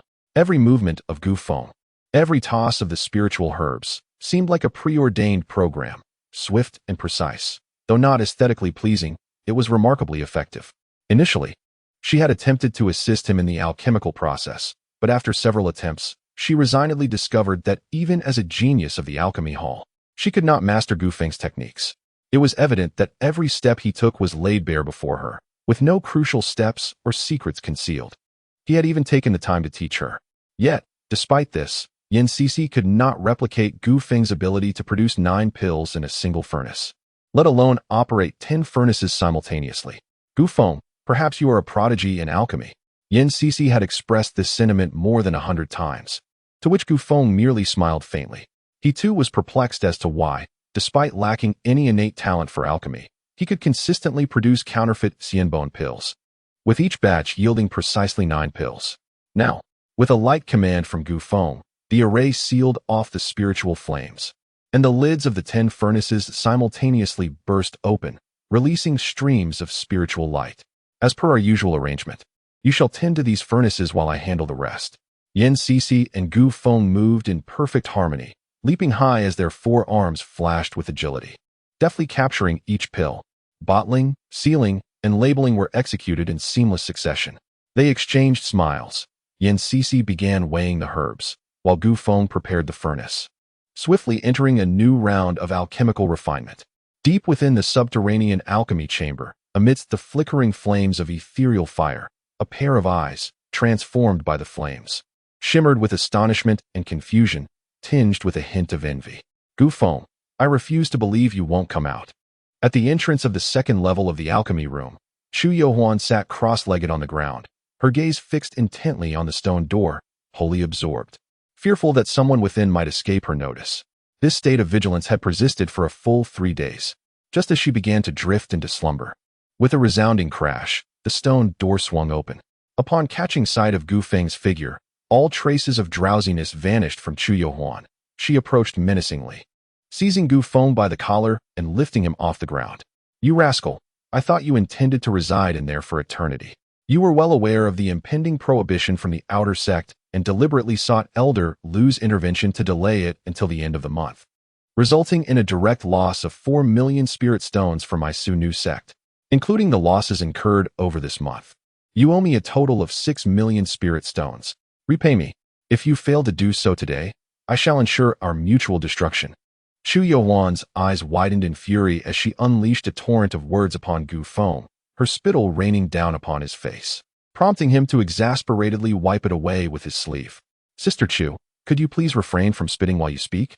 It's quite unpleasant." Upon hearing his words, Chu Yohuan's smooth face flushed crimson as she became aware of her own ungraciousness. Her imposing demeanor slightly diminished. "In any case, you must repay me. I truly have no money. If you don't believe me, take a look," Gu Feng declared, unfastening the storage bag from his waist and opening it before Chu Yohuan. "I am quite impoverished myself. Repaying you is simply out of the question. However, I can offer you a way to earn money." Gu Feng smiled slightly, revealing a set of pristine white teeth. "You still wish to deceive me? Do you believe I won't make you regret it?" Chu Yohuan's brow furrowed. Gu Feng's smile always left her with an unsettling feeling of impending deceit. "Sister Chu, trust me this time. I assure you that you will earn money, not only recovering your prior losses, but also making a considerable profit." As he spoke, Gu Feng signaled to Yan Cici, who retrieved a small ledger from the storage bag and handed it to Chu Yohuan with an oddly expression. "Another scheme? What list is this time? How much is the buyout fee?" Chu Yohuan inquired with a stern countenance. "Sister, this is a commercial blueprint that Gu Feng has specifically devised for your Su Nu sect. Take a look before you pass judgment." Yan Cici replied earnestly, though her suppressed mirth shone through her features. "If you dare to deceive me again, you'll face dire consequences." Chu Yohuan huffed, accepting the small ledger from Yan Cici and quickly perusing its contents. "You audacious fool, do you intend to toy with me? You actually expect my Su Nu sect to rent land to build a toilet?" Chapter 50. There is no worst, only worse. "Sister Chu, while your excitement is palpable, could you refrain from spraying saliva indiscriminately?" Gu Feng, with a look of exasperation, extended his arm to wipe his face. "This is neither the time nor the place for idle chatter. Let us proceed to your Su NV sect for a more thorough discussion. Surely, with your intelligence, you can discern whether I am attempting to deceive you." Upon hearing Gu Feng's words, a hint of pride flickered across Chu Yohuan's face. Since this young man dared to accompany her back to the Su NV sect, it was possible he could indeed yield some valuable insights. Yan Cici and Gu Feng followed Chu Yohuan directly to the Su NV sect. Upon entering, Qi Tingting approached them. "Has this young man repaid his debt yet?" she inquired. Her once radiant visage now bore the marks of exhaustion, a result of the turmoil she had endured over the past few days. The unwarranted loss of 4 million spirit stones had severely drained the sect's vitality, rendering them unable to disburse salaries the following month.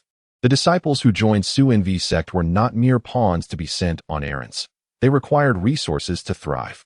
Furthermore, the 1-month gap had exacerbated their financial predicament. If they could not recover the 6 million spirit stones, there was a significant risk of losing a considerable number of talented individuals. "Sister Qi, do I appear to be a wealthy individual?" Gu Feng shrugged with a smile. "Tingting, gather everyone. We need to convene a meeting." Chu Yohuan, feeling restless, understood that while the Su NV sect could endure until next month without spirit stones, she personally could not withstand the pressure any longer. Over the past month, she had scoured for spirit stones and acquired several coveted treasures she had long desired but previously could not afford, indulging in a lifestyle that many would envy. However, the satisfaction she derived from this lavishness would soon give way to backlash. If the inner sect were to discover her inability to repay her debts, she would become the subject of ridicule. As for the inner sect of Su NV, they could only scrape by. Seeking spirit stones from there to settle her debts was utterly impossible. Chu Yohuan stood precariously on the edge of a cliff. Before long, Qi Tingting led more than 20 senior members of the outer Su NV sect into a spacious hall. "Shut the doors. Let us commence the meeting." The primary objective of this gathering was to address the financial crisis plaguing Zhou Envy sect. Chu Yohuan took her seat, exuding an imposing aura reminiscent of an experienced leader. She delivered an extensive opening monologue filled with superfluous commentary, which elicited affectionate laughter from Gu Feng. Sister Chu, could you be more succinct? My time is of the essence. Let us not digress. In summary, we are currently in dire straits and urgently need to generate income. Chu Yohuan shot Gu Feng a glare before succinctly summarizing the situation. Master, if we compel Gu Feng to repay his debts, we would not have descended into such dire circumstances. A female cultivator seated beside Qi Tingting spoke coldly. Her sentiment was echoed by nearly everyone present, and a chorus demanding repayment quickly arose. Hold on, everyone. If memory serves, it was you who insisted that I purchase the exclusive rights to the robbery guide from you. Despite my repeated refusals, business entails risks. We have a written agreement as evidence. Even if this were to escalate to the Outer Sect's Elder Council, you would find yourselves at a disadvantage. Gu Feng chuckled, undeterred by the presence of the female cultivators. Hearing this, Qi Tingting glanced up at the esteemed Chu Yohuan, whose beautiful eyes reflected a flicker of annoyance. It is no exaggeration to state that the dismal state of the Zhou new sect today is entirely of her own making. Setting aside past grievances, Chu Yohuan shot a fierce glare at Gu Feng, indicating that he had a business proposal to circulate among them. After a lengthy pause, everyone perused the document, their eyes ablaze with indignation. Renting land? Constructing toilets to lease to outer disciples? What kind of entrepreneurial scheme is this? It is more akin to a money-making scam or a self-destructive plan.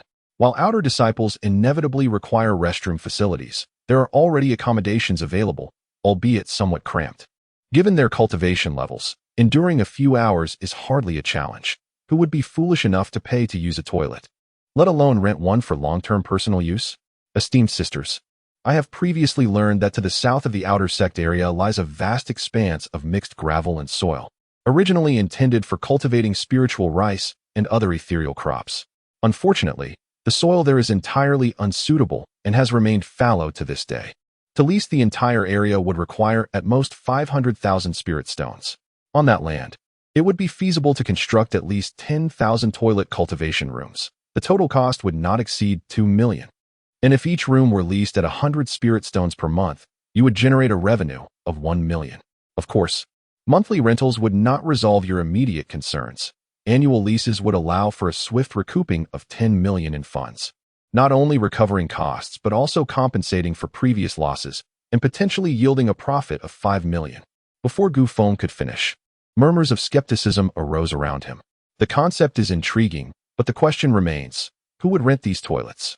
Chu Yohuan's eyes flickered with insight as she seized upon a crucial phrase in Gu Feng's proposal, toilet cultivation rooms, which conveys a significantly different meaning than mere toilets.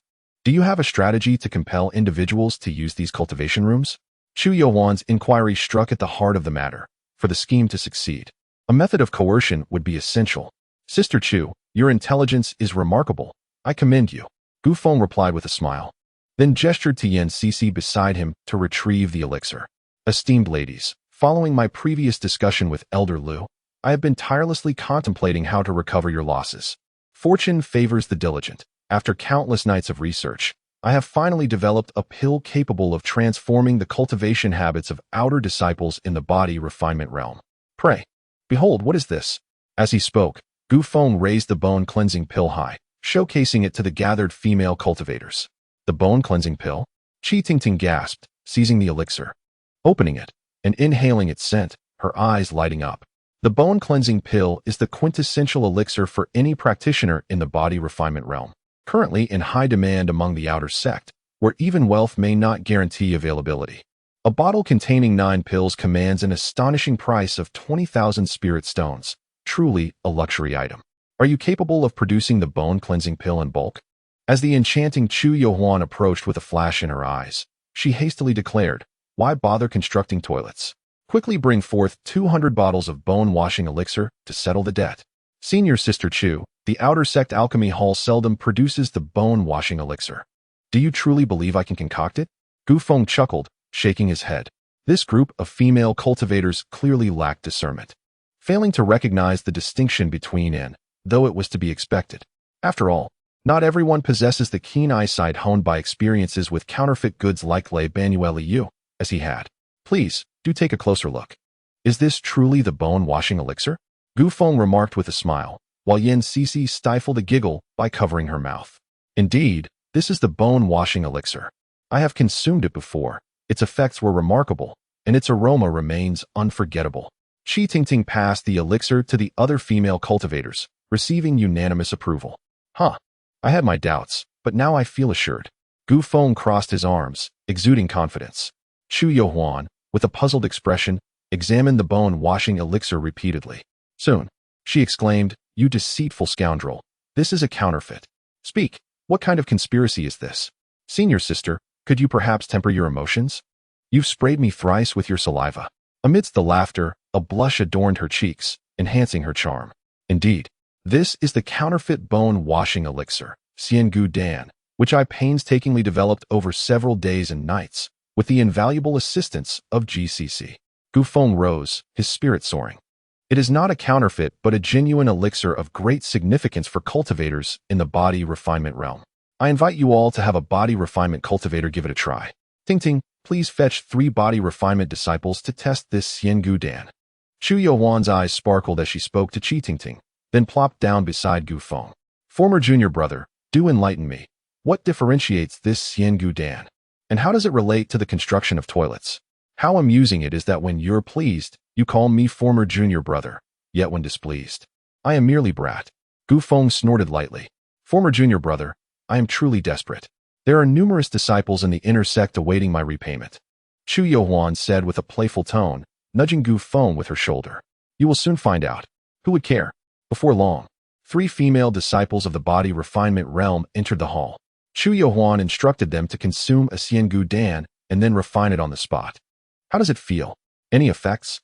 As the elixir was being refined, they sensed a significant increase in physical strength. However, it felt considerably weaker than the authentic bone-washing elixir. And you? How do you feel? Quite good. To fully absorb the elixir's potency, I estimate it would take a day and a night, which is significantly faster than the authentic bone-washing elixir, yet its efficacy is notably diminished. And you? I feel. Chu Yohuan inquired intently about their sensations, for a cultivator can discern an elixir's effectiveness upon consumption. There could be no deceit here. What is the matter with this efficacy? Only a third. Otherwise, it would not be called Xian Gu Dan but rather the authentic Shi Gu Dan, Gu Feng remarked with a smirk. At that moment, 3 female cultivators refining the elixir flushed with embarrassment, appearing bashful. What is the matter? Is this elixir toxic? Chu Yohuan inquired anxiously. Master, the elixir isn't the issue. It's just that we need to use the restroom. One of them stammered, I can hardly hold it anymore. Master, we'll be right back. The 3 hastily excused themselves, scurrying away. They waited a full 12 hours before the 3 female cultivators returned to the hall, their faces still flushed, but their spirits noticeably invigorated, hardly reminiscent of having spent an entire day and night in distress. Chu Yohuan swiftly approached them, placing her fingers delicately upon their wrists to assess their condition. Her brow furrowed intermittently, only to relax with growing astonishment. Soon, she softly addressed the trio, You have worked hard. You may retire now. It was no trouble at all. The 3 exuberantly replied, their eyes occasionally darting toward the bottle of Xian Gu Dan on the table. Observing this, Chu Yohuan felt a spark of inspiration. Do you wish to partake in the Xian Gu Dan once more? Thank you, master. We certainly wish to continue consuming it. The 3, filled with gratitude, departed clutching their precious elixirs. Chu Yohuan finally comprehended that Gu Feng intended for her to rent land to construct restrooms for the cultivation chambers. Although the effects of Xian Gu Dan did not quite measure up to those of the true Shi Gu Dan, it remained one of the finest elixirs available to those of the body refinement stage. What of the discomfort? Mastery of cultivation is paramount. The enthusiasm displayed by the 3 female cultivators greatly encouraged her. This transaction would undoubtedly yield substantial profit. The current living quarters in the outer sect possessed restrooms, yet they were woefully insufficient. Spending 12 hours inside would surely invite scorn, and with the purchase of Xian Gu Dan, one could hardly avoid the necessity of renting a dedicated cultivation room equipped with a restroom. Even she would choose the same course of action. With this in mind, she earnestly asked Gu Feng, Can you guarantee the supply of Xian Gu Dan? Of course. Chu Yohuan refrained from asking Gu Feng how many Xiangu Dan he could produce daily, respecting the boundaries of secrecy. With his affirmative response, she promptly resolved to send Qi Tingting to the outer sect elder hall to handle the relevant rental procedures. It is imperative that this remains confidential. Understood. Qi Tingting nodded earnestly. The construction of restroom cultivation chambers would require time, and no word of it should leak prematurely. I wish to build 20,000 restroom cultivation chambers. Is that feasible? It presents some challenges, but with relentless effort in refining, it should not be a significant issue.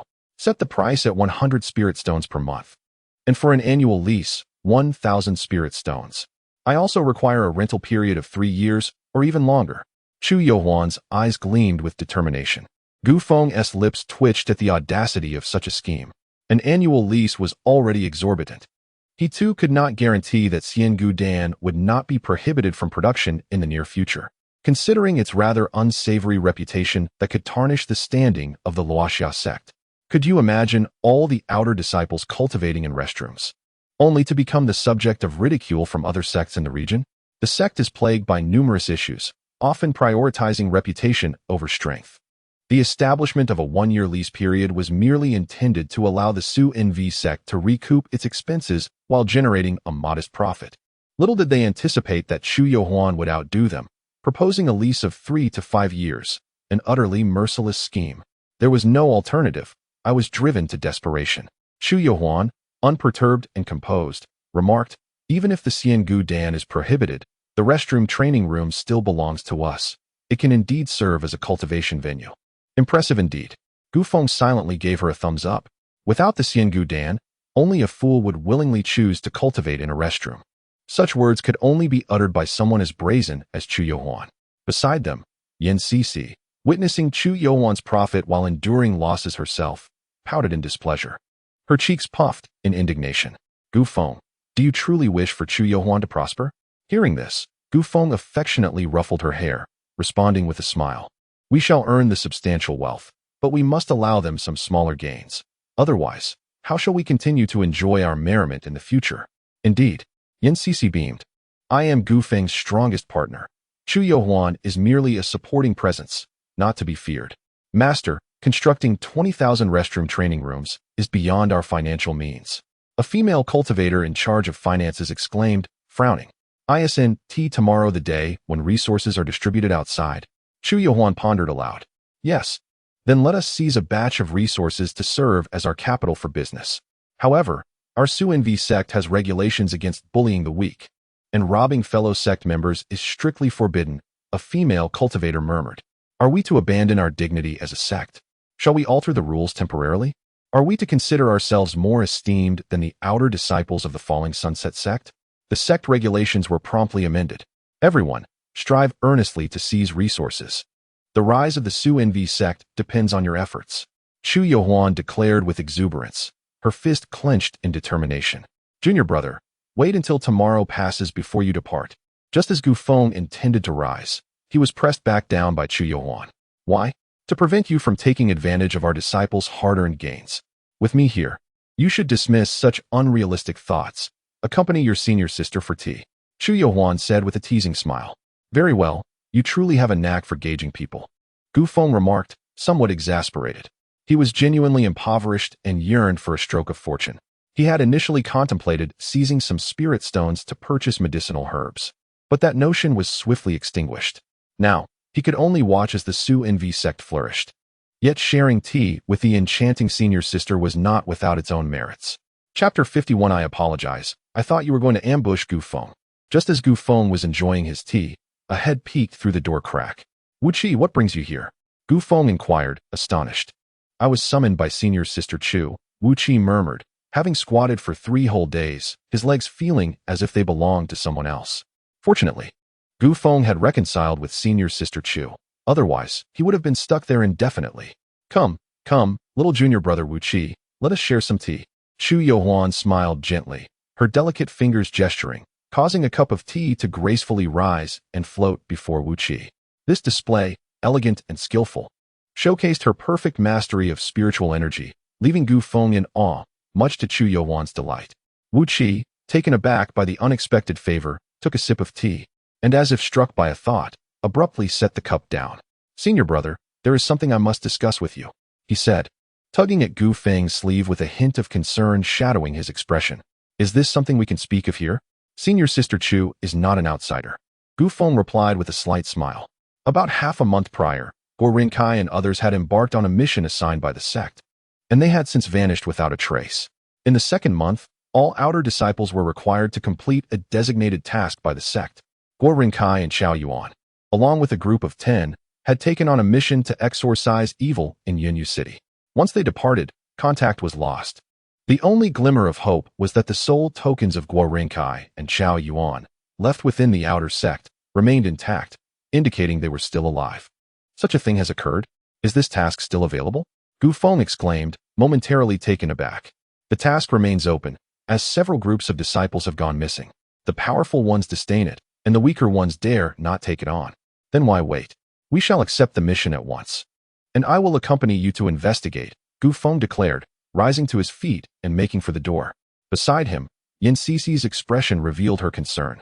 She wished to dissuade Gu Feng from venturing into danger, yet knowing his temperament, she refrained from speaking. Chu Yuan's gaze, however, was filled with keen interest as she observed Gu Feng from head to toe. In critical moments, one's true character is revealed, and without hesitation, Gu Feng acquiesced to Wu Qi's request, undoubtedly showcasing his loyalty to friends, especially in light of Qiu Tian's lurking threat, which made this act even more commendable. "Junior brother, you must consider this carefully. Qiu Tian has long desired to eliminate you," Chu Yuan remarked languidly. "Huh. I doubt I would be so unfortunate as to be caught by him on my first outing from the outer sect," Gu Feng replied nonchalantly. "Yun Jun is vast. As long as I remain cautious, I should avoid crossing paths with that calamity. If you are unafraid, then go ahead," Chu Yuan said nonchalantly. Once the two had departed, Chu Yuan stood up, sighing. My junior brother is still too young. Qiu Tian must have planted spies within the outer sect. The moment he steps out, he will undoubtedly be ambushed. He cannot perish. Otherwise, my Su NV sect and the outer sect will likely face immediate dissolution." With that, she soared into the air, heading towards the inner sect. At Gu Feng Peak, a graceful figure descended directly upon the rooftop of a loft, her enchanting form captivating. With flowing ebony hair dancing in the breeze and a stunning visage adorned with a charming smile. "Qiu Tian, come out!" A voice, filled with fury, erupted, soaring into the heights as it directed a forceful strike towards Chu Yuan's retreating silhouette. "A mere trifle," Chu Yuan replied, not even glancing back. As if possessing eyes at the back of her head, she unleashed a surge of spiritual light in response. The overwhelming spiritual energy sent the tiles of the rooftop flying, propelling Qiu Tian backwards. "Chu Yuan, is it truly you?" Qiu Tian, now back on the ground, felt an inexplicable dread, his eyelids twitching uncontrollably as he shouted in disbelief. Although both he and Chu Yuan were esteemed figures on the intersex prodigy list, their interactions were scarce, largely due to the vast disparity in their strengths and her formidable reputation. He could not fathom why this celestial beauty, ranked 5th among the intersex elite, would audaciously visit his residence with a seemingly hostile demeanor. After a thorough mental review, he could find no reason for having offended her. "Indeed, it is I," Chu Yuan replied, flashing a smile laden with meaning. "I had no knowledge of your arrival. Pray tell, what brings you here?" Qiu Tian inquired nonchalantly. "To strike you." With those two words, she launched her assault. Qiu Tian, caught off guard, found himself in a dire predicament, simultaneously enraged and perplexed, unable to comprehend why he was subjected to her attack. "What have I done to incur your wrath?" he bellowed. "The attempt on my partner's life. Is that not sufficient reason?" Chu Yuan continued her relentless onslaught, leaving Qiu Tian in a state of disarray as he struggled to withstand her fury. The 5th-rank prodigy against the 43rd was akin to a mother chastising her wayward child. Qiu Tian stood no chance of resistance. "You must inform me, who is your partner?" he gasped. "Gu Feng." At the mention of Gu Feng, Qiu Tian froze, an uncontainable fury igniting within him. He had never anticipated that the trouble he had avoided would instead come knocking at his door. It seemed to him that Chu Yuan was merely acting on Gu Feng's orders to chastise him. "This is intolerable. I shall fight back," Qiu Tian roared, unleashing a torrent of spiritual energy that shook the very ground beneath him, sending flowers and leaves scattering. Yet, in the face of overwhelming power, his outburst was but the wail of a child, easily dismissed as Chu Yohuan effortlessly sent him crashing to the ground. Lying there, blood bubbling from his mouth. His eyes burned with a ferocity as he glared at Chu Yohuan above, wishing to peel her skin from her bones. Do not look at me like that. I am powerless in this matter. Who told you to ambush Gu Feng? Chu Yohuan remarked, pouting slightly. Ambush Gu Feng. Qiu Tian was bewildered. Who had even attempted such a thing? Could it be his brother? Hadn't he stated that Gu Feng harbored secrets and that they should wait until he entered the inner sect to deal with him? Did you not send anyone to ambush him? Upon witnessing the perplexed expression on Qiu Tian's face, Chu Yohuan found herself at a loss for words.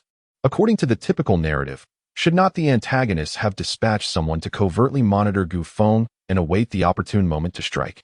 Chu Yohuan, you have gone too far. I never harbored intentions of ambushing Gu Feng. Qiu Tian, seething with rage from an unprovoked beating, exclaimed. My apologies. I assumed you intended to launch an ambush against Gu Feng. Despite the words, there was no trace of remorse on her countenance. You refrained from sending someone to attack because you were unaware. Now that you are informed, do you not wish to pursue an ambush? She continued, You must be thinking along those lines. Thus it is not entirely unjust to target you. Is this the way one speaks? Qiu Tian's body trembled with fury. His visage contorted in rage, and his heart surged with an overwhelming hatred for Gu Feng. Had he not been subdued at that moment, he would have disregarded all caution and sought to eliminate Gu Feng. Chu Yohuan, release my younger brother. At that instant, a formidable figure appeared in the sky, the eldest of the Qiu family's 3 prodigies, Qiu Patian. I can assure you that during this period, we shall not send anyone to harm Gu Feng. Qiu Patian declared in a grave tone, an undercurrent of apprehension flickering in his piercing gaze.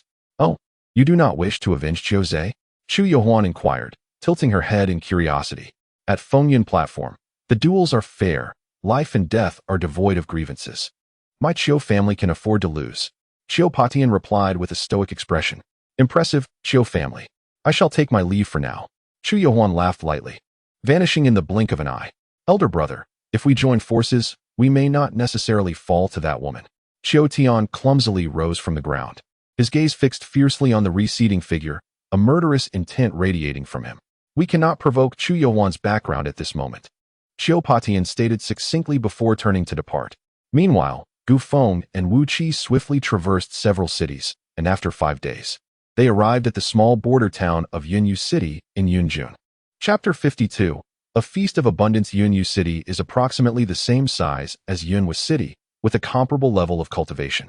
However, upon their arrival, the two encountered many cultivators from the Qi induction stage, clad in diverse attire. The various sects of Yun County had issued related tasks for the eradication of evil, and among them were several individuals from the Wooding sect, the second most powerful faction in Yun County after the Falling Sunset sect, which has experienced rapid growth in recent years, showing signs of surpassing our sect. Wu Qi's family operates a trading company and is well acquainted with the various forces in Yun County, serving as a knowledgeable guide for Gu Feng. Gu Feng understood that the enthusiasm of the sects for the eradication tasks was not merely to protect the populace, but was also significantly aimed at enhancing their own sect's standing in the eyes of the public, thereby attracting more exceptional disciples. Where are Chao Yuan and the others now? Gu Feng's gaze casually roamed Yunyu City, and he spotted several disciples from the Falling Sunset sect, their cultivation level around the 5th stage of Qi induction. They were unfamiliar to him, likely hailing from Li Mountain. Not quite certain. I shall inquire further. Wu Qi furrowed his brow. He was adept at engaging with a variety of individuals and quickly gleaned some information from several cultivators of other sections 3 days prior. Disciples from other sects had gone missing in the mountains on the outskirts of Yunyu City. The leaders of each faction were preparing to unite and venture into the mountains tomorrow, currently gathering at the All-Gathering Pavilion. Who is our Falling Sunset sect's leader?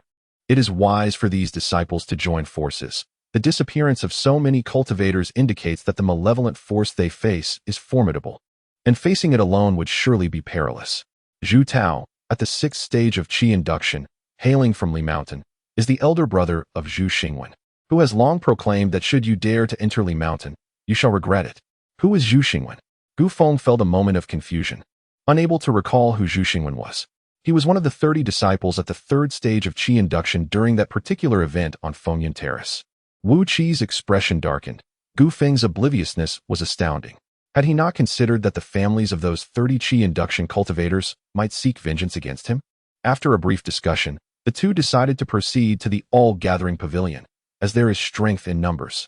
The all-gathering pavilion is situated in the most bustling area of Yunyu City, and they found it without much difficulty. After presenting their external disciple tokens of the Falling Sunset sect to the guarding cultivator, they were granted entry. Senior Brother Wu, Senior Brother Gu. You may rest freely on the first, second, or third floors, or order some food if you wish. The leaders of each sect are convening on the fourth floor. Unless it is of utmost importance, it would be best not to disturb them. The guarding cultivator, from a minor sect, showed them great respect and offered a friendly reminder. Thank you, Wu Qi politely expressed his gratitude, while Gu Feng, his eyes sparkling with curiosity, inquired further, is there a charge for the food here? The guarding cultivator was momentarily taken aback by Gu Feng's peculiar question, having never encountered such an inquiry before from a disciple of a major sect. After a brief pause, he politely replied, all expenses here are covered by the leader of the Falling Sunset sect. Huh, that is truly wonderful. Upon entering the bustling establishment of Quanjilu, the air was filled with animated conversations among disciples from various sects, exchanging insights and experiences in a harmonious atmosphere. Gu Feng observed that, despite the multitude of cultivators present, few indulged in food, with most settling for tea. Seeking a place to dine, he realized that after days of relentless travel, he had yet to enjoy a proper meal. Rubbing his hands together, he scanned the surroundings for an unoccupied seat, welcoming any complimentary fare, provided it was not tainted. Beside him, Wu Qi felt some reluctance, believing that feasting in such a setting might tarnish the reputation of the Luoxia sect. He thought it best to exercise restraint. While you choose to endure, I shall seize this rare opportunity for free sustenance, Gu Feng declared, making his way to the second floor. Wu Qi's lips twitched in exasperation. He had never witnessed Gu Feng pay for a meal during their outings. Resigned, he followed, silently hoping Gu Feng would temper his enthusiasm. Upon reaching the third floor, they found no available seats. With a slight sigh, Gu Feng mused that if the third floor yielded no vacancies, he would have to resort to ordering a meal and indulging heartily. As he ascended the stairs, a familiar figure came into view on the third floor, short and sturdy, emanating an inexplicable aura of strength that commanded respect. Ah, an old acquaintance, Gu Feng chuckled, quickening his pace to sit beside the individual. Gu Feng, Tuoba exclaimed, momentarily taken aback. He had not anticipated encountering Gu Feng here. A few of my friends have gone missing, so I came to search for them. As he spoke, Gu Feng seized a roasted beast's leg from the table and began to gnaw at it. The flavors here are delightful. The sight of Gu Feng eating unabashedly drew the attention of nearby cultivators, who regarded him with disdain, whispering about the apparent lack of decorum he exhibited, likening him to a famished beggar. With your wealth, why indulge in such penny-pinching behavior? Tuoba observed, perplexed by Gu Feng's apparent disregard for propriety in devouring the complimentary food. Do you truly believe my wealth came from nowhere? It is indeed through seizing opportunities that I have amassed it, Gu Feng replied with a cheeky grin. Waiter, bring me several bottles of your finest spirit. Along with the menu, I wish to order the most extravagant dishes. Tuoba regarded Gu Feng with a mixture of admiration and disbelief. Even he typically opted for modest fare to satisfy his hunger, while Gu Feng, without a care for appearances, ordered lavishly. Such audacity was indeed commendable. Wu Qi sat awkwardly beside them, his hands drawing circles on the table as he kept his head lowered. He felt a tinge of embarrassment at the thought of indulging in such excess at this gathering.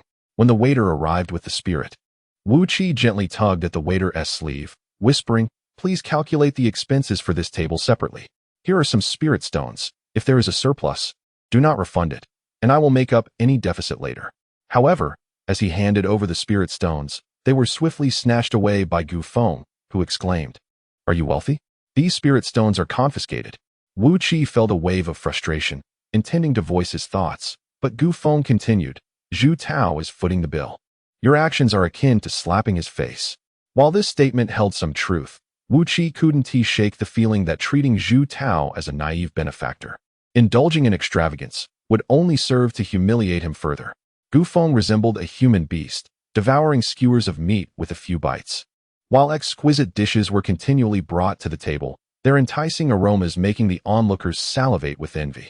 With Gu Feng leading the charge, Tuoba also shed his restraint and began to feast voraciously. What a rare occasion to have someone else cover the tab. I must eat more to stockpile energy for the days ahead. Waiter, what is the most expensive dish here? Bring me 20 more servings. If someone else had been picking up the tab, Gu Feng might have shown some restraint. However, with Zhu Tao, there was no need for such decorum. Having killed Zhu Tao's brother, they were already natural enemies, and who provoked whom was of little consequence. A nearby female disciple could not help but swallow hard.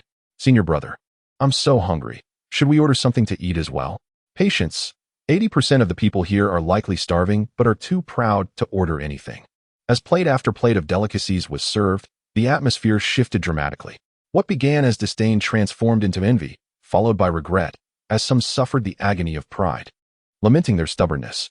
In their minds, two inner voices clashed. One urged perseverance, while the other advocated for humility, emphasizing that satiating one's hunger was paramount. The sound of frantic sipping echoed from all corners, and Gu Feng chuckled heartily, calling for the waiter.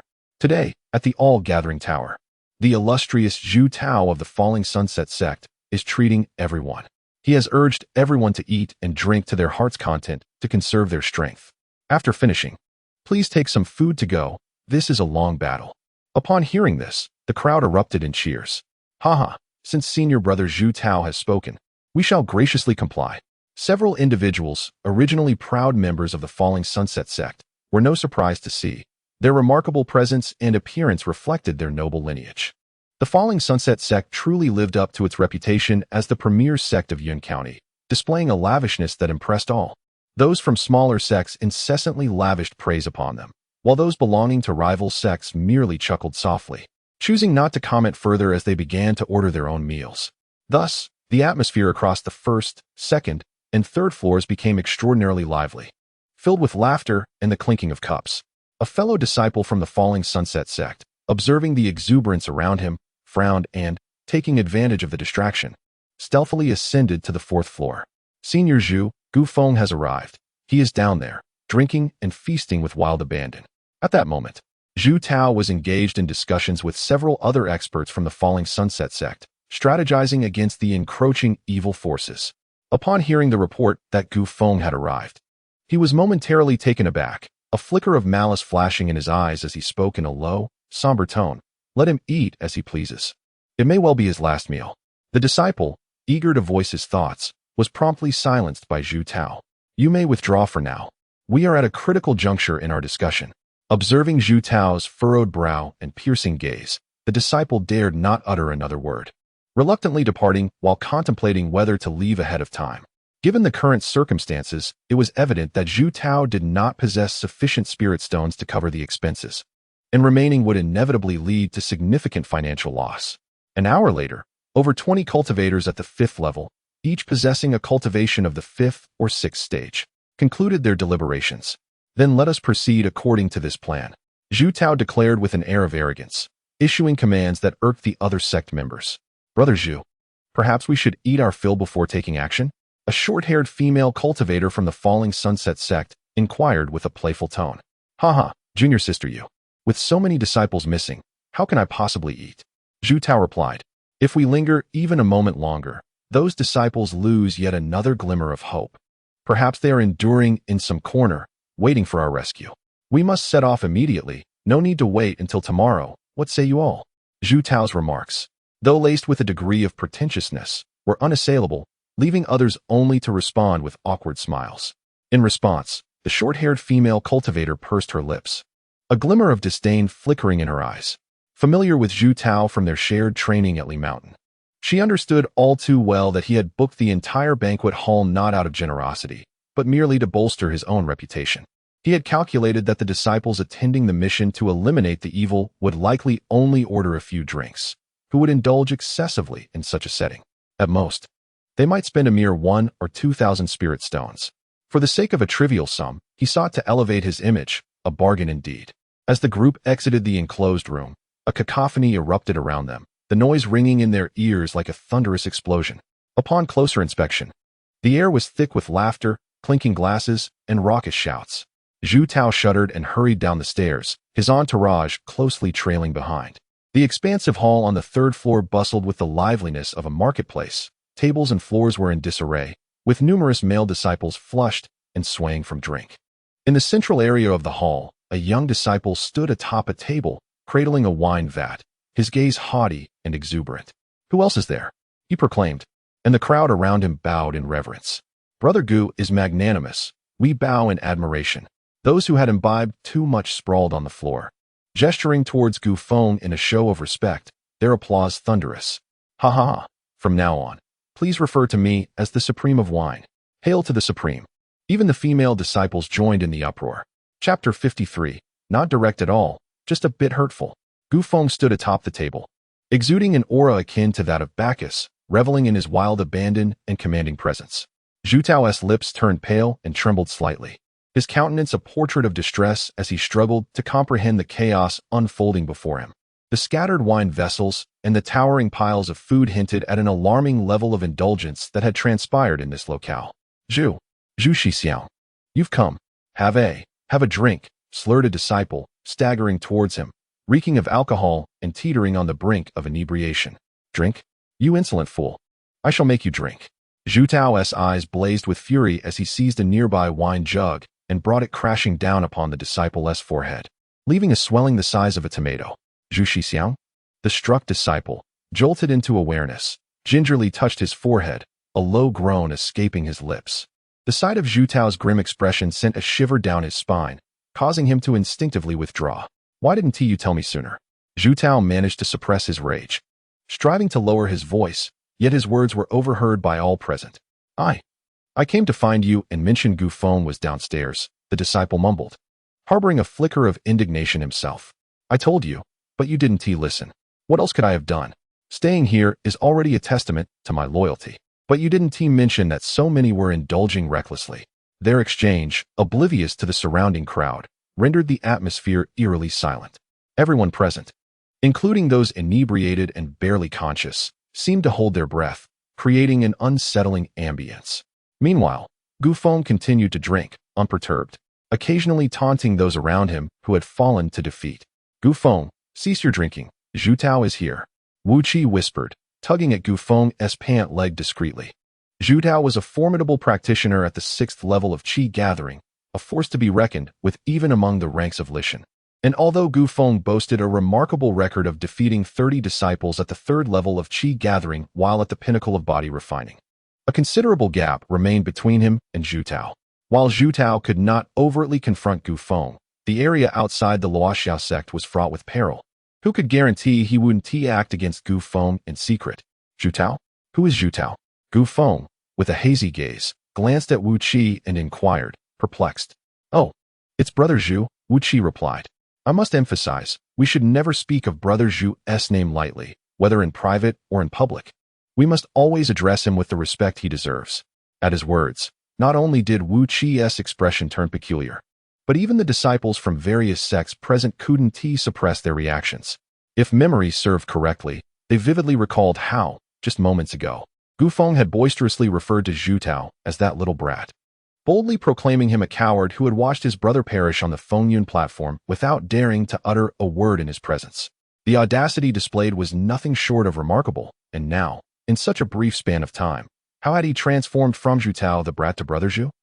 It is evident to any discerning observer that the conflict between Gu Feng and Zhu Tao no longer requires concealment. Gu Feng is indeed quite intriguing. He has managed to ensnare Zhu Tao in a dire predicament.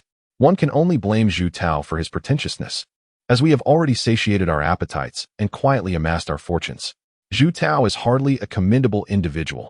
Had I been capable of overpowering him, I would have long sought to confront him. Coward, if you lack courage, simply admit it, rather than concocting excuses. Gu Feng, though only at the 1st level of cultivation, chose to confront him head-on. While the crowd murmured amongst themselves, Gu Feng waved his hand grandly, leaping from the table, and with the support of Wu Qi, staggered towards Zhu Tao and his companions. Gu Feng has garnered a modest reputation in Yunjun, particularly due to his former fiancée Chu Yanran, making it quite challenging to maintain a low profile. The group of prodigies surrounding Zhu Tao watched with keen interest, eager to witness the sparks that might fly between him and Zhu Tao. Zhu Tao's gaze was sharp, a murderous intent swirling within his eyes. Whether it was due to his brother or the events of the day, Gu Feng had become a target for his wrath. Brother Zhu, I have long admired your reputation. When I first entered the outer sect, I had already heard of your esteemed name, Gu Feng said with a smile, expressing reverence. The The respect shown by his foe ignited a sense of pride within the vain Zhu Tao.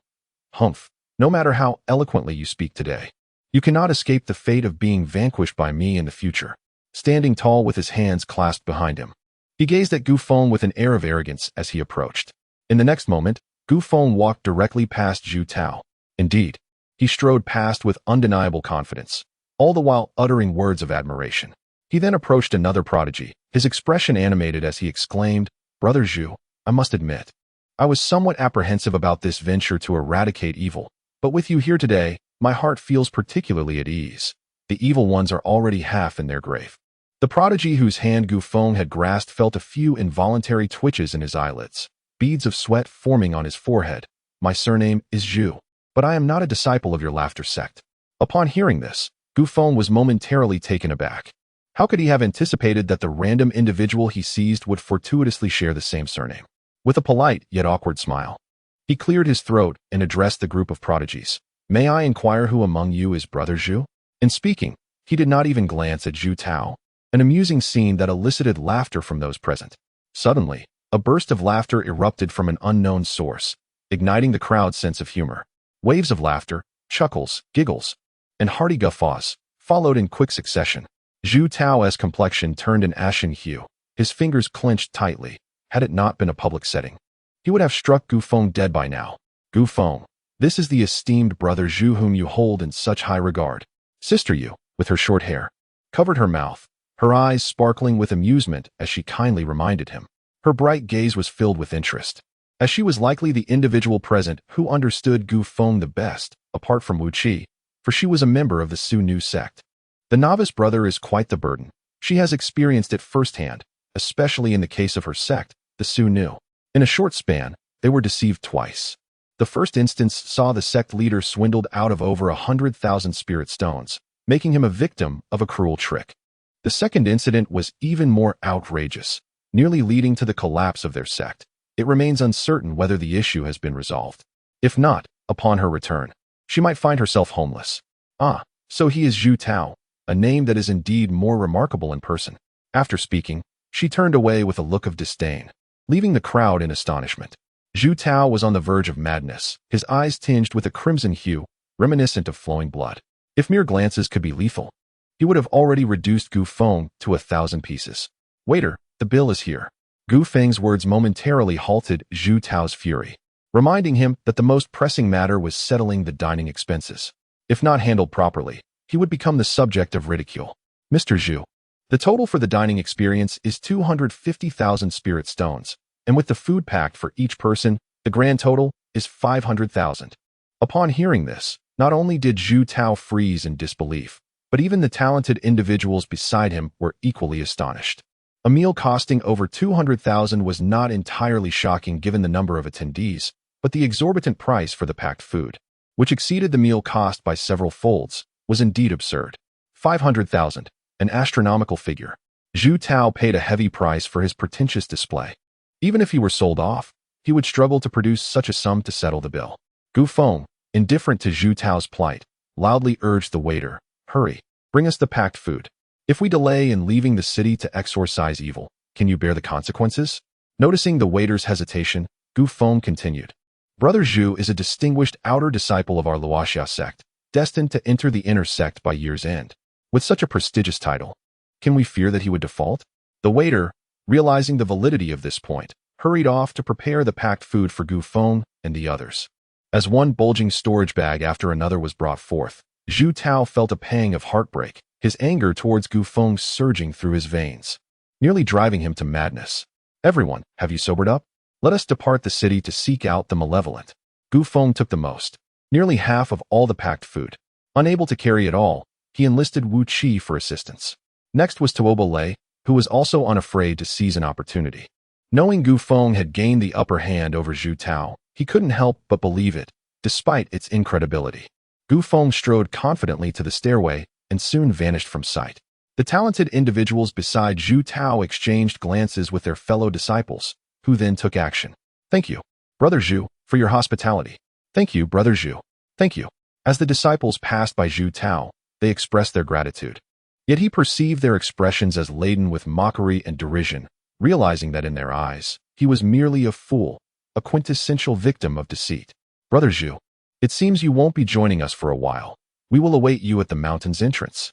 After all the ordinary disciples had departed, those exceptional individuals at the 5th and 6th levels of Qi refinement began to withdraw as well. If they did not leave now, when would they? In the event that Zhu Tao requested a loan, refusing would be somewhat unreasonable, yet lending would be against their will. It was better to simply depart. Brother Zhu, we shall take our leave now. Once the remaining members of other sects had exited, Sister Yu, who was also from the Luoxia sect, exchanged a knowing glance with her fellow disciples, and they left in perfect harmony. Ultimately, the entire Kujilu restaurant was left with only Zhu Tao and a group of his followers. These followers exchanged glances, each seeing the bitterness reflected in the other's eyes, as they racked their brains on how to express their financial struggles without raising Zhu Tao's suspicions. This was an unsolvable dilemma. The owner of Kujilu, sensing the situation had turned awry, immediately dispatched a waiter to the city lord's office to report this matter, thus thwarting Zhu Tao's thoughts of evading the bill. A large group set forth, marching toward the outskirts of Yunyu City. Gu Feng, you should not have offended Zhu Tao. He is bound to cause trouble now. And we must tread carefully, Wu Qi remarked, his mood heavy.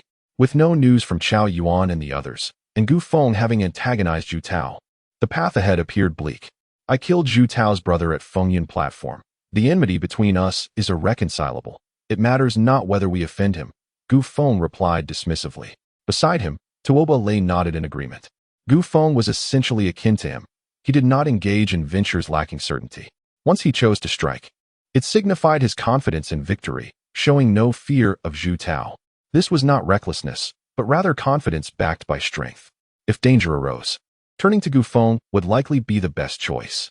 Tuoba lay cast a glance at Gu Feng, quietly resolving that if they encountered peril, staying close to Gu Feng would maximize their chances of survival.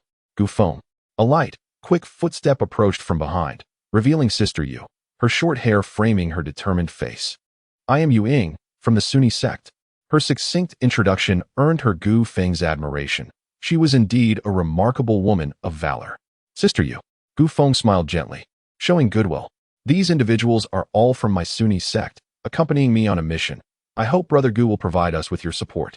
With Sister Yu present, there is no need for my assistance, Gu Feng replied with a chuckle, fully aware that Yu Ying's words were merely polite formalities. Taking them to heart would signify defeat. The two began conversing, discussing everything from Lishan to the outer sect, and eventually touching upon the Sunni sect. Once you resolve the issues within your Sunni sect, you will be able to earn significant profits. Gu Feng reassured Yu Ying regarding her concerns. Has Zhu Tao arrived so soon? In a fleeting moment, Gu Feng caught sight of Zhu Tao rushing towards them and couldn't help but feel astonished. 50,000 spirit stones were not easily gathered, even for inner disciples. It was unexpected that Zhu Tao could manage such a feat in such a short time. Truly, appearances can be deceiving. You hold Zhu Tao in too high regard. He most likely went to the bank for a loan. Yu Ying observed Gu Feng's bewilderment and explained with a smile. A loan? Indeed. As an outer disciple of the Falling Sunset sect, coupled with a commendable family background, one could certainly procure spirit stones from the bank. Might I borrow several billion? Gu Feng inquired, a hint of temptation in his voice. You? Yu Ying paused momentarily, then chuckled as she shook her head. Lacking both familial connections and facing the ever-looming threat of thunder tribulations, your circumstances are precarious. Had your betrothal to Chu Yanran still been intact, perhaps you could have secured some funding from the bank. Alas, that is no longer the case. Am I being too blunt? Not at all. Merely a tad hurtful, Gu Feng retorted, pouting slightly. Zhu Tao, a formidable expert at the 6th level of Qi induction, swiftly caught up with the main group. His expression darkened. As he passed by Gu Feng, he cast a fierce glare, to which Gu Feng responded with a polite smile, appearing unfazed. Once we enter the mountains, it is imperative that we remain together to prevent Zhu Tao from taking advantage of any opportunity, Yu Ying advised, her countenance grave. The presence of several additional Qi induction 5th level cultivators beside Zhu Tao instilled a deep sense of unease within her. Gu Feng was undeniably powerful, demonstrating combat prowess surpassing that of a 3rd level Qi induction cultivator even at the body refinement stage. However, given his brief tenure in the Qi induction realm, he might be able to contend with 5th level cultivators, but victory against Zhu Tao was out of the question. That sounds splendid. To be candid, I cannot afford to perish just yet, Your sect leader is awaiting my return to collaborate on profitable ventures, Gu Feng exclaimed, cheerfully disregarding the gazes of those around him as he closely trailed behind Yu Ying and her companions. Chapter 54. The necromancer and Gu Feng's old acquaintance Gu Feng followed Yu Ying and her companions, with Wu Qi trailing behind. He had already been accompanying Gu Feng, and even without him, he would have chosen to follow. Tuoba lay, like an unyielding gum, also pressed on, his allegiance resting not with Yu Ying, but with Gu Feng. In his heart, he was convinced that in the most perilous moments, only Gu Feng could be relied upon. Senior Sister Yu, Gu Feng has led our Su new sect into such dire straits. Why should we continue to support him? A young female cultivator remarked disdainfully. In her eyes, Gu Feng was merely an opportunist seeking to gain points for his sect. Her sentiment found resonance among the other female cultivators, who were equally displeased with Gu Feng's nonchalant demeanor. Forget it, we are all fellow disciples. What's the harm in bringing him along? If it weren't for her, you would likely still be starving, another chimed in. By the way, let us take out some of the packed food. Zhu Tao is truly inconsiderate, not even offering us a bite. He deserves to be taken advantage of. Yu Ying, ever generous, disregarded Zhu Tao's piercing gaze and began to eat heartily, her eyes occasionally drifting toward Zhu Tao, sparkling with a gluttonous gleam that undeniably provoked him. Gu Feng observed this scene with a bemused smile. The female cultivator's attitudes were quite normal, and he would likely react similarly were he in their position. Why are you incessantly grinning like a fool? Tuoba Lei chuckled from behind, making Gu Feng feel somewhat uneasy. Nothing much, just curious to see the bewildered expressions on those oblivious female disciples after you unleash your prowess, Gu Feng replied, rolling his eyes. Upon hearing this, Gu Feng shrugged and retorted, I'm nearly at the Qi induction stage like you.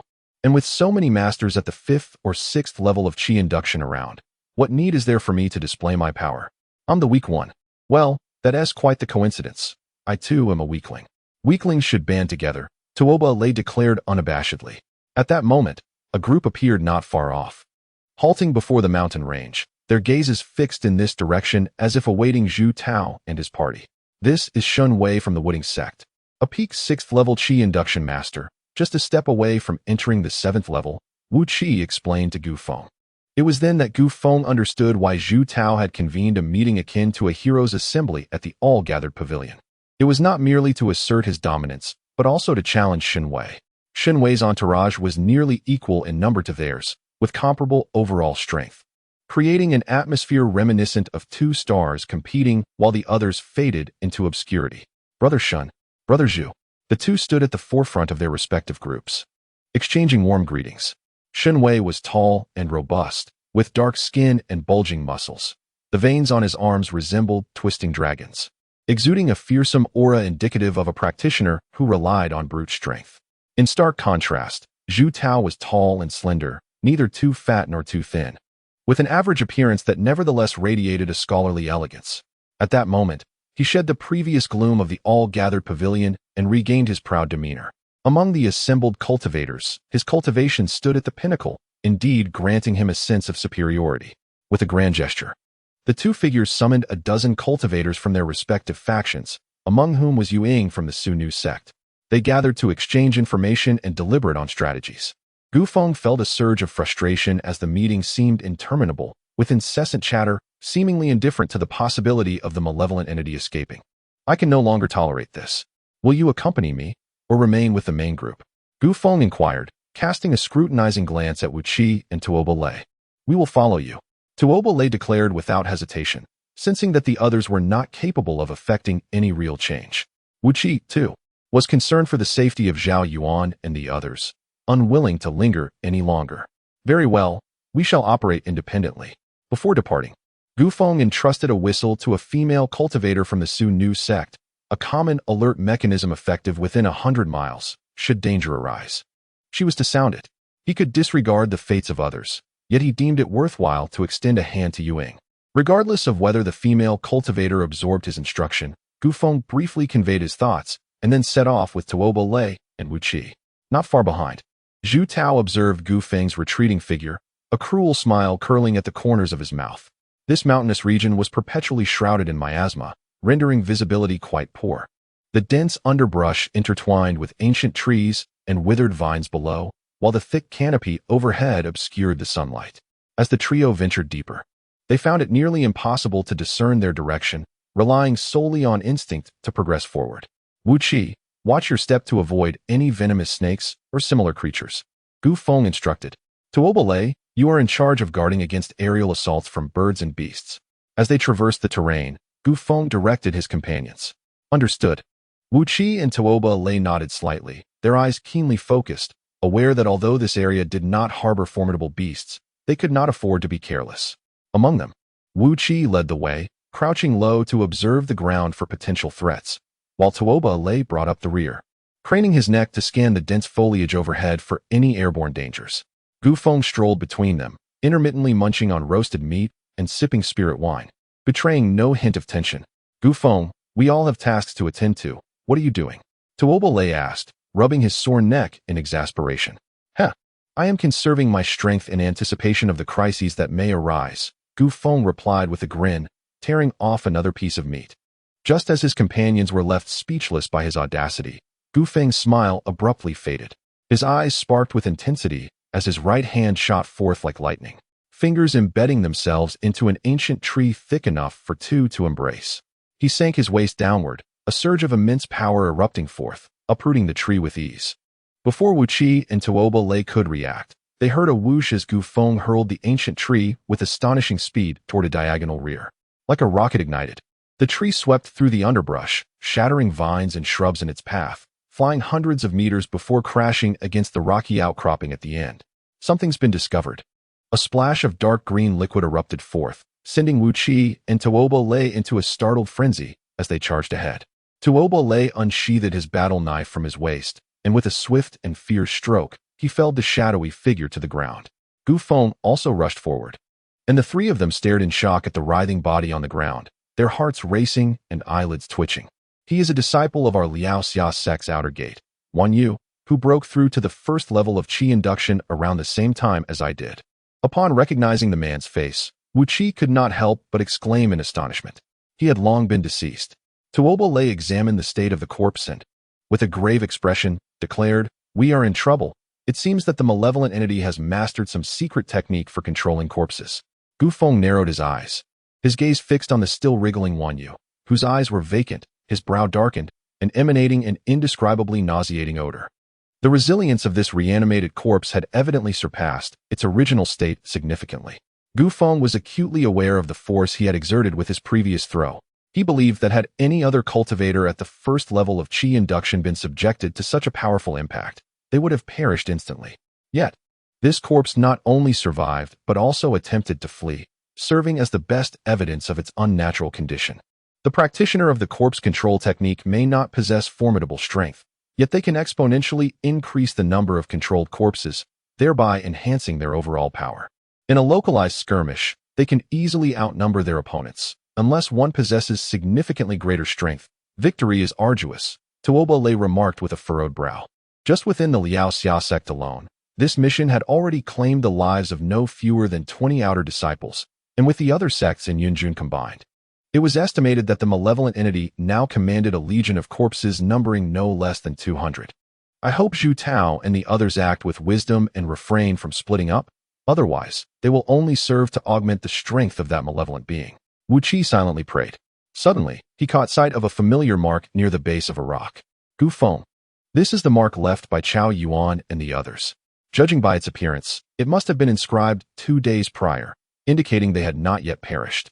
Tuoba Lei, with his extensive field experience, discerned the age of the marks at a glance. What are we waiting for? Let us follow the markings to locate them. Chao Yuan and his companions are not fools. Having left their mark, they surely would not wander aimlessly, for that would render the markings meaningless.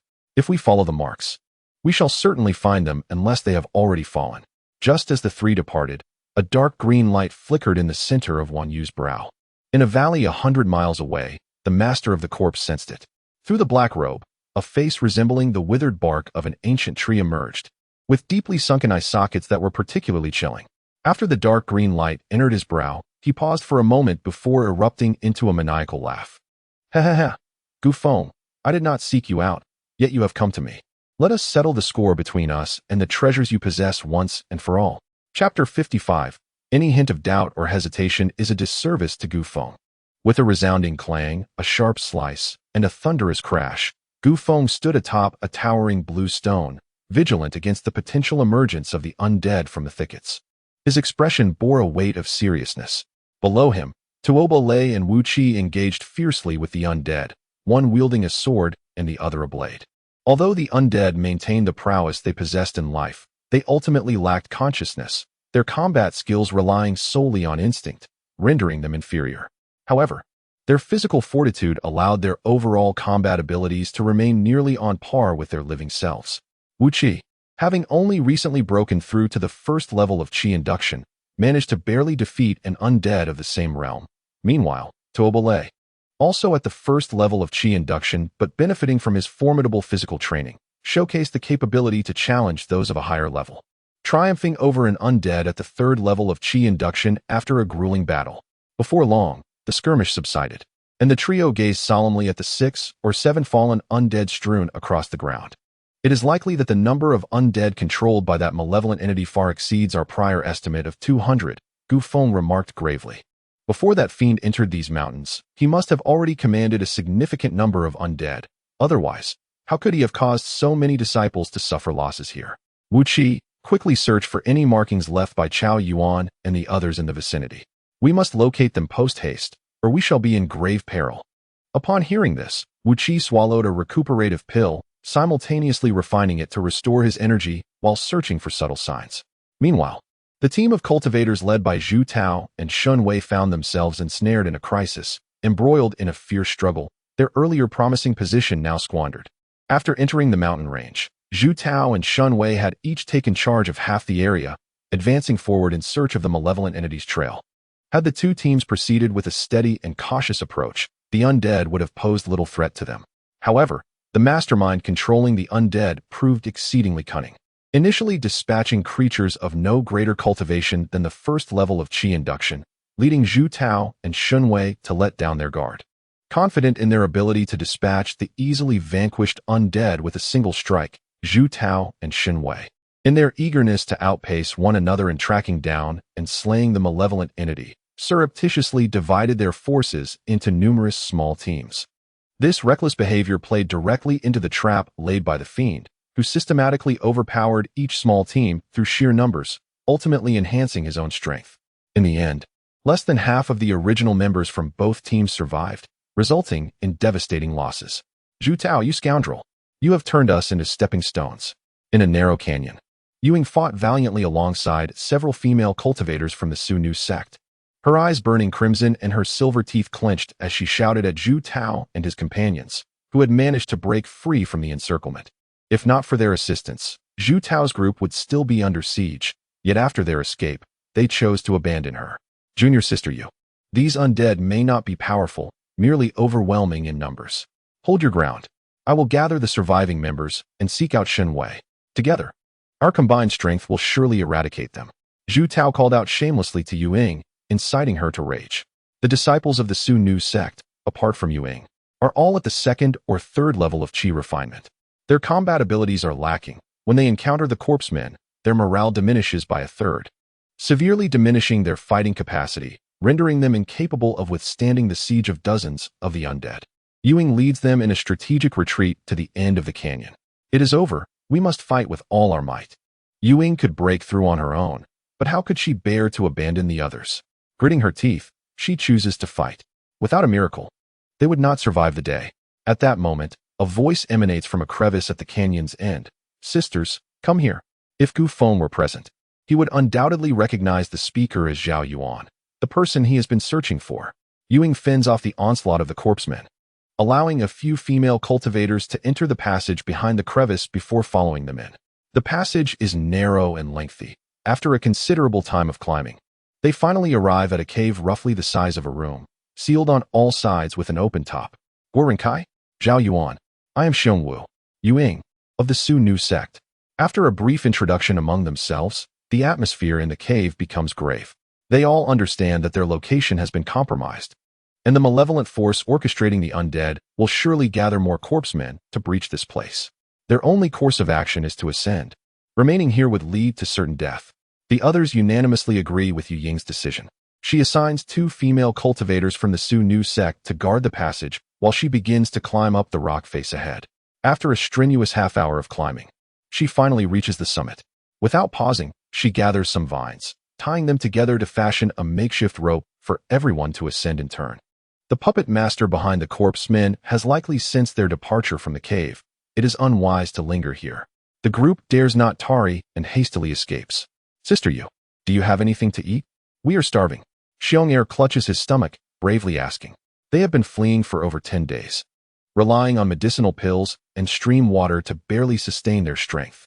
Upon entering this cave 2 days ago, they found no water, even without hearing Yu Ying's battle sounds. They had planned to climb out later. Better to die in battle than to perish from hunger. I do.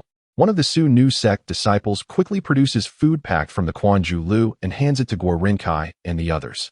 Oh, this food is remarkably fresh. It feels as if it has just come from the tavern. Zhao Yuan exclaims, his sunken eyes gleaming with delight as he takes a bite of the roasted meat. Hee, what a coincidence.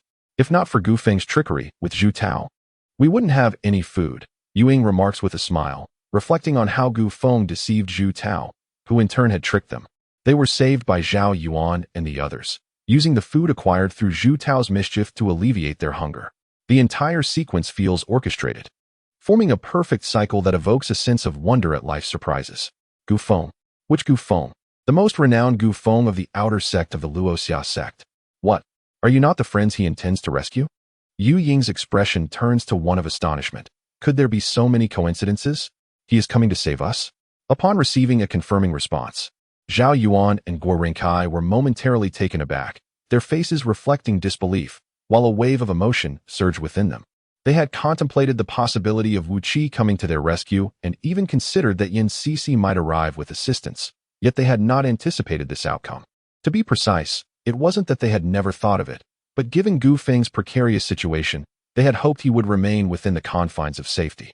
Qiu Tian loomed like a sharp sword above Gu Feng's head, yet he chose to disregard the danger and came here solely to save them. Having been robbed once, they felt it was a lifetime benefit. It was indeed worth it. Gu Feng's presence suddenly bridged the gap between them, and laughter erupted amidst the perilous surroundings, creating an unexpectedly pleasant atmosphere. Yu Ying and several disciples of the Su Nu sect were equally astonished. Upon learning that Gu Feng, on his way to the Luanxia sect, had left Zhao Yuan and the others in nothing but their undergarments and coerced them into signing exorbitant IOUs, or that Yin Cici had been thoroughly taken advantage of during her first encounter with Gu Feng, and other similar tales. The female disciples of the Su Nu sect erupted into fits of laughter. Gu Feng was indeed a remarkable character, having duped Yin Cici, robbed Zhao Yuan, and taken from Gu Feng. It seemed that many who had fallen victim to his antics had ultimately become his friends. Even their sect leader, who had been tricked not once but twice, had never entertained thoughts of harming him, and it was likely that she too would eventually become his ally. While others forged friendships through heartfelt connections or mutual benefit, Gu Feng relied on his thievery. Truly, he was one of a kind. Sister Yu, before leaving, Gu Feng entrusted me with a whistle, stating that in times of crisis, if I were to blow it, he would undoubtedly come to our aid. The female cultivator who had received the whistle from Gu Feng now recalled this detail. Yu Ying furrowed her brow, hesitating to accept the whistle. This particular whistle was familiar to her. It was a low-tier warning artifact, with a maximum range of 100 miles. However, Gu Feng had only recently broken through to the Qi induction stage. Could he truly be of assistance? She harbored deep doubts. What if she blew the whistle and Gu Feng lacked the strength to respond? Wouldn't that be detrimental to him? Meanwhile, upon seeing the whistle, Zhao Yuan and the others felt their tense bodies relax, collapsing onto the ground in various positions. Sister Yu, you still do not understand Gu Feng well enough. Though he may be quite the trickster, never paying for his meals, the fact that he has spoken indicates he possesses the capability. Any hint of doubt or hesitation would be a disrespect to him. Blow the whistle. As long as Gu Feng arrives, these undead, along with their unseen puppeteer, will meet only one fate: total annihilation. We shall remain here, awaiting Gu Feng's display of prowess to rescue us. The 5 brothers of the Xiong family, along with Zhao Yuan and Gu Feng, urged with unwavering confidence. Shall I blow it then? Yu Ying held the whistle to her lips, struggling momentarily before ultimately sounding it. A sharp note pierced the air, echoing into the distance. Simultaneously, hundreds of undead began to converge upon Zhao Yuan and his companions. Far away, having just vanquished several undead, Wu Qi sensed movement within his storage bag. He retrieved a compass-like object and handed it to Gu Feng. "Pray tell, in which direction lies the whistle?" Wu Qi inquired, gazing intently for a considerable duration. To his relief, it aligned perfectly with the direction indicated by Zhao Yuan and the others. "Excellent. Let us proceed with utmost haste." With those words, Gu Feng took the lead, sprinting swiftly and recklessly towards the direction revealed by the compass. Chapter 56. Lousy struggle. While you indulge in feasting on a towering peak several hundred meters high, Zhao Yuan, Gu Feng, and the 5 brothers of the Xiong family sat cross-legged on the ground, gathered together. In their midst lay several skewers of roasted meat and fine spiritual wine. They engaged in lively banter, gnawing on meat and sipping wine, their raucous toasts echoing in the air. Were it not for the ever-increasing number of corpses lurking hungrily at the mountain's base, one might mistake them for a merry picnic party. Nearby, a few female cultivators from the Su Nu sect, including Yu Ying, watched with growing anxiety. Could they not take the situation more seriously? In just a short while, those corpses would surge forward, and their fate would be sealed, joining the ranks of the undead. Yu Ying's expression turned grave. She regretted sounding the alarm. Zhao Yuan and the others' blind confidence in Gu Feng had misled her judgment. No matter how formidable Gu Feng's physique, he had merely advanced to the Qi-gathering realm a month ago. Even with relentless training, he might only break through to the second layer of Qi-gathering, and his true combat prowess could very well fall short of her own. How foolish it was to hope for his timely rescue. Among the hundreds of corpses below, she recognized several familiar faces, once proud talents of the 5th layer of Qi-gathering. Despair washed over her. This isolated peak offered no means of escape unless one could sprout wings. Even in death, they would face it standing. Beside her, the other female cultivators appeared pallid, their eyes shimmering with unshed tears, yet they remained resolute, drawing their weapons in preparation for a desperate fight. "Senior sister Yu, have some food to ease your nerves," Zhao Yuan exclaimed, rising to offer her a roasted leg with a cheerful grin. "You all." Yu Ying hesitated, torn between her thoughts. At the brink of death, each individual had the right to choose. Zhao Yuan and the others opted for a hearty meal, which was hard to fault, for the outcome was already written. "Senior sister Yu, you needn't worry excessively. Have faith in Gu Feng. He will arrive in time," Gu Feng chimed in, glancing at the advancing corpses without a care in the world. Yu Ying's face bore a bitter expression. She refrained from saying more. Having battled these corpses before, she knew their terrifying nature. Once they lost their minds, they became mere puppets, recklessly engaging in combat. Even against corpses of the same realm, she held no guarantee of victory. Even if we consider the worst-case scenario, if Gu Feng doesn't make it, worrying is futile. We might as well drink and feast, Zhao Yuan remarked quietly, lifting his gaze to the horizon. Suddenly, his body trembled, excitement illuminating his features. "Gu Feng. Haha, our luck is quite favorable. He is indeed nearby." Upon hearing this, the 5 brothers of the Xiong family sprang to their feet, calling out to the approaching Gu Feng, "Gu Feng. We are here." As Gu Feng rushed forward, he paused momentarily upon hearing their distant cries. It was truly unexpected to find Zhao Yuan and the others together with Yu Ying. "Gu Feng has arrived? Quickly, let us break through and flank those corpses from both sides, increasing our chances of survival." Yu Ying Jiao let out a cry, and the female cultivators beside her recognized that they had reached a pivotal moment. Their spirits surged, enveloped in a faint, ethereal glow. The arrival of Gu Feng provided them with immense encouragement. He has come to rescue us. If we cannot withstand the onslaught of the undead, we must fight valiantly to ensure his escape. We, the disciples of the Su Nu sect, are all righteous cultivators. Understood. We are not like that scoundrel Zhu Tao. Gazing at the resolute expressions of her companions, Yu Ying smiled with satisfaction. None of the Su Nu sect cultivators were cowards. Together, let us strive with all our might. After rallying their morale, she turned to address Zhao Yuan and the others, wishing to convey some instructions. However, in the next moment, she was utterly bewildered. Zhao Yuan and the others were seated neatly at the edge of the peak, having somehow procured stones to serve as seats.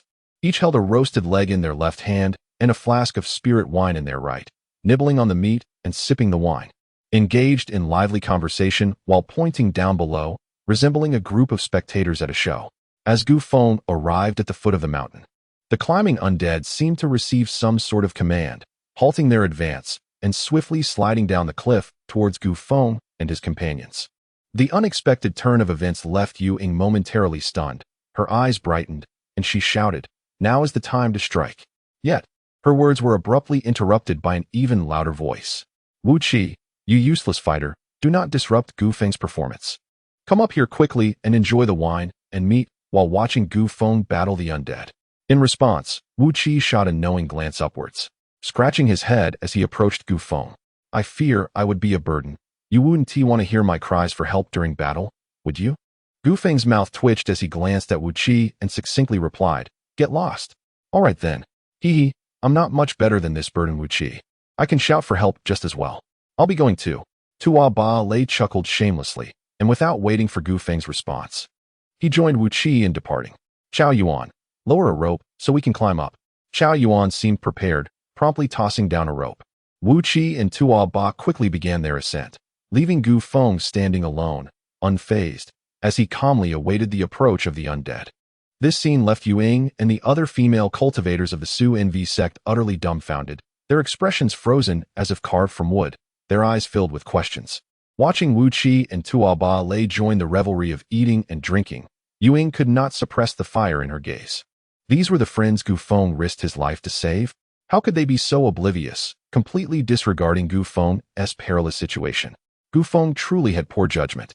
He must not fear that they would chill his heart, for it seemed that Guo Renkai and the others were no better than Zhu Tao. Yu Ying cast a deep, scornful glance in their direction, then gritted her teeth and began to slide down the stone wall. They might watch Gu Feng fight valiantly from above, but her upbringing compelled her to fight alongside him. Gazing at Yu Ying's retreating figure, Wu Qi opened his mouth, hesitating to speak. Had it been before the whistle was blown, he and Tua Ba Lei would never have allowed Gu Feng to face the enemy alone. However, after witnessing Gu Feng's full-force explosion, both of them no longer entertained such thoughts. This lad is no ordinary person when he goes all out. He can even harm his own allies. On their way here, they had encountered a squad of over 20 undead, including 3 at the 5th level of Qi induction. In a bid to save time, Gu Feng unleashed his full power. The spectacle was nothing short of astounding for the undead below the 5th level of Qi induction. He dispatched them with a single punch, obliterating their skulls. For those at the 5th level, it took only 2 punches to bring them down. Wu Qi harbored serious doubts that when Gu Feng faced an assault, he would trigger an invincible buff, growing stronger and more frenzied with each confrontation. Perceiving all within sight as foes, when he and Tua Ba Lei foolishly attempted to assist, they nearly fell victim to Gu Feng, who mistook them for enemies. Fortunately, he withdrew in time. Otherwise, they would have become the rare example of cultivators felled by their own allies in a brawl. From that point forward, whenever faced with an onslaught of undead, the two of them discreetly stood by, taking on roles of cleanup and interception, daring not to engage in the grand battle. "How long do you think it will be before senior sister Yu is forced back?" Tua Ba Lei nudged Wu Qi with his shoulder, smiling as he asked. "Probably no more than a quarter of an incense stick," Wu Qi blurted out, initially intending to say just a few breaths, but refrained considering the opponent's 5th level Qi induction prowess. "You, how can you speak of senior sister Yu in such a manner? She is risking her life, and while you choose not to act, you still dare to make sarcastic remarks." A female cultivator from the Zhou Nu sect flushed with indignation, directing her ire at Wu Qi and the others. "If you won't go, we will." Several female cultivators exchanged glances, resolute determination reflected in their eyes. "I advise against it. With your frail physiques, you wouldn't withstand a single punch from Gu Feng," Tua Ba Lei scoffed. He, once the foremost outer sect body cultivator, could scarcely endure Gu Feng's might. How much less could those delicate female disciples? "In any case, your senior sister Yu will soon be here. It would be wiser to wait." As they spoke, the battle below erupted. Hundreds of undead, their eyes glowing with eerie light, emitted hoarse, chilling howls reminiscent of the netherworld, launching an assault on Gu Feng. Observing the menacing undead from all directions, Gu Feng excitedly licked his lips, as if born to be a warrior. The more perilous the situation, the more his fighting spirit surged. With a thunderous shout, he stood tall, his form draped in a plain robe that swelled with energy, enveloped in a faint ethereal glow. His long black hair danced in the wind, and his eyes gleamed like sharp swords, exuding an aura of invincibility. Clenching his right fist, he suddenly thrust it forward. With a resounding boom, the air erupted. The undead at the forefront had half its skull shattered, collapsing straight down. a mixture of red and white, interspersed with dark green liquid, splattered everywhere, heralding the onset of Gu Feng's savage onslaught. He resembled an enraged beast, at times descending like a lion from the mountain, at times pouncing like a gray wolf, leaping like a deer, and diving like a falcon. His hands, feet, elbows, knees, shoulders, backside, and even his head transformed into weapons, each bone in his body moving to its fullest potential.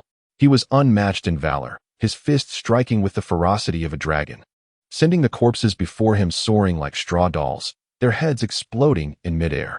One corpse brandished a spiked club, roaring as it charged towards him, only to meet Gu Feng's devastating assault. A single punch shattered the club, and 2 punches obliterated the corpse. His hair shimmered with spiritual energy, each strand radiating light. In a sudden motion, he swung his head and severed a corpse's neck, the head rolling to the ground, crushed beneath his foot in an instant. Gu Feng's offensive power was invincible, and his defense equally formidable. When a punch from the 3rd level of Qi gathering struck his back, it felt like a mere tickle, even causing the mindless corpse to momentarily pause in confusion. Was he even human? He bore a closer resemblance to the undead than the undead themselves. Who, then, was the true corpse? The female disciples standing atop the peak gaped in astonishment, their eyes wide as if witnessing a monster, their minds buzzing with disbelief. Even Wu Qi and Tuobo Lei, who had previously witnessed Gu Feng's rampage, could not help but narrow their pupils, realizing that what they had seen was merely the tip of the iceberg. Gu Feng's strength was enigmatic and unfathomable, akin to a deep ocean, its depths unknowable. Suddenly, a breathless figure ascended the peak via a rope, her cheeks swollen, eyes bruised, and blood streaming from her nostrils. "Who are you?" Zhao Yuan asked warily, while the others remained on high alert. "I am Yuing. You've seen your sister, you're injured." Several female disciples rushed to her side, their faces etched with concern. Her appearance was tragic, marred with bruises and footprints, rendering her almost unrecognizable, even to her own kin. "I was struck by Gu Feng." Yuing swallowed a healing pill and, pushing aside Wu Qi, sulkily sat on a rock, snatching a roasted leg and tearing into it fiercely. "Huh, I warned you not to go, but you insisted. Consider yourself lucky to have escaped with your life," Tuobo Lei chuckled, taking a hearty swig of spiritual wine as he cast his gaze downwards once more. Yuing paid no heed to his mockery. Her swollen eyes betrayed her shock. Despite her peak cultivation at the 5th level of Qi gathering, she could barely withstand a few casual punches from Gu Feng. His fists were as hard as diamonds, even causing a dent in her weapon. Damn it, he has only advanced in Qi gathering for a month. How could he be so formidable? She thought, gnashing her teeth as she tore into the roasted meat, grimacing in pain with every chew. How fortunate it was that he had not targeted her. Otherwise, would she still be alive? The answer was clear. In a one-on-one duel with Gu Feng, she would likely be obliterated in mere breaths. As a fellow cultivator of Qi gathering, how could the disparity between them be so vast under the same sky? Yuing seethed with indignation. Tearing another large bite from the roast, her expression twisted in agony. Had I known that Gu Feng was so formidable, I would have resolutely refrained from lending my support. Instead, I could have perched atop the peak, feasting on meat and drinking wine while observing Gu Feng vanquish the undead. Why endure such hardship? The long robe adorning Gu Feng has become saturated with dark green blood, yet his eyes shine ever brighter, as if his innate combat awareness is gradually awakening. He strides through the world like a harbinger of doom, confronting malevolent beings with a disdainful expression, effortlessly eradicating them with a mere wave of his hand. His invincible persona is witnessed by the unseen puppet master observing through the eyes of the undead, whose crimson gaze betrays an unmistakable astonishment. It is evident that Gu Feng's prowess has indeed instilled fear. Gu Feng, I never anticipated that in just a few months, your strength would escalate to such terrifying heights. The downfall of my family is justly attributed to you. I find myself increasingly eager to uncover the treasures you possess. Behind him, a modest blood pool churns, where several ominous undead simultaneously open their eyes. At the foot of the mountain, amidst the calm, Gu Feng stands resolute against the wind. With a gentle tremor, blood and filth splatter around him, revealing his handsome visage. He casts a glance toward the peak and, in the next moment, propels himself with tremendous force, shattering the ground beneath him and leaping hundreds of meters to the summit. You rascals, while I fight for my life, you indulge in revelry. Bring it all here. Let me partake. Chapter 57. Sister, you cannot blame me. You obstructed my line of attack. Gu Feng seated himself and savagely tore into several pieces of roasted meat. He then downed a few gulps of spiritual wine, his face illuminated with sheer delight. Suddenly struck by a thought, he turned to the side where Yu Ying was, who was also gazing intently at him. "Sister Yu, are you all right?" At his words, Yu Ying's eyelids twitched slightly, and as she moved, a sharp pain shot through her, eliciting a pained sound from her lips. "Do I look all right to you?" Her voice was devoid of warmth, and her unusual expression, coupled with her bruised appearance, struck a chord of amusement in Gu Feng, prompting a hearty laugh from him. "I truly didn't mean to. It was merely that you happened to be in my line of attack." Line of attack? Yu Ying felt an overwhelming urge to curse. The entire battlefield was rife with potential attacks. She suspected this was a deliberate act of retaliation against her. The memory of her recent ordeal made her lips twitch, her mood spiraling into disarray. After enduring 2 of Gu Feng's powerful blows, she had learned her lesson and had deliberately kept a distance of several meters from him. While battling the corpse-like foes, she had also tried to keep a part of her attention on Gu Feng. However, his attacks were unpredictable, akin to a gazelle's leap, elusive and without pattern. One moment he was striking nearby foes, and the next, like a startled rabbit, he would leap back several meters, launching an assault on a target that was previously far from him. Just when one thought he was in a frenzy, he would make another great leap, vanishing from sight, his position constantly shifting with astonishing speed. Even with her utmost vigilance, Yu Ying could not foresee his next target of attack, or even when he would change his position. No matter how cautious and meticulous Yu Ying was, she was still unable to defend against Gu Feng's erratic assaults. The number of strikes he landed on her far surpassed those she managed to land on the corpses. How could one continue fighting under such frustrating circumstances? It felt more like watching from the sidelines. Listening to Yu Ying's complaints, the others could no longer contain themselves and burst into uproarious laughter. Yu Ying had approached to assist Gu Feng with a sincere heart, only to be met with retaliatory strikes. Anyone would feel aggrieved in her position. "Sister Yu, I too am in discomfort. The moment I launched my attack, I sensed something was amiss and had to forcibly retract some of my strength otherwise." Gu Feng grinned widely, revealing a set of strikingly white teeth. "Otherwise, I would have been done for, right?" Yu Ying abruptly stood, her eyes wide with disbelief. "You nearly beat me to a pulp, and you still think you have a right to complain?" Had she been able to contend with Gu Feng, she would have relished the chance to retaliate against that insufferable brat. Her swollen eyelids were a source of unintentional humor. "Sister Yu, consider yourself fortunate. At least you can still crawl back up. I, on the other hand, am in a dire situation. Last time, I nearly suffered a fatal blow." Wu Qi chimed in, his mouth stuffed with roasted meat, his voice tinged with lingering apprehension. He was certainly not exaggerating. The perilous nature of Gu Feng in battle was undeniable. Had it not been for Tuobo Lei's swift reaction, who managed to absorb the brunt of the force, Gu Feng might have been utterly overwhelmed. Upon hearing Wu Qi's words, Yu Ying couldn't help but feel a chill of dread. Just imagine if Gu Feng had encountered an even stronger adversary, fully engrossed in combat. She might have indeed returned on a stretcher. Was the enemy not formidable enough? This notion surged from the depths of her heart, overwhelming her senses and crashing against her mind like a relentless tide. She considered herself well-versed in the ways of the world. Take, for instance, Xu Youhuan, the leader of the Zhou In sect, who ranked 5th on the Inner Door's heavenly list, truly a prodigious talent. Yet, in comparison to Gu Feng's combat prowess, she was leagues away, even after a month of entering the Qi induction realm. Such formidable strength might as well rival that of the 7th level of Qi induction. A month to attain power akin to the 7th level of Qi induction? Was this truly credible? Hadn't it been said that the cultivation of the 10,000 calamities body was notoriously slow? Perhaps the ancient texts were nothing but fabrications. For the first time, Yu Ying felt the vast chasm of disparity between individuals, a gap so immense that it extinguished any desire to compete. It had taken her a full year to progress from the Qi induction realm to the 5th level. Comparing oneself to others could be disheartening. Gu Feng, how had you ascended so rapidly? This was a secret known to but one, yet Yu Ying could not restrain her curiosity, a sentiment evidently shared by others. The female cultivators of the Zhou In sect blushed, their gazes shimmering with interest as they fixated on Gu Feng. Not only was he exceptionally handsome, but his strength was unparalleled. Even under the shadow of tribulations, he remained a man worthy of admiration. His allure was undeniable. Wu Qi and the others held their breath, eager to uncover the mystery. If they could glean even a fraction of his prowess, they would surely soar to new heights. Ah, rapid cultivation? Gu Feng replied with a slight smile. This is merely a constrained situation, otherwise, it could be even faster. His candidness was met with incredulity, eliciting a chorus of skeptical expressions from those around him. Such bravado, I commend you. One teased.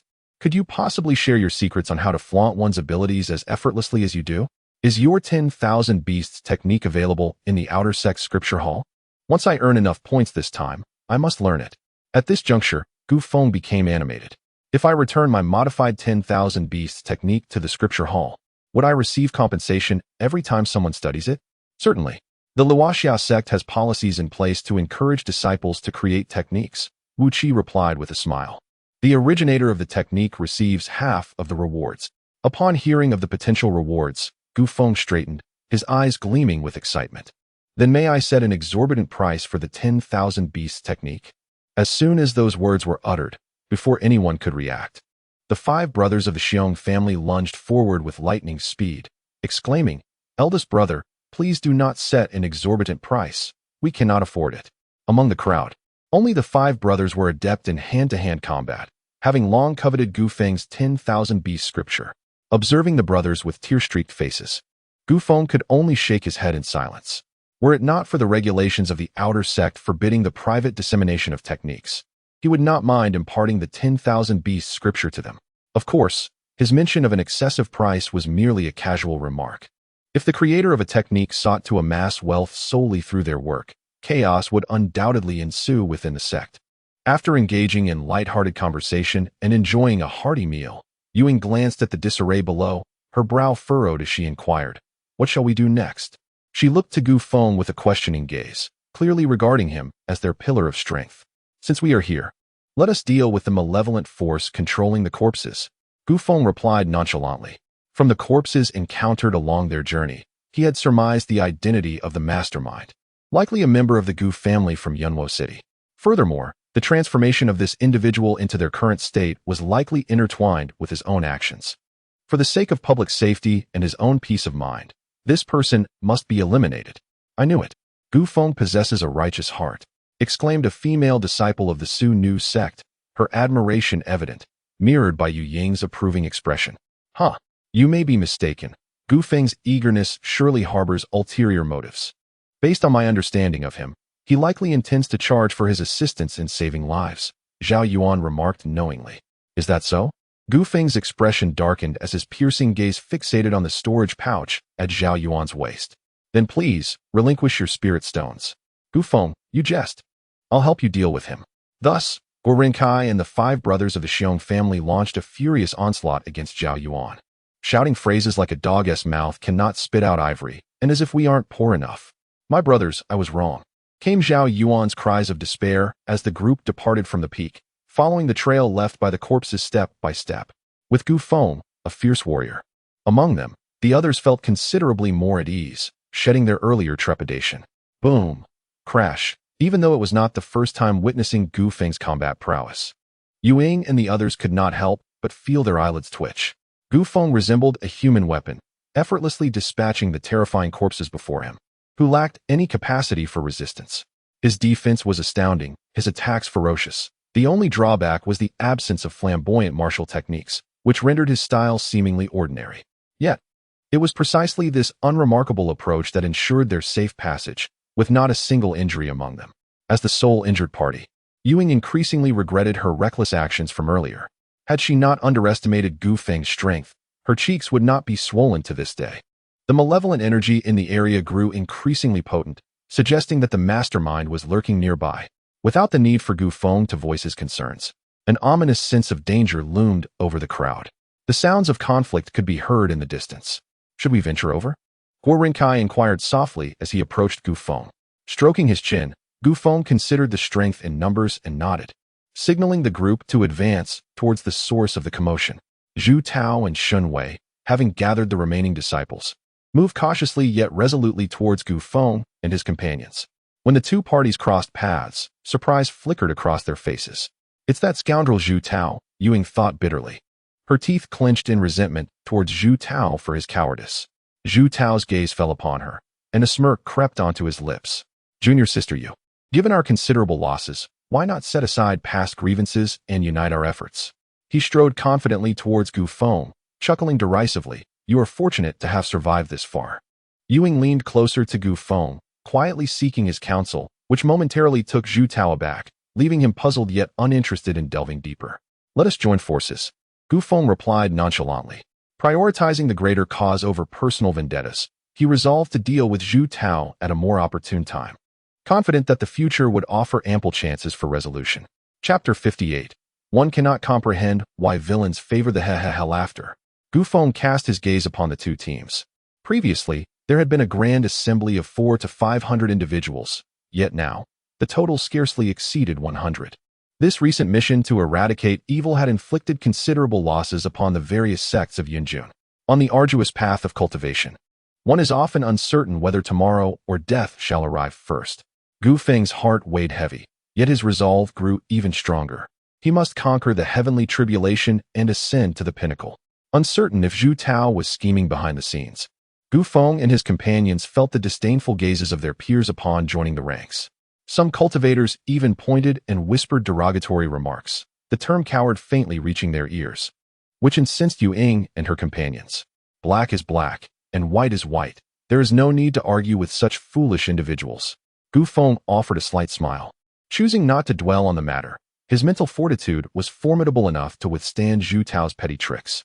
As they journeyed, the leaders Zhu Tao and Shun Wei walked side by side, quietly exchanging words, their eyes occasionally flashing with a ruthless gleam.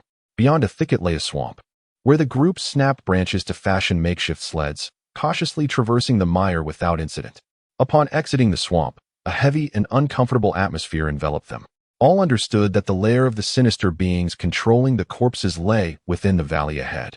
With utmost caution, they dispatched the sporadic corpses that appeared, steadily advancing toward the valley. Outside the valley, the trees had withered from corruption, the grass had turned yellow, and a foul odor assailed their senses, prompting involuntary retching.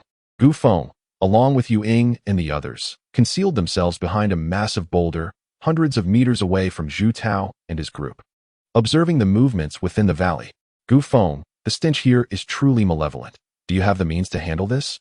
Ying inquired with concern, her gaze fixed on a pool of blood within the valley.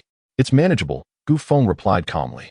At that moment, a figure cloaked in black emerged slowly from a cave, followed by a group of similarly clad individuals. Gu Feng immediately recognized the leading figure, limping as he walked. It was none other than his uncle Gu, the third of the Gu family from Yunhua City. A flicker of realization sparked within Gu Feng's mind. His uncle had likely survived due to the failure of the assassination attempt against him. Fearing reprimand from Gu Tianba, and thus remaining outside, narrowly escaping the annihilation of their clan. His fortune was indeed remarkable, having acquired such a nefarious secret technique. Do you know this person? Ying whispered. He's a relative, my third uncle. Gu Feng replied, his tone indicating a strained relationship. Ying, understanding the gravity of the situation, refrained from further inquiries. Can we handle someone at the 7th level of Qi induction? Zhao Yuan asked, cautiously approaching with concern. Though the 6th and 7th levels of Qi induction differ by merely a minor realm, one belongs to the mid-stage while the other to the late stage, representing entirely different concepts with a significant disparity in combat prowess. I am not very confident against someone at the 7th level, but with a little incentive from you. It could be manageable, Gu Feng frowned as he spoke. Upon uttering these words, Gu Rinkai and others rolled their eyes in disbelief, fully aware that the incentives mentioned by Gu Feng could only pertain to spirit stones. Boss, do not be misled by the appearances of us 5 brothers. We are but impoverished souls, Xiongda remarked, his body trembling slightly under Gu Feng's penetrating gaze, a sense of unease creeping into his heart. If you can vanquish the malevolent, and we successfully complete our mission, 100,000 spirit stones shall be yours, Zhao Yuan declared with a commanding presence. I too shall contribute 100,000. It is my inaugural mission, and beginning with failure is unacceptable. This million is well worth it, Gu Rinkai quickly followed suit. I also pledge 100,000. Wu Qi succinctly added. In a swift motion, Gu Feng and Gu Rinkai's gazes simultaneously shifted towards Ying and her companions, whose eyelids flickered. On behalf of my sisters, I offer 200,000, provided you lead us to accomplish the task, Ying proposed. Coming from the illustrious Yu family of Yun County, the mere sum of 200,000 spirit stones was well within her means. At this, Gu Feng chuckled softly, casting a covert appreciative glance at Zhou Yuan and the others, grateful for their unspoken understanding. If Ying were to discover that Wu Qi and others were merely pawns orchestrated by Gu Feng, she would undoubtedly be incensed. Naturally, Gu Feng's intentions were not without reason. She had perceived the opulent attire and weaponry of Ying, indicating her affluent status, and thus conspired with Wu Qi and others to ensnare her. It is only fitting for the wealthy to extend a helping hand to the less fortunate. In the valley, Uncle Gu lifted his black robe, and from the gaunt visage, Gu Feng could faintly discern the semblance of her uncle's former self. Upon recognizing the figures behind him, Gu Feng was momentarily taken aback, then felt a sense of relief. The presence of Gu Tianba and others was to be expected. Uncle Gu had initially gained control over their bodies, which had enabled him to ascend to his current stature. It was evident he had employed some method to elevate Gu Tianba's strength to the pinnacle of the 6th level of qi induction, just shy of Uncle Gu's prowess. Several hundred meters away, Zhu Tao and Shun Wei also sensed the formidable cultivation of the cloaked figures, causing a wave of trepidation to wash over them. Given their current composition, the hope for victory seemed exceedingly bleak. What now? According to the original plan, we incite a battle between the two factions, and amidst the chaos, we infiltrate the cave to retrieve the storage bags, Zhu Tao whispered. Yes, and then we make our swift escape. Shun Wei responded, equally subdued. Aside from a few trusted confidants, no one was privy to the fact that Zhu Tao and Shun Wei had long understood that slaying the malevolent was an impossible task under their present conditions. Their arduous journey, fraught with peril, was solely to acquire the storage bags belonging to the fallen cultivators. The wealth amassed by several hundred disciples of the qi induction realm was enough to tempt them into taking risks. The commotion they stirred had already provoked the various sects of Yun County. After today, the malevolent would surely distance themselves from this place. Our affairs must remain confidential.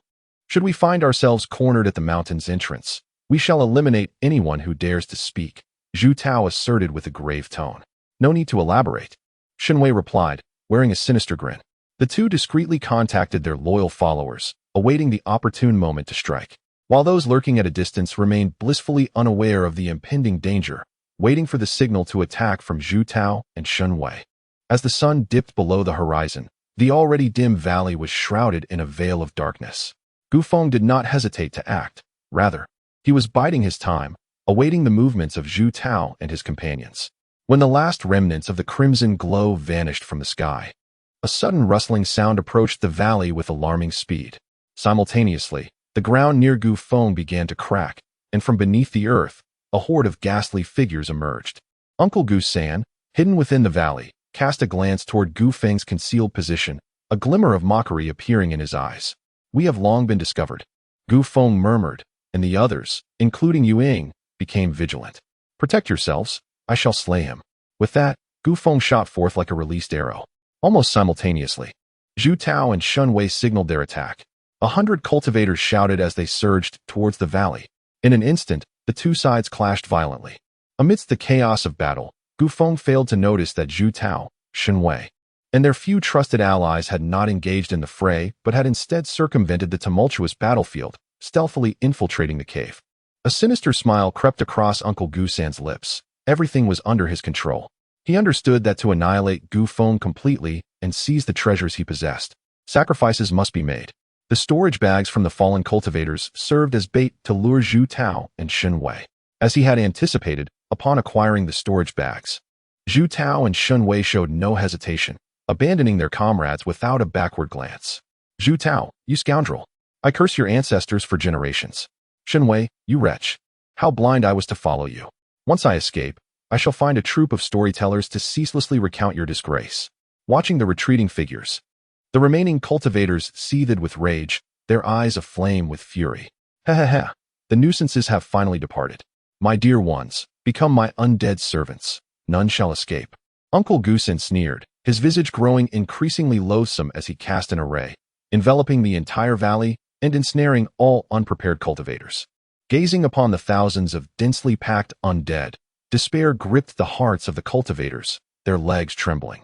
With Shun Wei and Zhu Tao having taken away the most formidable disciples, how could they, mere minions, hope to resist such malevolent beings? They were plunged into utter hopelessness.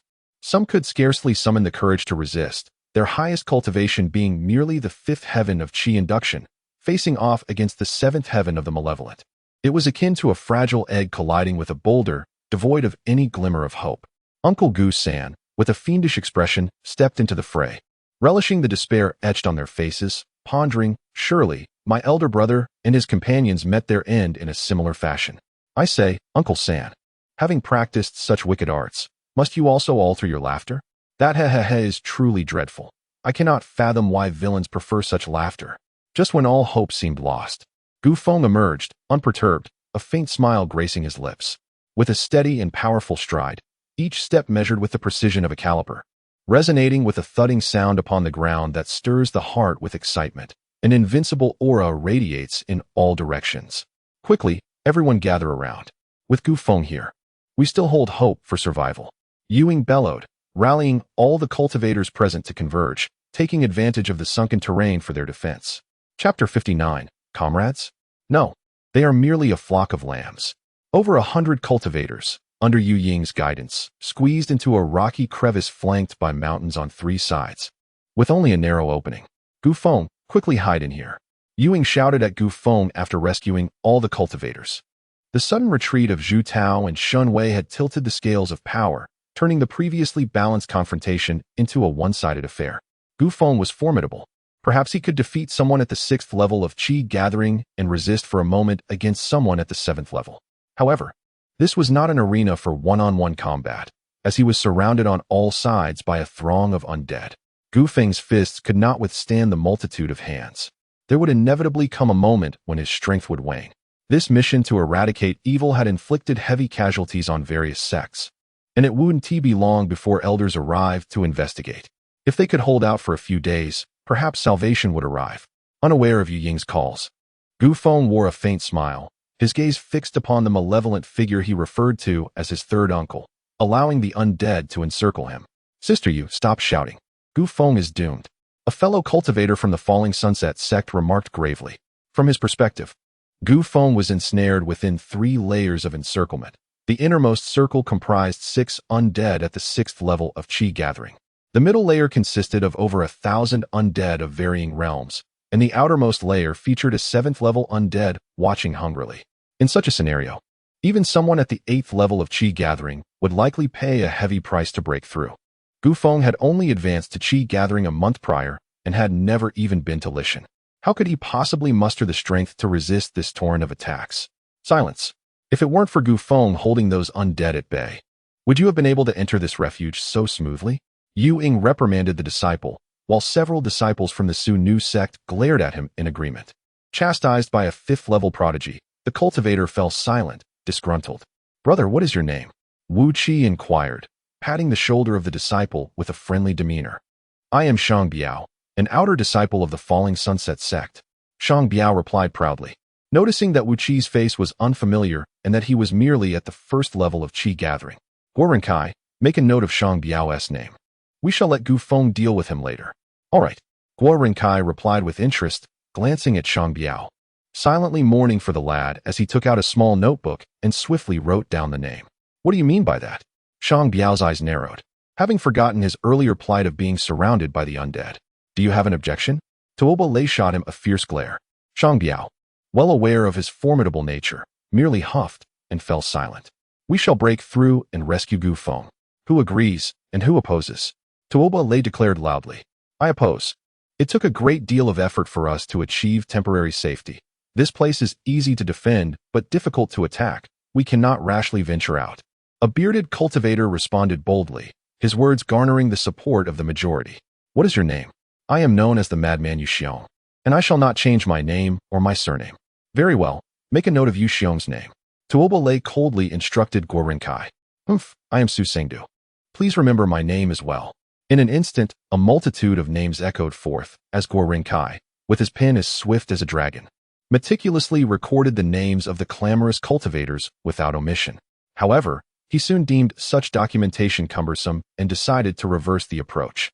Wu Qi furrowed his brow and called out to the crowd, those willing to venture forth to rescue Gu Feng, please step to my side.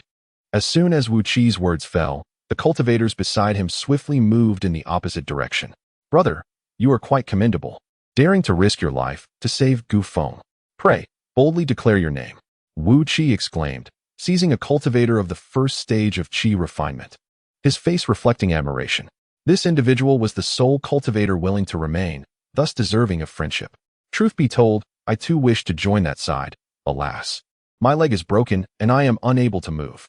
Upon uttering these words, the expressions of Chao Yuan and the others darkened, and they delivered a swift kick, sending the nameless cultivator into the opposing camp. Observing the more than 100 cultivators across the way, Xiongwu could not help but murmur, strength is indeed a blessing. This will yield considerable gains. Yu Ying regarded Chao Yuan and his companions, her lips twitching uncontrollably, for she could easily discern that their intent was merely to fabricate a pretext for robbing Gu Feng, with no genuine desire to rescue him. Indeed, these individuals were quite despicable, prioritizing their own safety over the lives of others. They deserved to be robbed. Gu Feng, do not concern yourself with our safety. Focus entirely on your battle. To motivate you, I have gathered over 100 plump sheep for you. Upon your victorious return, you shall reap the rewards. Upon hearing Tuoba Lei's exclamation, Gu Feng, ensnared in a perilous situation, turned his head and flashed a broad smile, revealing a row of gleaming white teeth. His eyes ablaze with fervor. Gu Feng and Uncle Gu shared a silent understanding, simply gazing at one another. For both parties were well aware of their mutual histories. Today would be a battle of life and death. Uncle Gu had dispatched several dozen corpses to restrain Yu Ying and her group. Bolstered by formations, these minor minions were unlikely to escape. His primary focus remained on Gu Feng and the precious treasure he possessed. The valley fell into an eerie silence. Even the wind ceased its whisper, the atmosphere growing increasingly tense. As the starlit sky descended, the battle ignited unexpectedly, the initial clash resounding like a thunderous explosion, shattering the stillness of the night.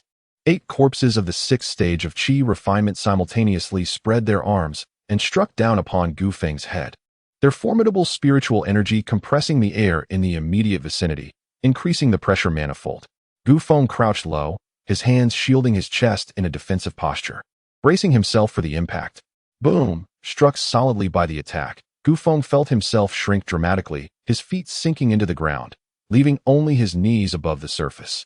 He felt his insides churn violently, experiencing a tightness in his chest and difficulty in breathing. Rise!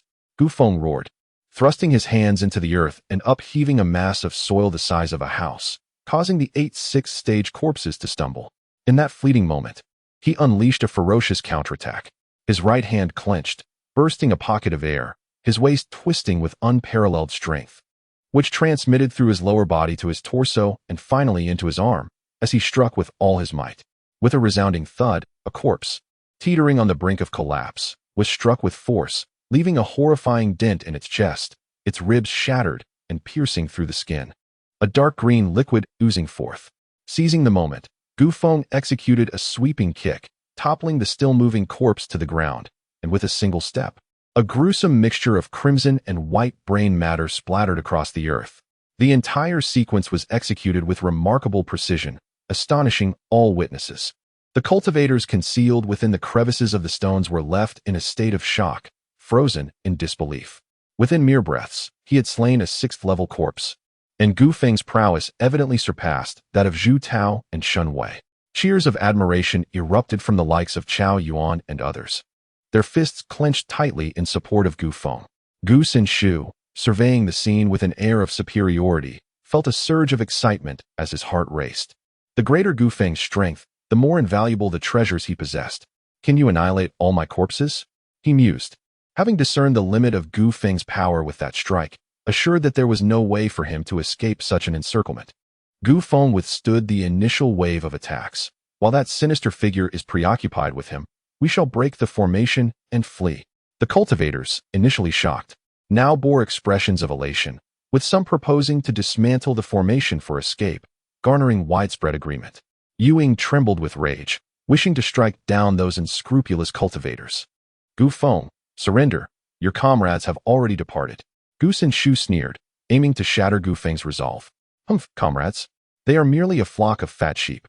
Gu Feng, undeterred, unleashed a fierce surge of battle intent, and after withstanding another wave of attacks, he successfully dispatched yet another 6th-level corpse. Chapter 60. unassailable in the same realm. One for one above it as over 100 cultivators surged towards the edge of the formation, relentlessly battering against it. Uncle Gu's eyes glimmered with a hint of mockery. This formation could ensnare all cultivators beneath the innate stage, and with their insignificance, these mere ants were destined for futility. Diverting his attention, he focused entirely on Gu Feng. Licking his crimson tongue and unable to suppress a sinister chuckle. Gu Feng was undeniably formidable, powerful to the point of instilling dread in one's very soul. How much time had passed? He had transformed from a fledgling who had once fled in disgrace to a being capable of slaying those at the 6th level of Qi induction. Had it not been for his accidental acquisition of the mysterious corpse-controlling technique, the entire Gu clan would have been powerless against him. If only he could seize the treasures Gu Feng possessed, retreat for a decade or so to cultivate, he could dominate Yun County. With this thought, Uncle Gu cast a sinister smile at Gu Feng. You might as well resign yourself to your fate. Why struggle like a cornered beast? Gu Feng retorted with a booming voice as he sent a 6th level Qi induction cultivator staggering back with a single punch. He had already slain half of the 8 6th level opponents, yet felt no relief, for countless corpses were surging towards him, raining down attacks like a torrential downpour. These undead had no sense of pain and feared not death. They were an entirely different concept from ordinary cultivators. Even with Gu Feng's formidable strength, he found himself in a precarious situation. In such dire circumstances, his speed was restrained, and evasion became futile. He was left with no choice but to endure. Gu Feng's focus was sharper than ever, his fighting spirit reaching unprecedented heights. He could not afford a moment's negligence, lest he find himself without a grave. At this moment, he recognized his own shortcomings, lacking powerful martial techniques, relying solely on brute strength and the Beastmaster technique. Against ordinary foes, this was sufficient, but faced with today's overwhelming odds, it was clearly inadequate. He resolved that upon returning to the Falling Sunset sect, he must seek out a suitable offensive martial art. A roar akin to that of a wild beast erupted from his throat, a fierce aura surging once more as he seized a corpse, wielding it like a weapon to sweep the surroundings. The corpses collided, their bodies jostling together, flesh and blood splattering, the murky green ichor splashing onto Gu Feng's face, sending a chilling thrill coursing through him. He entered a berserker mode, lifting a boulder taller than himself and smashing it down indiscriminately. With each strike, 2 or 3 corpses were reduced to pulp, the ground trembling beneath him. He resembled a divine sovereign, reigning supreme, showcasing an invincible demeanor as he swept aside all specters and phantoms. A 6th level Qi induction corpse roared as it charged at him, but Gu Feng calmly swung his arm, shattering the opponent's attack with a single punch, then aimed for its skull with a second. It was no longer possible to leave here unscathed. Gu Feng opted for the most efficient combat style, exchanging injury for injury. Watching the relentless fall of corpses, Uncle Gu's expression darkened to the utmost degree. These were his lifeline, the very foundation upon which he had built his current standing. They could sustain losses, but not be entirely depleted. He awaited the moment when Gu Feng's momentum would falter. However, after Gu Feng once again vanquished a 6th-tier corpse cultivator, he could no longer contain himself. Gu Feng, you have reached your limit. Let your third uncle bring your end. Gu Senshu bellowed, a formidable aura of peak 7th-tier energy suddenly erupting, causing the entire valley to resonate with a thunderous sound. The sinister spiritual power pouring forth like a cascade of mercury. Yu and the others, concealed within the crevices of the rocks, were filled with shock and dread. The aura of this 7th-tier presence was so overwhelming that it rendered them breathless. What should we do? No matter how strong Gu Feng is, he cannot possibly defeat that evil being. Tua Ba Lei's voice trembled with fear, for even judging by mere momentum, Gu Feng was inferior to his uncle. After such a prolonged battle, his stamina was nearly depleted, and surrounded by the ravenous corpse cultivators, it was a dire situation indeed. Gu Feng, we will assist you. Despite knowing that their efforts would likely be futile, Yu and the others surged forward, even the weakest among them. Wu Qi shouted fiercely, fighting with all their might to clear some of the lesser foes for Gu Feng. Retreat. Protect yourselves, I can no longer assist. Gu Feng's long black hair whipped about him as a fierce expression overtook his face, and he struck down the 3 corpses before him with brutal precision. Facing death, and still concerned for others, Gu Senshu sneered, unleashing a savage palm strike that concentrated all the spiritual energy within a several-meter radius, crashing heavily against Gu Feng's chest, sending him hurtling away, shattering a massive boulder and splattering crimson blood. You bunch of bastards, come and help. Ingyu screamed, directing her plea at the more than 100 cultivators laboring to break the formation, yet she was met only with indifference and cold disregard. Gu Feng struggled to rise from the rubble, his complexion ghastly pale, spitting a mixture of blood and saliva, gritting his teeth as he charged forward once more. The corpse cultivators surged from all directions, overwhelming Gu Feng. Roar! Gu Feng let out a tremendous roar, dispersing the corpses surrounding him. At that moment, he was tattered and torn, his body marred by numerous wounds, blood flowing incessantly. This mission is exceedingly challenging. You must increase the reward. As the words "increase the reward" fell, Gu Feng surged forward as though fueled by a stimulant, pushing through dozens of corpse cultivators, step by step closing in on Gu Senshu. All right, increase the reward. Chao Yuan shouted back at Gu Feng. Attack. Haha.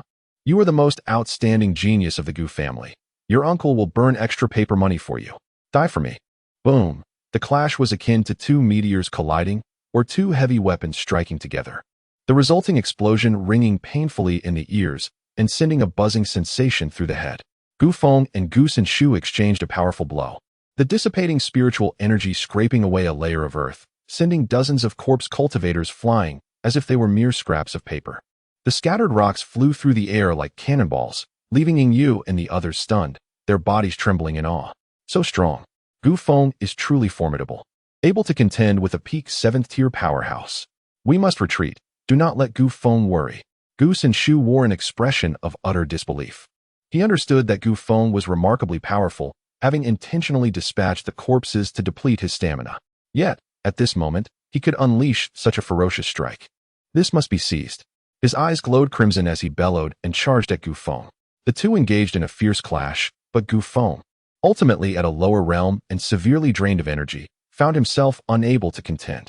Time and again, he was sent flying, only to rush back into the fray, shouting, "Increase the reward," as if those two words could bestow upon him boundless strength. "Ha ha, die!" Gu Senshu cackled madly, seizing the opening in Gu Feng's attack, delivering a crushing punch to his chest. With a sickening crack, the blow shattered Gu Feng's rib, leaving a deep imprint on his torso, blood gushing uncontrollably from his mouth. Gu Feng, Yu Ying, and the others emitted desperate cries. Yet, despite the grievous injury, Gu Feng remained firmly anchored to the spot, not moving an inch.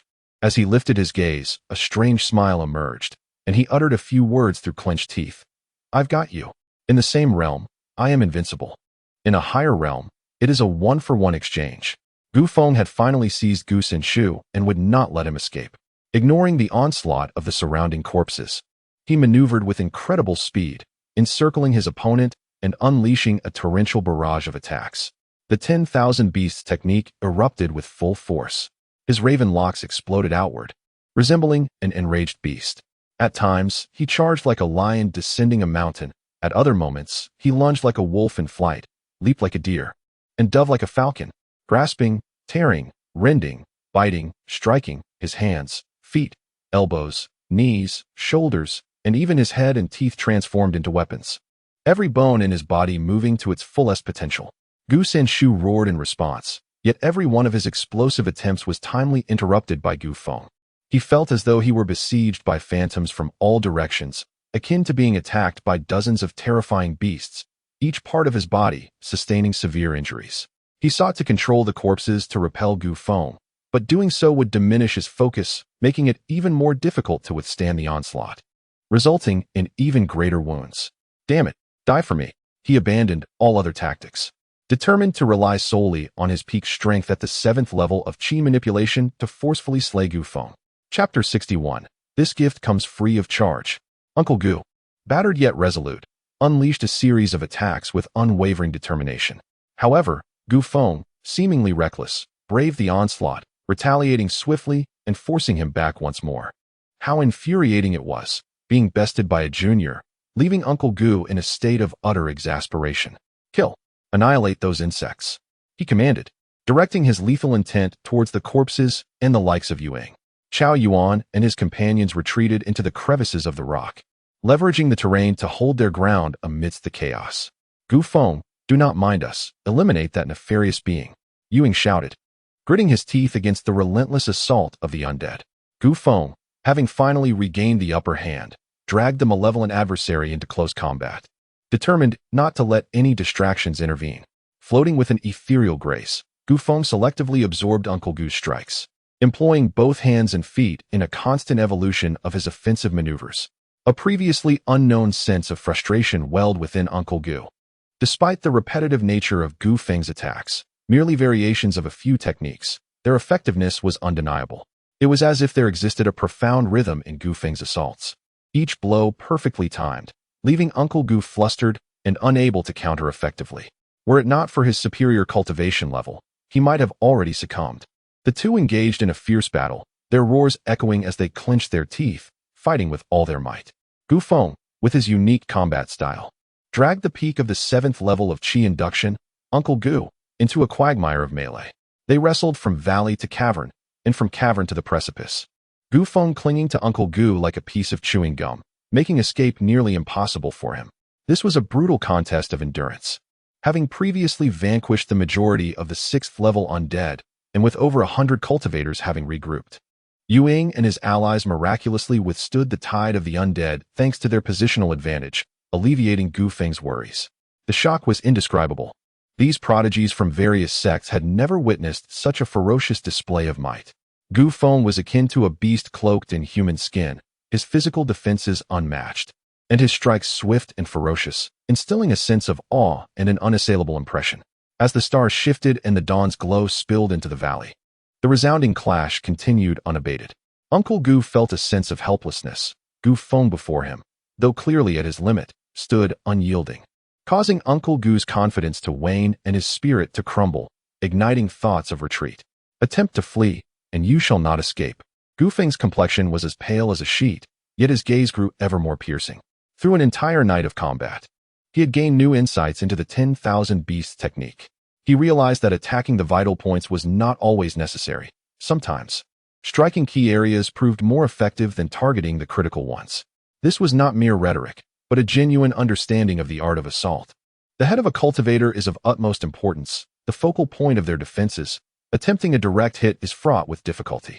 However, by targeting other areas and compelling the opponent to weaken their head's defenses, subsequent attacks become significantly easier. Gu Feng had relentlessly struck Uncle Gu's left shoulder numerous times, the minor damage insufficient to inflict true discomfort upon him. However, after several relentless strikes, Uncle Gu felt discomfort. Just as he intended to move his left shoulder, Gu Feng seized the opportunity and landed a heavy punch on his temple. The force of the blow left Uncle Gu dizzy, causing blood to spill from his mouth. With a successful strike, Gu Feng inhaled sharply, unleashing a tempestuous onslaught of attacks. After an indeterminate time, a faint sound reminiscent of an egg cracking echoed, sending Uncle Gu into a state of panic as his spiritual shield shattered. With his defensive capabilities significantly diminished, Uncle Gu found himself firmly suppressed, unable to escape despite his desperate attempts. A palpable aura of death loomed above him, instilling a profound fear. Driven to the brink, he resolved to fight to the death since escape was no longer an option. Standing within a mere yard of each other, they withdrew their defenses and engaged in a fierce melee. More money, more money. Gu Feng roared with each strike, as if those words held a mysterious power that sustained him, resembling an unyielding weeble, his stance faltering yet refusing to fall.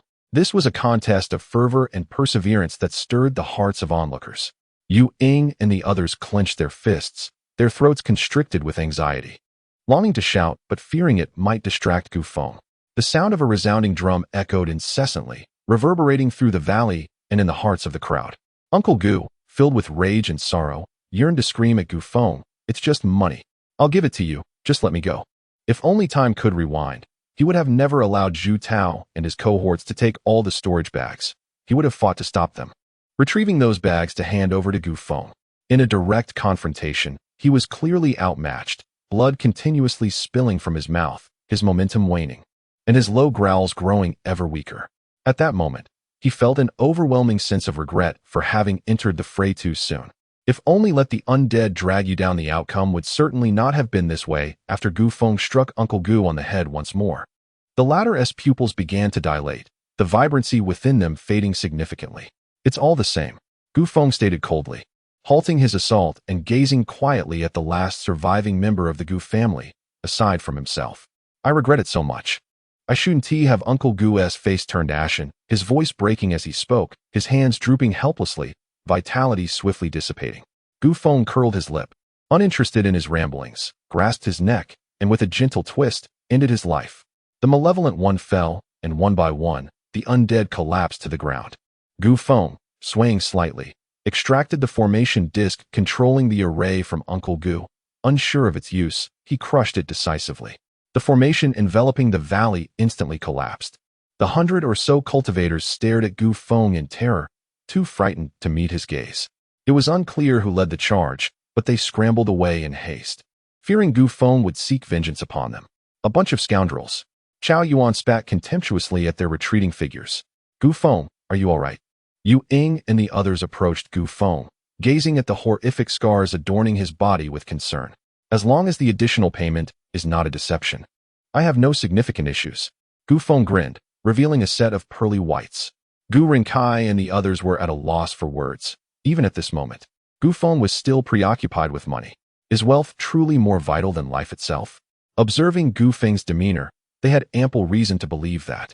Were it not for the allure of spirit stones, he might not have endured until now.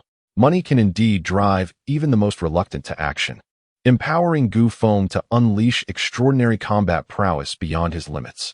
However, this also indicated that Gu Feng was not gravely harmed. Very well, I shall increase the payment.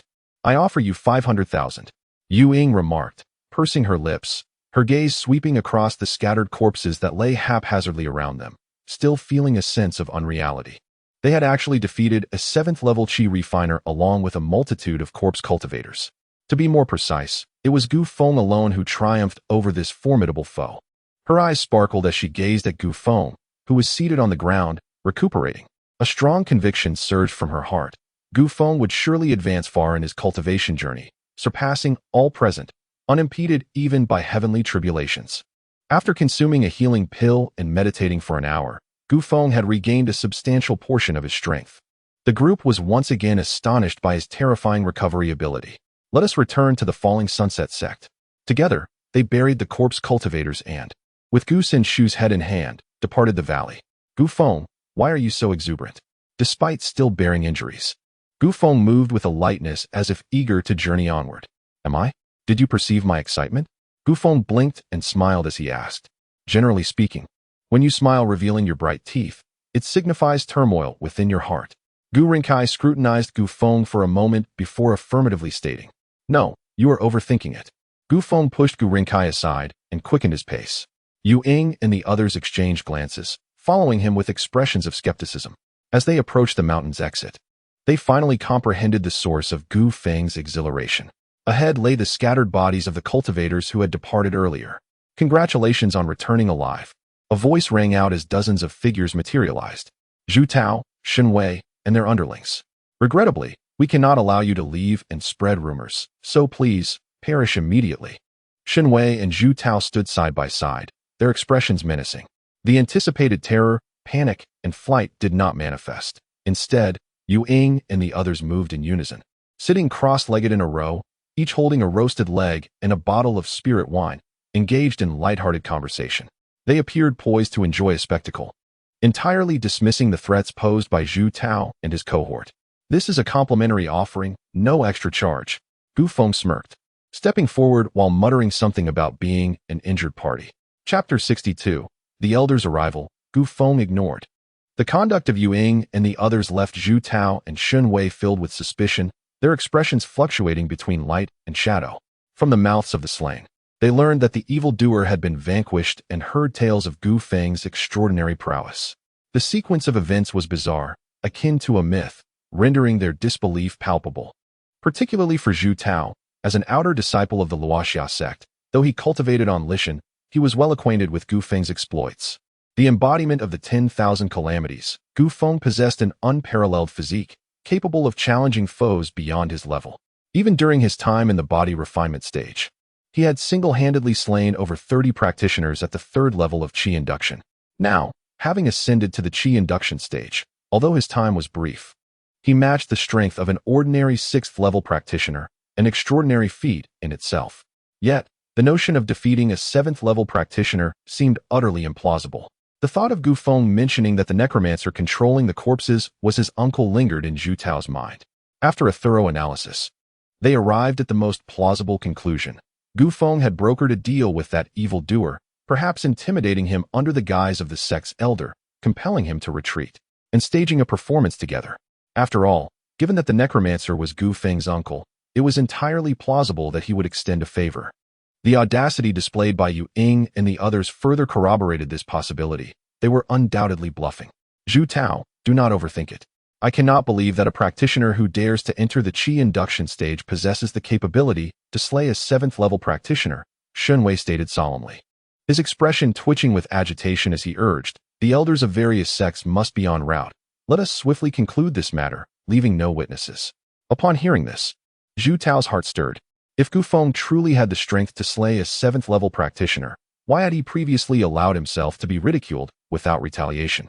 With this thought, Zhou Tao's mind settled, and he coldly addressed Gu Feng. Gu Feng, cease your bluster. He then nodded at Shunwei, and together they gestured, summoning their subordinates to encircle Gu Feng. The others were well informed, and it was only Gu Feng who remained shrouded in mystery. He must be dealt with first. Gu Feng tilted his head slightly, shaking it. You have all the storage bags acquired from the cave, do you not? Unintelligible, kill him. With their command, a brutal battle erupted. It was nothing short of catastrophic, akin to a hell on earth, the air filled with piercing screams and the splatter of blood. Gu Feng resembled a harbinger of death, each strike resulting in bloodshed and certain demise. It was as effortless as an adult striking down a child, devoid of any challenge. As one by one, his subordinates fell into despair, Zhou Tao and Shunwei's eyes widened in horror, their bodies trembling with fear. They finally comprehended the truth in the earlier claims. Gu Feng indeed possessed the strength to slay 7th-level practitioners. It was Zhou Tao who forced us into this. Do not kill me. We were wrong, we beg you. In response to their pleas, Gu Feng remained unmoved. Having chosen to strike, he would ensure their eternal demise. Sparing none. Gu Feng. Gu Feng has something to say. You want the storage bags, do you? They are all right here. Terrified, Shunwei retreated while removing a ring from his left index finger, tossing it to Gu Feng. This was Gu Feng's first encounter with a storage ring. A remarkable item indeed, not only spacious but also capable of recognizing its master through blood, unlike the easily misplaced storage bags.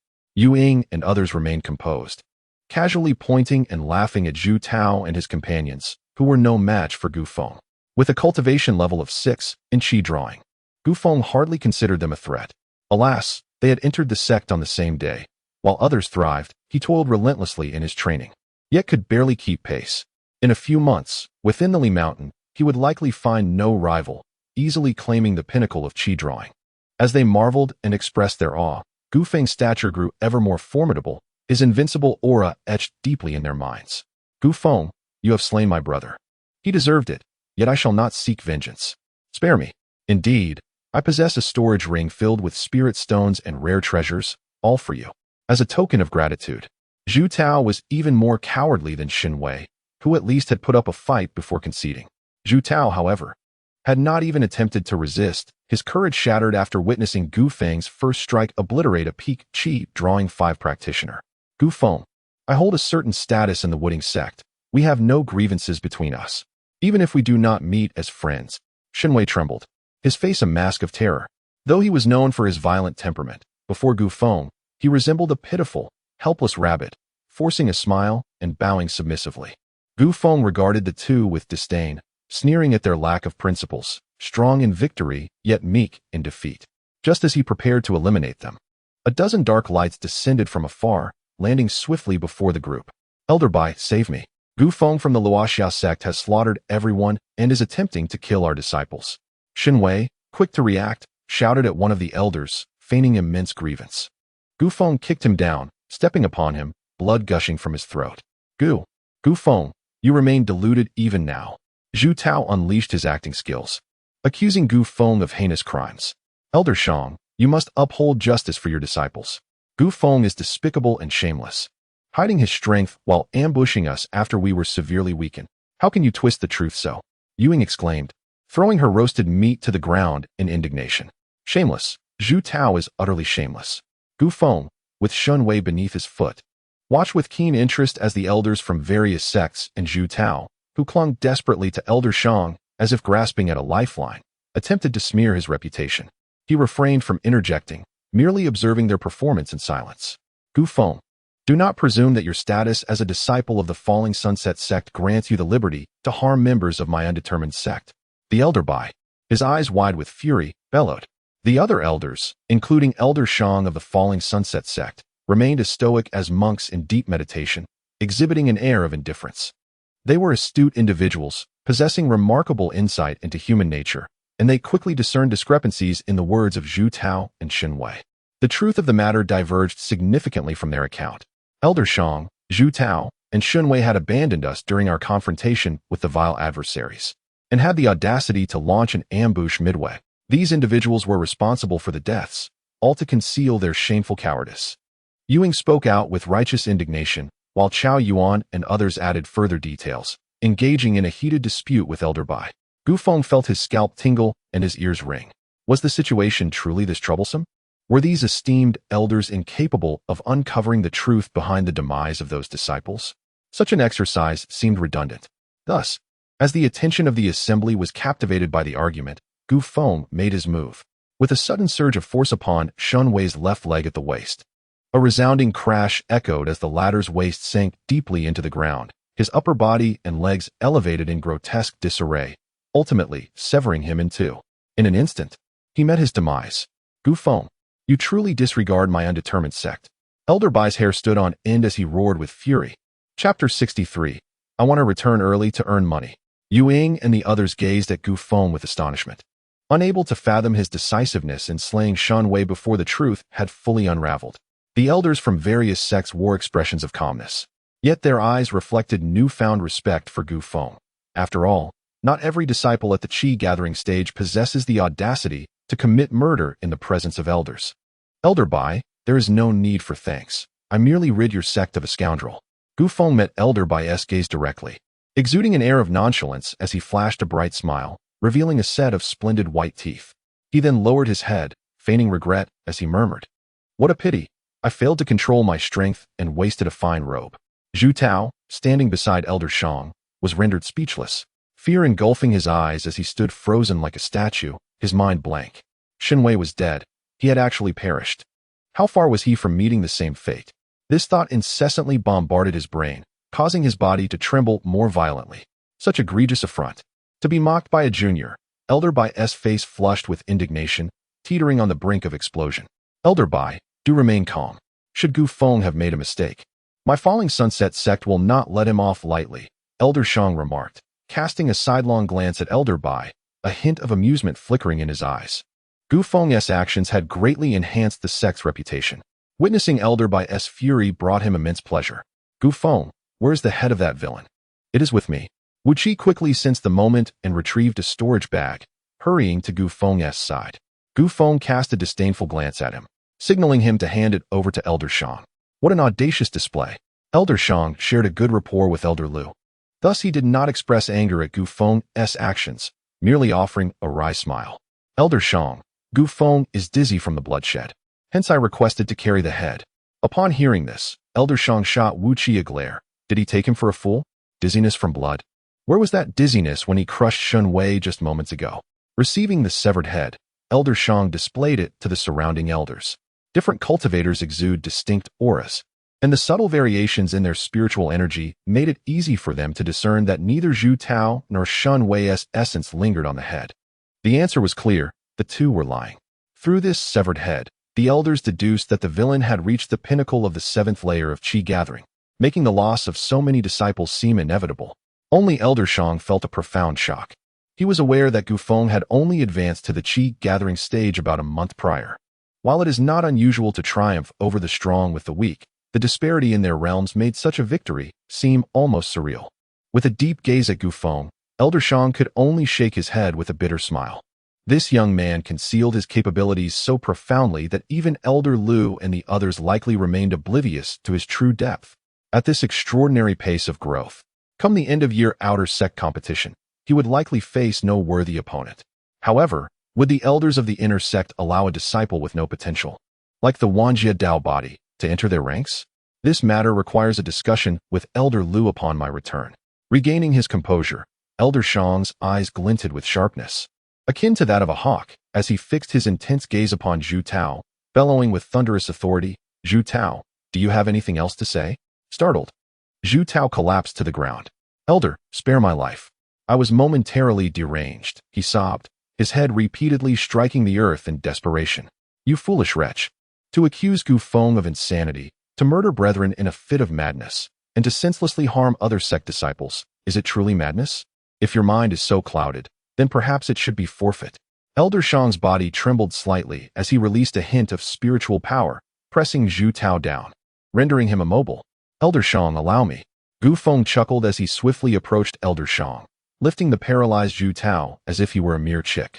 Forcing his head to hang low, with fingers splayed, he grasped Zhu Tao's throat and gently tightened his grip. Crack! Zhu Tao's legs kicked out violently for a brief moment before falling still, blood dripping down without tarnishing Elder Shang's robe.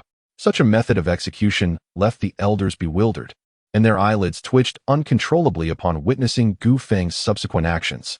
This young man, in plain sight of all, began to strip Zhu Tao of his garments and boots, leaving him clad only in a pair of floral underpants. Elder Shang felt his cheeks flush and his lips quiver. "What are you planning to do with those clothes? Sell them to which merchant association?" Does it matter?"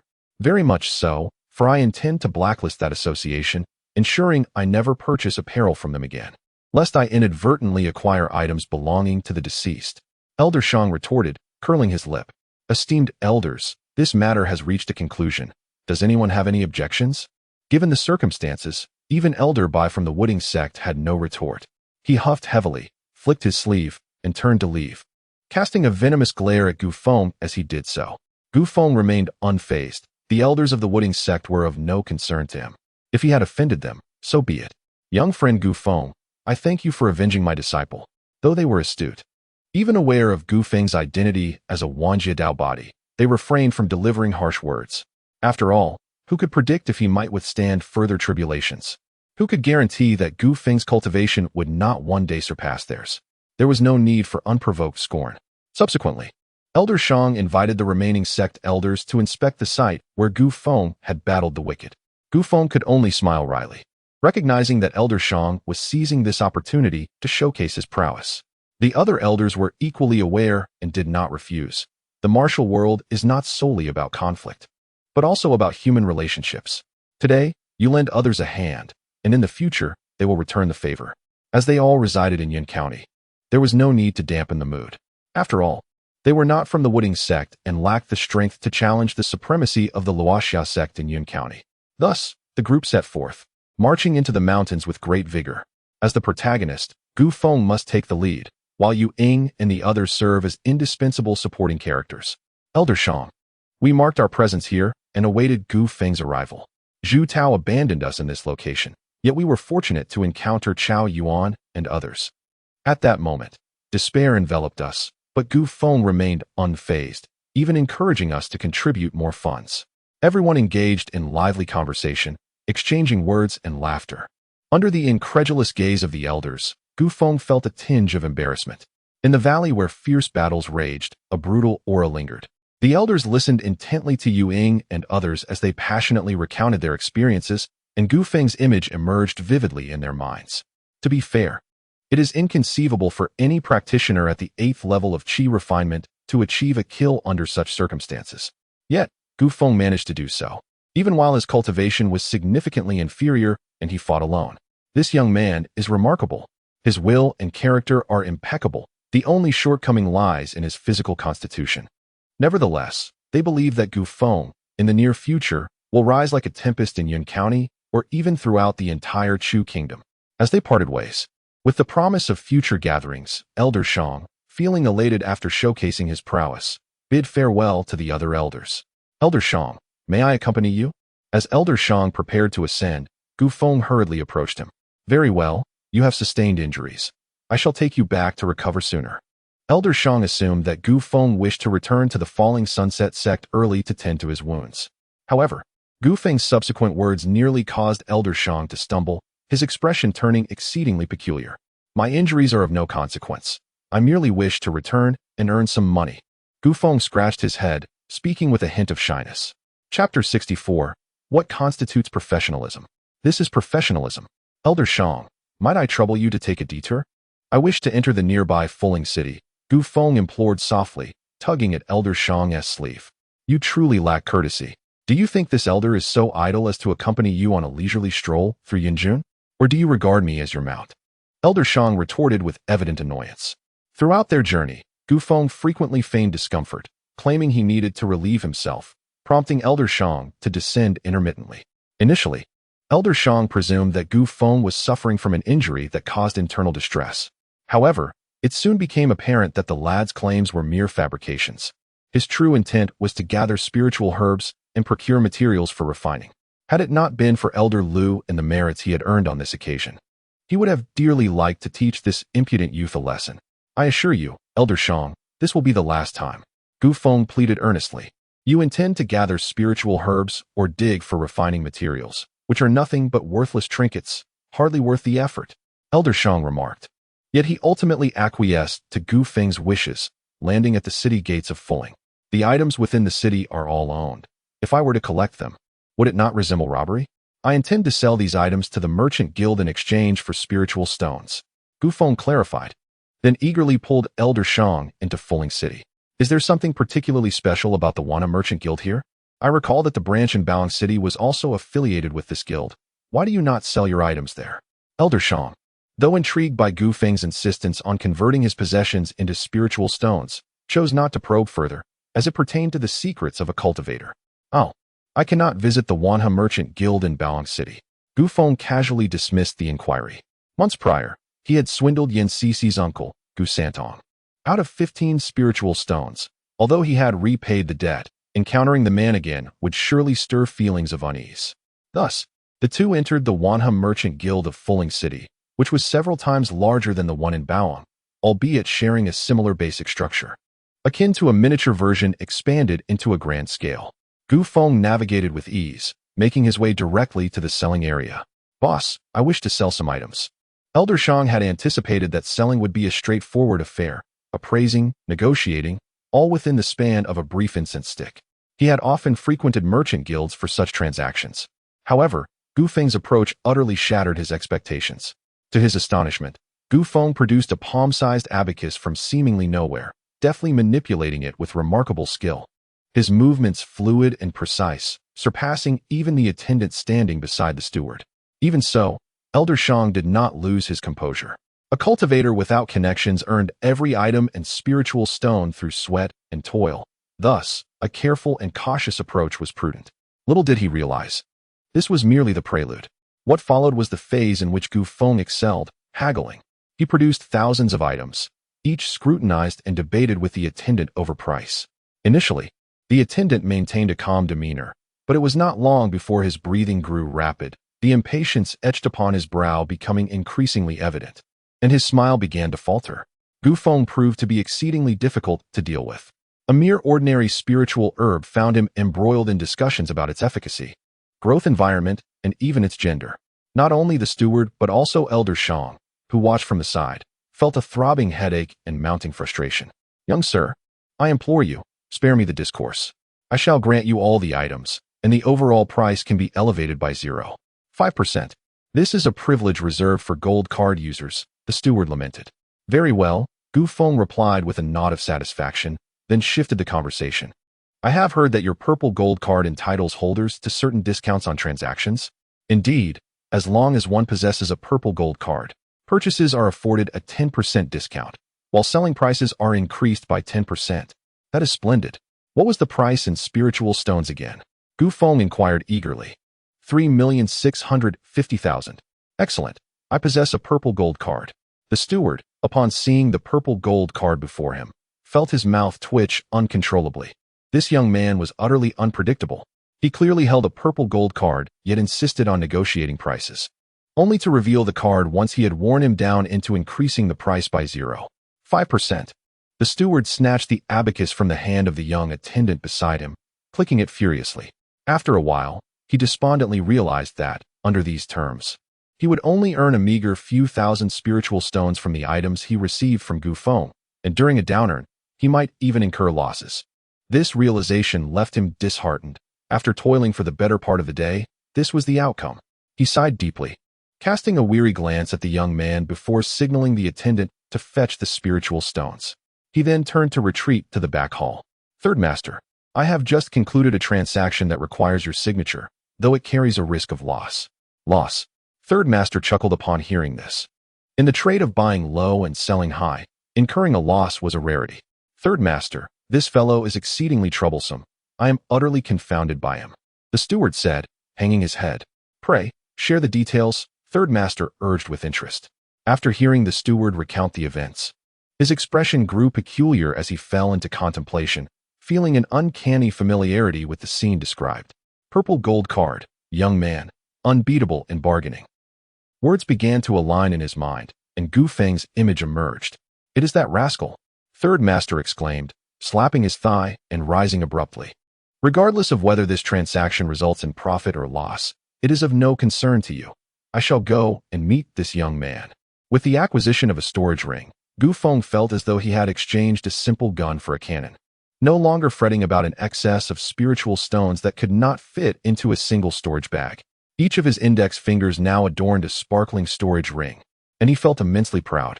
Elder Shang cast a profound glance his way and then remarked, from now on, you shall handle the transactions for our outer sect.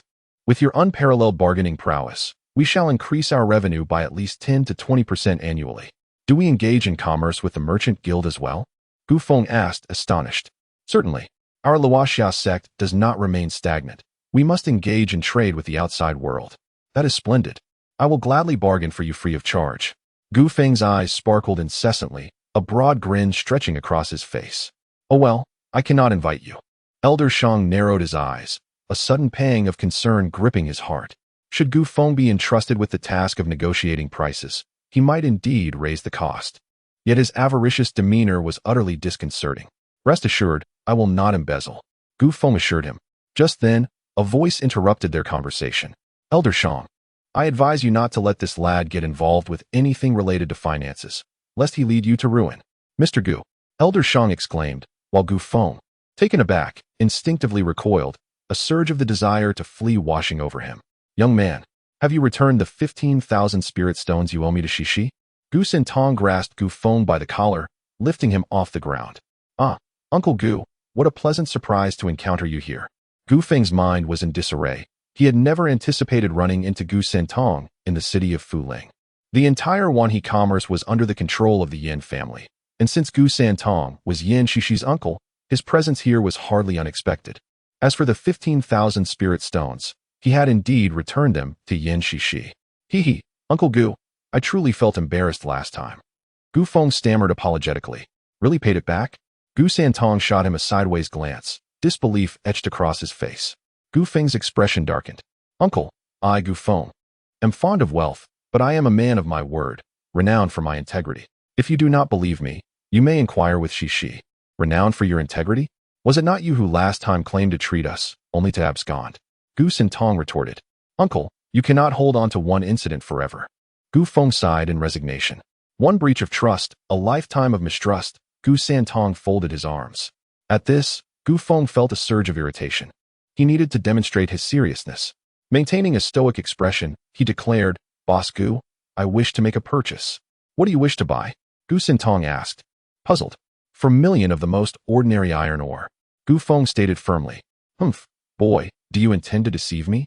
To be fair, we do indeed have iron ore worth 4,000,000. Gu Sintong assumed Gu Feng was merely trying to provoke him, deliberately ordering a large quantity of iron ore to undermine his dignity. Such goods were inexpensive and yielded slim profits. It was uncommon for a trading firm to stock such a vast quantity. Of course I wish to buy. Do you think I am jesting? Gu Feng replied earnestly.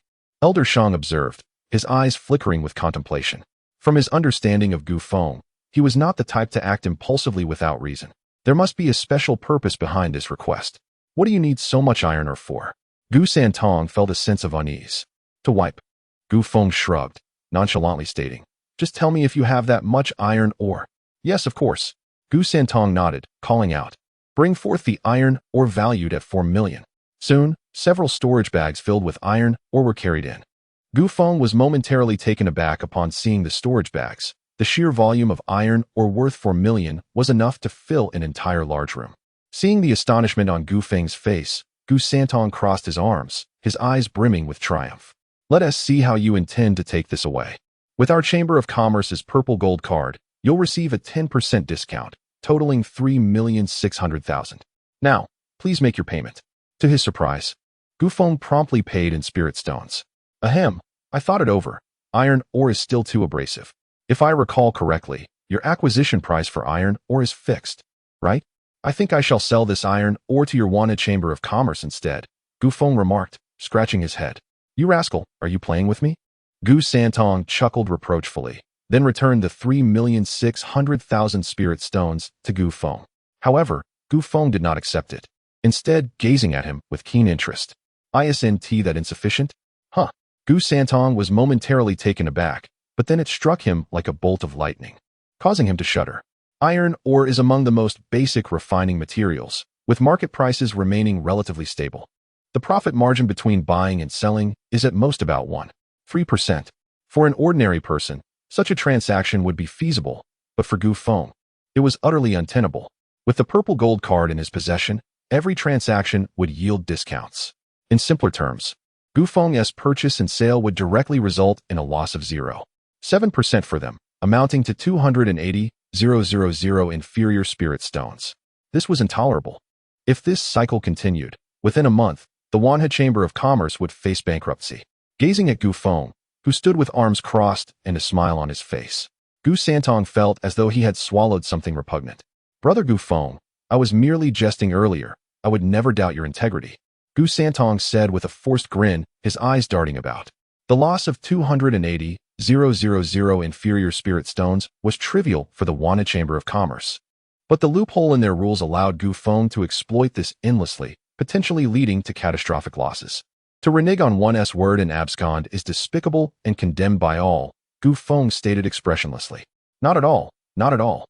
What I said earlier was mere nonsense. Young people today have no sense of humor, Gu Santong replied, lowering himself considerably. Seeing the advantage, Gu Feng seized the moment, remarking meaningfully, Uncle Gu, some policies at your Chamber of Commerce are quite problematic. If someone with ill intentions were to exploit them, you would surely suffer. Indeed, there are issues, Gu Santong conceded, turning to the attendant behind him. Please accept that batch of iron ore. At the price corresponding to the purple gold card, Elder Shang, standing nearby, was left speechless. Gu Feng was indeed a great pitfall, and Gu Santong was quite unfortunate. Having failed to collect his dues and inadvertently losing 280,000. Such a simple tactic had eluded him. He could hardly fathom Gu Feng's thought process. This fellow should not bear the surname Gu. Pit would be more appropriate. One must remain cautious henceforth. Thank you very much, Uncle Gu. Gu Feng smiled contentedly, clasping his fists in a gesture of gratitude as he prepared to leave. Please wait. Here are 100,000 spirit stones. I would like to ask you, young friend Gu, to utilize your expertise in exploiting loopholes to assess whether there are any significant vulnerabilities in our Chamber of Commerce's policies. Uncle Gu, isn't this a matter that can be resolved with just a word? You are too kind. Words spoken, Gu Feng's body was exceedingly honest, swiftly accepting the spiritual stones. Although Gu Feng could be somewhat troublesome, once compensated, he was assuredly dedicated to his tasks, exhibiting utmost seriousness. There existed certain discrepancies. The terminology used in that particular clause was inaccurate. Unbeknownst to them, upon inspection, they were taken aback. Gu Santong believed that the survival of the Wanhe Merchants Association was indeed miraculous. How remarkable it was to be a professional in finding fault. This was true expertise. The expenditure of over 300,000 spiritual stones was well worth it. Young friend Gu, we cordially welcome you to visit our Wanhe Merchants Association frequently in the future. Uncle Gu does not see you off. Farewell.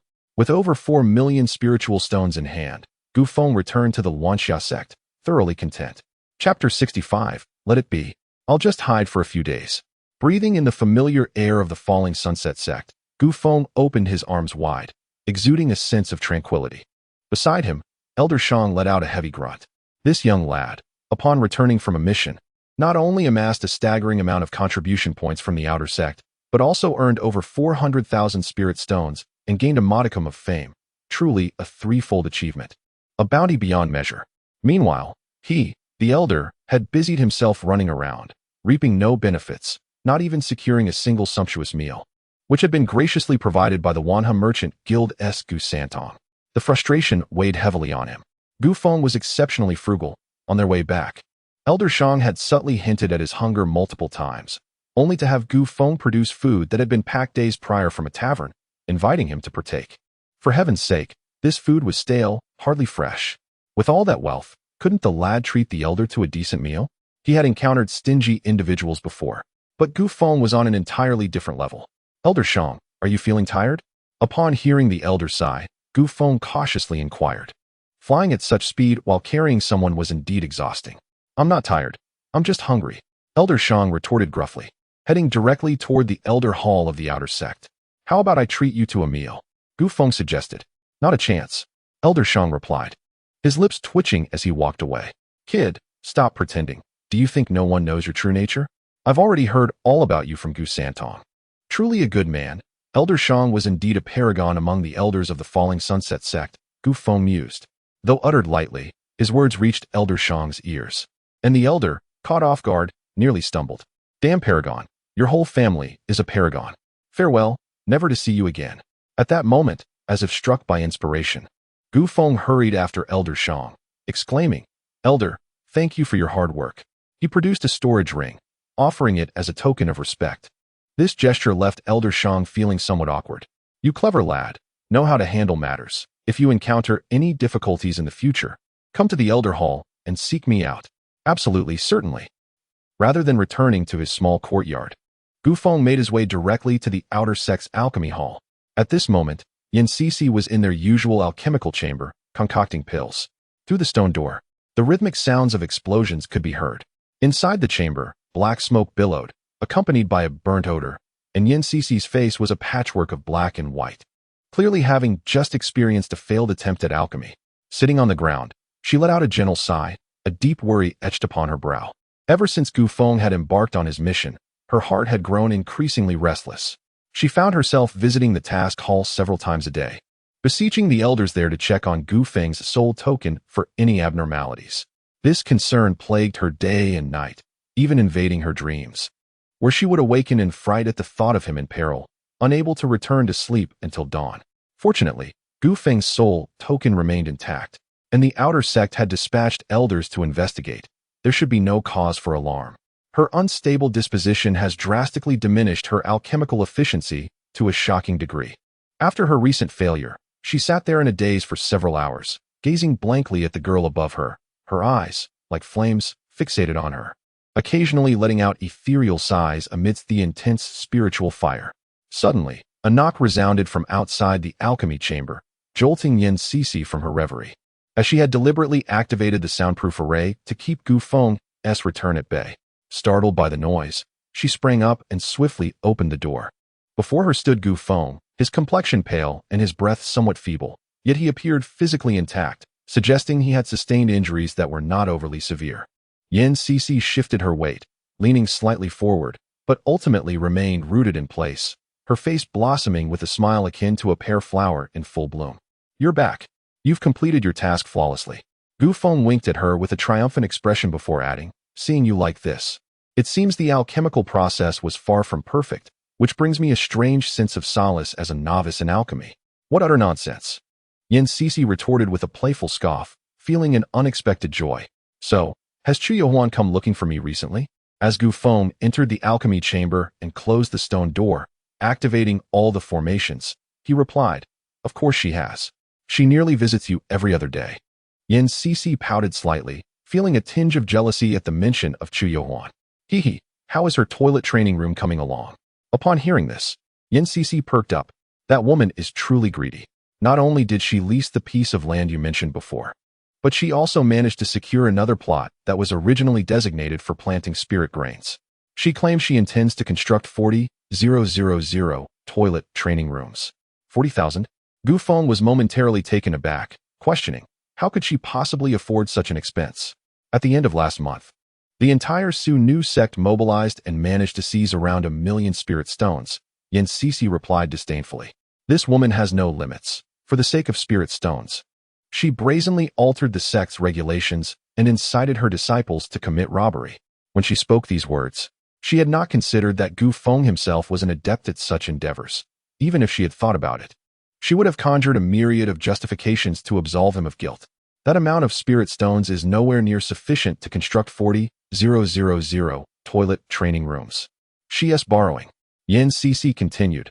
I've heard she has exhausted all the resources from the inner and outer sects, even the moneylenders outside, gathering a total of 10 million spirit stones, which she has poured into acquiring those 2 plots of land. At this point, a thought struck Yin Cece, and she chuckled. Recently, Chu Yohuan has been quite anxious, alternating between demanding expedited construction and then insisting on delays, behaving quite erratically. At her words, Gu Feng couldn't help but laugh, never having anticipated that Chu Yohuan would be so reckless, with such a propensity for gambling. So how is the construction progressing now? A plot of land has been completed, and another is nearing completion. Are we to sell the Xian bone pills next? At this, Gu Feng smiled even more joyfully. Plans have changed. With so many cultivation rooms constructed, there aren't enough pills, so we shall wait a bit longer. They're trying to wear her out over there. Yin Cece beamed, elated beyond measure. I did not intentionally delay. You underestimate the prodigy who ranks 5th on the inner sect's heavenly list. She will not crumble so easily. At most she may feel a bit anxious. Gu Feng remarked, then removed a storage ring from his left index finger. Inside, there are over 4 million spirit stones. Please exchange them all for the medicinal herbs needed to refine Xian bone pills. I intend to concoct another batch and make a grand effort. Certainly. Yin Cece did not inquire further about the origin of Gu Feng's spirit stones. After all, he had countless ways to amass wealth.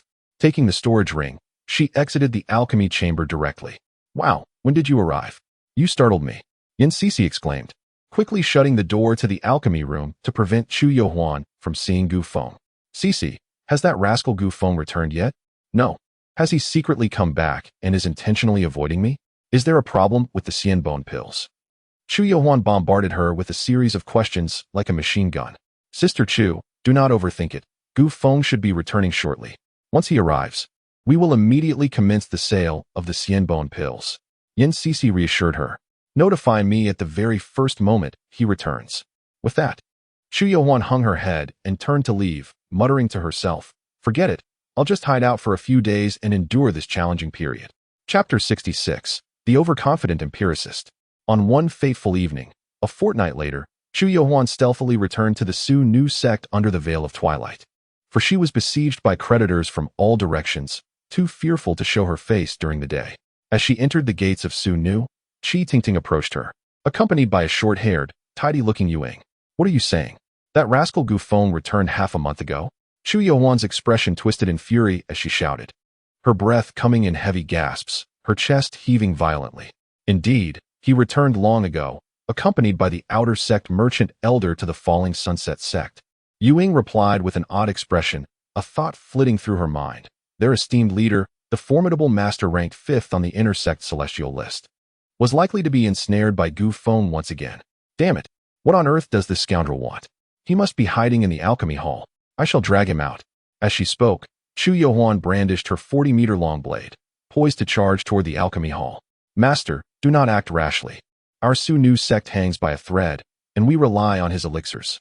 Qi Tingting urgently restrained the enraged Chu Yohuan, imploring her with heartfelt words. The renovations for the training rooms atop the 2 plots of land had long been completed, yet the final payments remained overdue. At this moment, Gu Feng was akin to their deity. They could not afford to offend him in the slightest. Beside them, Yu Ying's pupils widened, as if she had heard the most absurd tale. She stifled a laugh, fearing that Chu Yohuan might turn her ire upon her. Truly, Gu Feng was a master of deception. One wondered what method he employed to persuade their sagacious leader to squander resources on the construction of 40,000 training rooms, an endeavor most outrageous. In comparison, the 500,000 spirit stones he had extorted from Yuang seemed trivial, a mere act of mercy on his part. On the journey back, Chao Yuan and the others inadvertently let slip the truth, confessing everything under Yu Ying's pressing gaze. What spirit stone incentives? What additional payments? The only genuine expenditure was her 500,000, while the likes of Guo Renkai and Wu Qizhi contributed not a single spirit stone. They were merely pawns of Gu Feng.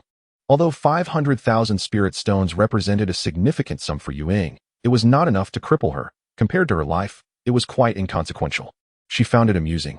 As if the Gu Feng who desperately sought to raise funds was a different person from the one who exuded dominance and cleaved through evildoers, a dichotomy that was hard to fathom. Upon hearing Qi Tingting's counsel, Chu Yohuan regained her composure. She sheathed her formidable blade, inhaling deeply. Indeed, they were burdened with insurmountable debt. Should he abandon them, their plight would be dire. I shall speak with him, she declared, turning to depart. Since entering the alchemy chamber a fortnight ago, Gu Feng had felt a pervasive discomfort, an ineffable sensation akin to being observed, sending chills down his spine. Initially, he attributed this to the lingering effects of his injuries and the long hiatus from alchemy, which rendered him momentarily unaccustomed. This state persisted until one fateful night 5 days prior.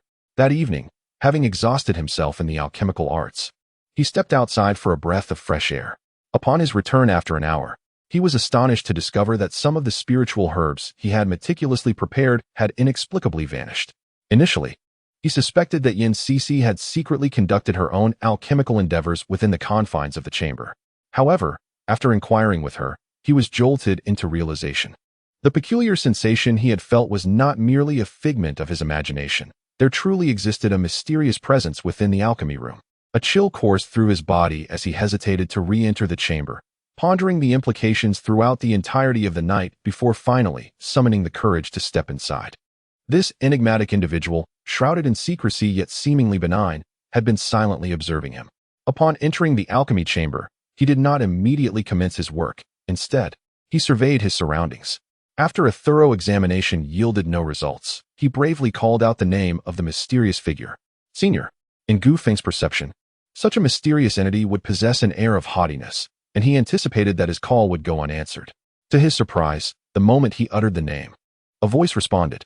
The sound resonated directly in his mind, unmistakably feminine, imbued with the essence of timelessness yet devoid of arrogance, carrying a hint of humor. Congratulations. You have finally discovered a great existence. May I inquire how to address you, Senior? Take a guess. Guess? With so many words in the world, even a deity could not ascertain your name. I shall not guess. Gu Feng replied, exasperated. Very well. The mysterious presence straightforwardly ended the conversation. As another day passed, while Gu Feng was resting after concocting a cleansing elixir, the voice of the mysterious senior echoed in his mind once more, laced with both disdain and envy. An altogether peculiar tone. Unorthodox methods cannot yield genuine elixirs. You specialize in producing counterfeit concoctions to deceive others. At this, Gu Feng bristled, promptly retorting, counterfeit elixirs? Kindly open your eyes and observe. This is an authentic cleansing bone elixir, a miraculous potion with extraordinary benefits for body refinement. Is it not your cleansing bone elixir that failed to materialize, leaving you with a mere half-finished product? If you possess the skill, then demonstrate it. If not, refrain from your incessant chatter. Gu Feng said, his tone irritable. I shall indeed demonstrate. Allow me to show you the true art of alchemy. As these words left his lips, a blazing spiritual fire erupted from the ground, transforming before Gu Feng into a humanoid figure. The fiery apparition was tall and striking, with large, luminous eyes and a subtle smile that exuded an air of nobility, captivating all who beheld her. With an air of confidence, she stood tall, her demeanor radiating an inviting challenge to Gu Feng to witness her performance. With a mere gesture, the spiritual herbs from the floor levitated into the air, swirling in an orderly fashion. Under her command, the vibrant herbs morphed into a resplendent flower, then into a magnificent pagoda, and so forth. Gu Feng watched in awe, utterly mesmerized and envious of her skill. Mere trifles. The mysterious senior scoffed at Gu Feng's naive astonishment. After the herbs had transformed over a dozen times, the 10 alchemical furnaces on the ground finally reached a warm glow. Descend. The enigmatic elder, with a gentle parting of her lips, uttered the word fall, causing 10 precious herbs to cease their swirling and precisely descend into the alchemical furnace. The entire sequence unfolded with an effortless grace, embodying an exquisite aesthetic that left Gu Feng in awe, unable to suppress his admiration. This is the essence of a true alchemist, he thought, gazing at the ethereal flame figure with reverence, yearning for the day when he too could exude such an air of mastery and effortlessly achieve the art of alchemy. However, just as this thought flitted through his mind, the alchemical chamber erupted in flames, soon followed by a billowing cloud of black smoke. With a thunderous crash, he was sent reeling backward, dazed and disoriented. Rising clumsily from the ground, Gu Feng surveyed the scene before him, his lips twitching in dismay. Every single furnace had failed, leaving a chaotic mess of medicinal dregs scattered about. The greatest taboo in alchemy is the disturbance of others. Your earlier cheers, while a release of your own exhilaration, have adversely affected my work. Such behavior is henceforth prohibited. The flame figure scolded, its voice firm. Gu Feng nodded earnestly, like a chick pecking at grain, acknowledging the reprimand. Once more, the flame figure grasped a handful of herbs, initiating a second attempt at alchemy. Boom! The familiar sound of an explosion reverberated through the chamber as the flame figure abruptly turned. Your breathing is too loud. It disrupts my focus. Third attempt. Boom. You are too close to me. Fourth attempt. Boom. You lack the fortune necessary. You are hindering my process. 18th attempt. Boom. As the echo of the explosion resounded yet again, Gu Feng gazed at the alchemical chamber, now ablaze with fire and strewn with a thick layer of medicinal remnants. His emotions were a maelstrom, akin to 1,000 wild steeds galloping through his heart, leaving it shattered upon the ground. Esteemed elder, I implore you, do not squander my precious herbs any longer. The losses are insurmountable, and I cannot bear it. It was evident that the mysterious elder's composure had begun to wane, staring blankly at her hands, muttering incessantly, "This cannot be happening.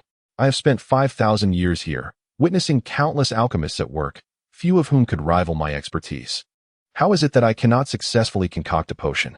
Alas, it appeared that this elder was not a master alchemist at all, but rather an overconfident empiricist. Chapter 67. The Divine Ming Dynasty, Zhou Qingyan. Allow me a moment of silence. These 4 simple words conveyed an unmistakable tone. The flame-like phantom sat there in a daze, its furrowed brow barely discernible. At that moment, Gu Feng resembled a gecko, his limbs pressed firmly against the walls of the alchemy chamber, covering his mouth and nose. Too fearful to inquire or make a sound, his gaze occasionally darting toward the pile of spiritual herbs on the ground, his expression tinged with bitterness. Countless thoughts flitted through his mind as he pondered how to retrieve the herbs to avert further losses. Time passed, though he could not ascertain how long. When the flame-like phantom suddenly rose, I realized that my current state was abnormal, which had led to a series of failures in my endeavors. Wouldn't you agree? Gu Feng, who had been consulted, felt utterly speechless. Did one truly need to be in perfect condition to concoct a body-refining elixir? This senior's perspective seemed rather dubious. Indeed, the senior possessed remarkable skills in alchemy, yet ailments had caused repeated failures. Nevertheless, I had gleaned invaluable insights from the senior's graceful alchemical techniques. Flattery costs nothing, and Gu Feng spoke sweetly, causing the mysterious elder to beam with delight. I knew my alchemical prowess extended beyond the ordinary. Young man, once I solidify my corporeal form, I shall demonstrate to you the exquisite intricacies of alchemy. The flame-like phantom gazed at Gu Feng, speaking with enthusiasm. Upon hearing this, Gu Feng felt a jolt in his heart and cautiously inquired, "Senior, you do not intend for me to assist you in solidifying your corporeal form, do you?" Upon receiving an affirmative response, Gu Feng's countenance darkened. Solidifying a corporeal form was a laborious, time-consuming, and costly endeavor, and he was already in dire financial straits. "Senior, you overestimate me. To be frank, I possess the body of eternal tribulation, a constitution you ought to be aware of, which could lead to my demise at any moment due to heavenly tribulation. You have chosen the wrong person. Young man, be a bit more confident. You are precisely the one I seek." The flame-like phantom smiled. Do I possess any special qualities?" Gu Feng reluctantly uttered another statement. It would be wise to maintain a respectful distance from such a deity. Who knows whether she harbors a deep-seated vendetta? Even if she does not, the constant scrutiny of an enigmatic figure feels inherently unsafe. I must restore my strength. I must undergo the baptism of heavenly tribulation because... Gu Feng suddenly realized that the mysterious elder before him was now but a wisp of a soul, struggling to sustain herself through the seizing of the spiritual fire. Throughout the long span of 5,000 years, she had spent most of her time in slumber. Had she not sensed the aura of the heavenly tribulation, she would still remain in her dormant state. Due to the extreme frailty of her soul, should she detach from the spiritual fire, she would need to endure the baptism of heavenly tribulation within 12 hours to extend her existence. Through this period of observation, she had come to acknowledge Gu Feng, thus resolutely deciding to manifest her true form. "Senior, you do not intend to seize my body, do you?" Gu Feng asked anxiously upon hearing this. "You think too much. How could I possibly choose to seize a male's body? Moreover, your constitution is incompatible with mine. I am a rare thunder god body, most harmonious with those of the thunder attribute. Regrettably, after all these years, the Falling Sunset sect has yet to witness the emergence of a female disciple with lightning attributes. Of course, the main issue lies with the thunder tribulation. Without your presence, my attempts at soul seizing would be futile, remarked the fiery apparition with a disdainful expression. Upon hearing this, Gu Feng felt an immense sense of relief. As long as he was not subjected to soul seizing, he would be fine. Naturally, if there were an extraordinary individual, it would not necessarily have to be of the lightning attribute. I could adapt the cultivation methods to suit her physique. This way, one could also evade the ordeal of the thunder tribulation, although restoring one's cultivation would be a long and arduous process. However, such a physique appears only once in a millennium, the fiery apparition added. At this, Gu Feng felt every hair on his body stand on end, and he swiftly made his way toward the exit. You overestimate yourself, with your attributes that are prone to being struck by lightning at every realm. Unless one is a madman, who would willingly attempt to seize your soul. A large hand, conjured from flames, caught Gu Feng as if he were a mere chick. Thank you for your disdain, esteemed elder. Gu Feng replied with an awkward yet polite smile. May I inquire, esteemed elder, has there truly been no extraordinary individual in the Falling Sunset sect over the past 5,000 years who could meet your criteria for soul seizing? There has been, but I dare not. The fiery apparition replied candidly. Who? A female disciple, who awakened me not long ago. Her talent left me astounded, and she possesses a heavenly artifact within her, which deters me from attempting a soul seizure. As the fiery apparition spoke, a profound shock appeared on its face, as if the mention of this female disciple truly unsettled it. Such a figure exists within the Falling Sunset sect. Gu Feng was taken aback. From the tone of the fiery apparition, it seemed that this disciple had only recently emerged. Who is she? Gu Feng inquired, his curiosity piqued. Chu Yanran. What? Gu Feng sprang to his feet in disbelief. He never anticipated that the individual who could astonish and even intimidate this mysterious elder was Chu Yanran. Esteemed elder, could you possibly be mistaken? Gu Feng's smile faltered as he reluctantly asked. One name I cannot mistake. The fiery apparition retorted, glaring at Gu Feng. This woman is formidable. It would be wise not to provoke her. Do not assume you are invincible at your current realm, with your present cultivation methods and martial techniques. You may not necessarily prevail in a confrontation against her of the same tier. Esteemed elder, you are not exaggerating to compel me to willingly assist you in solidifying your physical form, are you?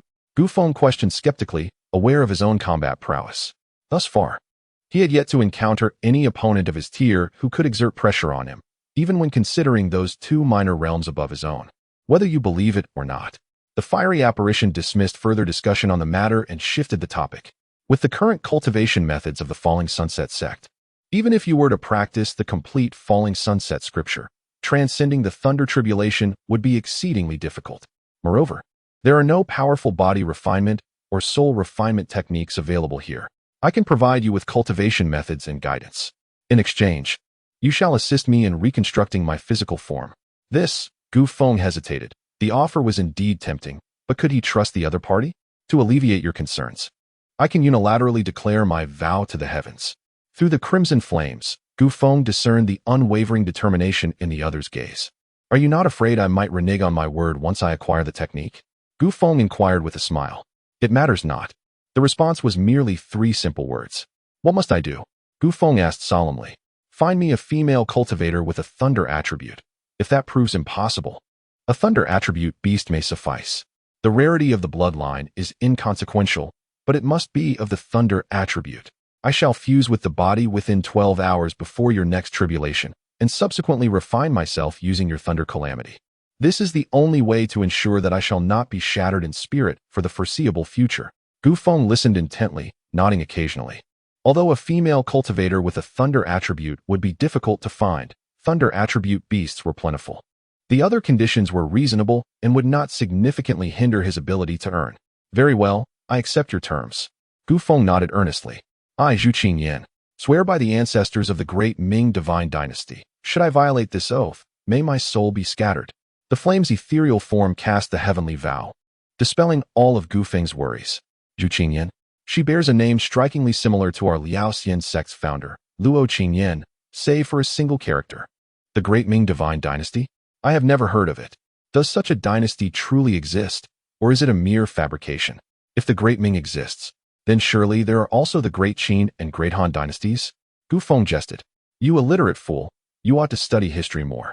Not only are there the Great Han and Great Qin, but also many others, such as the Great Shang, Great Xia, and Great Sui. These are all dominions that have thrived for countless millennia in the Central Plains. Perhaps feeling that Gu Feng was uneducated, Zhou Qingyan considered giving his head a light rap, but her outstretched arm withdrew silently. In her flame-like eyes, there was a hint of nostalgia and attachment. As she gently urged, learn more knowledge henceforth, lest you become a laughingstock when you venture out. What Central Plains? This world comprises only 4 great continents, separated by the boundless sea, a universally acknowledged truth. I trust that Zhou Senior has not been in slumber for too long, causing some confusion in thought. Gu Feng mused internally. While outwardly he responded, understood, I shall enhance my knowledge in this regard. May I now be taught the forbidden techniques? Let me first impart to you a body refinement technique. And what of the cultivation technique? Seek it from that woman surnamed Chu. This technique has a grand lineage. As she spoke, Zhou Qingyan wore a mischievous grin. No way, the technique imparted by Chu Yohuan is that impressive? It must be acquired. Chapter 68. The bright moonlit night on the 24 bridges. Senior Zhou, you cannot be deceiving me, can you? With such formidable skills. Why is Chu Yohuan only ranked 5th on the intersex celestial list? Gu Feng pondered in confusion, sensing an underlying inconsistency. You will come to understand in due time. Zhou Qingyan replied, her gaze flickering as she swiftly changed the subject, seemingly hesitant to delve deeper. Gu Feng, being perceptive, deduced that in order for her to regain her strength, she would need to absorb his thunder tribulation power. The stronger he became, the more advantageous it would be for her. Perhaps Chu Yohuan's technique was not superior to her own Ming Divine Dynasty's methods. Yet her reluctance to teach him seemed to stem from a deeper reason. Gu Feng, a man of instinct, preferred not to engage in mental turmoil. He would eventually uncover the truth, so there was no need to press the matter now. What body refining technique do you intend to impart to me? He inquired, his spirit invigorated. A suitable body refining method was essential for him to break through to the postnatal realm. The technique I will teach you diverges from the mainstream paths of the world. It does not merely seek to enhance physical strength to withstand formidable attacks, Zhou Qingyan explained. This technique was conceived by the founder of our Ming Divine Dynasty, derived from the insights gained from the 9 tripods.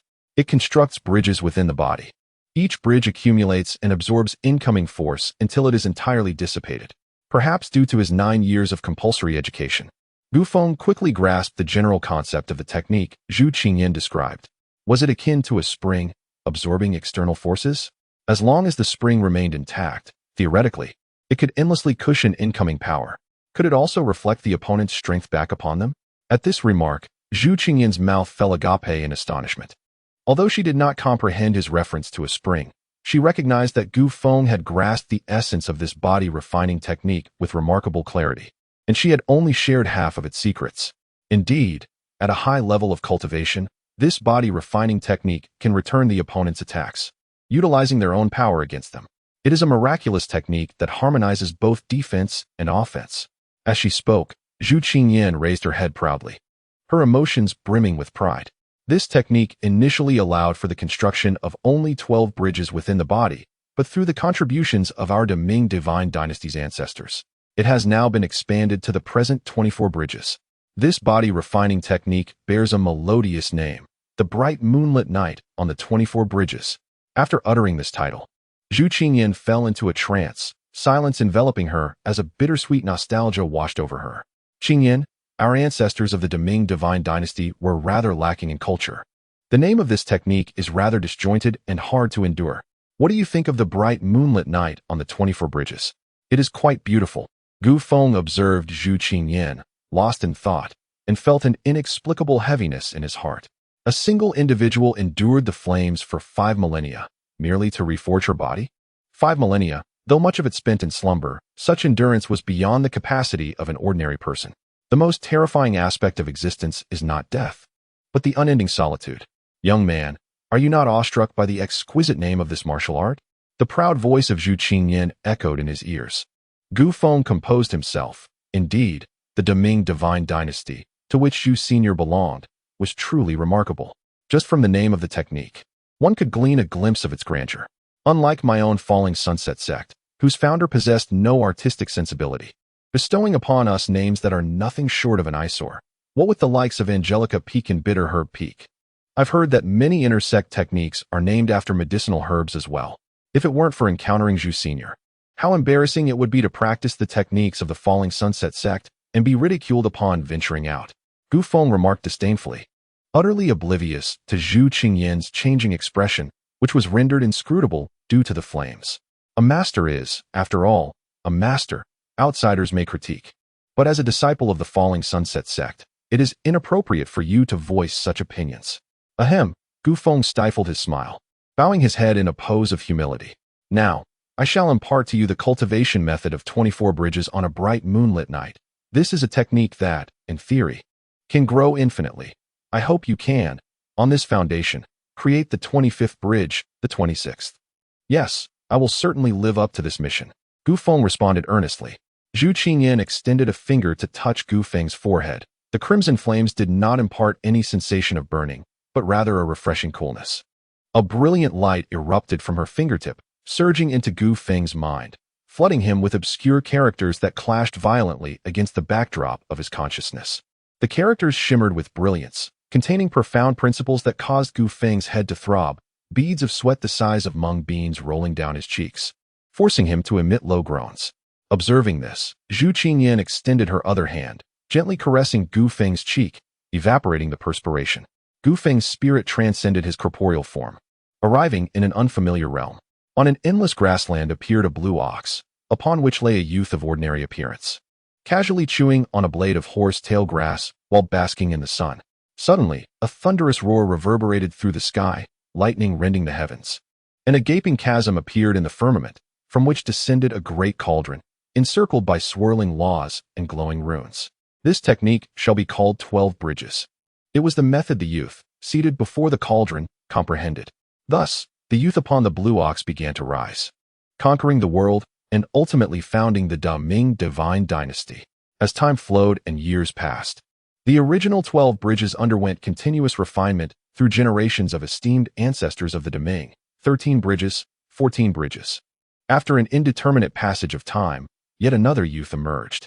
He stood with his hands clasped, gazing at the starry sky. Beside him stood a woman, her hair cascading to her waist, shimmering with radiance, exuding an air of unrivaled elegance.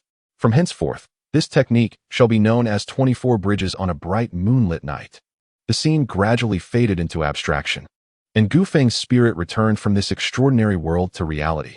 His mind now housing a scripture titled 24 Bridges on a Bright Moonlit Night, what ultimately became of the Da Ming divine dynasty. Gu Feng whispered, his voice barely audible. No dynasty is eternal. The illustrious Ming divine dynasty, like many other splendid dynasties throughout history, ultimately succumbed to the relentless flow of time. Zhou Qingyin's tone was particularly somber, as a solitary tear of flame cascaded down her cheek. Gu Feng refrained from further inquiries and instead sat cross-legged on the ground, entering a state of cultivation.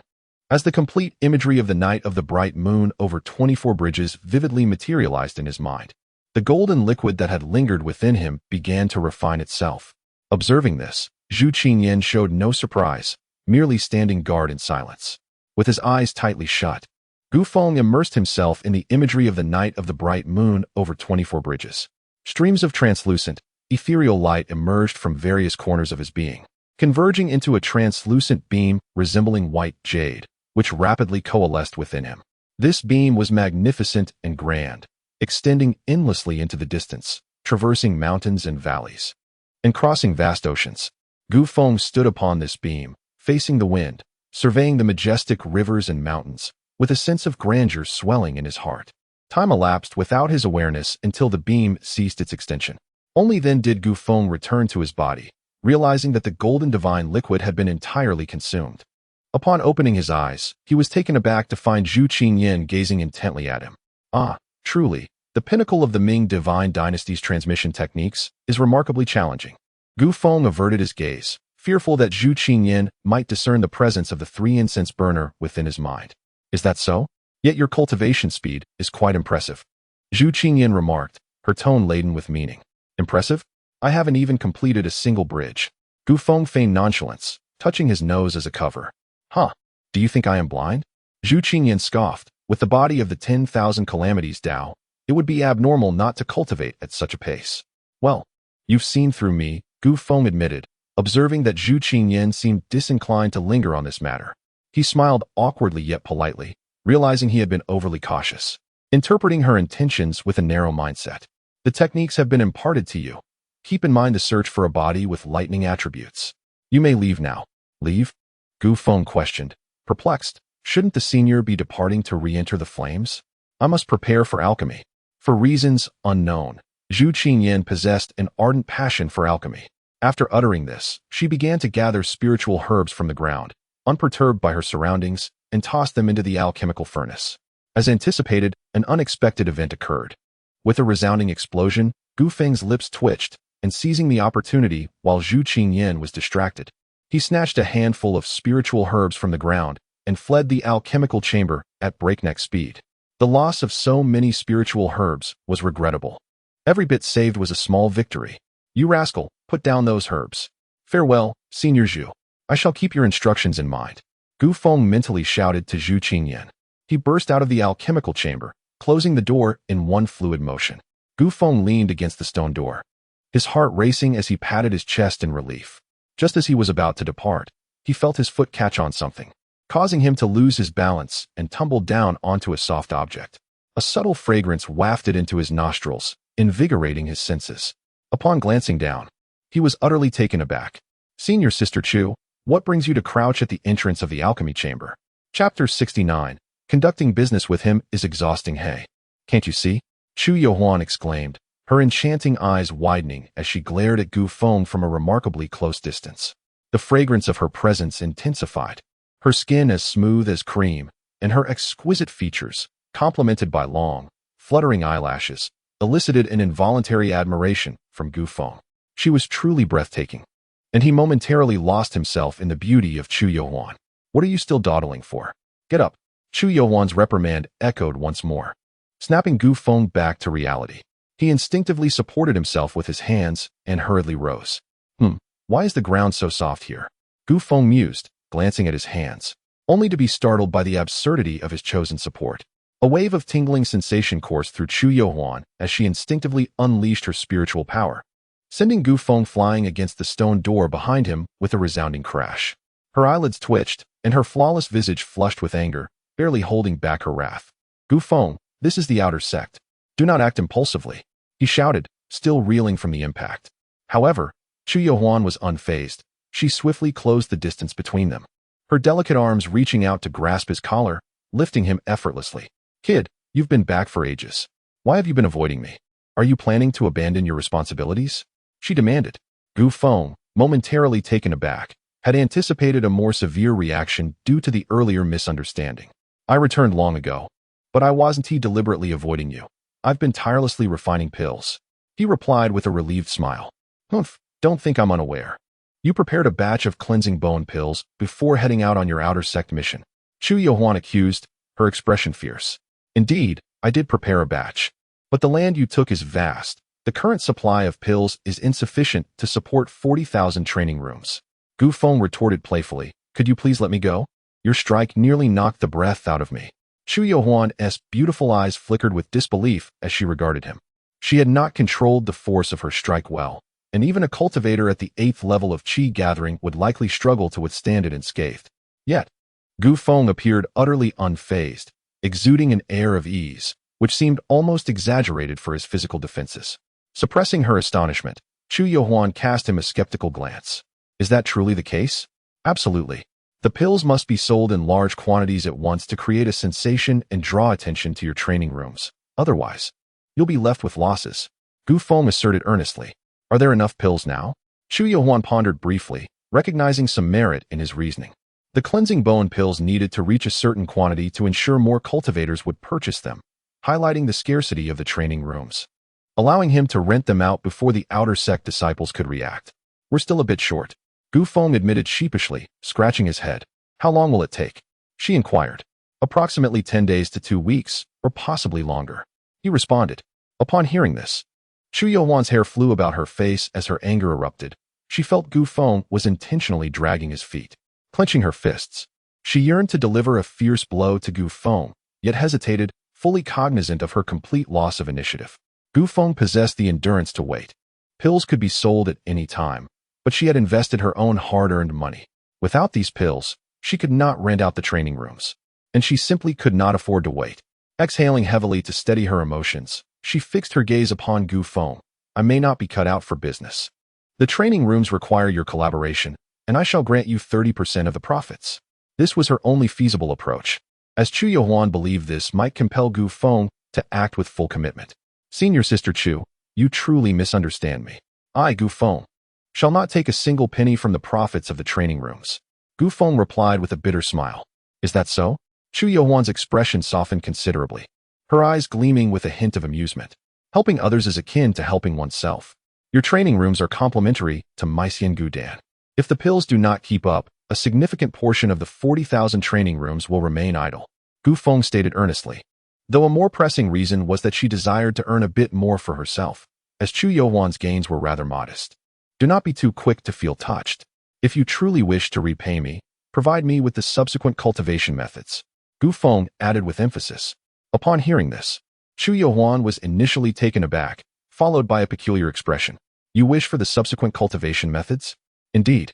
To cultivate this method, you will be required to perform a task for me in the future, Gu Feng replied nonchalantly, her enchanting visage radiating confidence, as she felt for the first time that she had seized the initiative in the negotiation.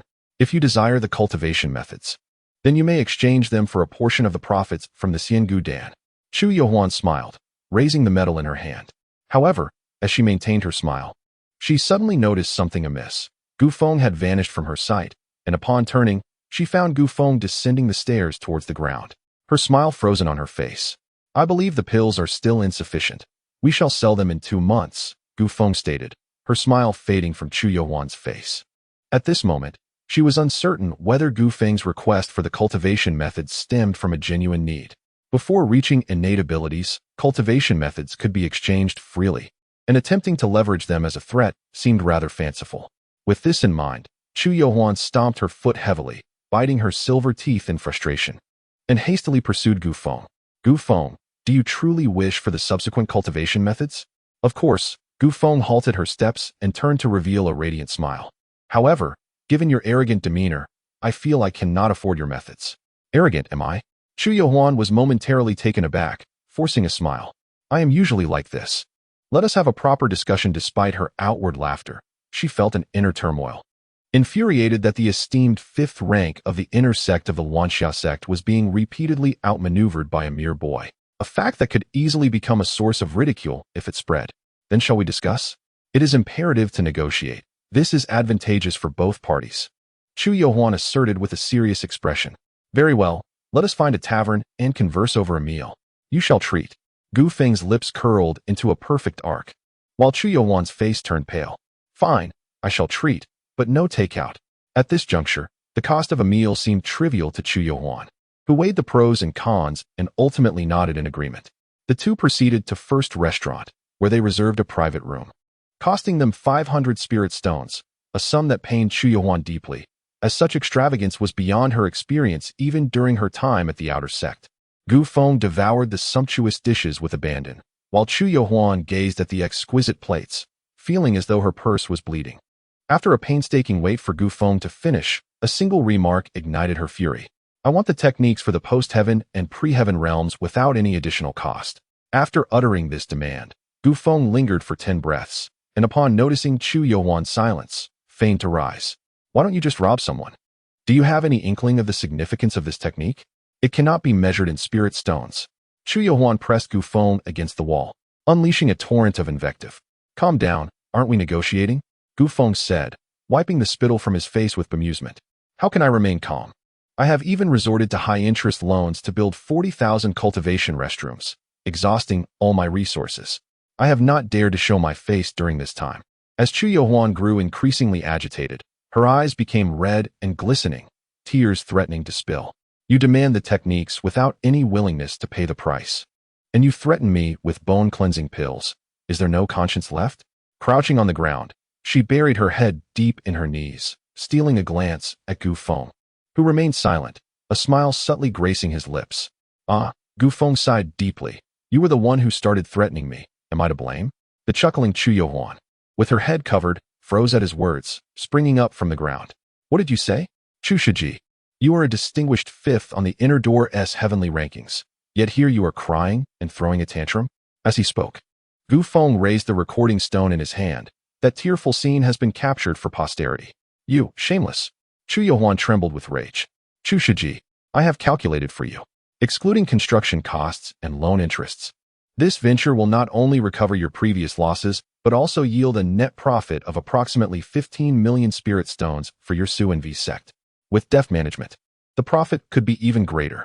Moreover, I will provide you with a marketing strategy at no cost, train your marketing personnel, and ensure all 40,000 cultivation restrooms are leased out effectively. Furthermore, I can offer positions for your unemployed members to sell pills, with salaries that are absolutely top tier in the industry. After today, you will have nothing to worry about. Essentially, you only need to provide one set of techniques and can effortlessly earn 15 million. What is not to like?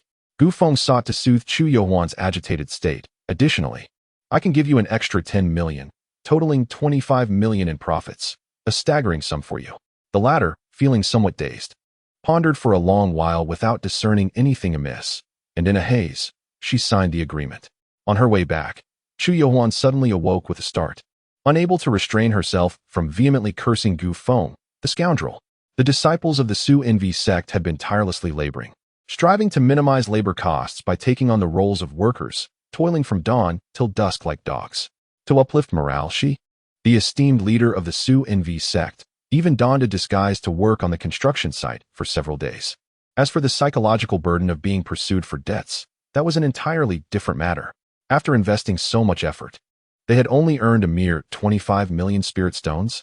The crux of the matter was that if the Zhou In sect did not collaborate with Gu Feng, they could still hunt ferocious beasts each month and potentially garner a profit of 2 million. This meant that after 4 months of relentless work and sacrificing her cultivation techniques, they had managed to accrue an additional 17 million spirit stones. While that figure may seem substantial, when divided among the numerous practitioners of the Zhou In sect, little remained for each. Chu Yohuan sorrowfully realized that she truly lacked business acumen, incurring losses that felt like a crushing blow.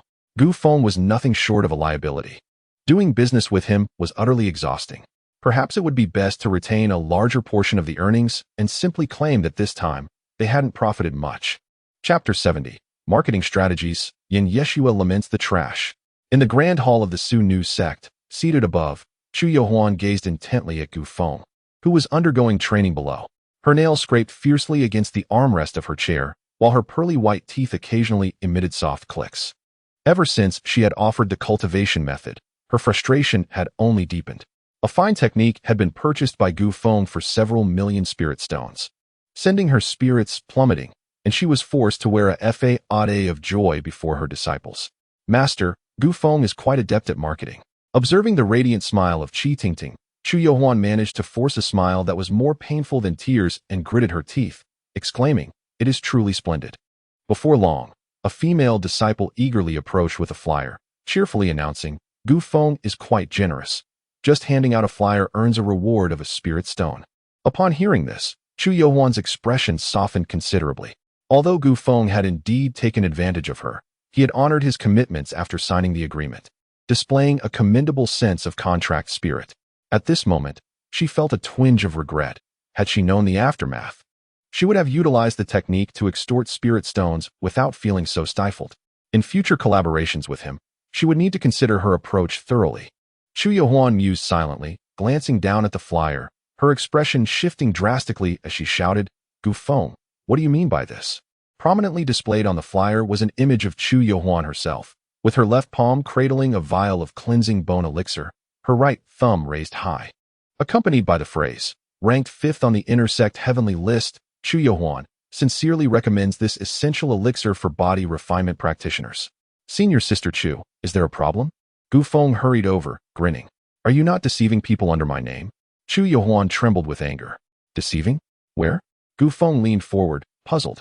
"You're selling the cleansing bone elixir. Why does the label on the vial say cleansing bone elixir instead?" Chu Yohuan pointed at the flyer, questioning loudly. Please, open your eyes and see. Is this the character cleansing? As Chu Yohuan spoke halfway, she suddenly froze. She finally realized that Gu Feng had played a trick on the flyer, creating a small hole in the water radicals of the character cleansing, making it visually appear as cleansing. Even if someone noticed the anomaly, they would simply assume the flyer was damaged. Now, Chu Yohuan found herself at a loss for words. Gu Feng's cunning methods of deception were truly endless, even employing the same trickery on the elixir's bottle. Are you still planning to sell it for 20,000 spirit stones per vial? Qi Tingting asked languidly. Of course, Gu Feng responded. Aren't you afraid of being punished by the sect? Chu Yohuan narrowed her eyes. Look here. Gu Feng pulled out a wooden board from his bag, inscribed with the promise of triple compensation for any side effects, assuring honesty for both young and old. Then why not just sell it for 5,000 a vial? After all, the elixir is not fake. Why pretend it's a cleansing bone elixir? Yuing inquired, perplexed. Sister Yu, would you be inclined to purchase such a foreign elixir as the Xian Gu Dan, priced at 5,000 spirit stones per vial? Were you unaware of its effects? In response to Gu Feng's retort, Yuing honestly shook her head. I am convinced that those practitioners in the body refinement realm, having spent 20,000 spirit stones, would still consume it, even knowing it might induce diarrhea, for the efficacy of the elixir is genuine. In truth, the potency of 4 vials of Xian Gu Dan surpasses that of a single vial of Shi Gu Dan by approximately 20%. Thus, they would not be at a loss. To swiftly penetrate the market, it is imperative to initially employ deceptive tactics. Once they are compelled to consume 4 vials and savor the benefits, they will undoubtedly come to appreciate Xian Gu Dan, leading to repeat purchases. At that point, I can proudly sell it under the name of Xian Gu Dan, pricing it at 6,000 spirit stones per vial, or 4 vials for 20,000 spirit stones.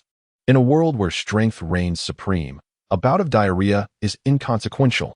If you do not endure it, you will fall behind. After all, everyone experiences it. There is no shame in that. Xian Gu Dan may very well spark a new fervor in cultivation. Naturally, the sect will intervene to halt this. If the entire outer sect suffers from diarrhea, it would tarnish the reputation of the Falling Sunset sect. However, this does not concern you. The restroom cultivation chambers have already been leased out, and the money is safely in my pocket. The sect cannot enforce refunds. For those who do not suffer from diarrhea can still cultivate within. This is merely a crude marketing strategy, hardly worthy of the grand stage. As the crowd stood agape, exchanging bewildered glances, Gu Feng grandiloquently added, a divine pitfall. After a moment's pause, Chu Yohuan and the others echoed in unison, what a farce. Once all preparations were complete, Gu Feng rented 3 adjacent stalls at the trading post and wrapped them together to form a modest storefront, meticulously decorated in the style of the alchemy shop within the Wanha Chamber of Commerce. On the day of the official sale, wary of an empty venue, Gu Feng even hired a group of body refinement disciples to act as customers. With a resounding chime, Gu Feng swung open the shop's grand entrance. The hired disciples of the Su Nu sect burst forth in song and dance, instantly electrifying the atmosphere. Here they come. 50 vials available for sale at once. Have you ever heard of an alchemist in the outer sect capable of mass-producing Xian Gu Dan? Could it be counterfeit? The outer sect forbids the sale of fake elixirs. Surely no one would dare to be that audacious. Chu Yohuan passionately recommended it, asserting it was unlikely to be false. Most likely this batch of Xian Gu Dan had dubious origins. What does it matter? Let's observe for now. There's no obligation to purchase. The Su Nu Feng?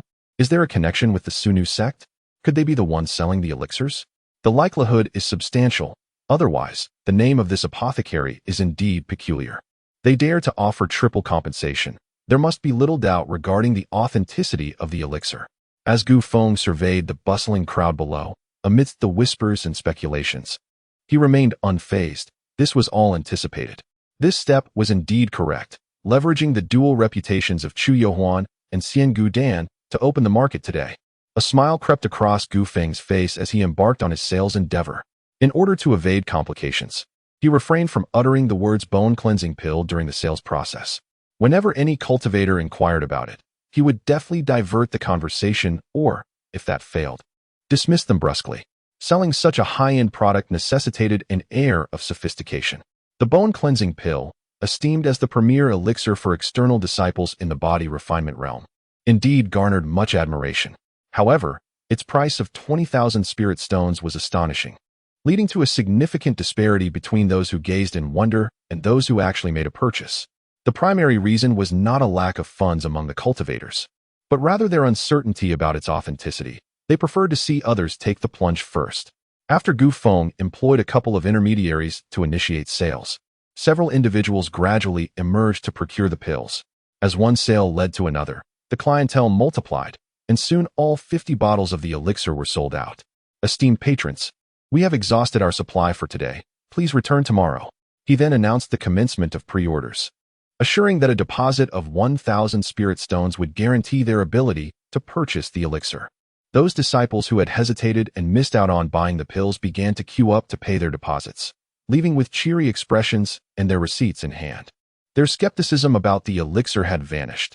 Given the scale of the operation, if counterfeit pills were being sold, the external alchemy hall would be the first to take action against him. Even if he were Gu Feng, well connected with Elder Liu of the external sect, it would be of no avail. The following day, Gu Feng had braced himself for potential confrontations from disciples, equipped with elixirs for compensation. He was taken aback when not a single individual showed up. Consequently, he leisurely continued to sell the elixirs, extravagantly disposing of 150 bottles. Beside him, Yan Cici's cheeks flushed with excitement. Gu Feng's substantial earnings brought her even greater joy than it did him. As the day drew to a close, an unexpected guest arrived. Cici, you've been at the Falling Sunset sect for so long and have only visited me once. Do you still remember your sister? The visitor was none other than Yan Cici's sister, Yin Yeshua. Questioned in a tone of reprimand, Cici's face fell, displaying a defiant demeanor. This incited Yin Yeshua's ire, and she shot a fierce glare at Gu Feng, who innocently rubbed his nose. Is this your concocted elixir? It was unclear to whom she directed her inquiry. Upon finishing her question, she tossed a bag of spirit stones at Gu Feng, opened a pill bottle, retrieved one, sniffed it, frowned, and then swallowed it whole. Cici trembled, wishing to intervene, but was a moment too late. She cast a worried glance at Yin Yeshua, her eyes pleading for Gu Feng's assistance, who was equally at a loss for words. Yin Yeshua's spiritual energy surged as she swiftly refined the elixir. In the next moment, her brow arched, and she exclaimed, "What a worthless pill!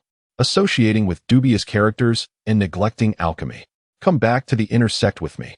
The commotion attracted numerous onlookers, who pointed and gossiped about Gu Feng, reveling in the spectacle. Being an external disciple, I ought to remain in the outer sect. I want to go to the inner sect. Cici argued vehemently. You have no choice. Today you must. Just as she uttered the command, Yin Yeshua froze, her eyes suddenly twitching as if confronted with something distressing. Her fair cheeks flushed deeper, and her breath became erratic. Sister, how are you? Yin Cici approached with concern, eager to check on her elder sister. Don't touch me, Yin Yeshua gasped, struggling to maintain her composure. Taking a cautious breath, she shot a fierce glare at Yin Cici before leaping into the air, hastily making her way towards the inner gate. This left a crowd of onlookers exchanging puzzled glances. Alongside Gu Feng, who was barely able to contain his amusement, and the worry-stricken Yin Cici. The news of Yin Yeshua's harsh criticism of Gu Feng's elixirs spread like wildfire that evening, as she stormed off in indignation.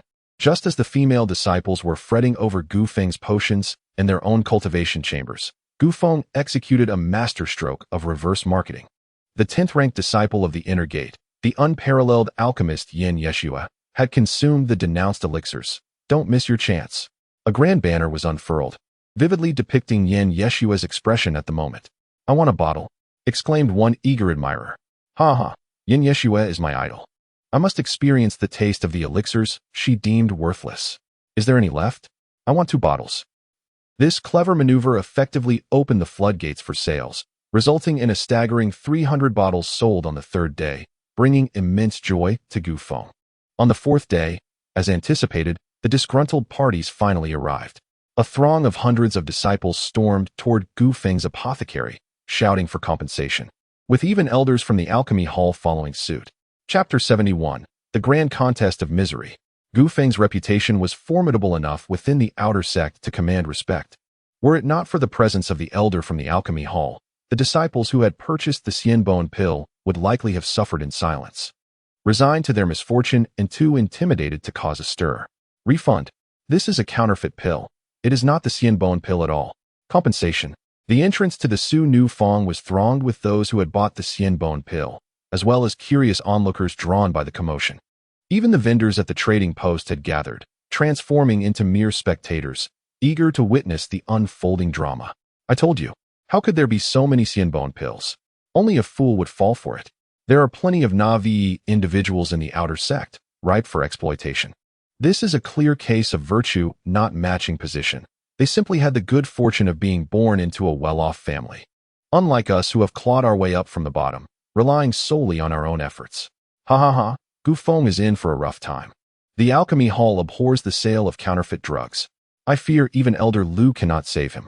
Outside, the clamor was deafening, while the doors of Su Nu Feng remained firmly shut. Gu Feng, seated comfortably in a chair, savored his tea, wearing a look of utter nonchalance, entirely devoid of anxiety. Beside him, Yin Sisi wore a worried expression. Although the term xianbone pill had never been mentioned during the transaction, with the elder from the alchemy hall present, she could not predict how events would unfold. Having received advance warning, Chu Yohuan disguised herself and arrived at the scene, her hopes of profit dashed. She now merely wished to recoup her investment. Gu Feng, can you hold your ground? You mustn't falter, or I shall truly have to flee. Prior to her arrival, Chu Yohuan had gathered all her belongings from her inner sect residence. If Gu Feng could not withstand the pressure, she would make her escape without hesitation. Come on. You are a disciple of the inner sect, ranked 5th on the heavenly list. Why are you so restless? Gu Feng cast her a disdainful glance, then turned to Yin Sisi. How is your sister? Is she all right? I don't know. After returning to the inner sect, she locked herself in her cave dwelling and hasn't he come out since I left. Yin Sisi replied softly. Upon hearing this, a strange thought flickered in Gu Feng's mind. It was normal for disciples at the body refinement stage to suffer from diarrhea after consuming the xianbone pill. Yet, Yin Yeshua was a practitioner of the innate stage, having already cultivated her body to perfection. Could she not endure the effects of the pill? That seemed improbable. There was no time to focus on others. The uproar outside was overwhelming. Under normal circumstances, upon learning that Yin Yeshua had suffered from diarrhea due to the xianbone pill, Chu Yohuan would have laughed heartily. However, her spirits were now dampened. The atmosphere has been sufficiently set. Let us go and see. Gu Feng drained the last drop of tea, rose from his seat, and approached the door. With a loud clatter, the doors of Su Nu Feng swung open, and the crowd, upon seeing the upright figure of Gu Feng, momentarily froze before erupting into an even greater clamor than before. Gu Feng, having sold counterfeit drugs, had not fled. His audacity was indeed remarkable. Everyone, please quiet down. Gu Feng took a deep breath, his voice resonating like a thunderous bell throughout the venue. What issues do you have? Speak one by one. Upon encountering Gu Feng's piercing gaze, the indignant outer disciples exchanged glances, each reluctant to take the lead. The choice between 20,000 spirit stones and their very lives was starkly apparent. The atmosphere grew tense as the impasse loomed. An elder from the alchemy hall, who had accompanied them, cleared his throat twice and proclaimed in a resonant voice, "You have purchased Gu Feng's medicinal pills. If there are any grievances, confront him directly. I shall adjudicate fairly." This succinct declaration from the elder acted like a potent tonic, instilling newfound courage in the outer disciples. A strikingly beautiful female disciple, her eyes swollen and still glistening with remnants of tears, boldly stepped forward, pointing an accusing finger at Gu Feng, her face a mask of sorrow and anger, as if he had personally wronged her. You sold me the bone-cleansing pill, and it has ruined me." As she spoke, the young woman began to sob, leaving Gu Feng utterly bewildered. Was it not merely a case of an upset stomach? To claim she had been ruined seemed a tad excessive.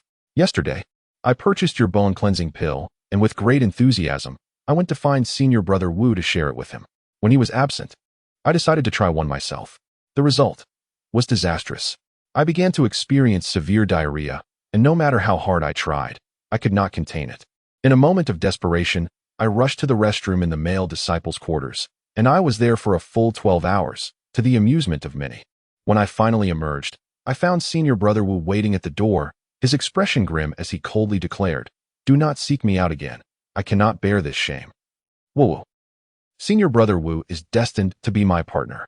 As she uttered these final words, the beautiful disciple collapsed on the ground, weeping uncontrollably. While this was indeed a tragic tale, the onlookers found it rather amusing, and laughter erupted among them, prompting her cries to intensify. A single pill had shattered a potential romance, a most unfortunate deed indeed. All eyes turned to Gu Feng, curious to see how he would respond. Gu Feng, scratching his nose, strolled over to the sobbing disciple, crouched beside her, and with a meaningful tone declared, "Dear sister, missing out on this romance may very well be a blessing in disguise. As the saying goes, to love someone is to embrace all that they are. If your senior brother Wu cannot endure such a trivial matter, he is unworthy of your lifelong devotion. My dear sister, heed my words. The vistas you have missed are not the only sights to behold. Ahead of you lie far more magnificent landscapes. Your sole focus now should be on diligent cultivation, and in due time, you shall return with a new companion to confront senior brother Wu, making him regret the loss and suffer for it." Gu Feng's words left all present, including the elder from the alchemy hall, utterly speechless. Was this truly the language of a reasonable person? The very pill he sold had caused such distress, leading to the destruction of a romantic bond, and yet, in his mouth, it had transformed into an act of benevolence. Such absurdity had never been witnessed before. Noting the female disciple's indifference, Gu Feng stood upright, surveying the crowd with a commanding gaze.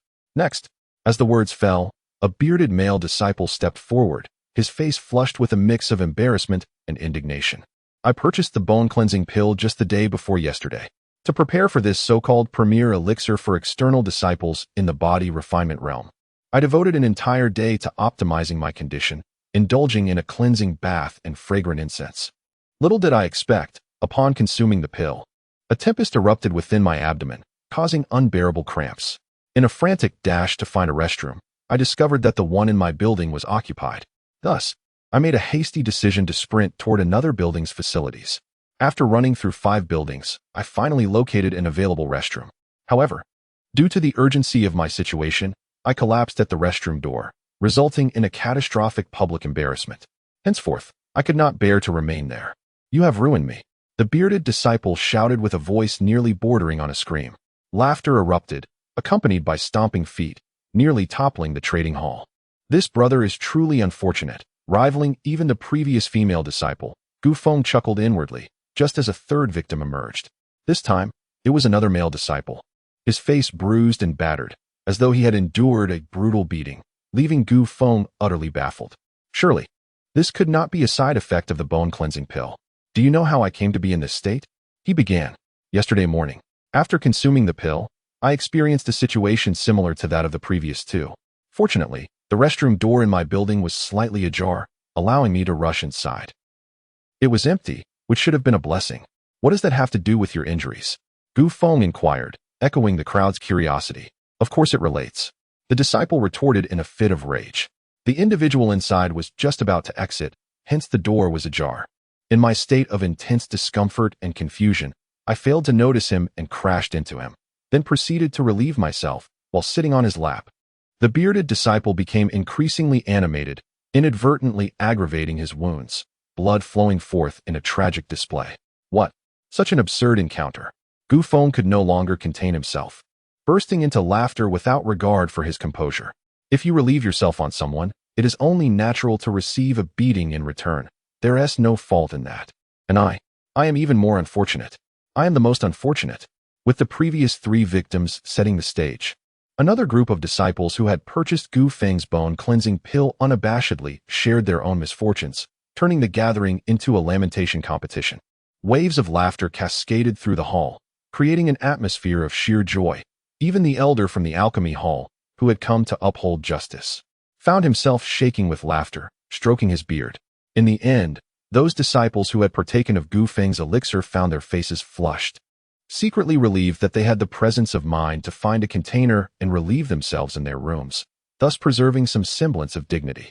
Yet, one container proved insufficient, as the filth overflowed, creating a mess on the floor, and the small confines of the room made them wary of opening the window for fear of being detected. Thus, that group of cultivators stubbornly endured within the fetid chamber for a grueling 12 hours, nearly suffocating in the process. The entire trading hall was teeming with people, laughter, curses, and jeers echoing incessantly, creating a scene that spiraled into chaos.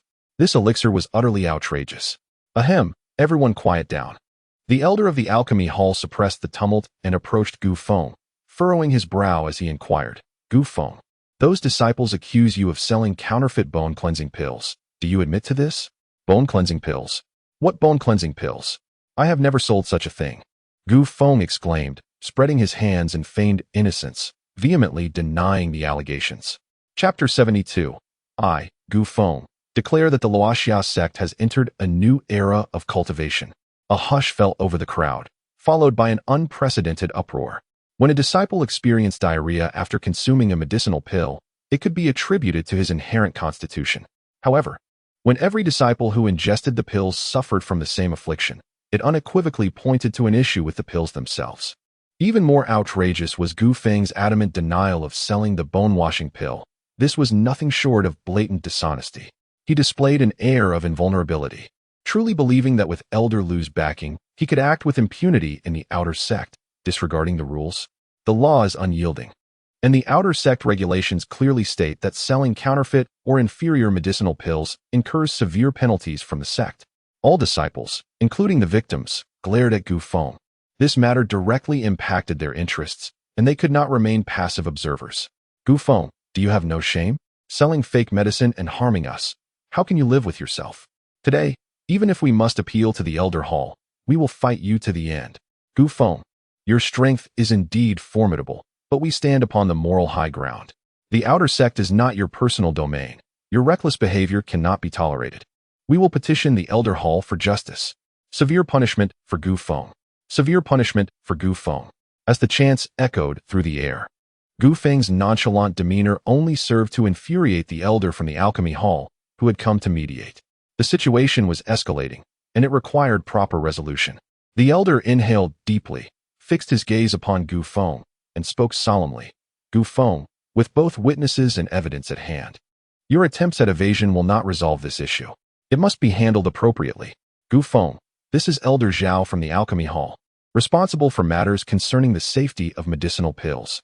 As the situation deteriorated rapidly, Yin Sisi whispered into Gu Feng's ear, introducing the elder's identity and signaling him to be more courteous. Gu Feng nodded in understanding. Elder Zhou, should they prove that I, Gu Feng, sold counterfeit bone-washing pills, I willingly accept all consequences. Gu Feng slightly bowed to Elder Zhou, a smile gracing his lips. Do you acknowledge that this vial of pills was purchased from you? A male disciple immediately brandished a vial, demanding an answer. Indeed, it was purchased from me. Gu Feng stepped forward, opened the vial, glanced inside, and nodded in affirmation. And this vial? Also purchased from me. After inspecting all the pills in the disciple's possession, Gu Feng returned to his original position, smiling at the crowd. The quality of the outer sect disciples of Luoxia sect is commendable. None have attempted to deceive. I acknowledge that the pills in their hands were indeed procured from my Su Nu workshop. However, I have never claimed that these were bone-washing pills. This misunderstanding is purely of your own making. At this proclamation, the crowd erupted in disbelief. They could hardly fathom that at such a critical juncture. Gu Feng continued to dispute the facts. The glaring inscription bone-washing pill was an ironclad truth. Were they all blind?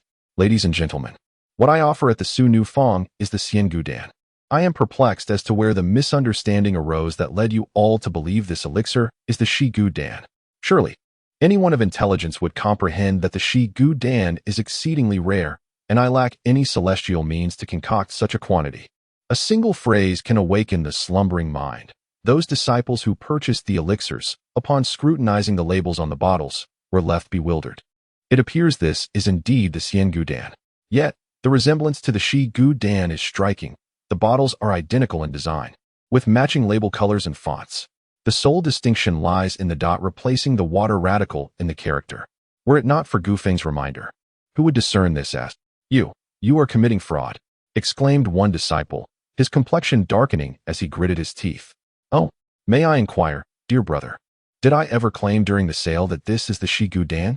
Gu Feng replied, narrowing his eyes in a counter-question. But you also did not state it is the Xian Gu Dan. Had I known this was the Xian Gu Dan at the time of purchase, I would never have spent 20,000 spirit stones on such an unheard-of elixir. This disciple's words resonated with agreement from all present. Indeed, Gu Feng had never explicitly claimed it was the Shi Gu Dan, yet his body language, marketing strategies, and even the packaging were all designed to confound the masses, leading them to believe it was the elusive Shi Gu Dan. I assumed you all could read. Hence I refrained from mentioning the name of the elixir. Gu Feng flashed a broad smile, his teeth gleaming. The facts are clear. I have not sold counterfeit elixirs, but have maintained integrity throughout the transaction. Though his words were coarse, the truth behind them was undeniable. Those who had purchased the Xian Gu Dan felt a bitter discomfort, akin to having swallowed a dead fly. They recognized Gu Feng's deceit, but struggled to find words to counter his claims. Meanwhile, Elder Zhou picked up a Xian Gu Dan and sniffed it, feeling utterly speechless. He had heard tales of Gu Feng's trickery, yet he never anticipated it would reach such depths. The aroma and appearance of the Xian Gu Dan were indistinguishable from that of the Shi Gu Dan, and it even surpassed the authentic version in purity. Even he could be led to believe this was the genuine Shi Gu Dan of exceptional quality, let alone the ordinary disciples. Reflecting on the regulations regarding elixirs in the outer sect, Elder Zhou realized that Gu Feng had not transgressed a single rule. Gazing at the indignant disciples, the alchemy hall elder felt a throbbing headache, unsure of how to address the situation. Whispers filled the air, with ordinary disciples quietly voicing their grievances against Gu Feng, while those selling at the market stalls found their eyes alight with newfound understanding, realizing that sales could be approached in such a manner. What an eye-opener. The hundreds of cultivators who had purchased the Xian Gu Dan felt a sense of frustration. Given the current circumstances, seeking justice seemed a daunting task. Yet, accepting this silent injustice was equally intolerable. The scene once again fell into a stalemate. Gu Feng, sensing the opportune moment, cleared his throat twice and declaimed, "Esteemed guests, I, Gu Feng, am a merchant of integrity and a conscientious disciple of the Falling Sunset sect. To speak candidly, apart from the rather inconvenient side effect of diarrhea, does the Xian Gu Dan truly possess any other shortcomings? In this regard, you, the disciples who have partaken of the Xian Gu Dan, hold the most authoritative voice." As he spoke, Gu Feng stood tall with a smile, his inquiring gaze sweeping over the group of aggrieved customers. All eyes turned toward them, who furrowed their brows in contemplation, hesitantly opening their mouths, yet refraining from speaking. The efficacy of Xian Gu Dan was perhaps merely one-third that of the authentic Shi Gu Dan. Yet, as Gu Feng asserted, aside from causing diarrhea, it could hardly be faulted. I must concede this much. But the price is indeed exorbitant, 20,000 spirit stones for a vial. With such funds, would it not be more prudent to purchase other elixirs? One disciple stepped forward, speaking in a somber tone. Are there other elixirs that rival the effects of my Xian Gu Dan? Gu Feng retorted, his words flowing forth. This is a meticulously crafted pill, perfectly modeled after the Shi Gu Dan, heralded as a boon for cultivators in the body refining realm. Even the illustrious Chu Yohuan, ranked 5th on the Intersect's celestial list, has sung its praises, declaring that with this pill, our Falling Sunset sect shall undoubtedly undergo a monumental transformation.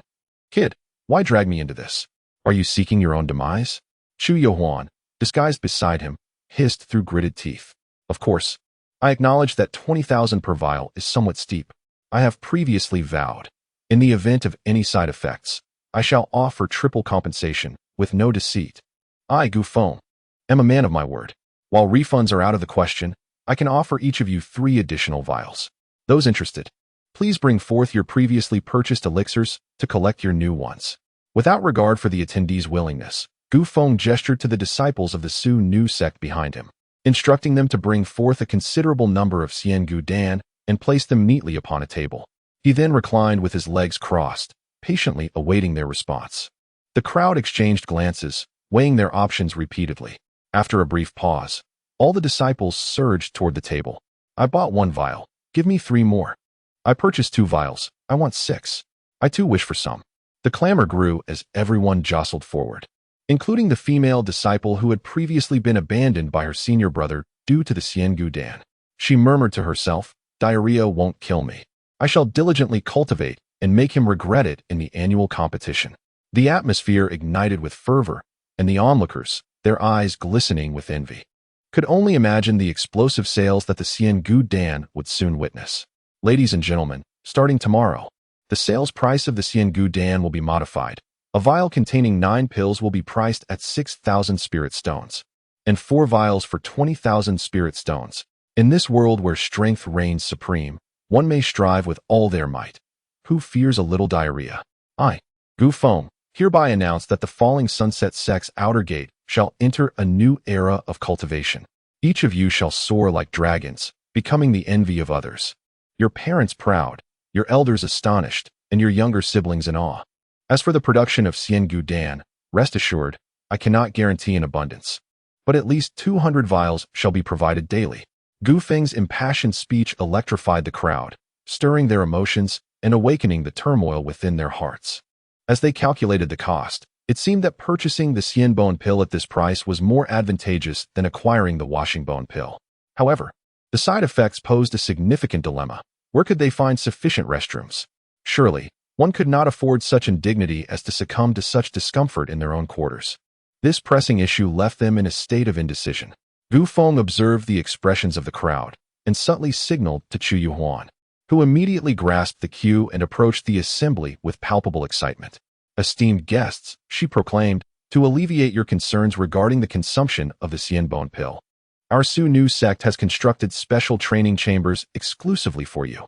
These chambers offer a private environment, equipped with a flushing system to promptly dispose of waste, ensuring the air remains fresh. The rental fee is a mere 150 spirit stones per month, with a minimum lease of 6 months. A discounted rate of 1,500 spirit stones is available for a year. Supplies are limited, so act swiftly. Upon hearing this announcement, the initial batch of disciples who had purchased the Xian Bone pill wasted no time and flocked to Chu Yuhuan to reserve their training rooms, with most opting for the year-long lease, eliciting jubilant smiles from her and the disciples of the Su Nu sect. A single bottle of the washing bone pill could create a significant gap between ordinary disciples, and the same logic applied to 4 bottles of the Xian Bone pill, with the primary distinction being that the latter caused distressing side effects while the former was simply unattainable. In a fair comparison, the two were nearly equal. Thus, some enterprising cultivators sprang into action. Are there any Xian Bone pills left? I'll take 4. I want 8. Count me in. The scene erupted with fervor as disciples jostled forward, eager not to miss out on the Xian Bone pill. The security personnel hired by Gu Feng sprang into action to maintain order.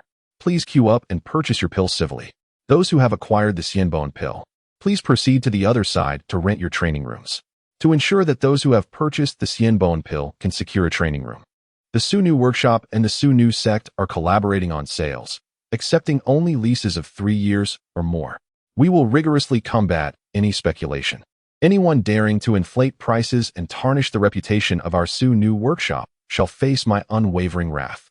This event took a complete turn, as Gu Feng and his Su Nu workshop transformed from objects of criticism to figures of widespread acclaim in less than an hour.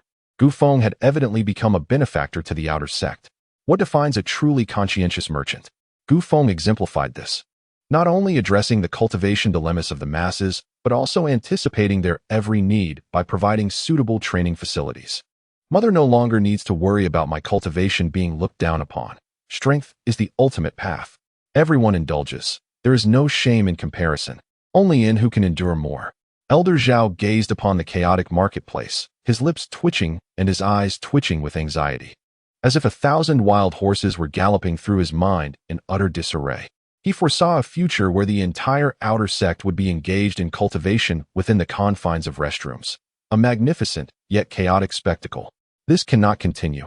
If it does, my esteemed Luoxiao sect will undoubtedly become a laughingstock in the state of Chu, and the derisive title of a sect confined to the latrine may very well be affixed to us. Elder Zhou, filled with anxiety, found himself powerless, as Gu Feng had not contravened any sect regulations. Gritting his teeth, he reluctantly produced 20,000 spirit stones to procure 4 bottles. He resolved to bring them back to the alchemy hall for further study. His intention was not to outright banish this type of elixir. Rather, he sought to uncover the method of its refinement and subsequently enhance it, eliminating its debilitating side effects. In doing so, he aimed to transform the Xian Gu Dan into yet another divine elixir for external disciples, alongside the renowned Shi Gu Dan. Chapter 73, A Flavorful Exploration. At this juncture, the dust has finally settled, and the Xian Bone pill has been embraced by the majority of the disciples in the body refinement realm. Observing the influx of spirit stones akin to a rushing river and the frenzied patrons, Gu Feng felt a profound sense of satisfaction and exhilaration. He promptly instructed Yan Sisi to commence the procurement of medicinal herbs with the substantial funds at hand. The outer sect trading market, along with the stall-holding disciples, possessed an acute sense of smell, and even before Gu Feng could act, they had begun inflating the prices of the relevant herbs. Fortunately, The Luoxia sect imposes stringent regulations on pricing. Even in instances of scarcity, exorbitant price hikes beyond the maximum allowable limits are prohibited. The rise in herb prices was anticipated by Gu Feng, as the maximum prices for several herbs had little impact on the lucrative xianbone pill. Before long, Yin Cici returned, panting heavily. Gu Feng, several herbs have sold out. Oh, this was unexpected for Gu Feng. A moment's contemplation led him to realize that the materials required for crafting the xianbone pill closely resembled those for the washingbone pill, with a few being exclusive spiritual herbs for the latter. Besides that, their utility was limited, and the overall production of the washingbone pill was languishing, resulting in diminished demand for those particular herbs. Thus, the trading market's inventory was rather scarce. To issue a task at the outer sect's mission hall, procuring herbs at the highest price would undoubtedly entice many outer sect disciples to gather the requisite spiritual herbs. Gu Feng indeed concluded that this would invigorate the enthusiasm of those in the body refinement realm, fostering a virtuous cycle. If they exert sufficient effort, they should be able to acquire the xianbone pill. However, tasks can only be issued using contribution points, and rewards are likewise contingent upon them. How do you possess such a plethora of points? Yin Cici inquired, tilting her head. Issuing a mission at the outer sect's task hall is not merely a matter of wealth. Corresponding contribution points are imperative. The points issue is manageable. I acquired some from my last task, which I can utilize for now. Subsequently, I will set a point price for a portion of the xianbone pill. Upon hearing this, Yin Cici felt that Gu Feng's reasoning was sound. With his disciple token in hand, she hurriedly dashed out. After Yin Cici departed, Chu Yuan approached, a grin adorning her face, her eyes slightly squinted, and her cheeks exhibiting a hint of rigidity, clearly a result of excessive smiling leading to mild facial paralysis. Gu Feng, you are truly a talent, but do you possess enough xianbone pills for the 40,000 training rooms? While delighted, Chu Yuan articulated her concerns. To successfully rent out all 40,000 training rooms, at least 40,000 vials of the xianbone pill must be prepared. Otherwise, without the pills, who would be foolish enough to rent the training rooms? Hearing this, Gu Feng also felt a throbbing headache. 40,000 vials of the xianbone pill is no trivial number, and the pressure on him was immense, making the task exceedingly daunting. He had contemplated seeking assistance in the crafting, yet the conundrum lay in the fact that the xianbone pill is rather peculiar. Even the exceptionally talented Yin Cici struggled to concoct it, let alone others. Surely, he could not solicit the elders of the alchemy hall for assistance. These elders can produce the washingbone pill, and no matter how high a price he offers, they would not demean themselves to concoct a diluted version of the pill for him. I shall devise a method to enhance the alchemical efficiency. It should not pose a significant problem. Gu Feng furrowed his brows and replied in a deep voice, how many cultivation rooms have been rented out? Several thousand. He continued, have we not yet recouped the construction costs? Chu Yuan pouted, her elation dampened by the harsh reality. Let them pay the rent in advance, and assure them that anyone who rents a cultivation room will definitely be able to purchase the xianbone pill, especially a fortnight before the outer sect's year-end competition. We will recover the principal, pay off the construction costs, settle our debts, and then the remainder will be pure profit. Good. Chu Yuan nodded, her faith in Gu Feng's business acumen unwavering. She would follow his lead without question. It was a day of unbridled excitement, and Gu Feng, in a rare show of generosity, treated all the staff present to dinner. Of course, the expense would be charged to Chu Yuan's account and deducted from future profits. Chu Yuan could only roll her eyes, silently expressing her discontent, yet refraining from voicing any opposition. Having engaged in a substantial business venture, the cost of the meal was trivial. Although she hadn't truly profited much this time, one must always look to the future. Opportunities for profit would abound. After dinner, Gu Feng hurried to the alchemy hall, under the name of Yin Cici, to rent the largest alchemy chamber available. This chamber housed 100 alchemical furnaces and was typically reserved for large-scale teachings on alchemical practices, rarely utilized otherwise. Kid, have you struck it rich? Hand over the spirit herbs, so I can indulge. Upon hearing that familiar voice, Gu Feng felt a headache coming on and grimaced. Senior Zhou, please spare my spirit herbs. Earning a little money isn't easy for me. What do you need so much money for? You don't have to spend it on cultivation techniques, Zhu Qingyan retorted, her fiery hand reaching for the spirit herbs on Gu Feng. Cultivation techniques may be free, but I need to find a formidable thunder attribute spirit beast. which will likely require spirit stones to purchase. I might not have enough. Gu Feng quickly devised an excuse to protect his assets. Indeed, thunder attribute spirit beasts were exorbitantly priced, often costing hundreds of thousands or even millions of mid-grade spirit stones. Some sellers demanded high-grade stones and offered only mediocre juvenile beasts in return. Upon hearing this, Gu Feng leapt in surprise. He had anticipated the cost of the thunder attribute spirit beast would be high, yet he had not expected it to be this steep. Hundreds of thousands of mid-grade spirit stones converted into low-grade stones would amount to several million. He had barely managed to scrape together this considerable sum through endless days and nights of refining the Xianbone pill. Senior Zhou, if I breach our contract now, will you immediately kill me? Gu Feng cautiously inquired. No, Zhou Qinyan replied with a haunting tone, then added, I will torment you sufficiently before I end your life. Sighing heavily, Gu Feng retrieved a handful of spirit herbs and pointed to the alchemical furnace in the far corner. This furnace is exclusively yours. Indulge yourself with these herbs. But do not disturb my efforts to earn money. The pressure on me is immense.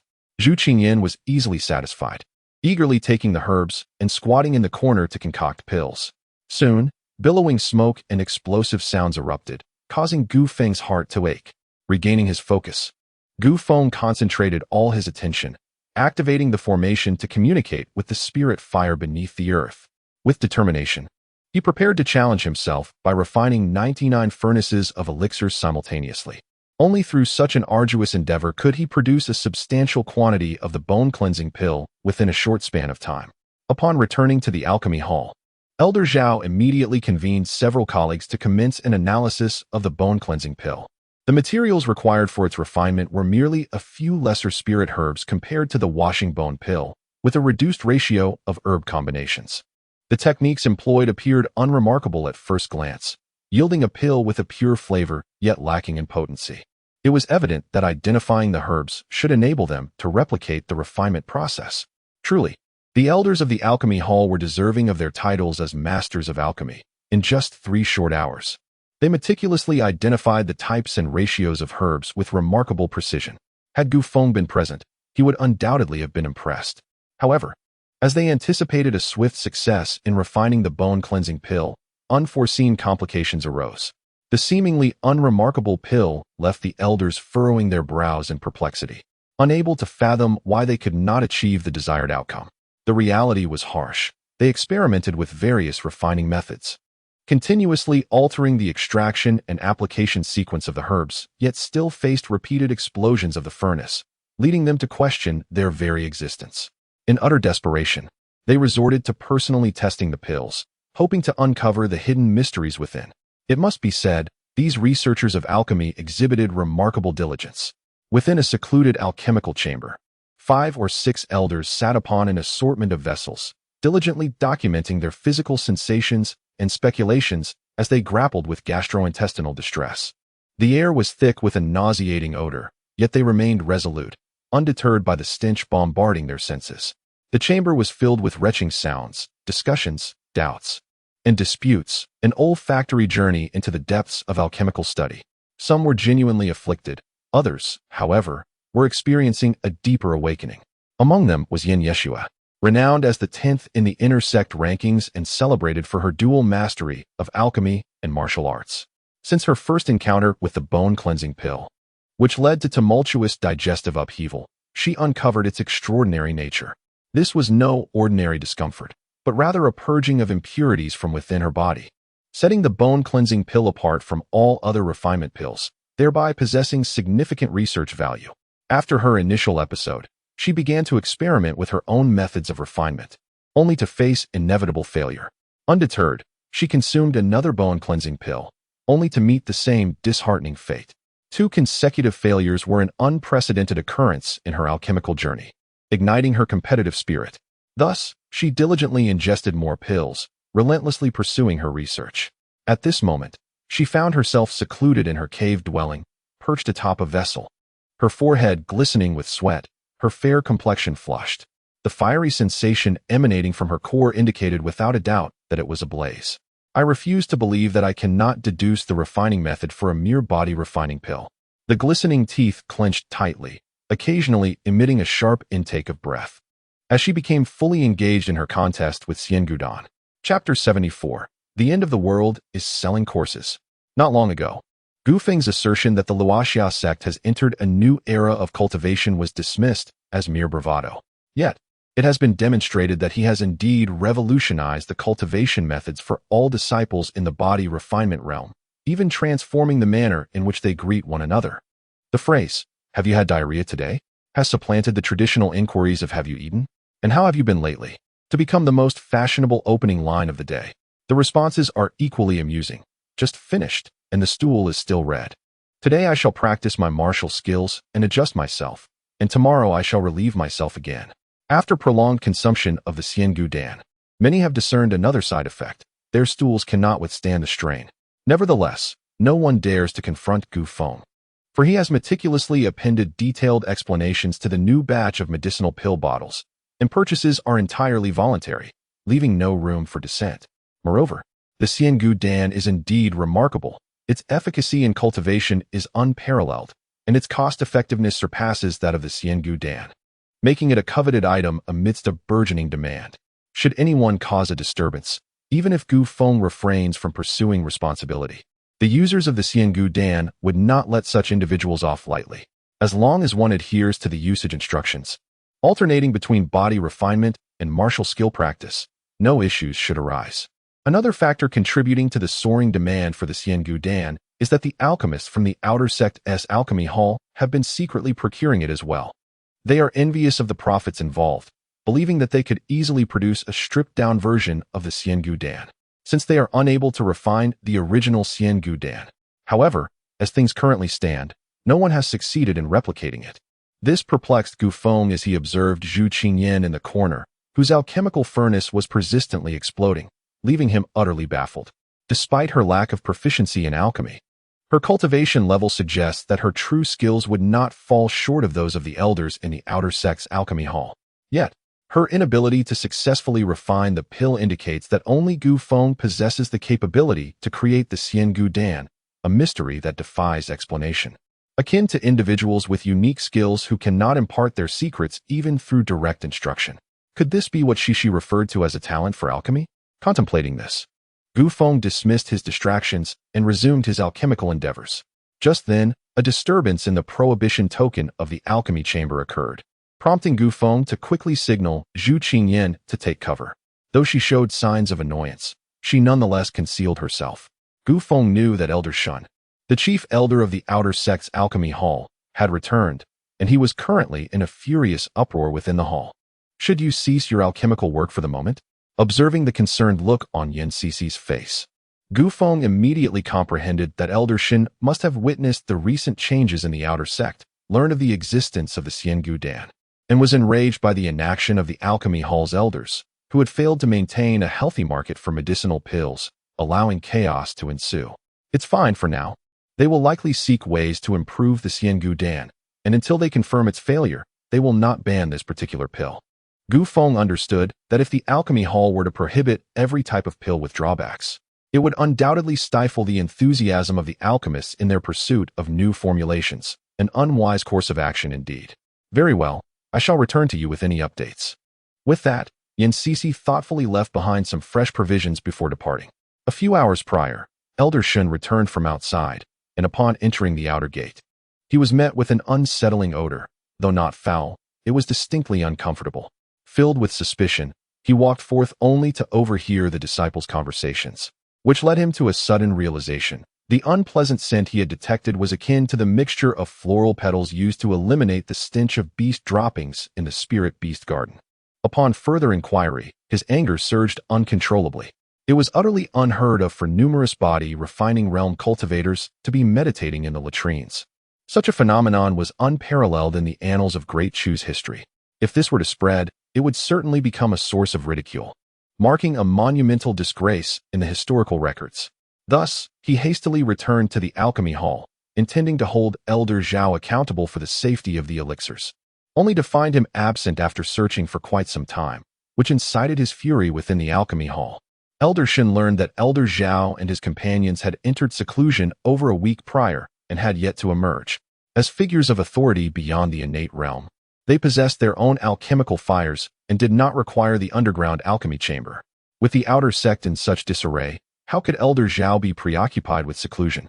Fueled by anger, Elder Shen proceeded directly to the place where Elder Zhou and his party were secluded. Through the protective formation, he sensed faint traces of alchemical fire, which somewhat mitigated his ire. It was understandable to be engrossed in alchemy and momentarily overlook the happenings in the outer sect. After listening for a while, the sporadic sounds of explosive furnaces piqued Elder Shen's curiosity. It was evident that more than one person was engaged in alchemy within, likely grappling with a particularly challenging elixir, as the incessant explosions served as compelling evidence. After waiting a bit longer and hearing the explosions cease, he utilized his authority as the chief elder to communicate with Elder Zhou, who soon granted him permission to enter. Upon entering, Elder Shen was taken aback, feeling an unsettling churn in his stomach, unable to suppress a dry heave. We truly became too engrossed and neglected the odor of this place. Elder Shen, are you all right? Elder Zhou quickly approached, offering a handkerchief to cover Shen's nose and mouth. What on earth are you doing? What kind of elixir are you researching that produces such a foul stench?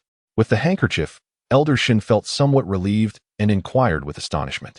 This is not the scent of an elixir. Rather, we are experiencing gastrointestinal distress. One elder sheepishly admitted. Gastrointestinal distress? Elder Shen was momentarily stunned before swiftly discarding the handkerchief, now heaving even more violently. You scoundrel, were you just in the refuse? Who knows if this handkerchief has been tainted with filth? Elder Shen, you are the most accomplished in elixir crafting within our alchemy hall. Why not lend your expertise to researching this cleansing bone pill? Elder Zhou suggested, furrowing his brows as he noted Elder Shen's gradual acclimatization. Upon hearing the term cleansing bone pill, Elder Shen's eyes widened as he suddenly recalled that this very elixir was responsible for the current deplorable state of the outer sect. Show me. Without regard for the filth, he reached out to seize one of the elixirs resting nearby. His gaze sharpened as he employed all his senses to examine it. Unremarkable indeed. Merely a pill with insufficient efficacy, mused Elder Shen, yet he immediately dismissed this conclusion. If it were truly that simple, Elder Zhou and the others would not have spent over 10 days in fruitless research. Prepare a vessel for me. I shall endeavor to try it. In truth, given their cultivation levels, withstanding the effects of the cleansing bone pill would be effortless. However, for a more profound personal experience, they purposely suppressed their realms to attain the most authentic sensations. With a cacophony of sounds, this esteemed elder of the alchemy hall joined the ranks of those afflicted. This lasted for an entire month. During this time,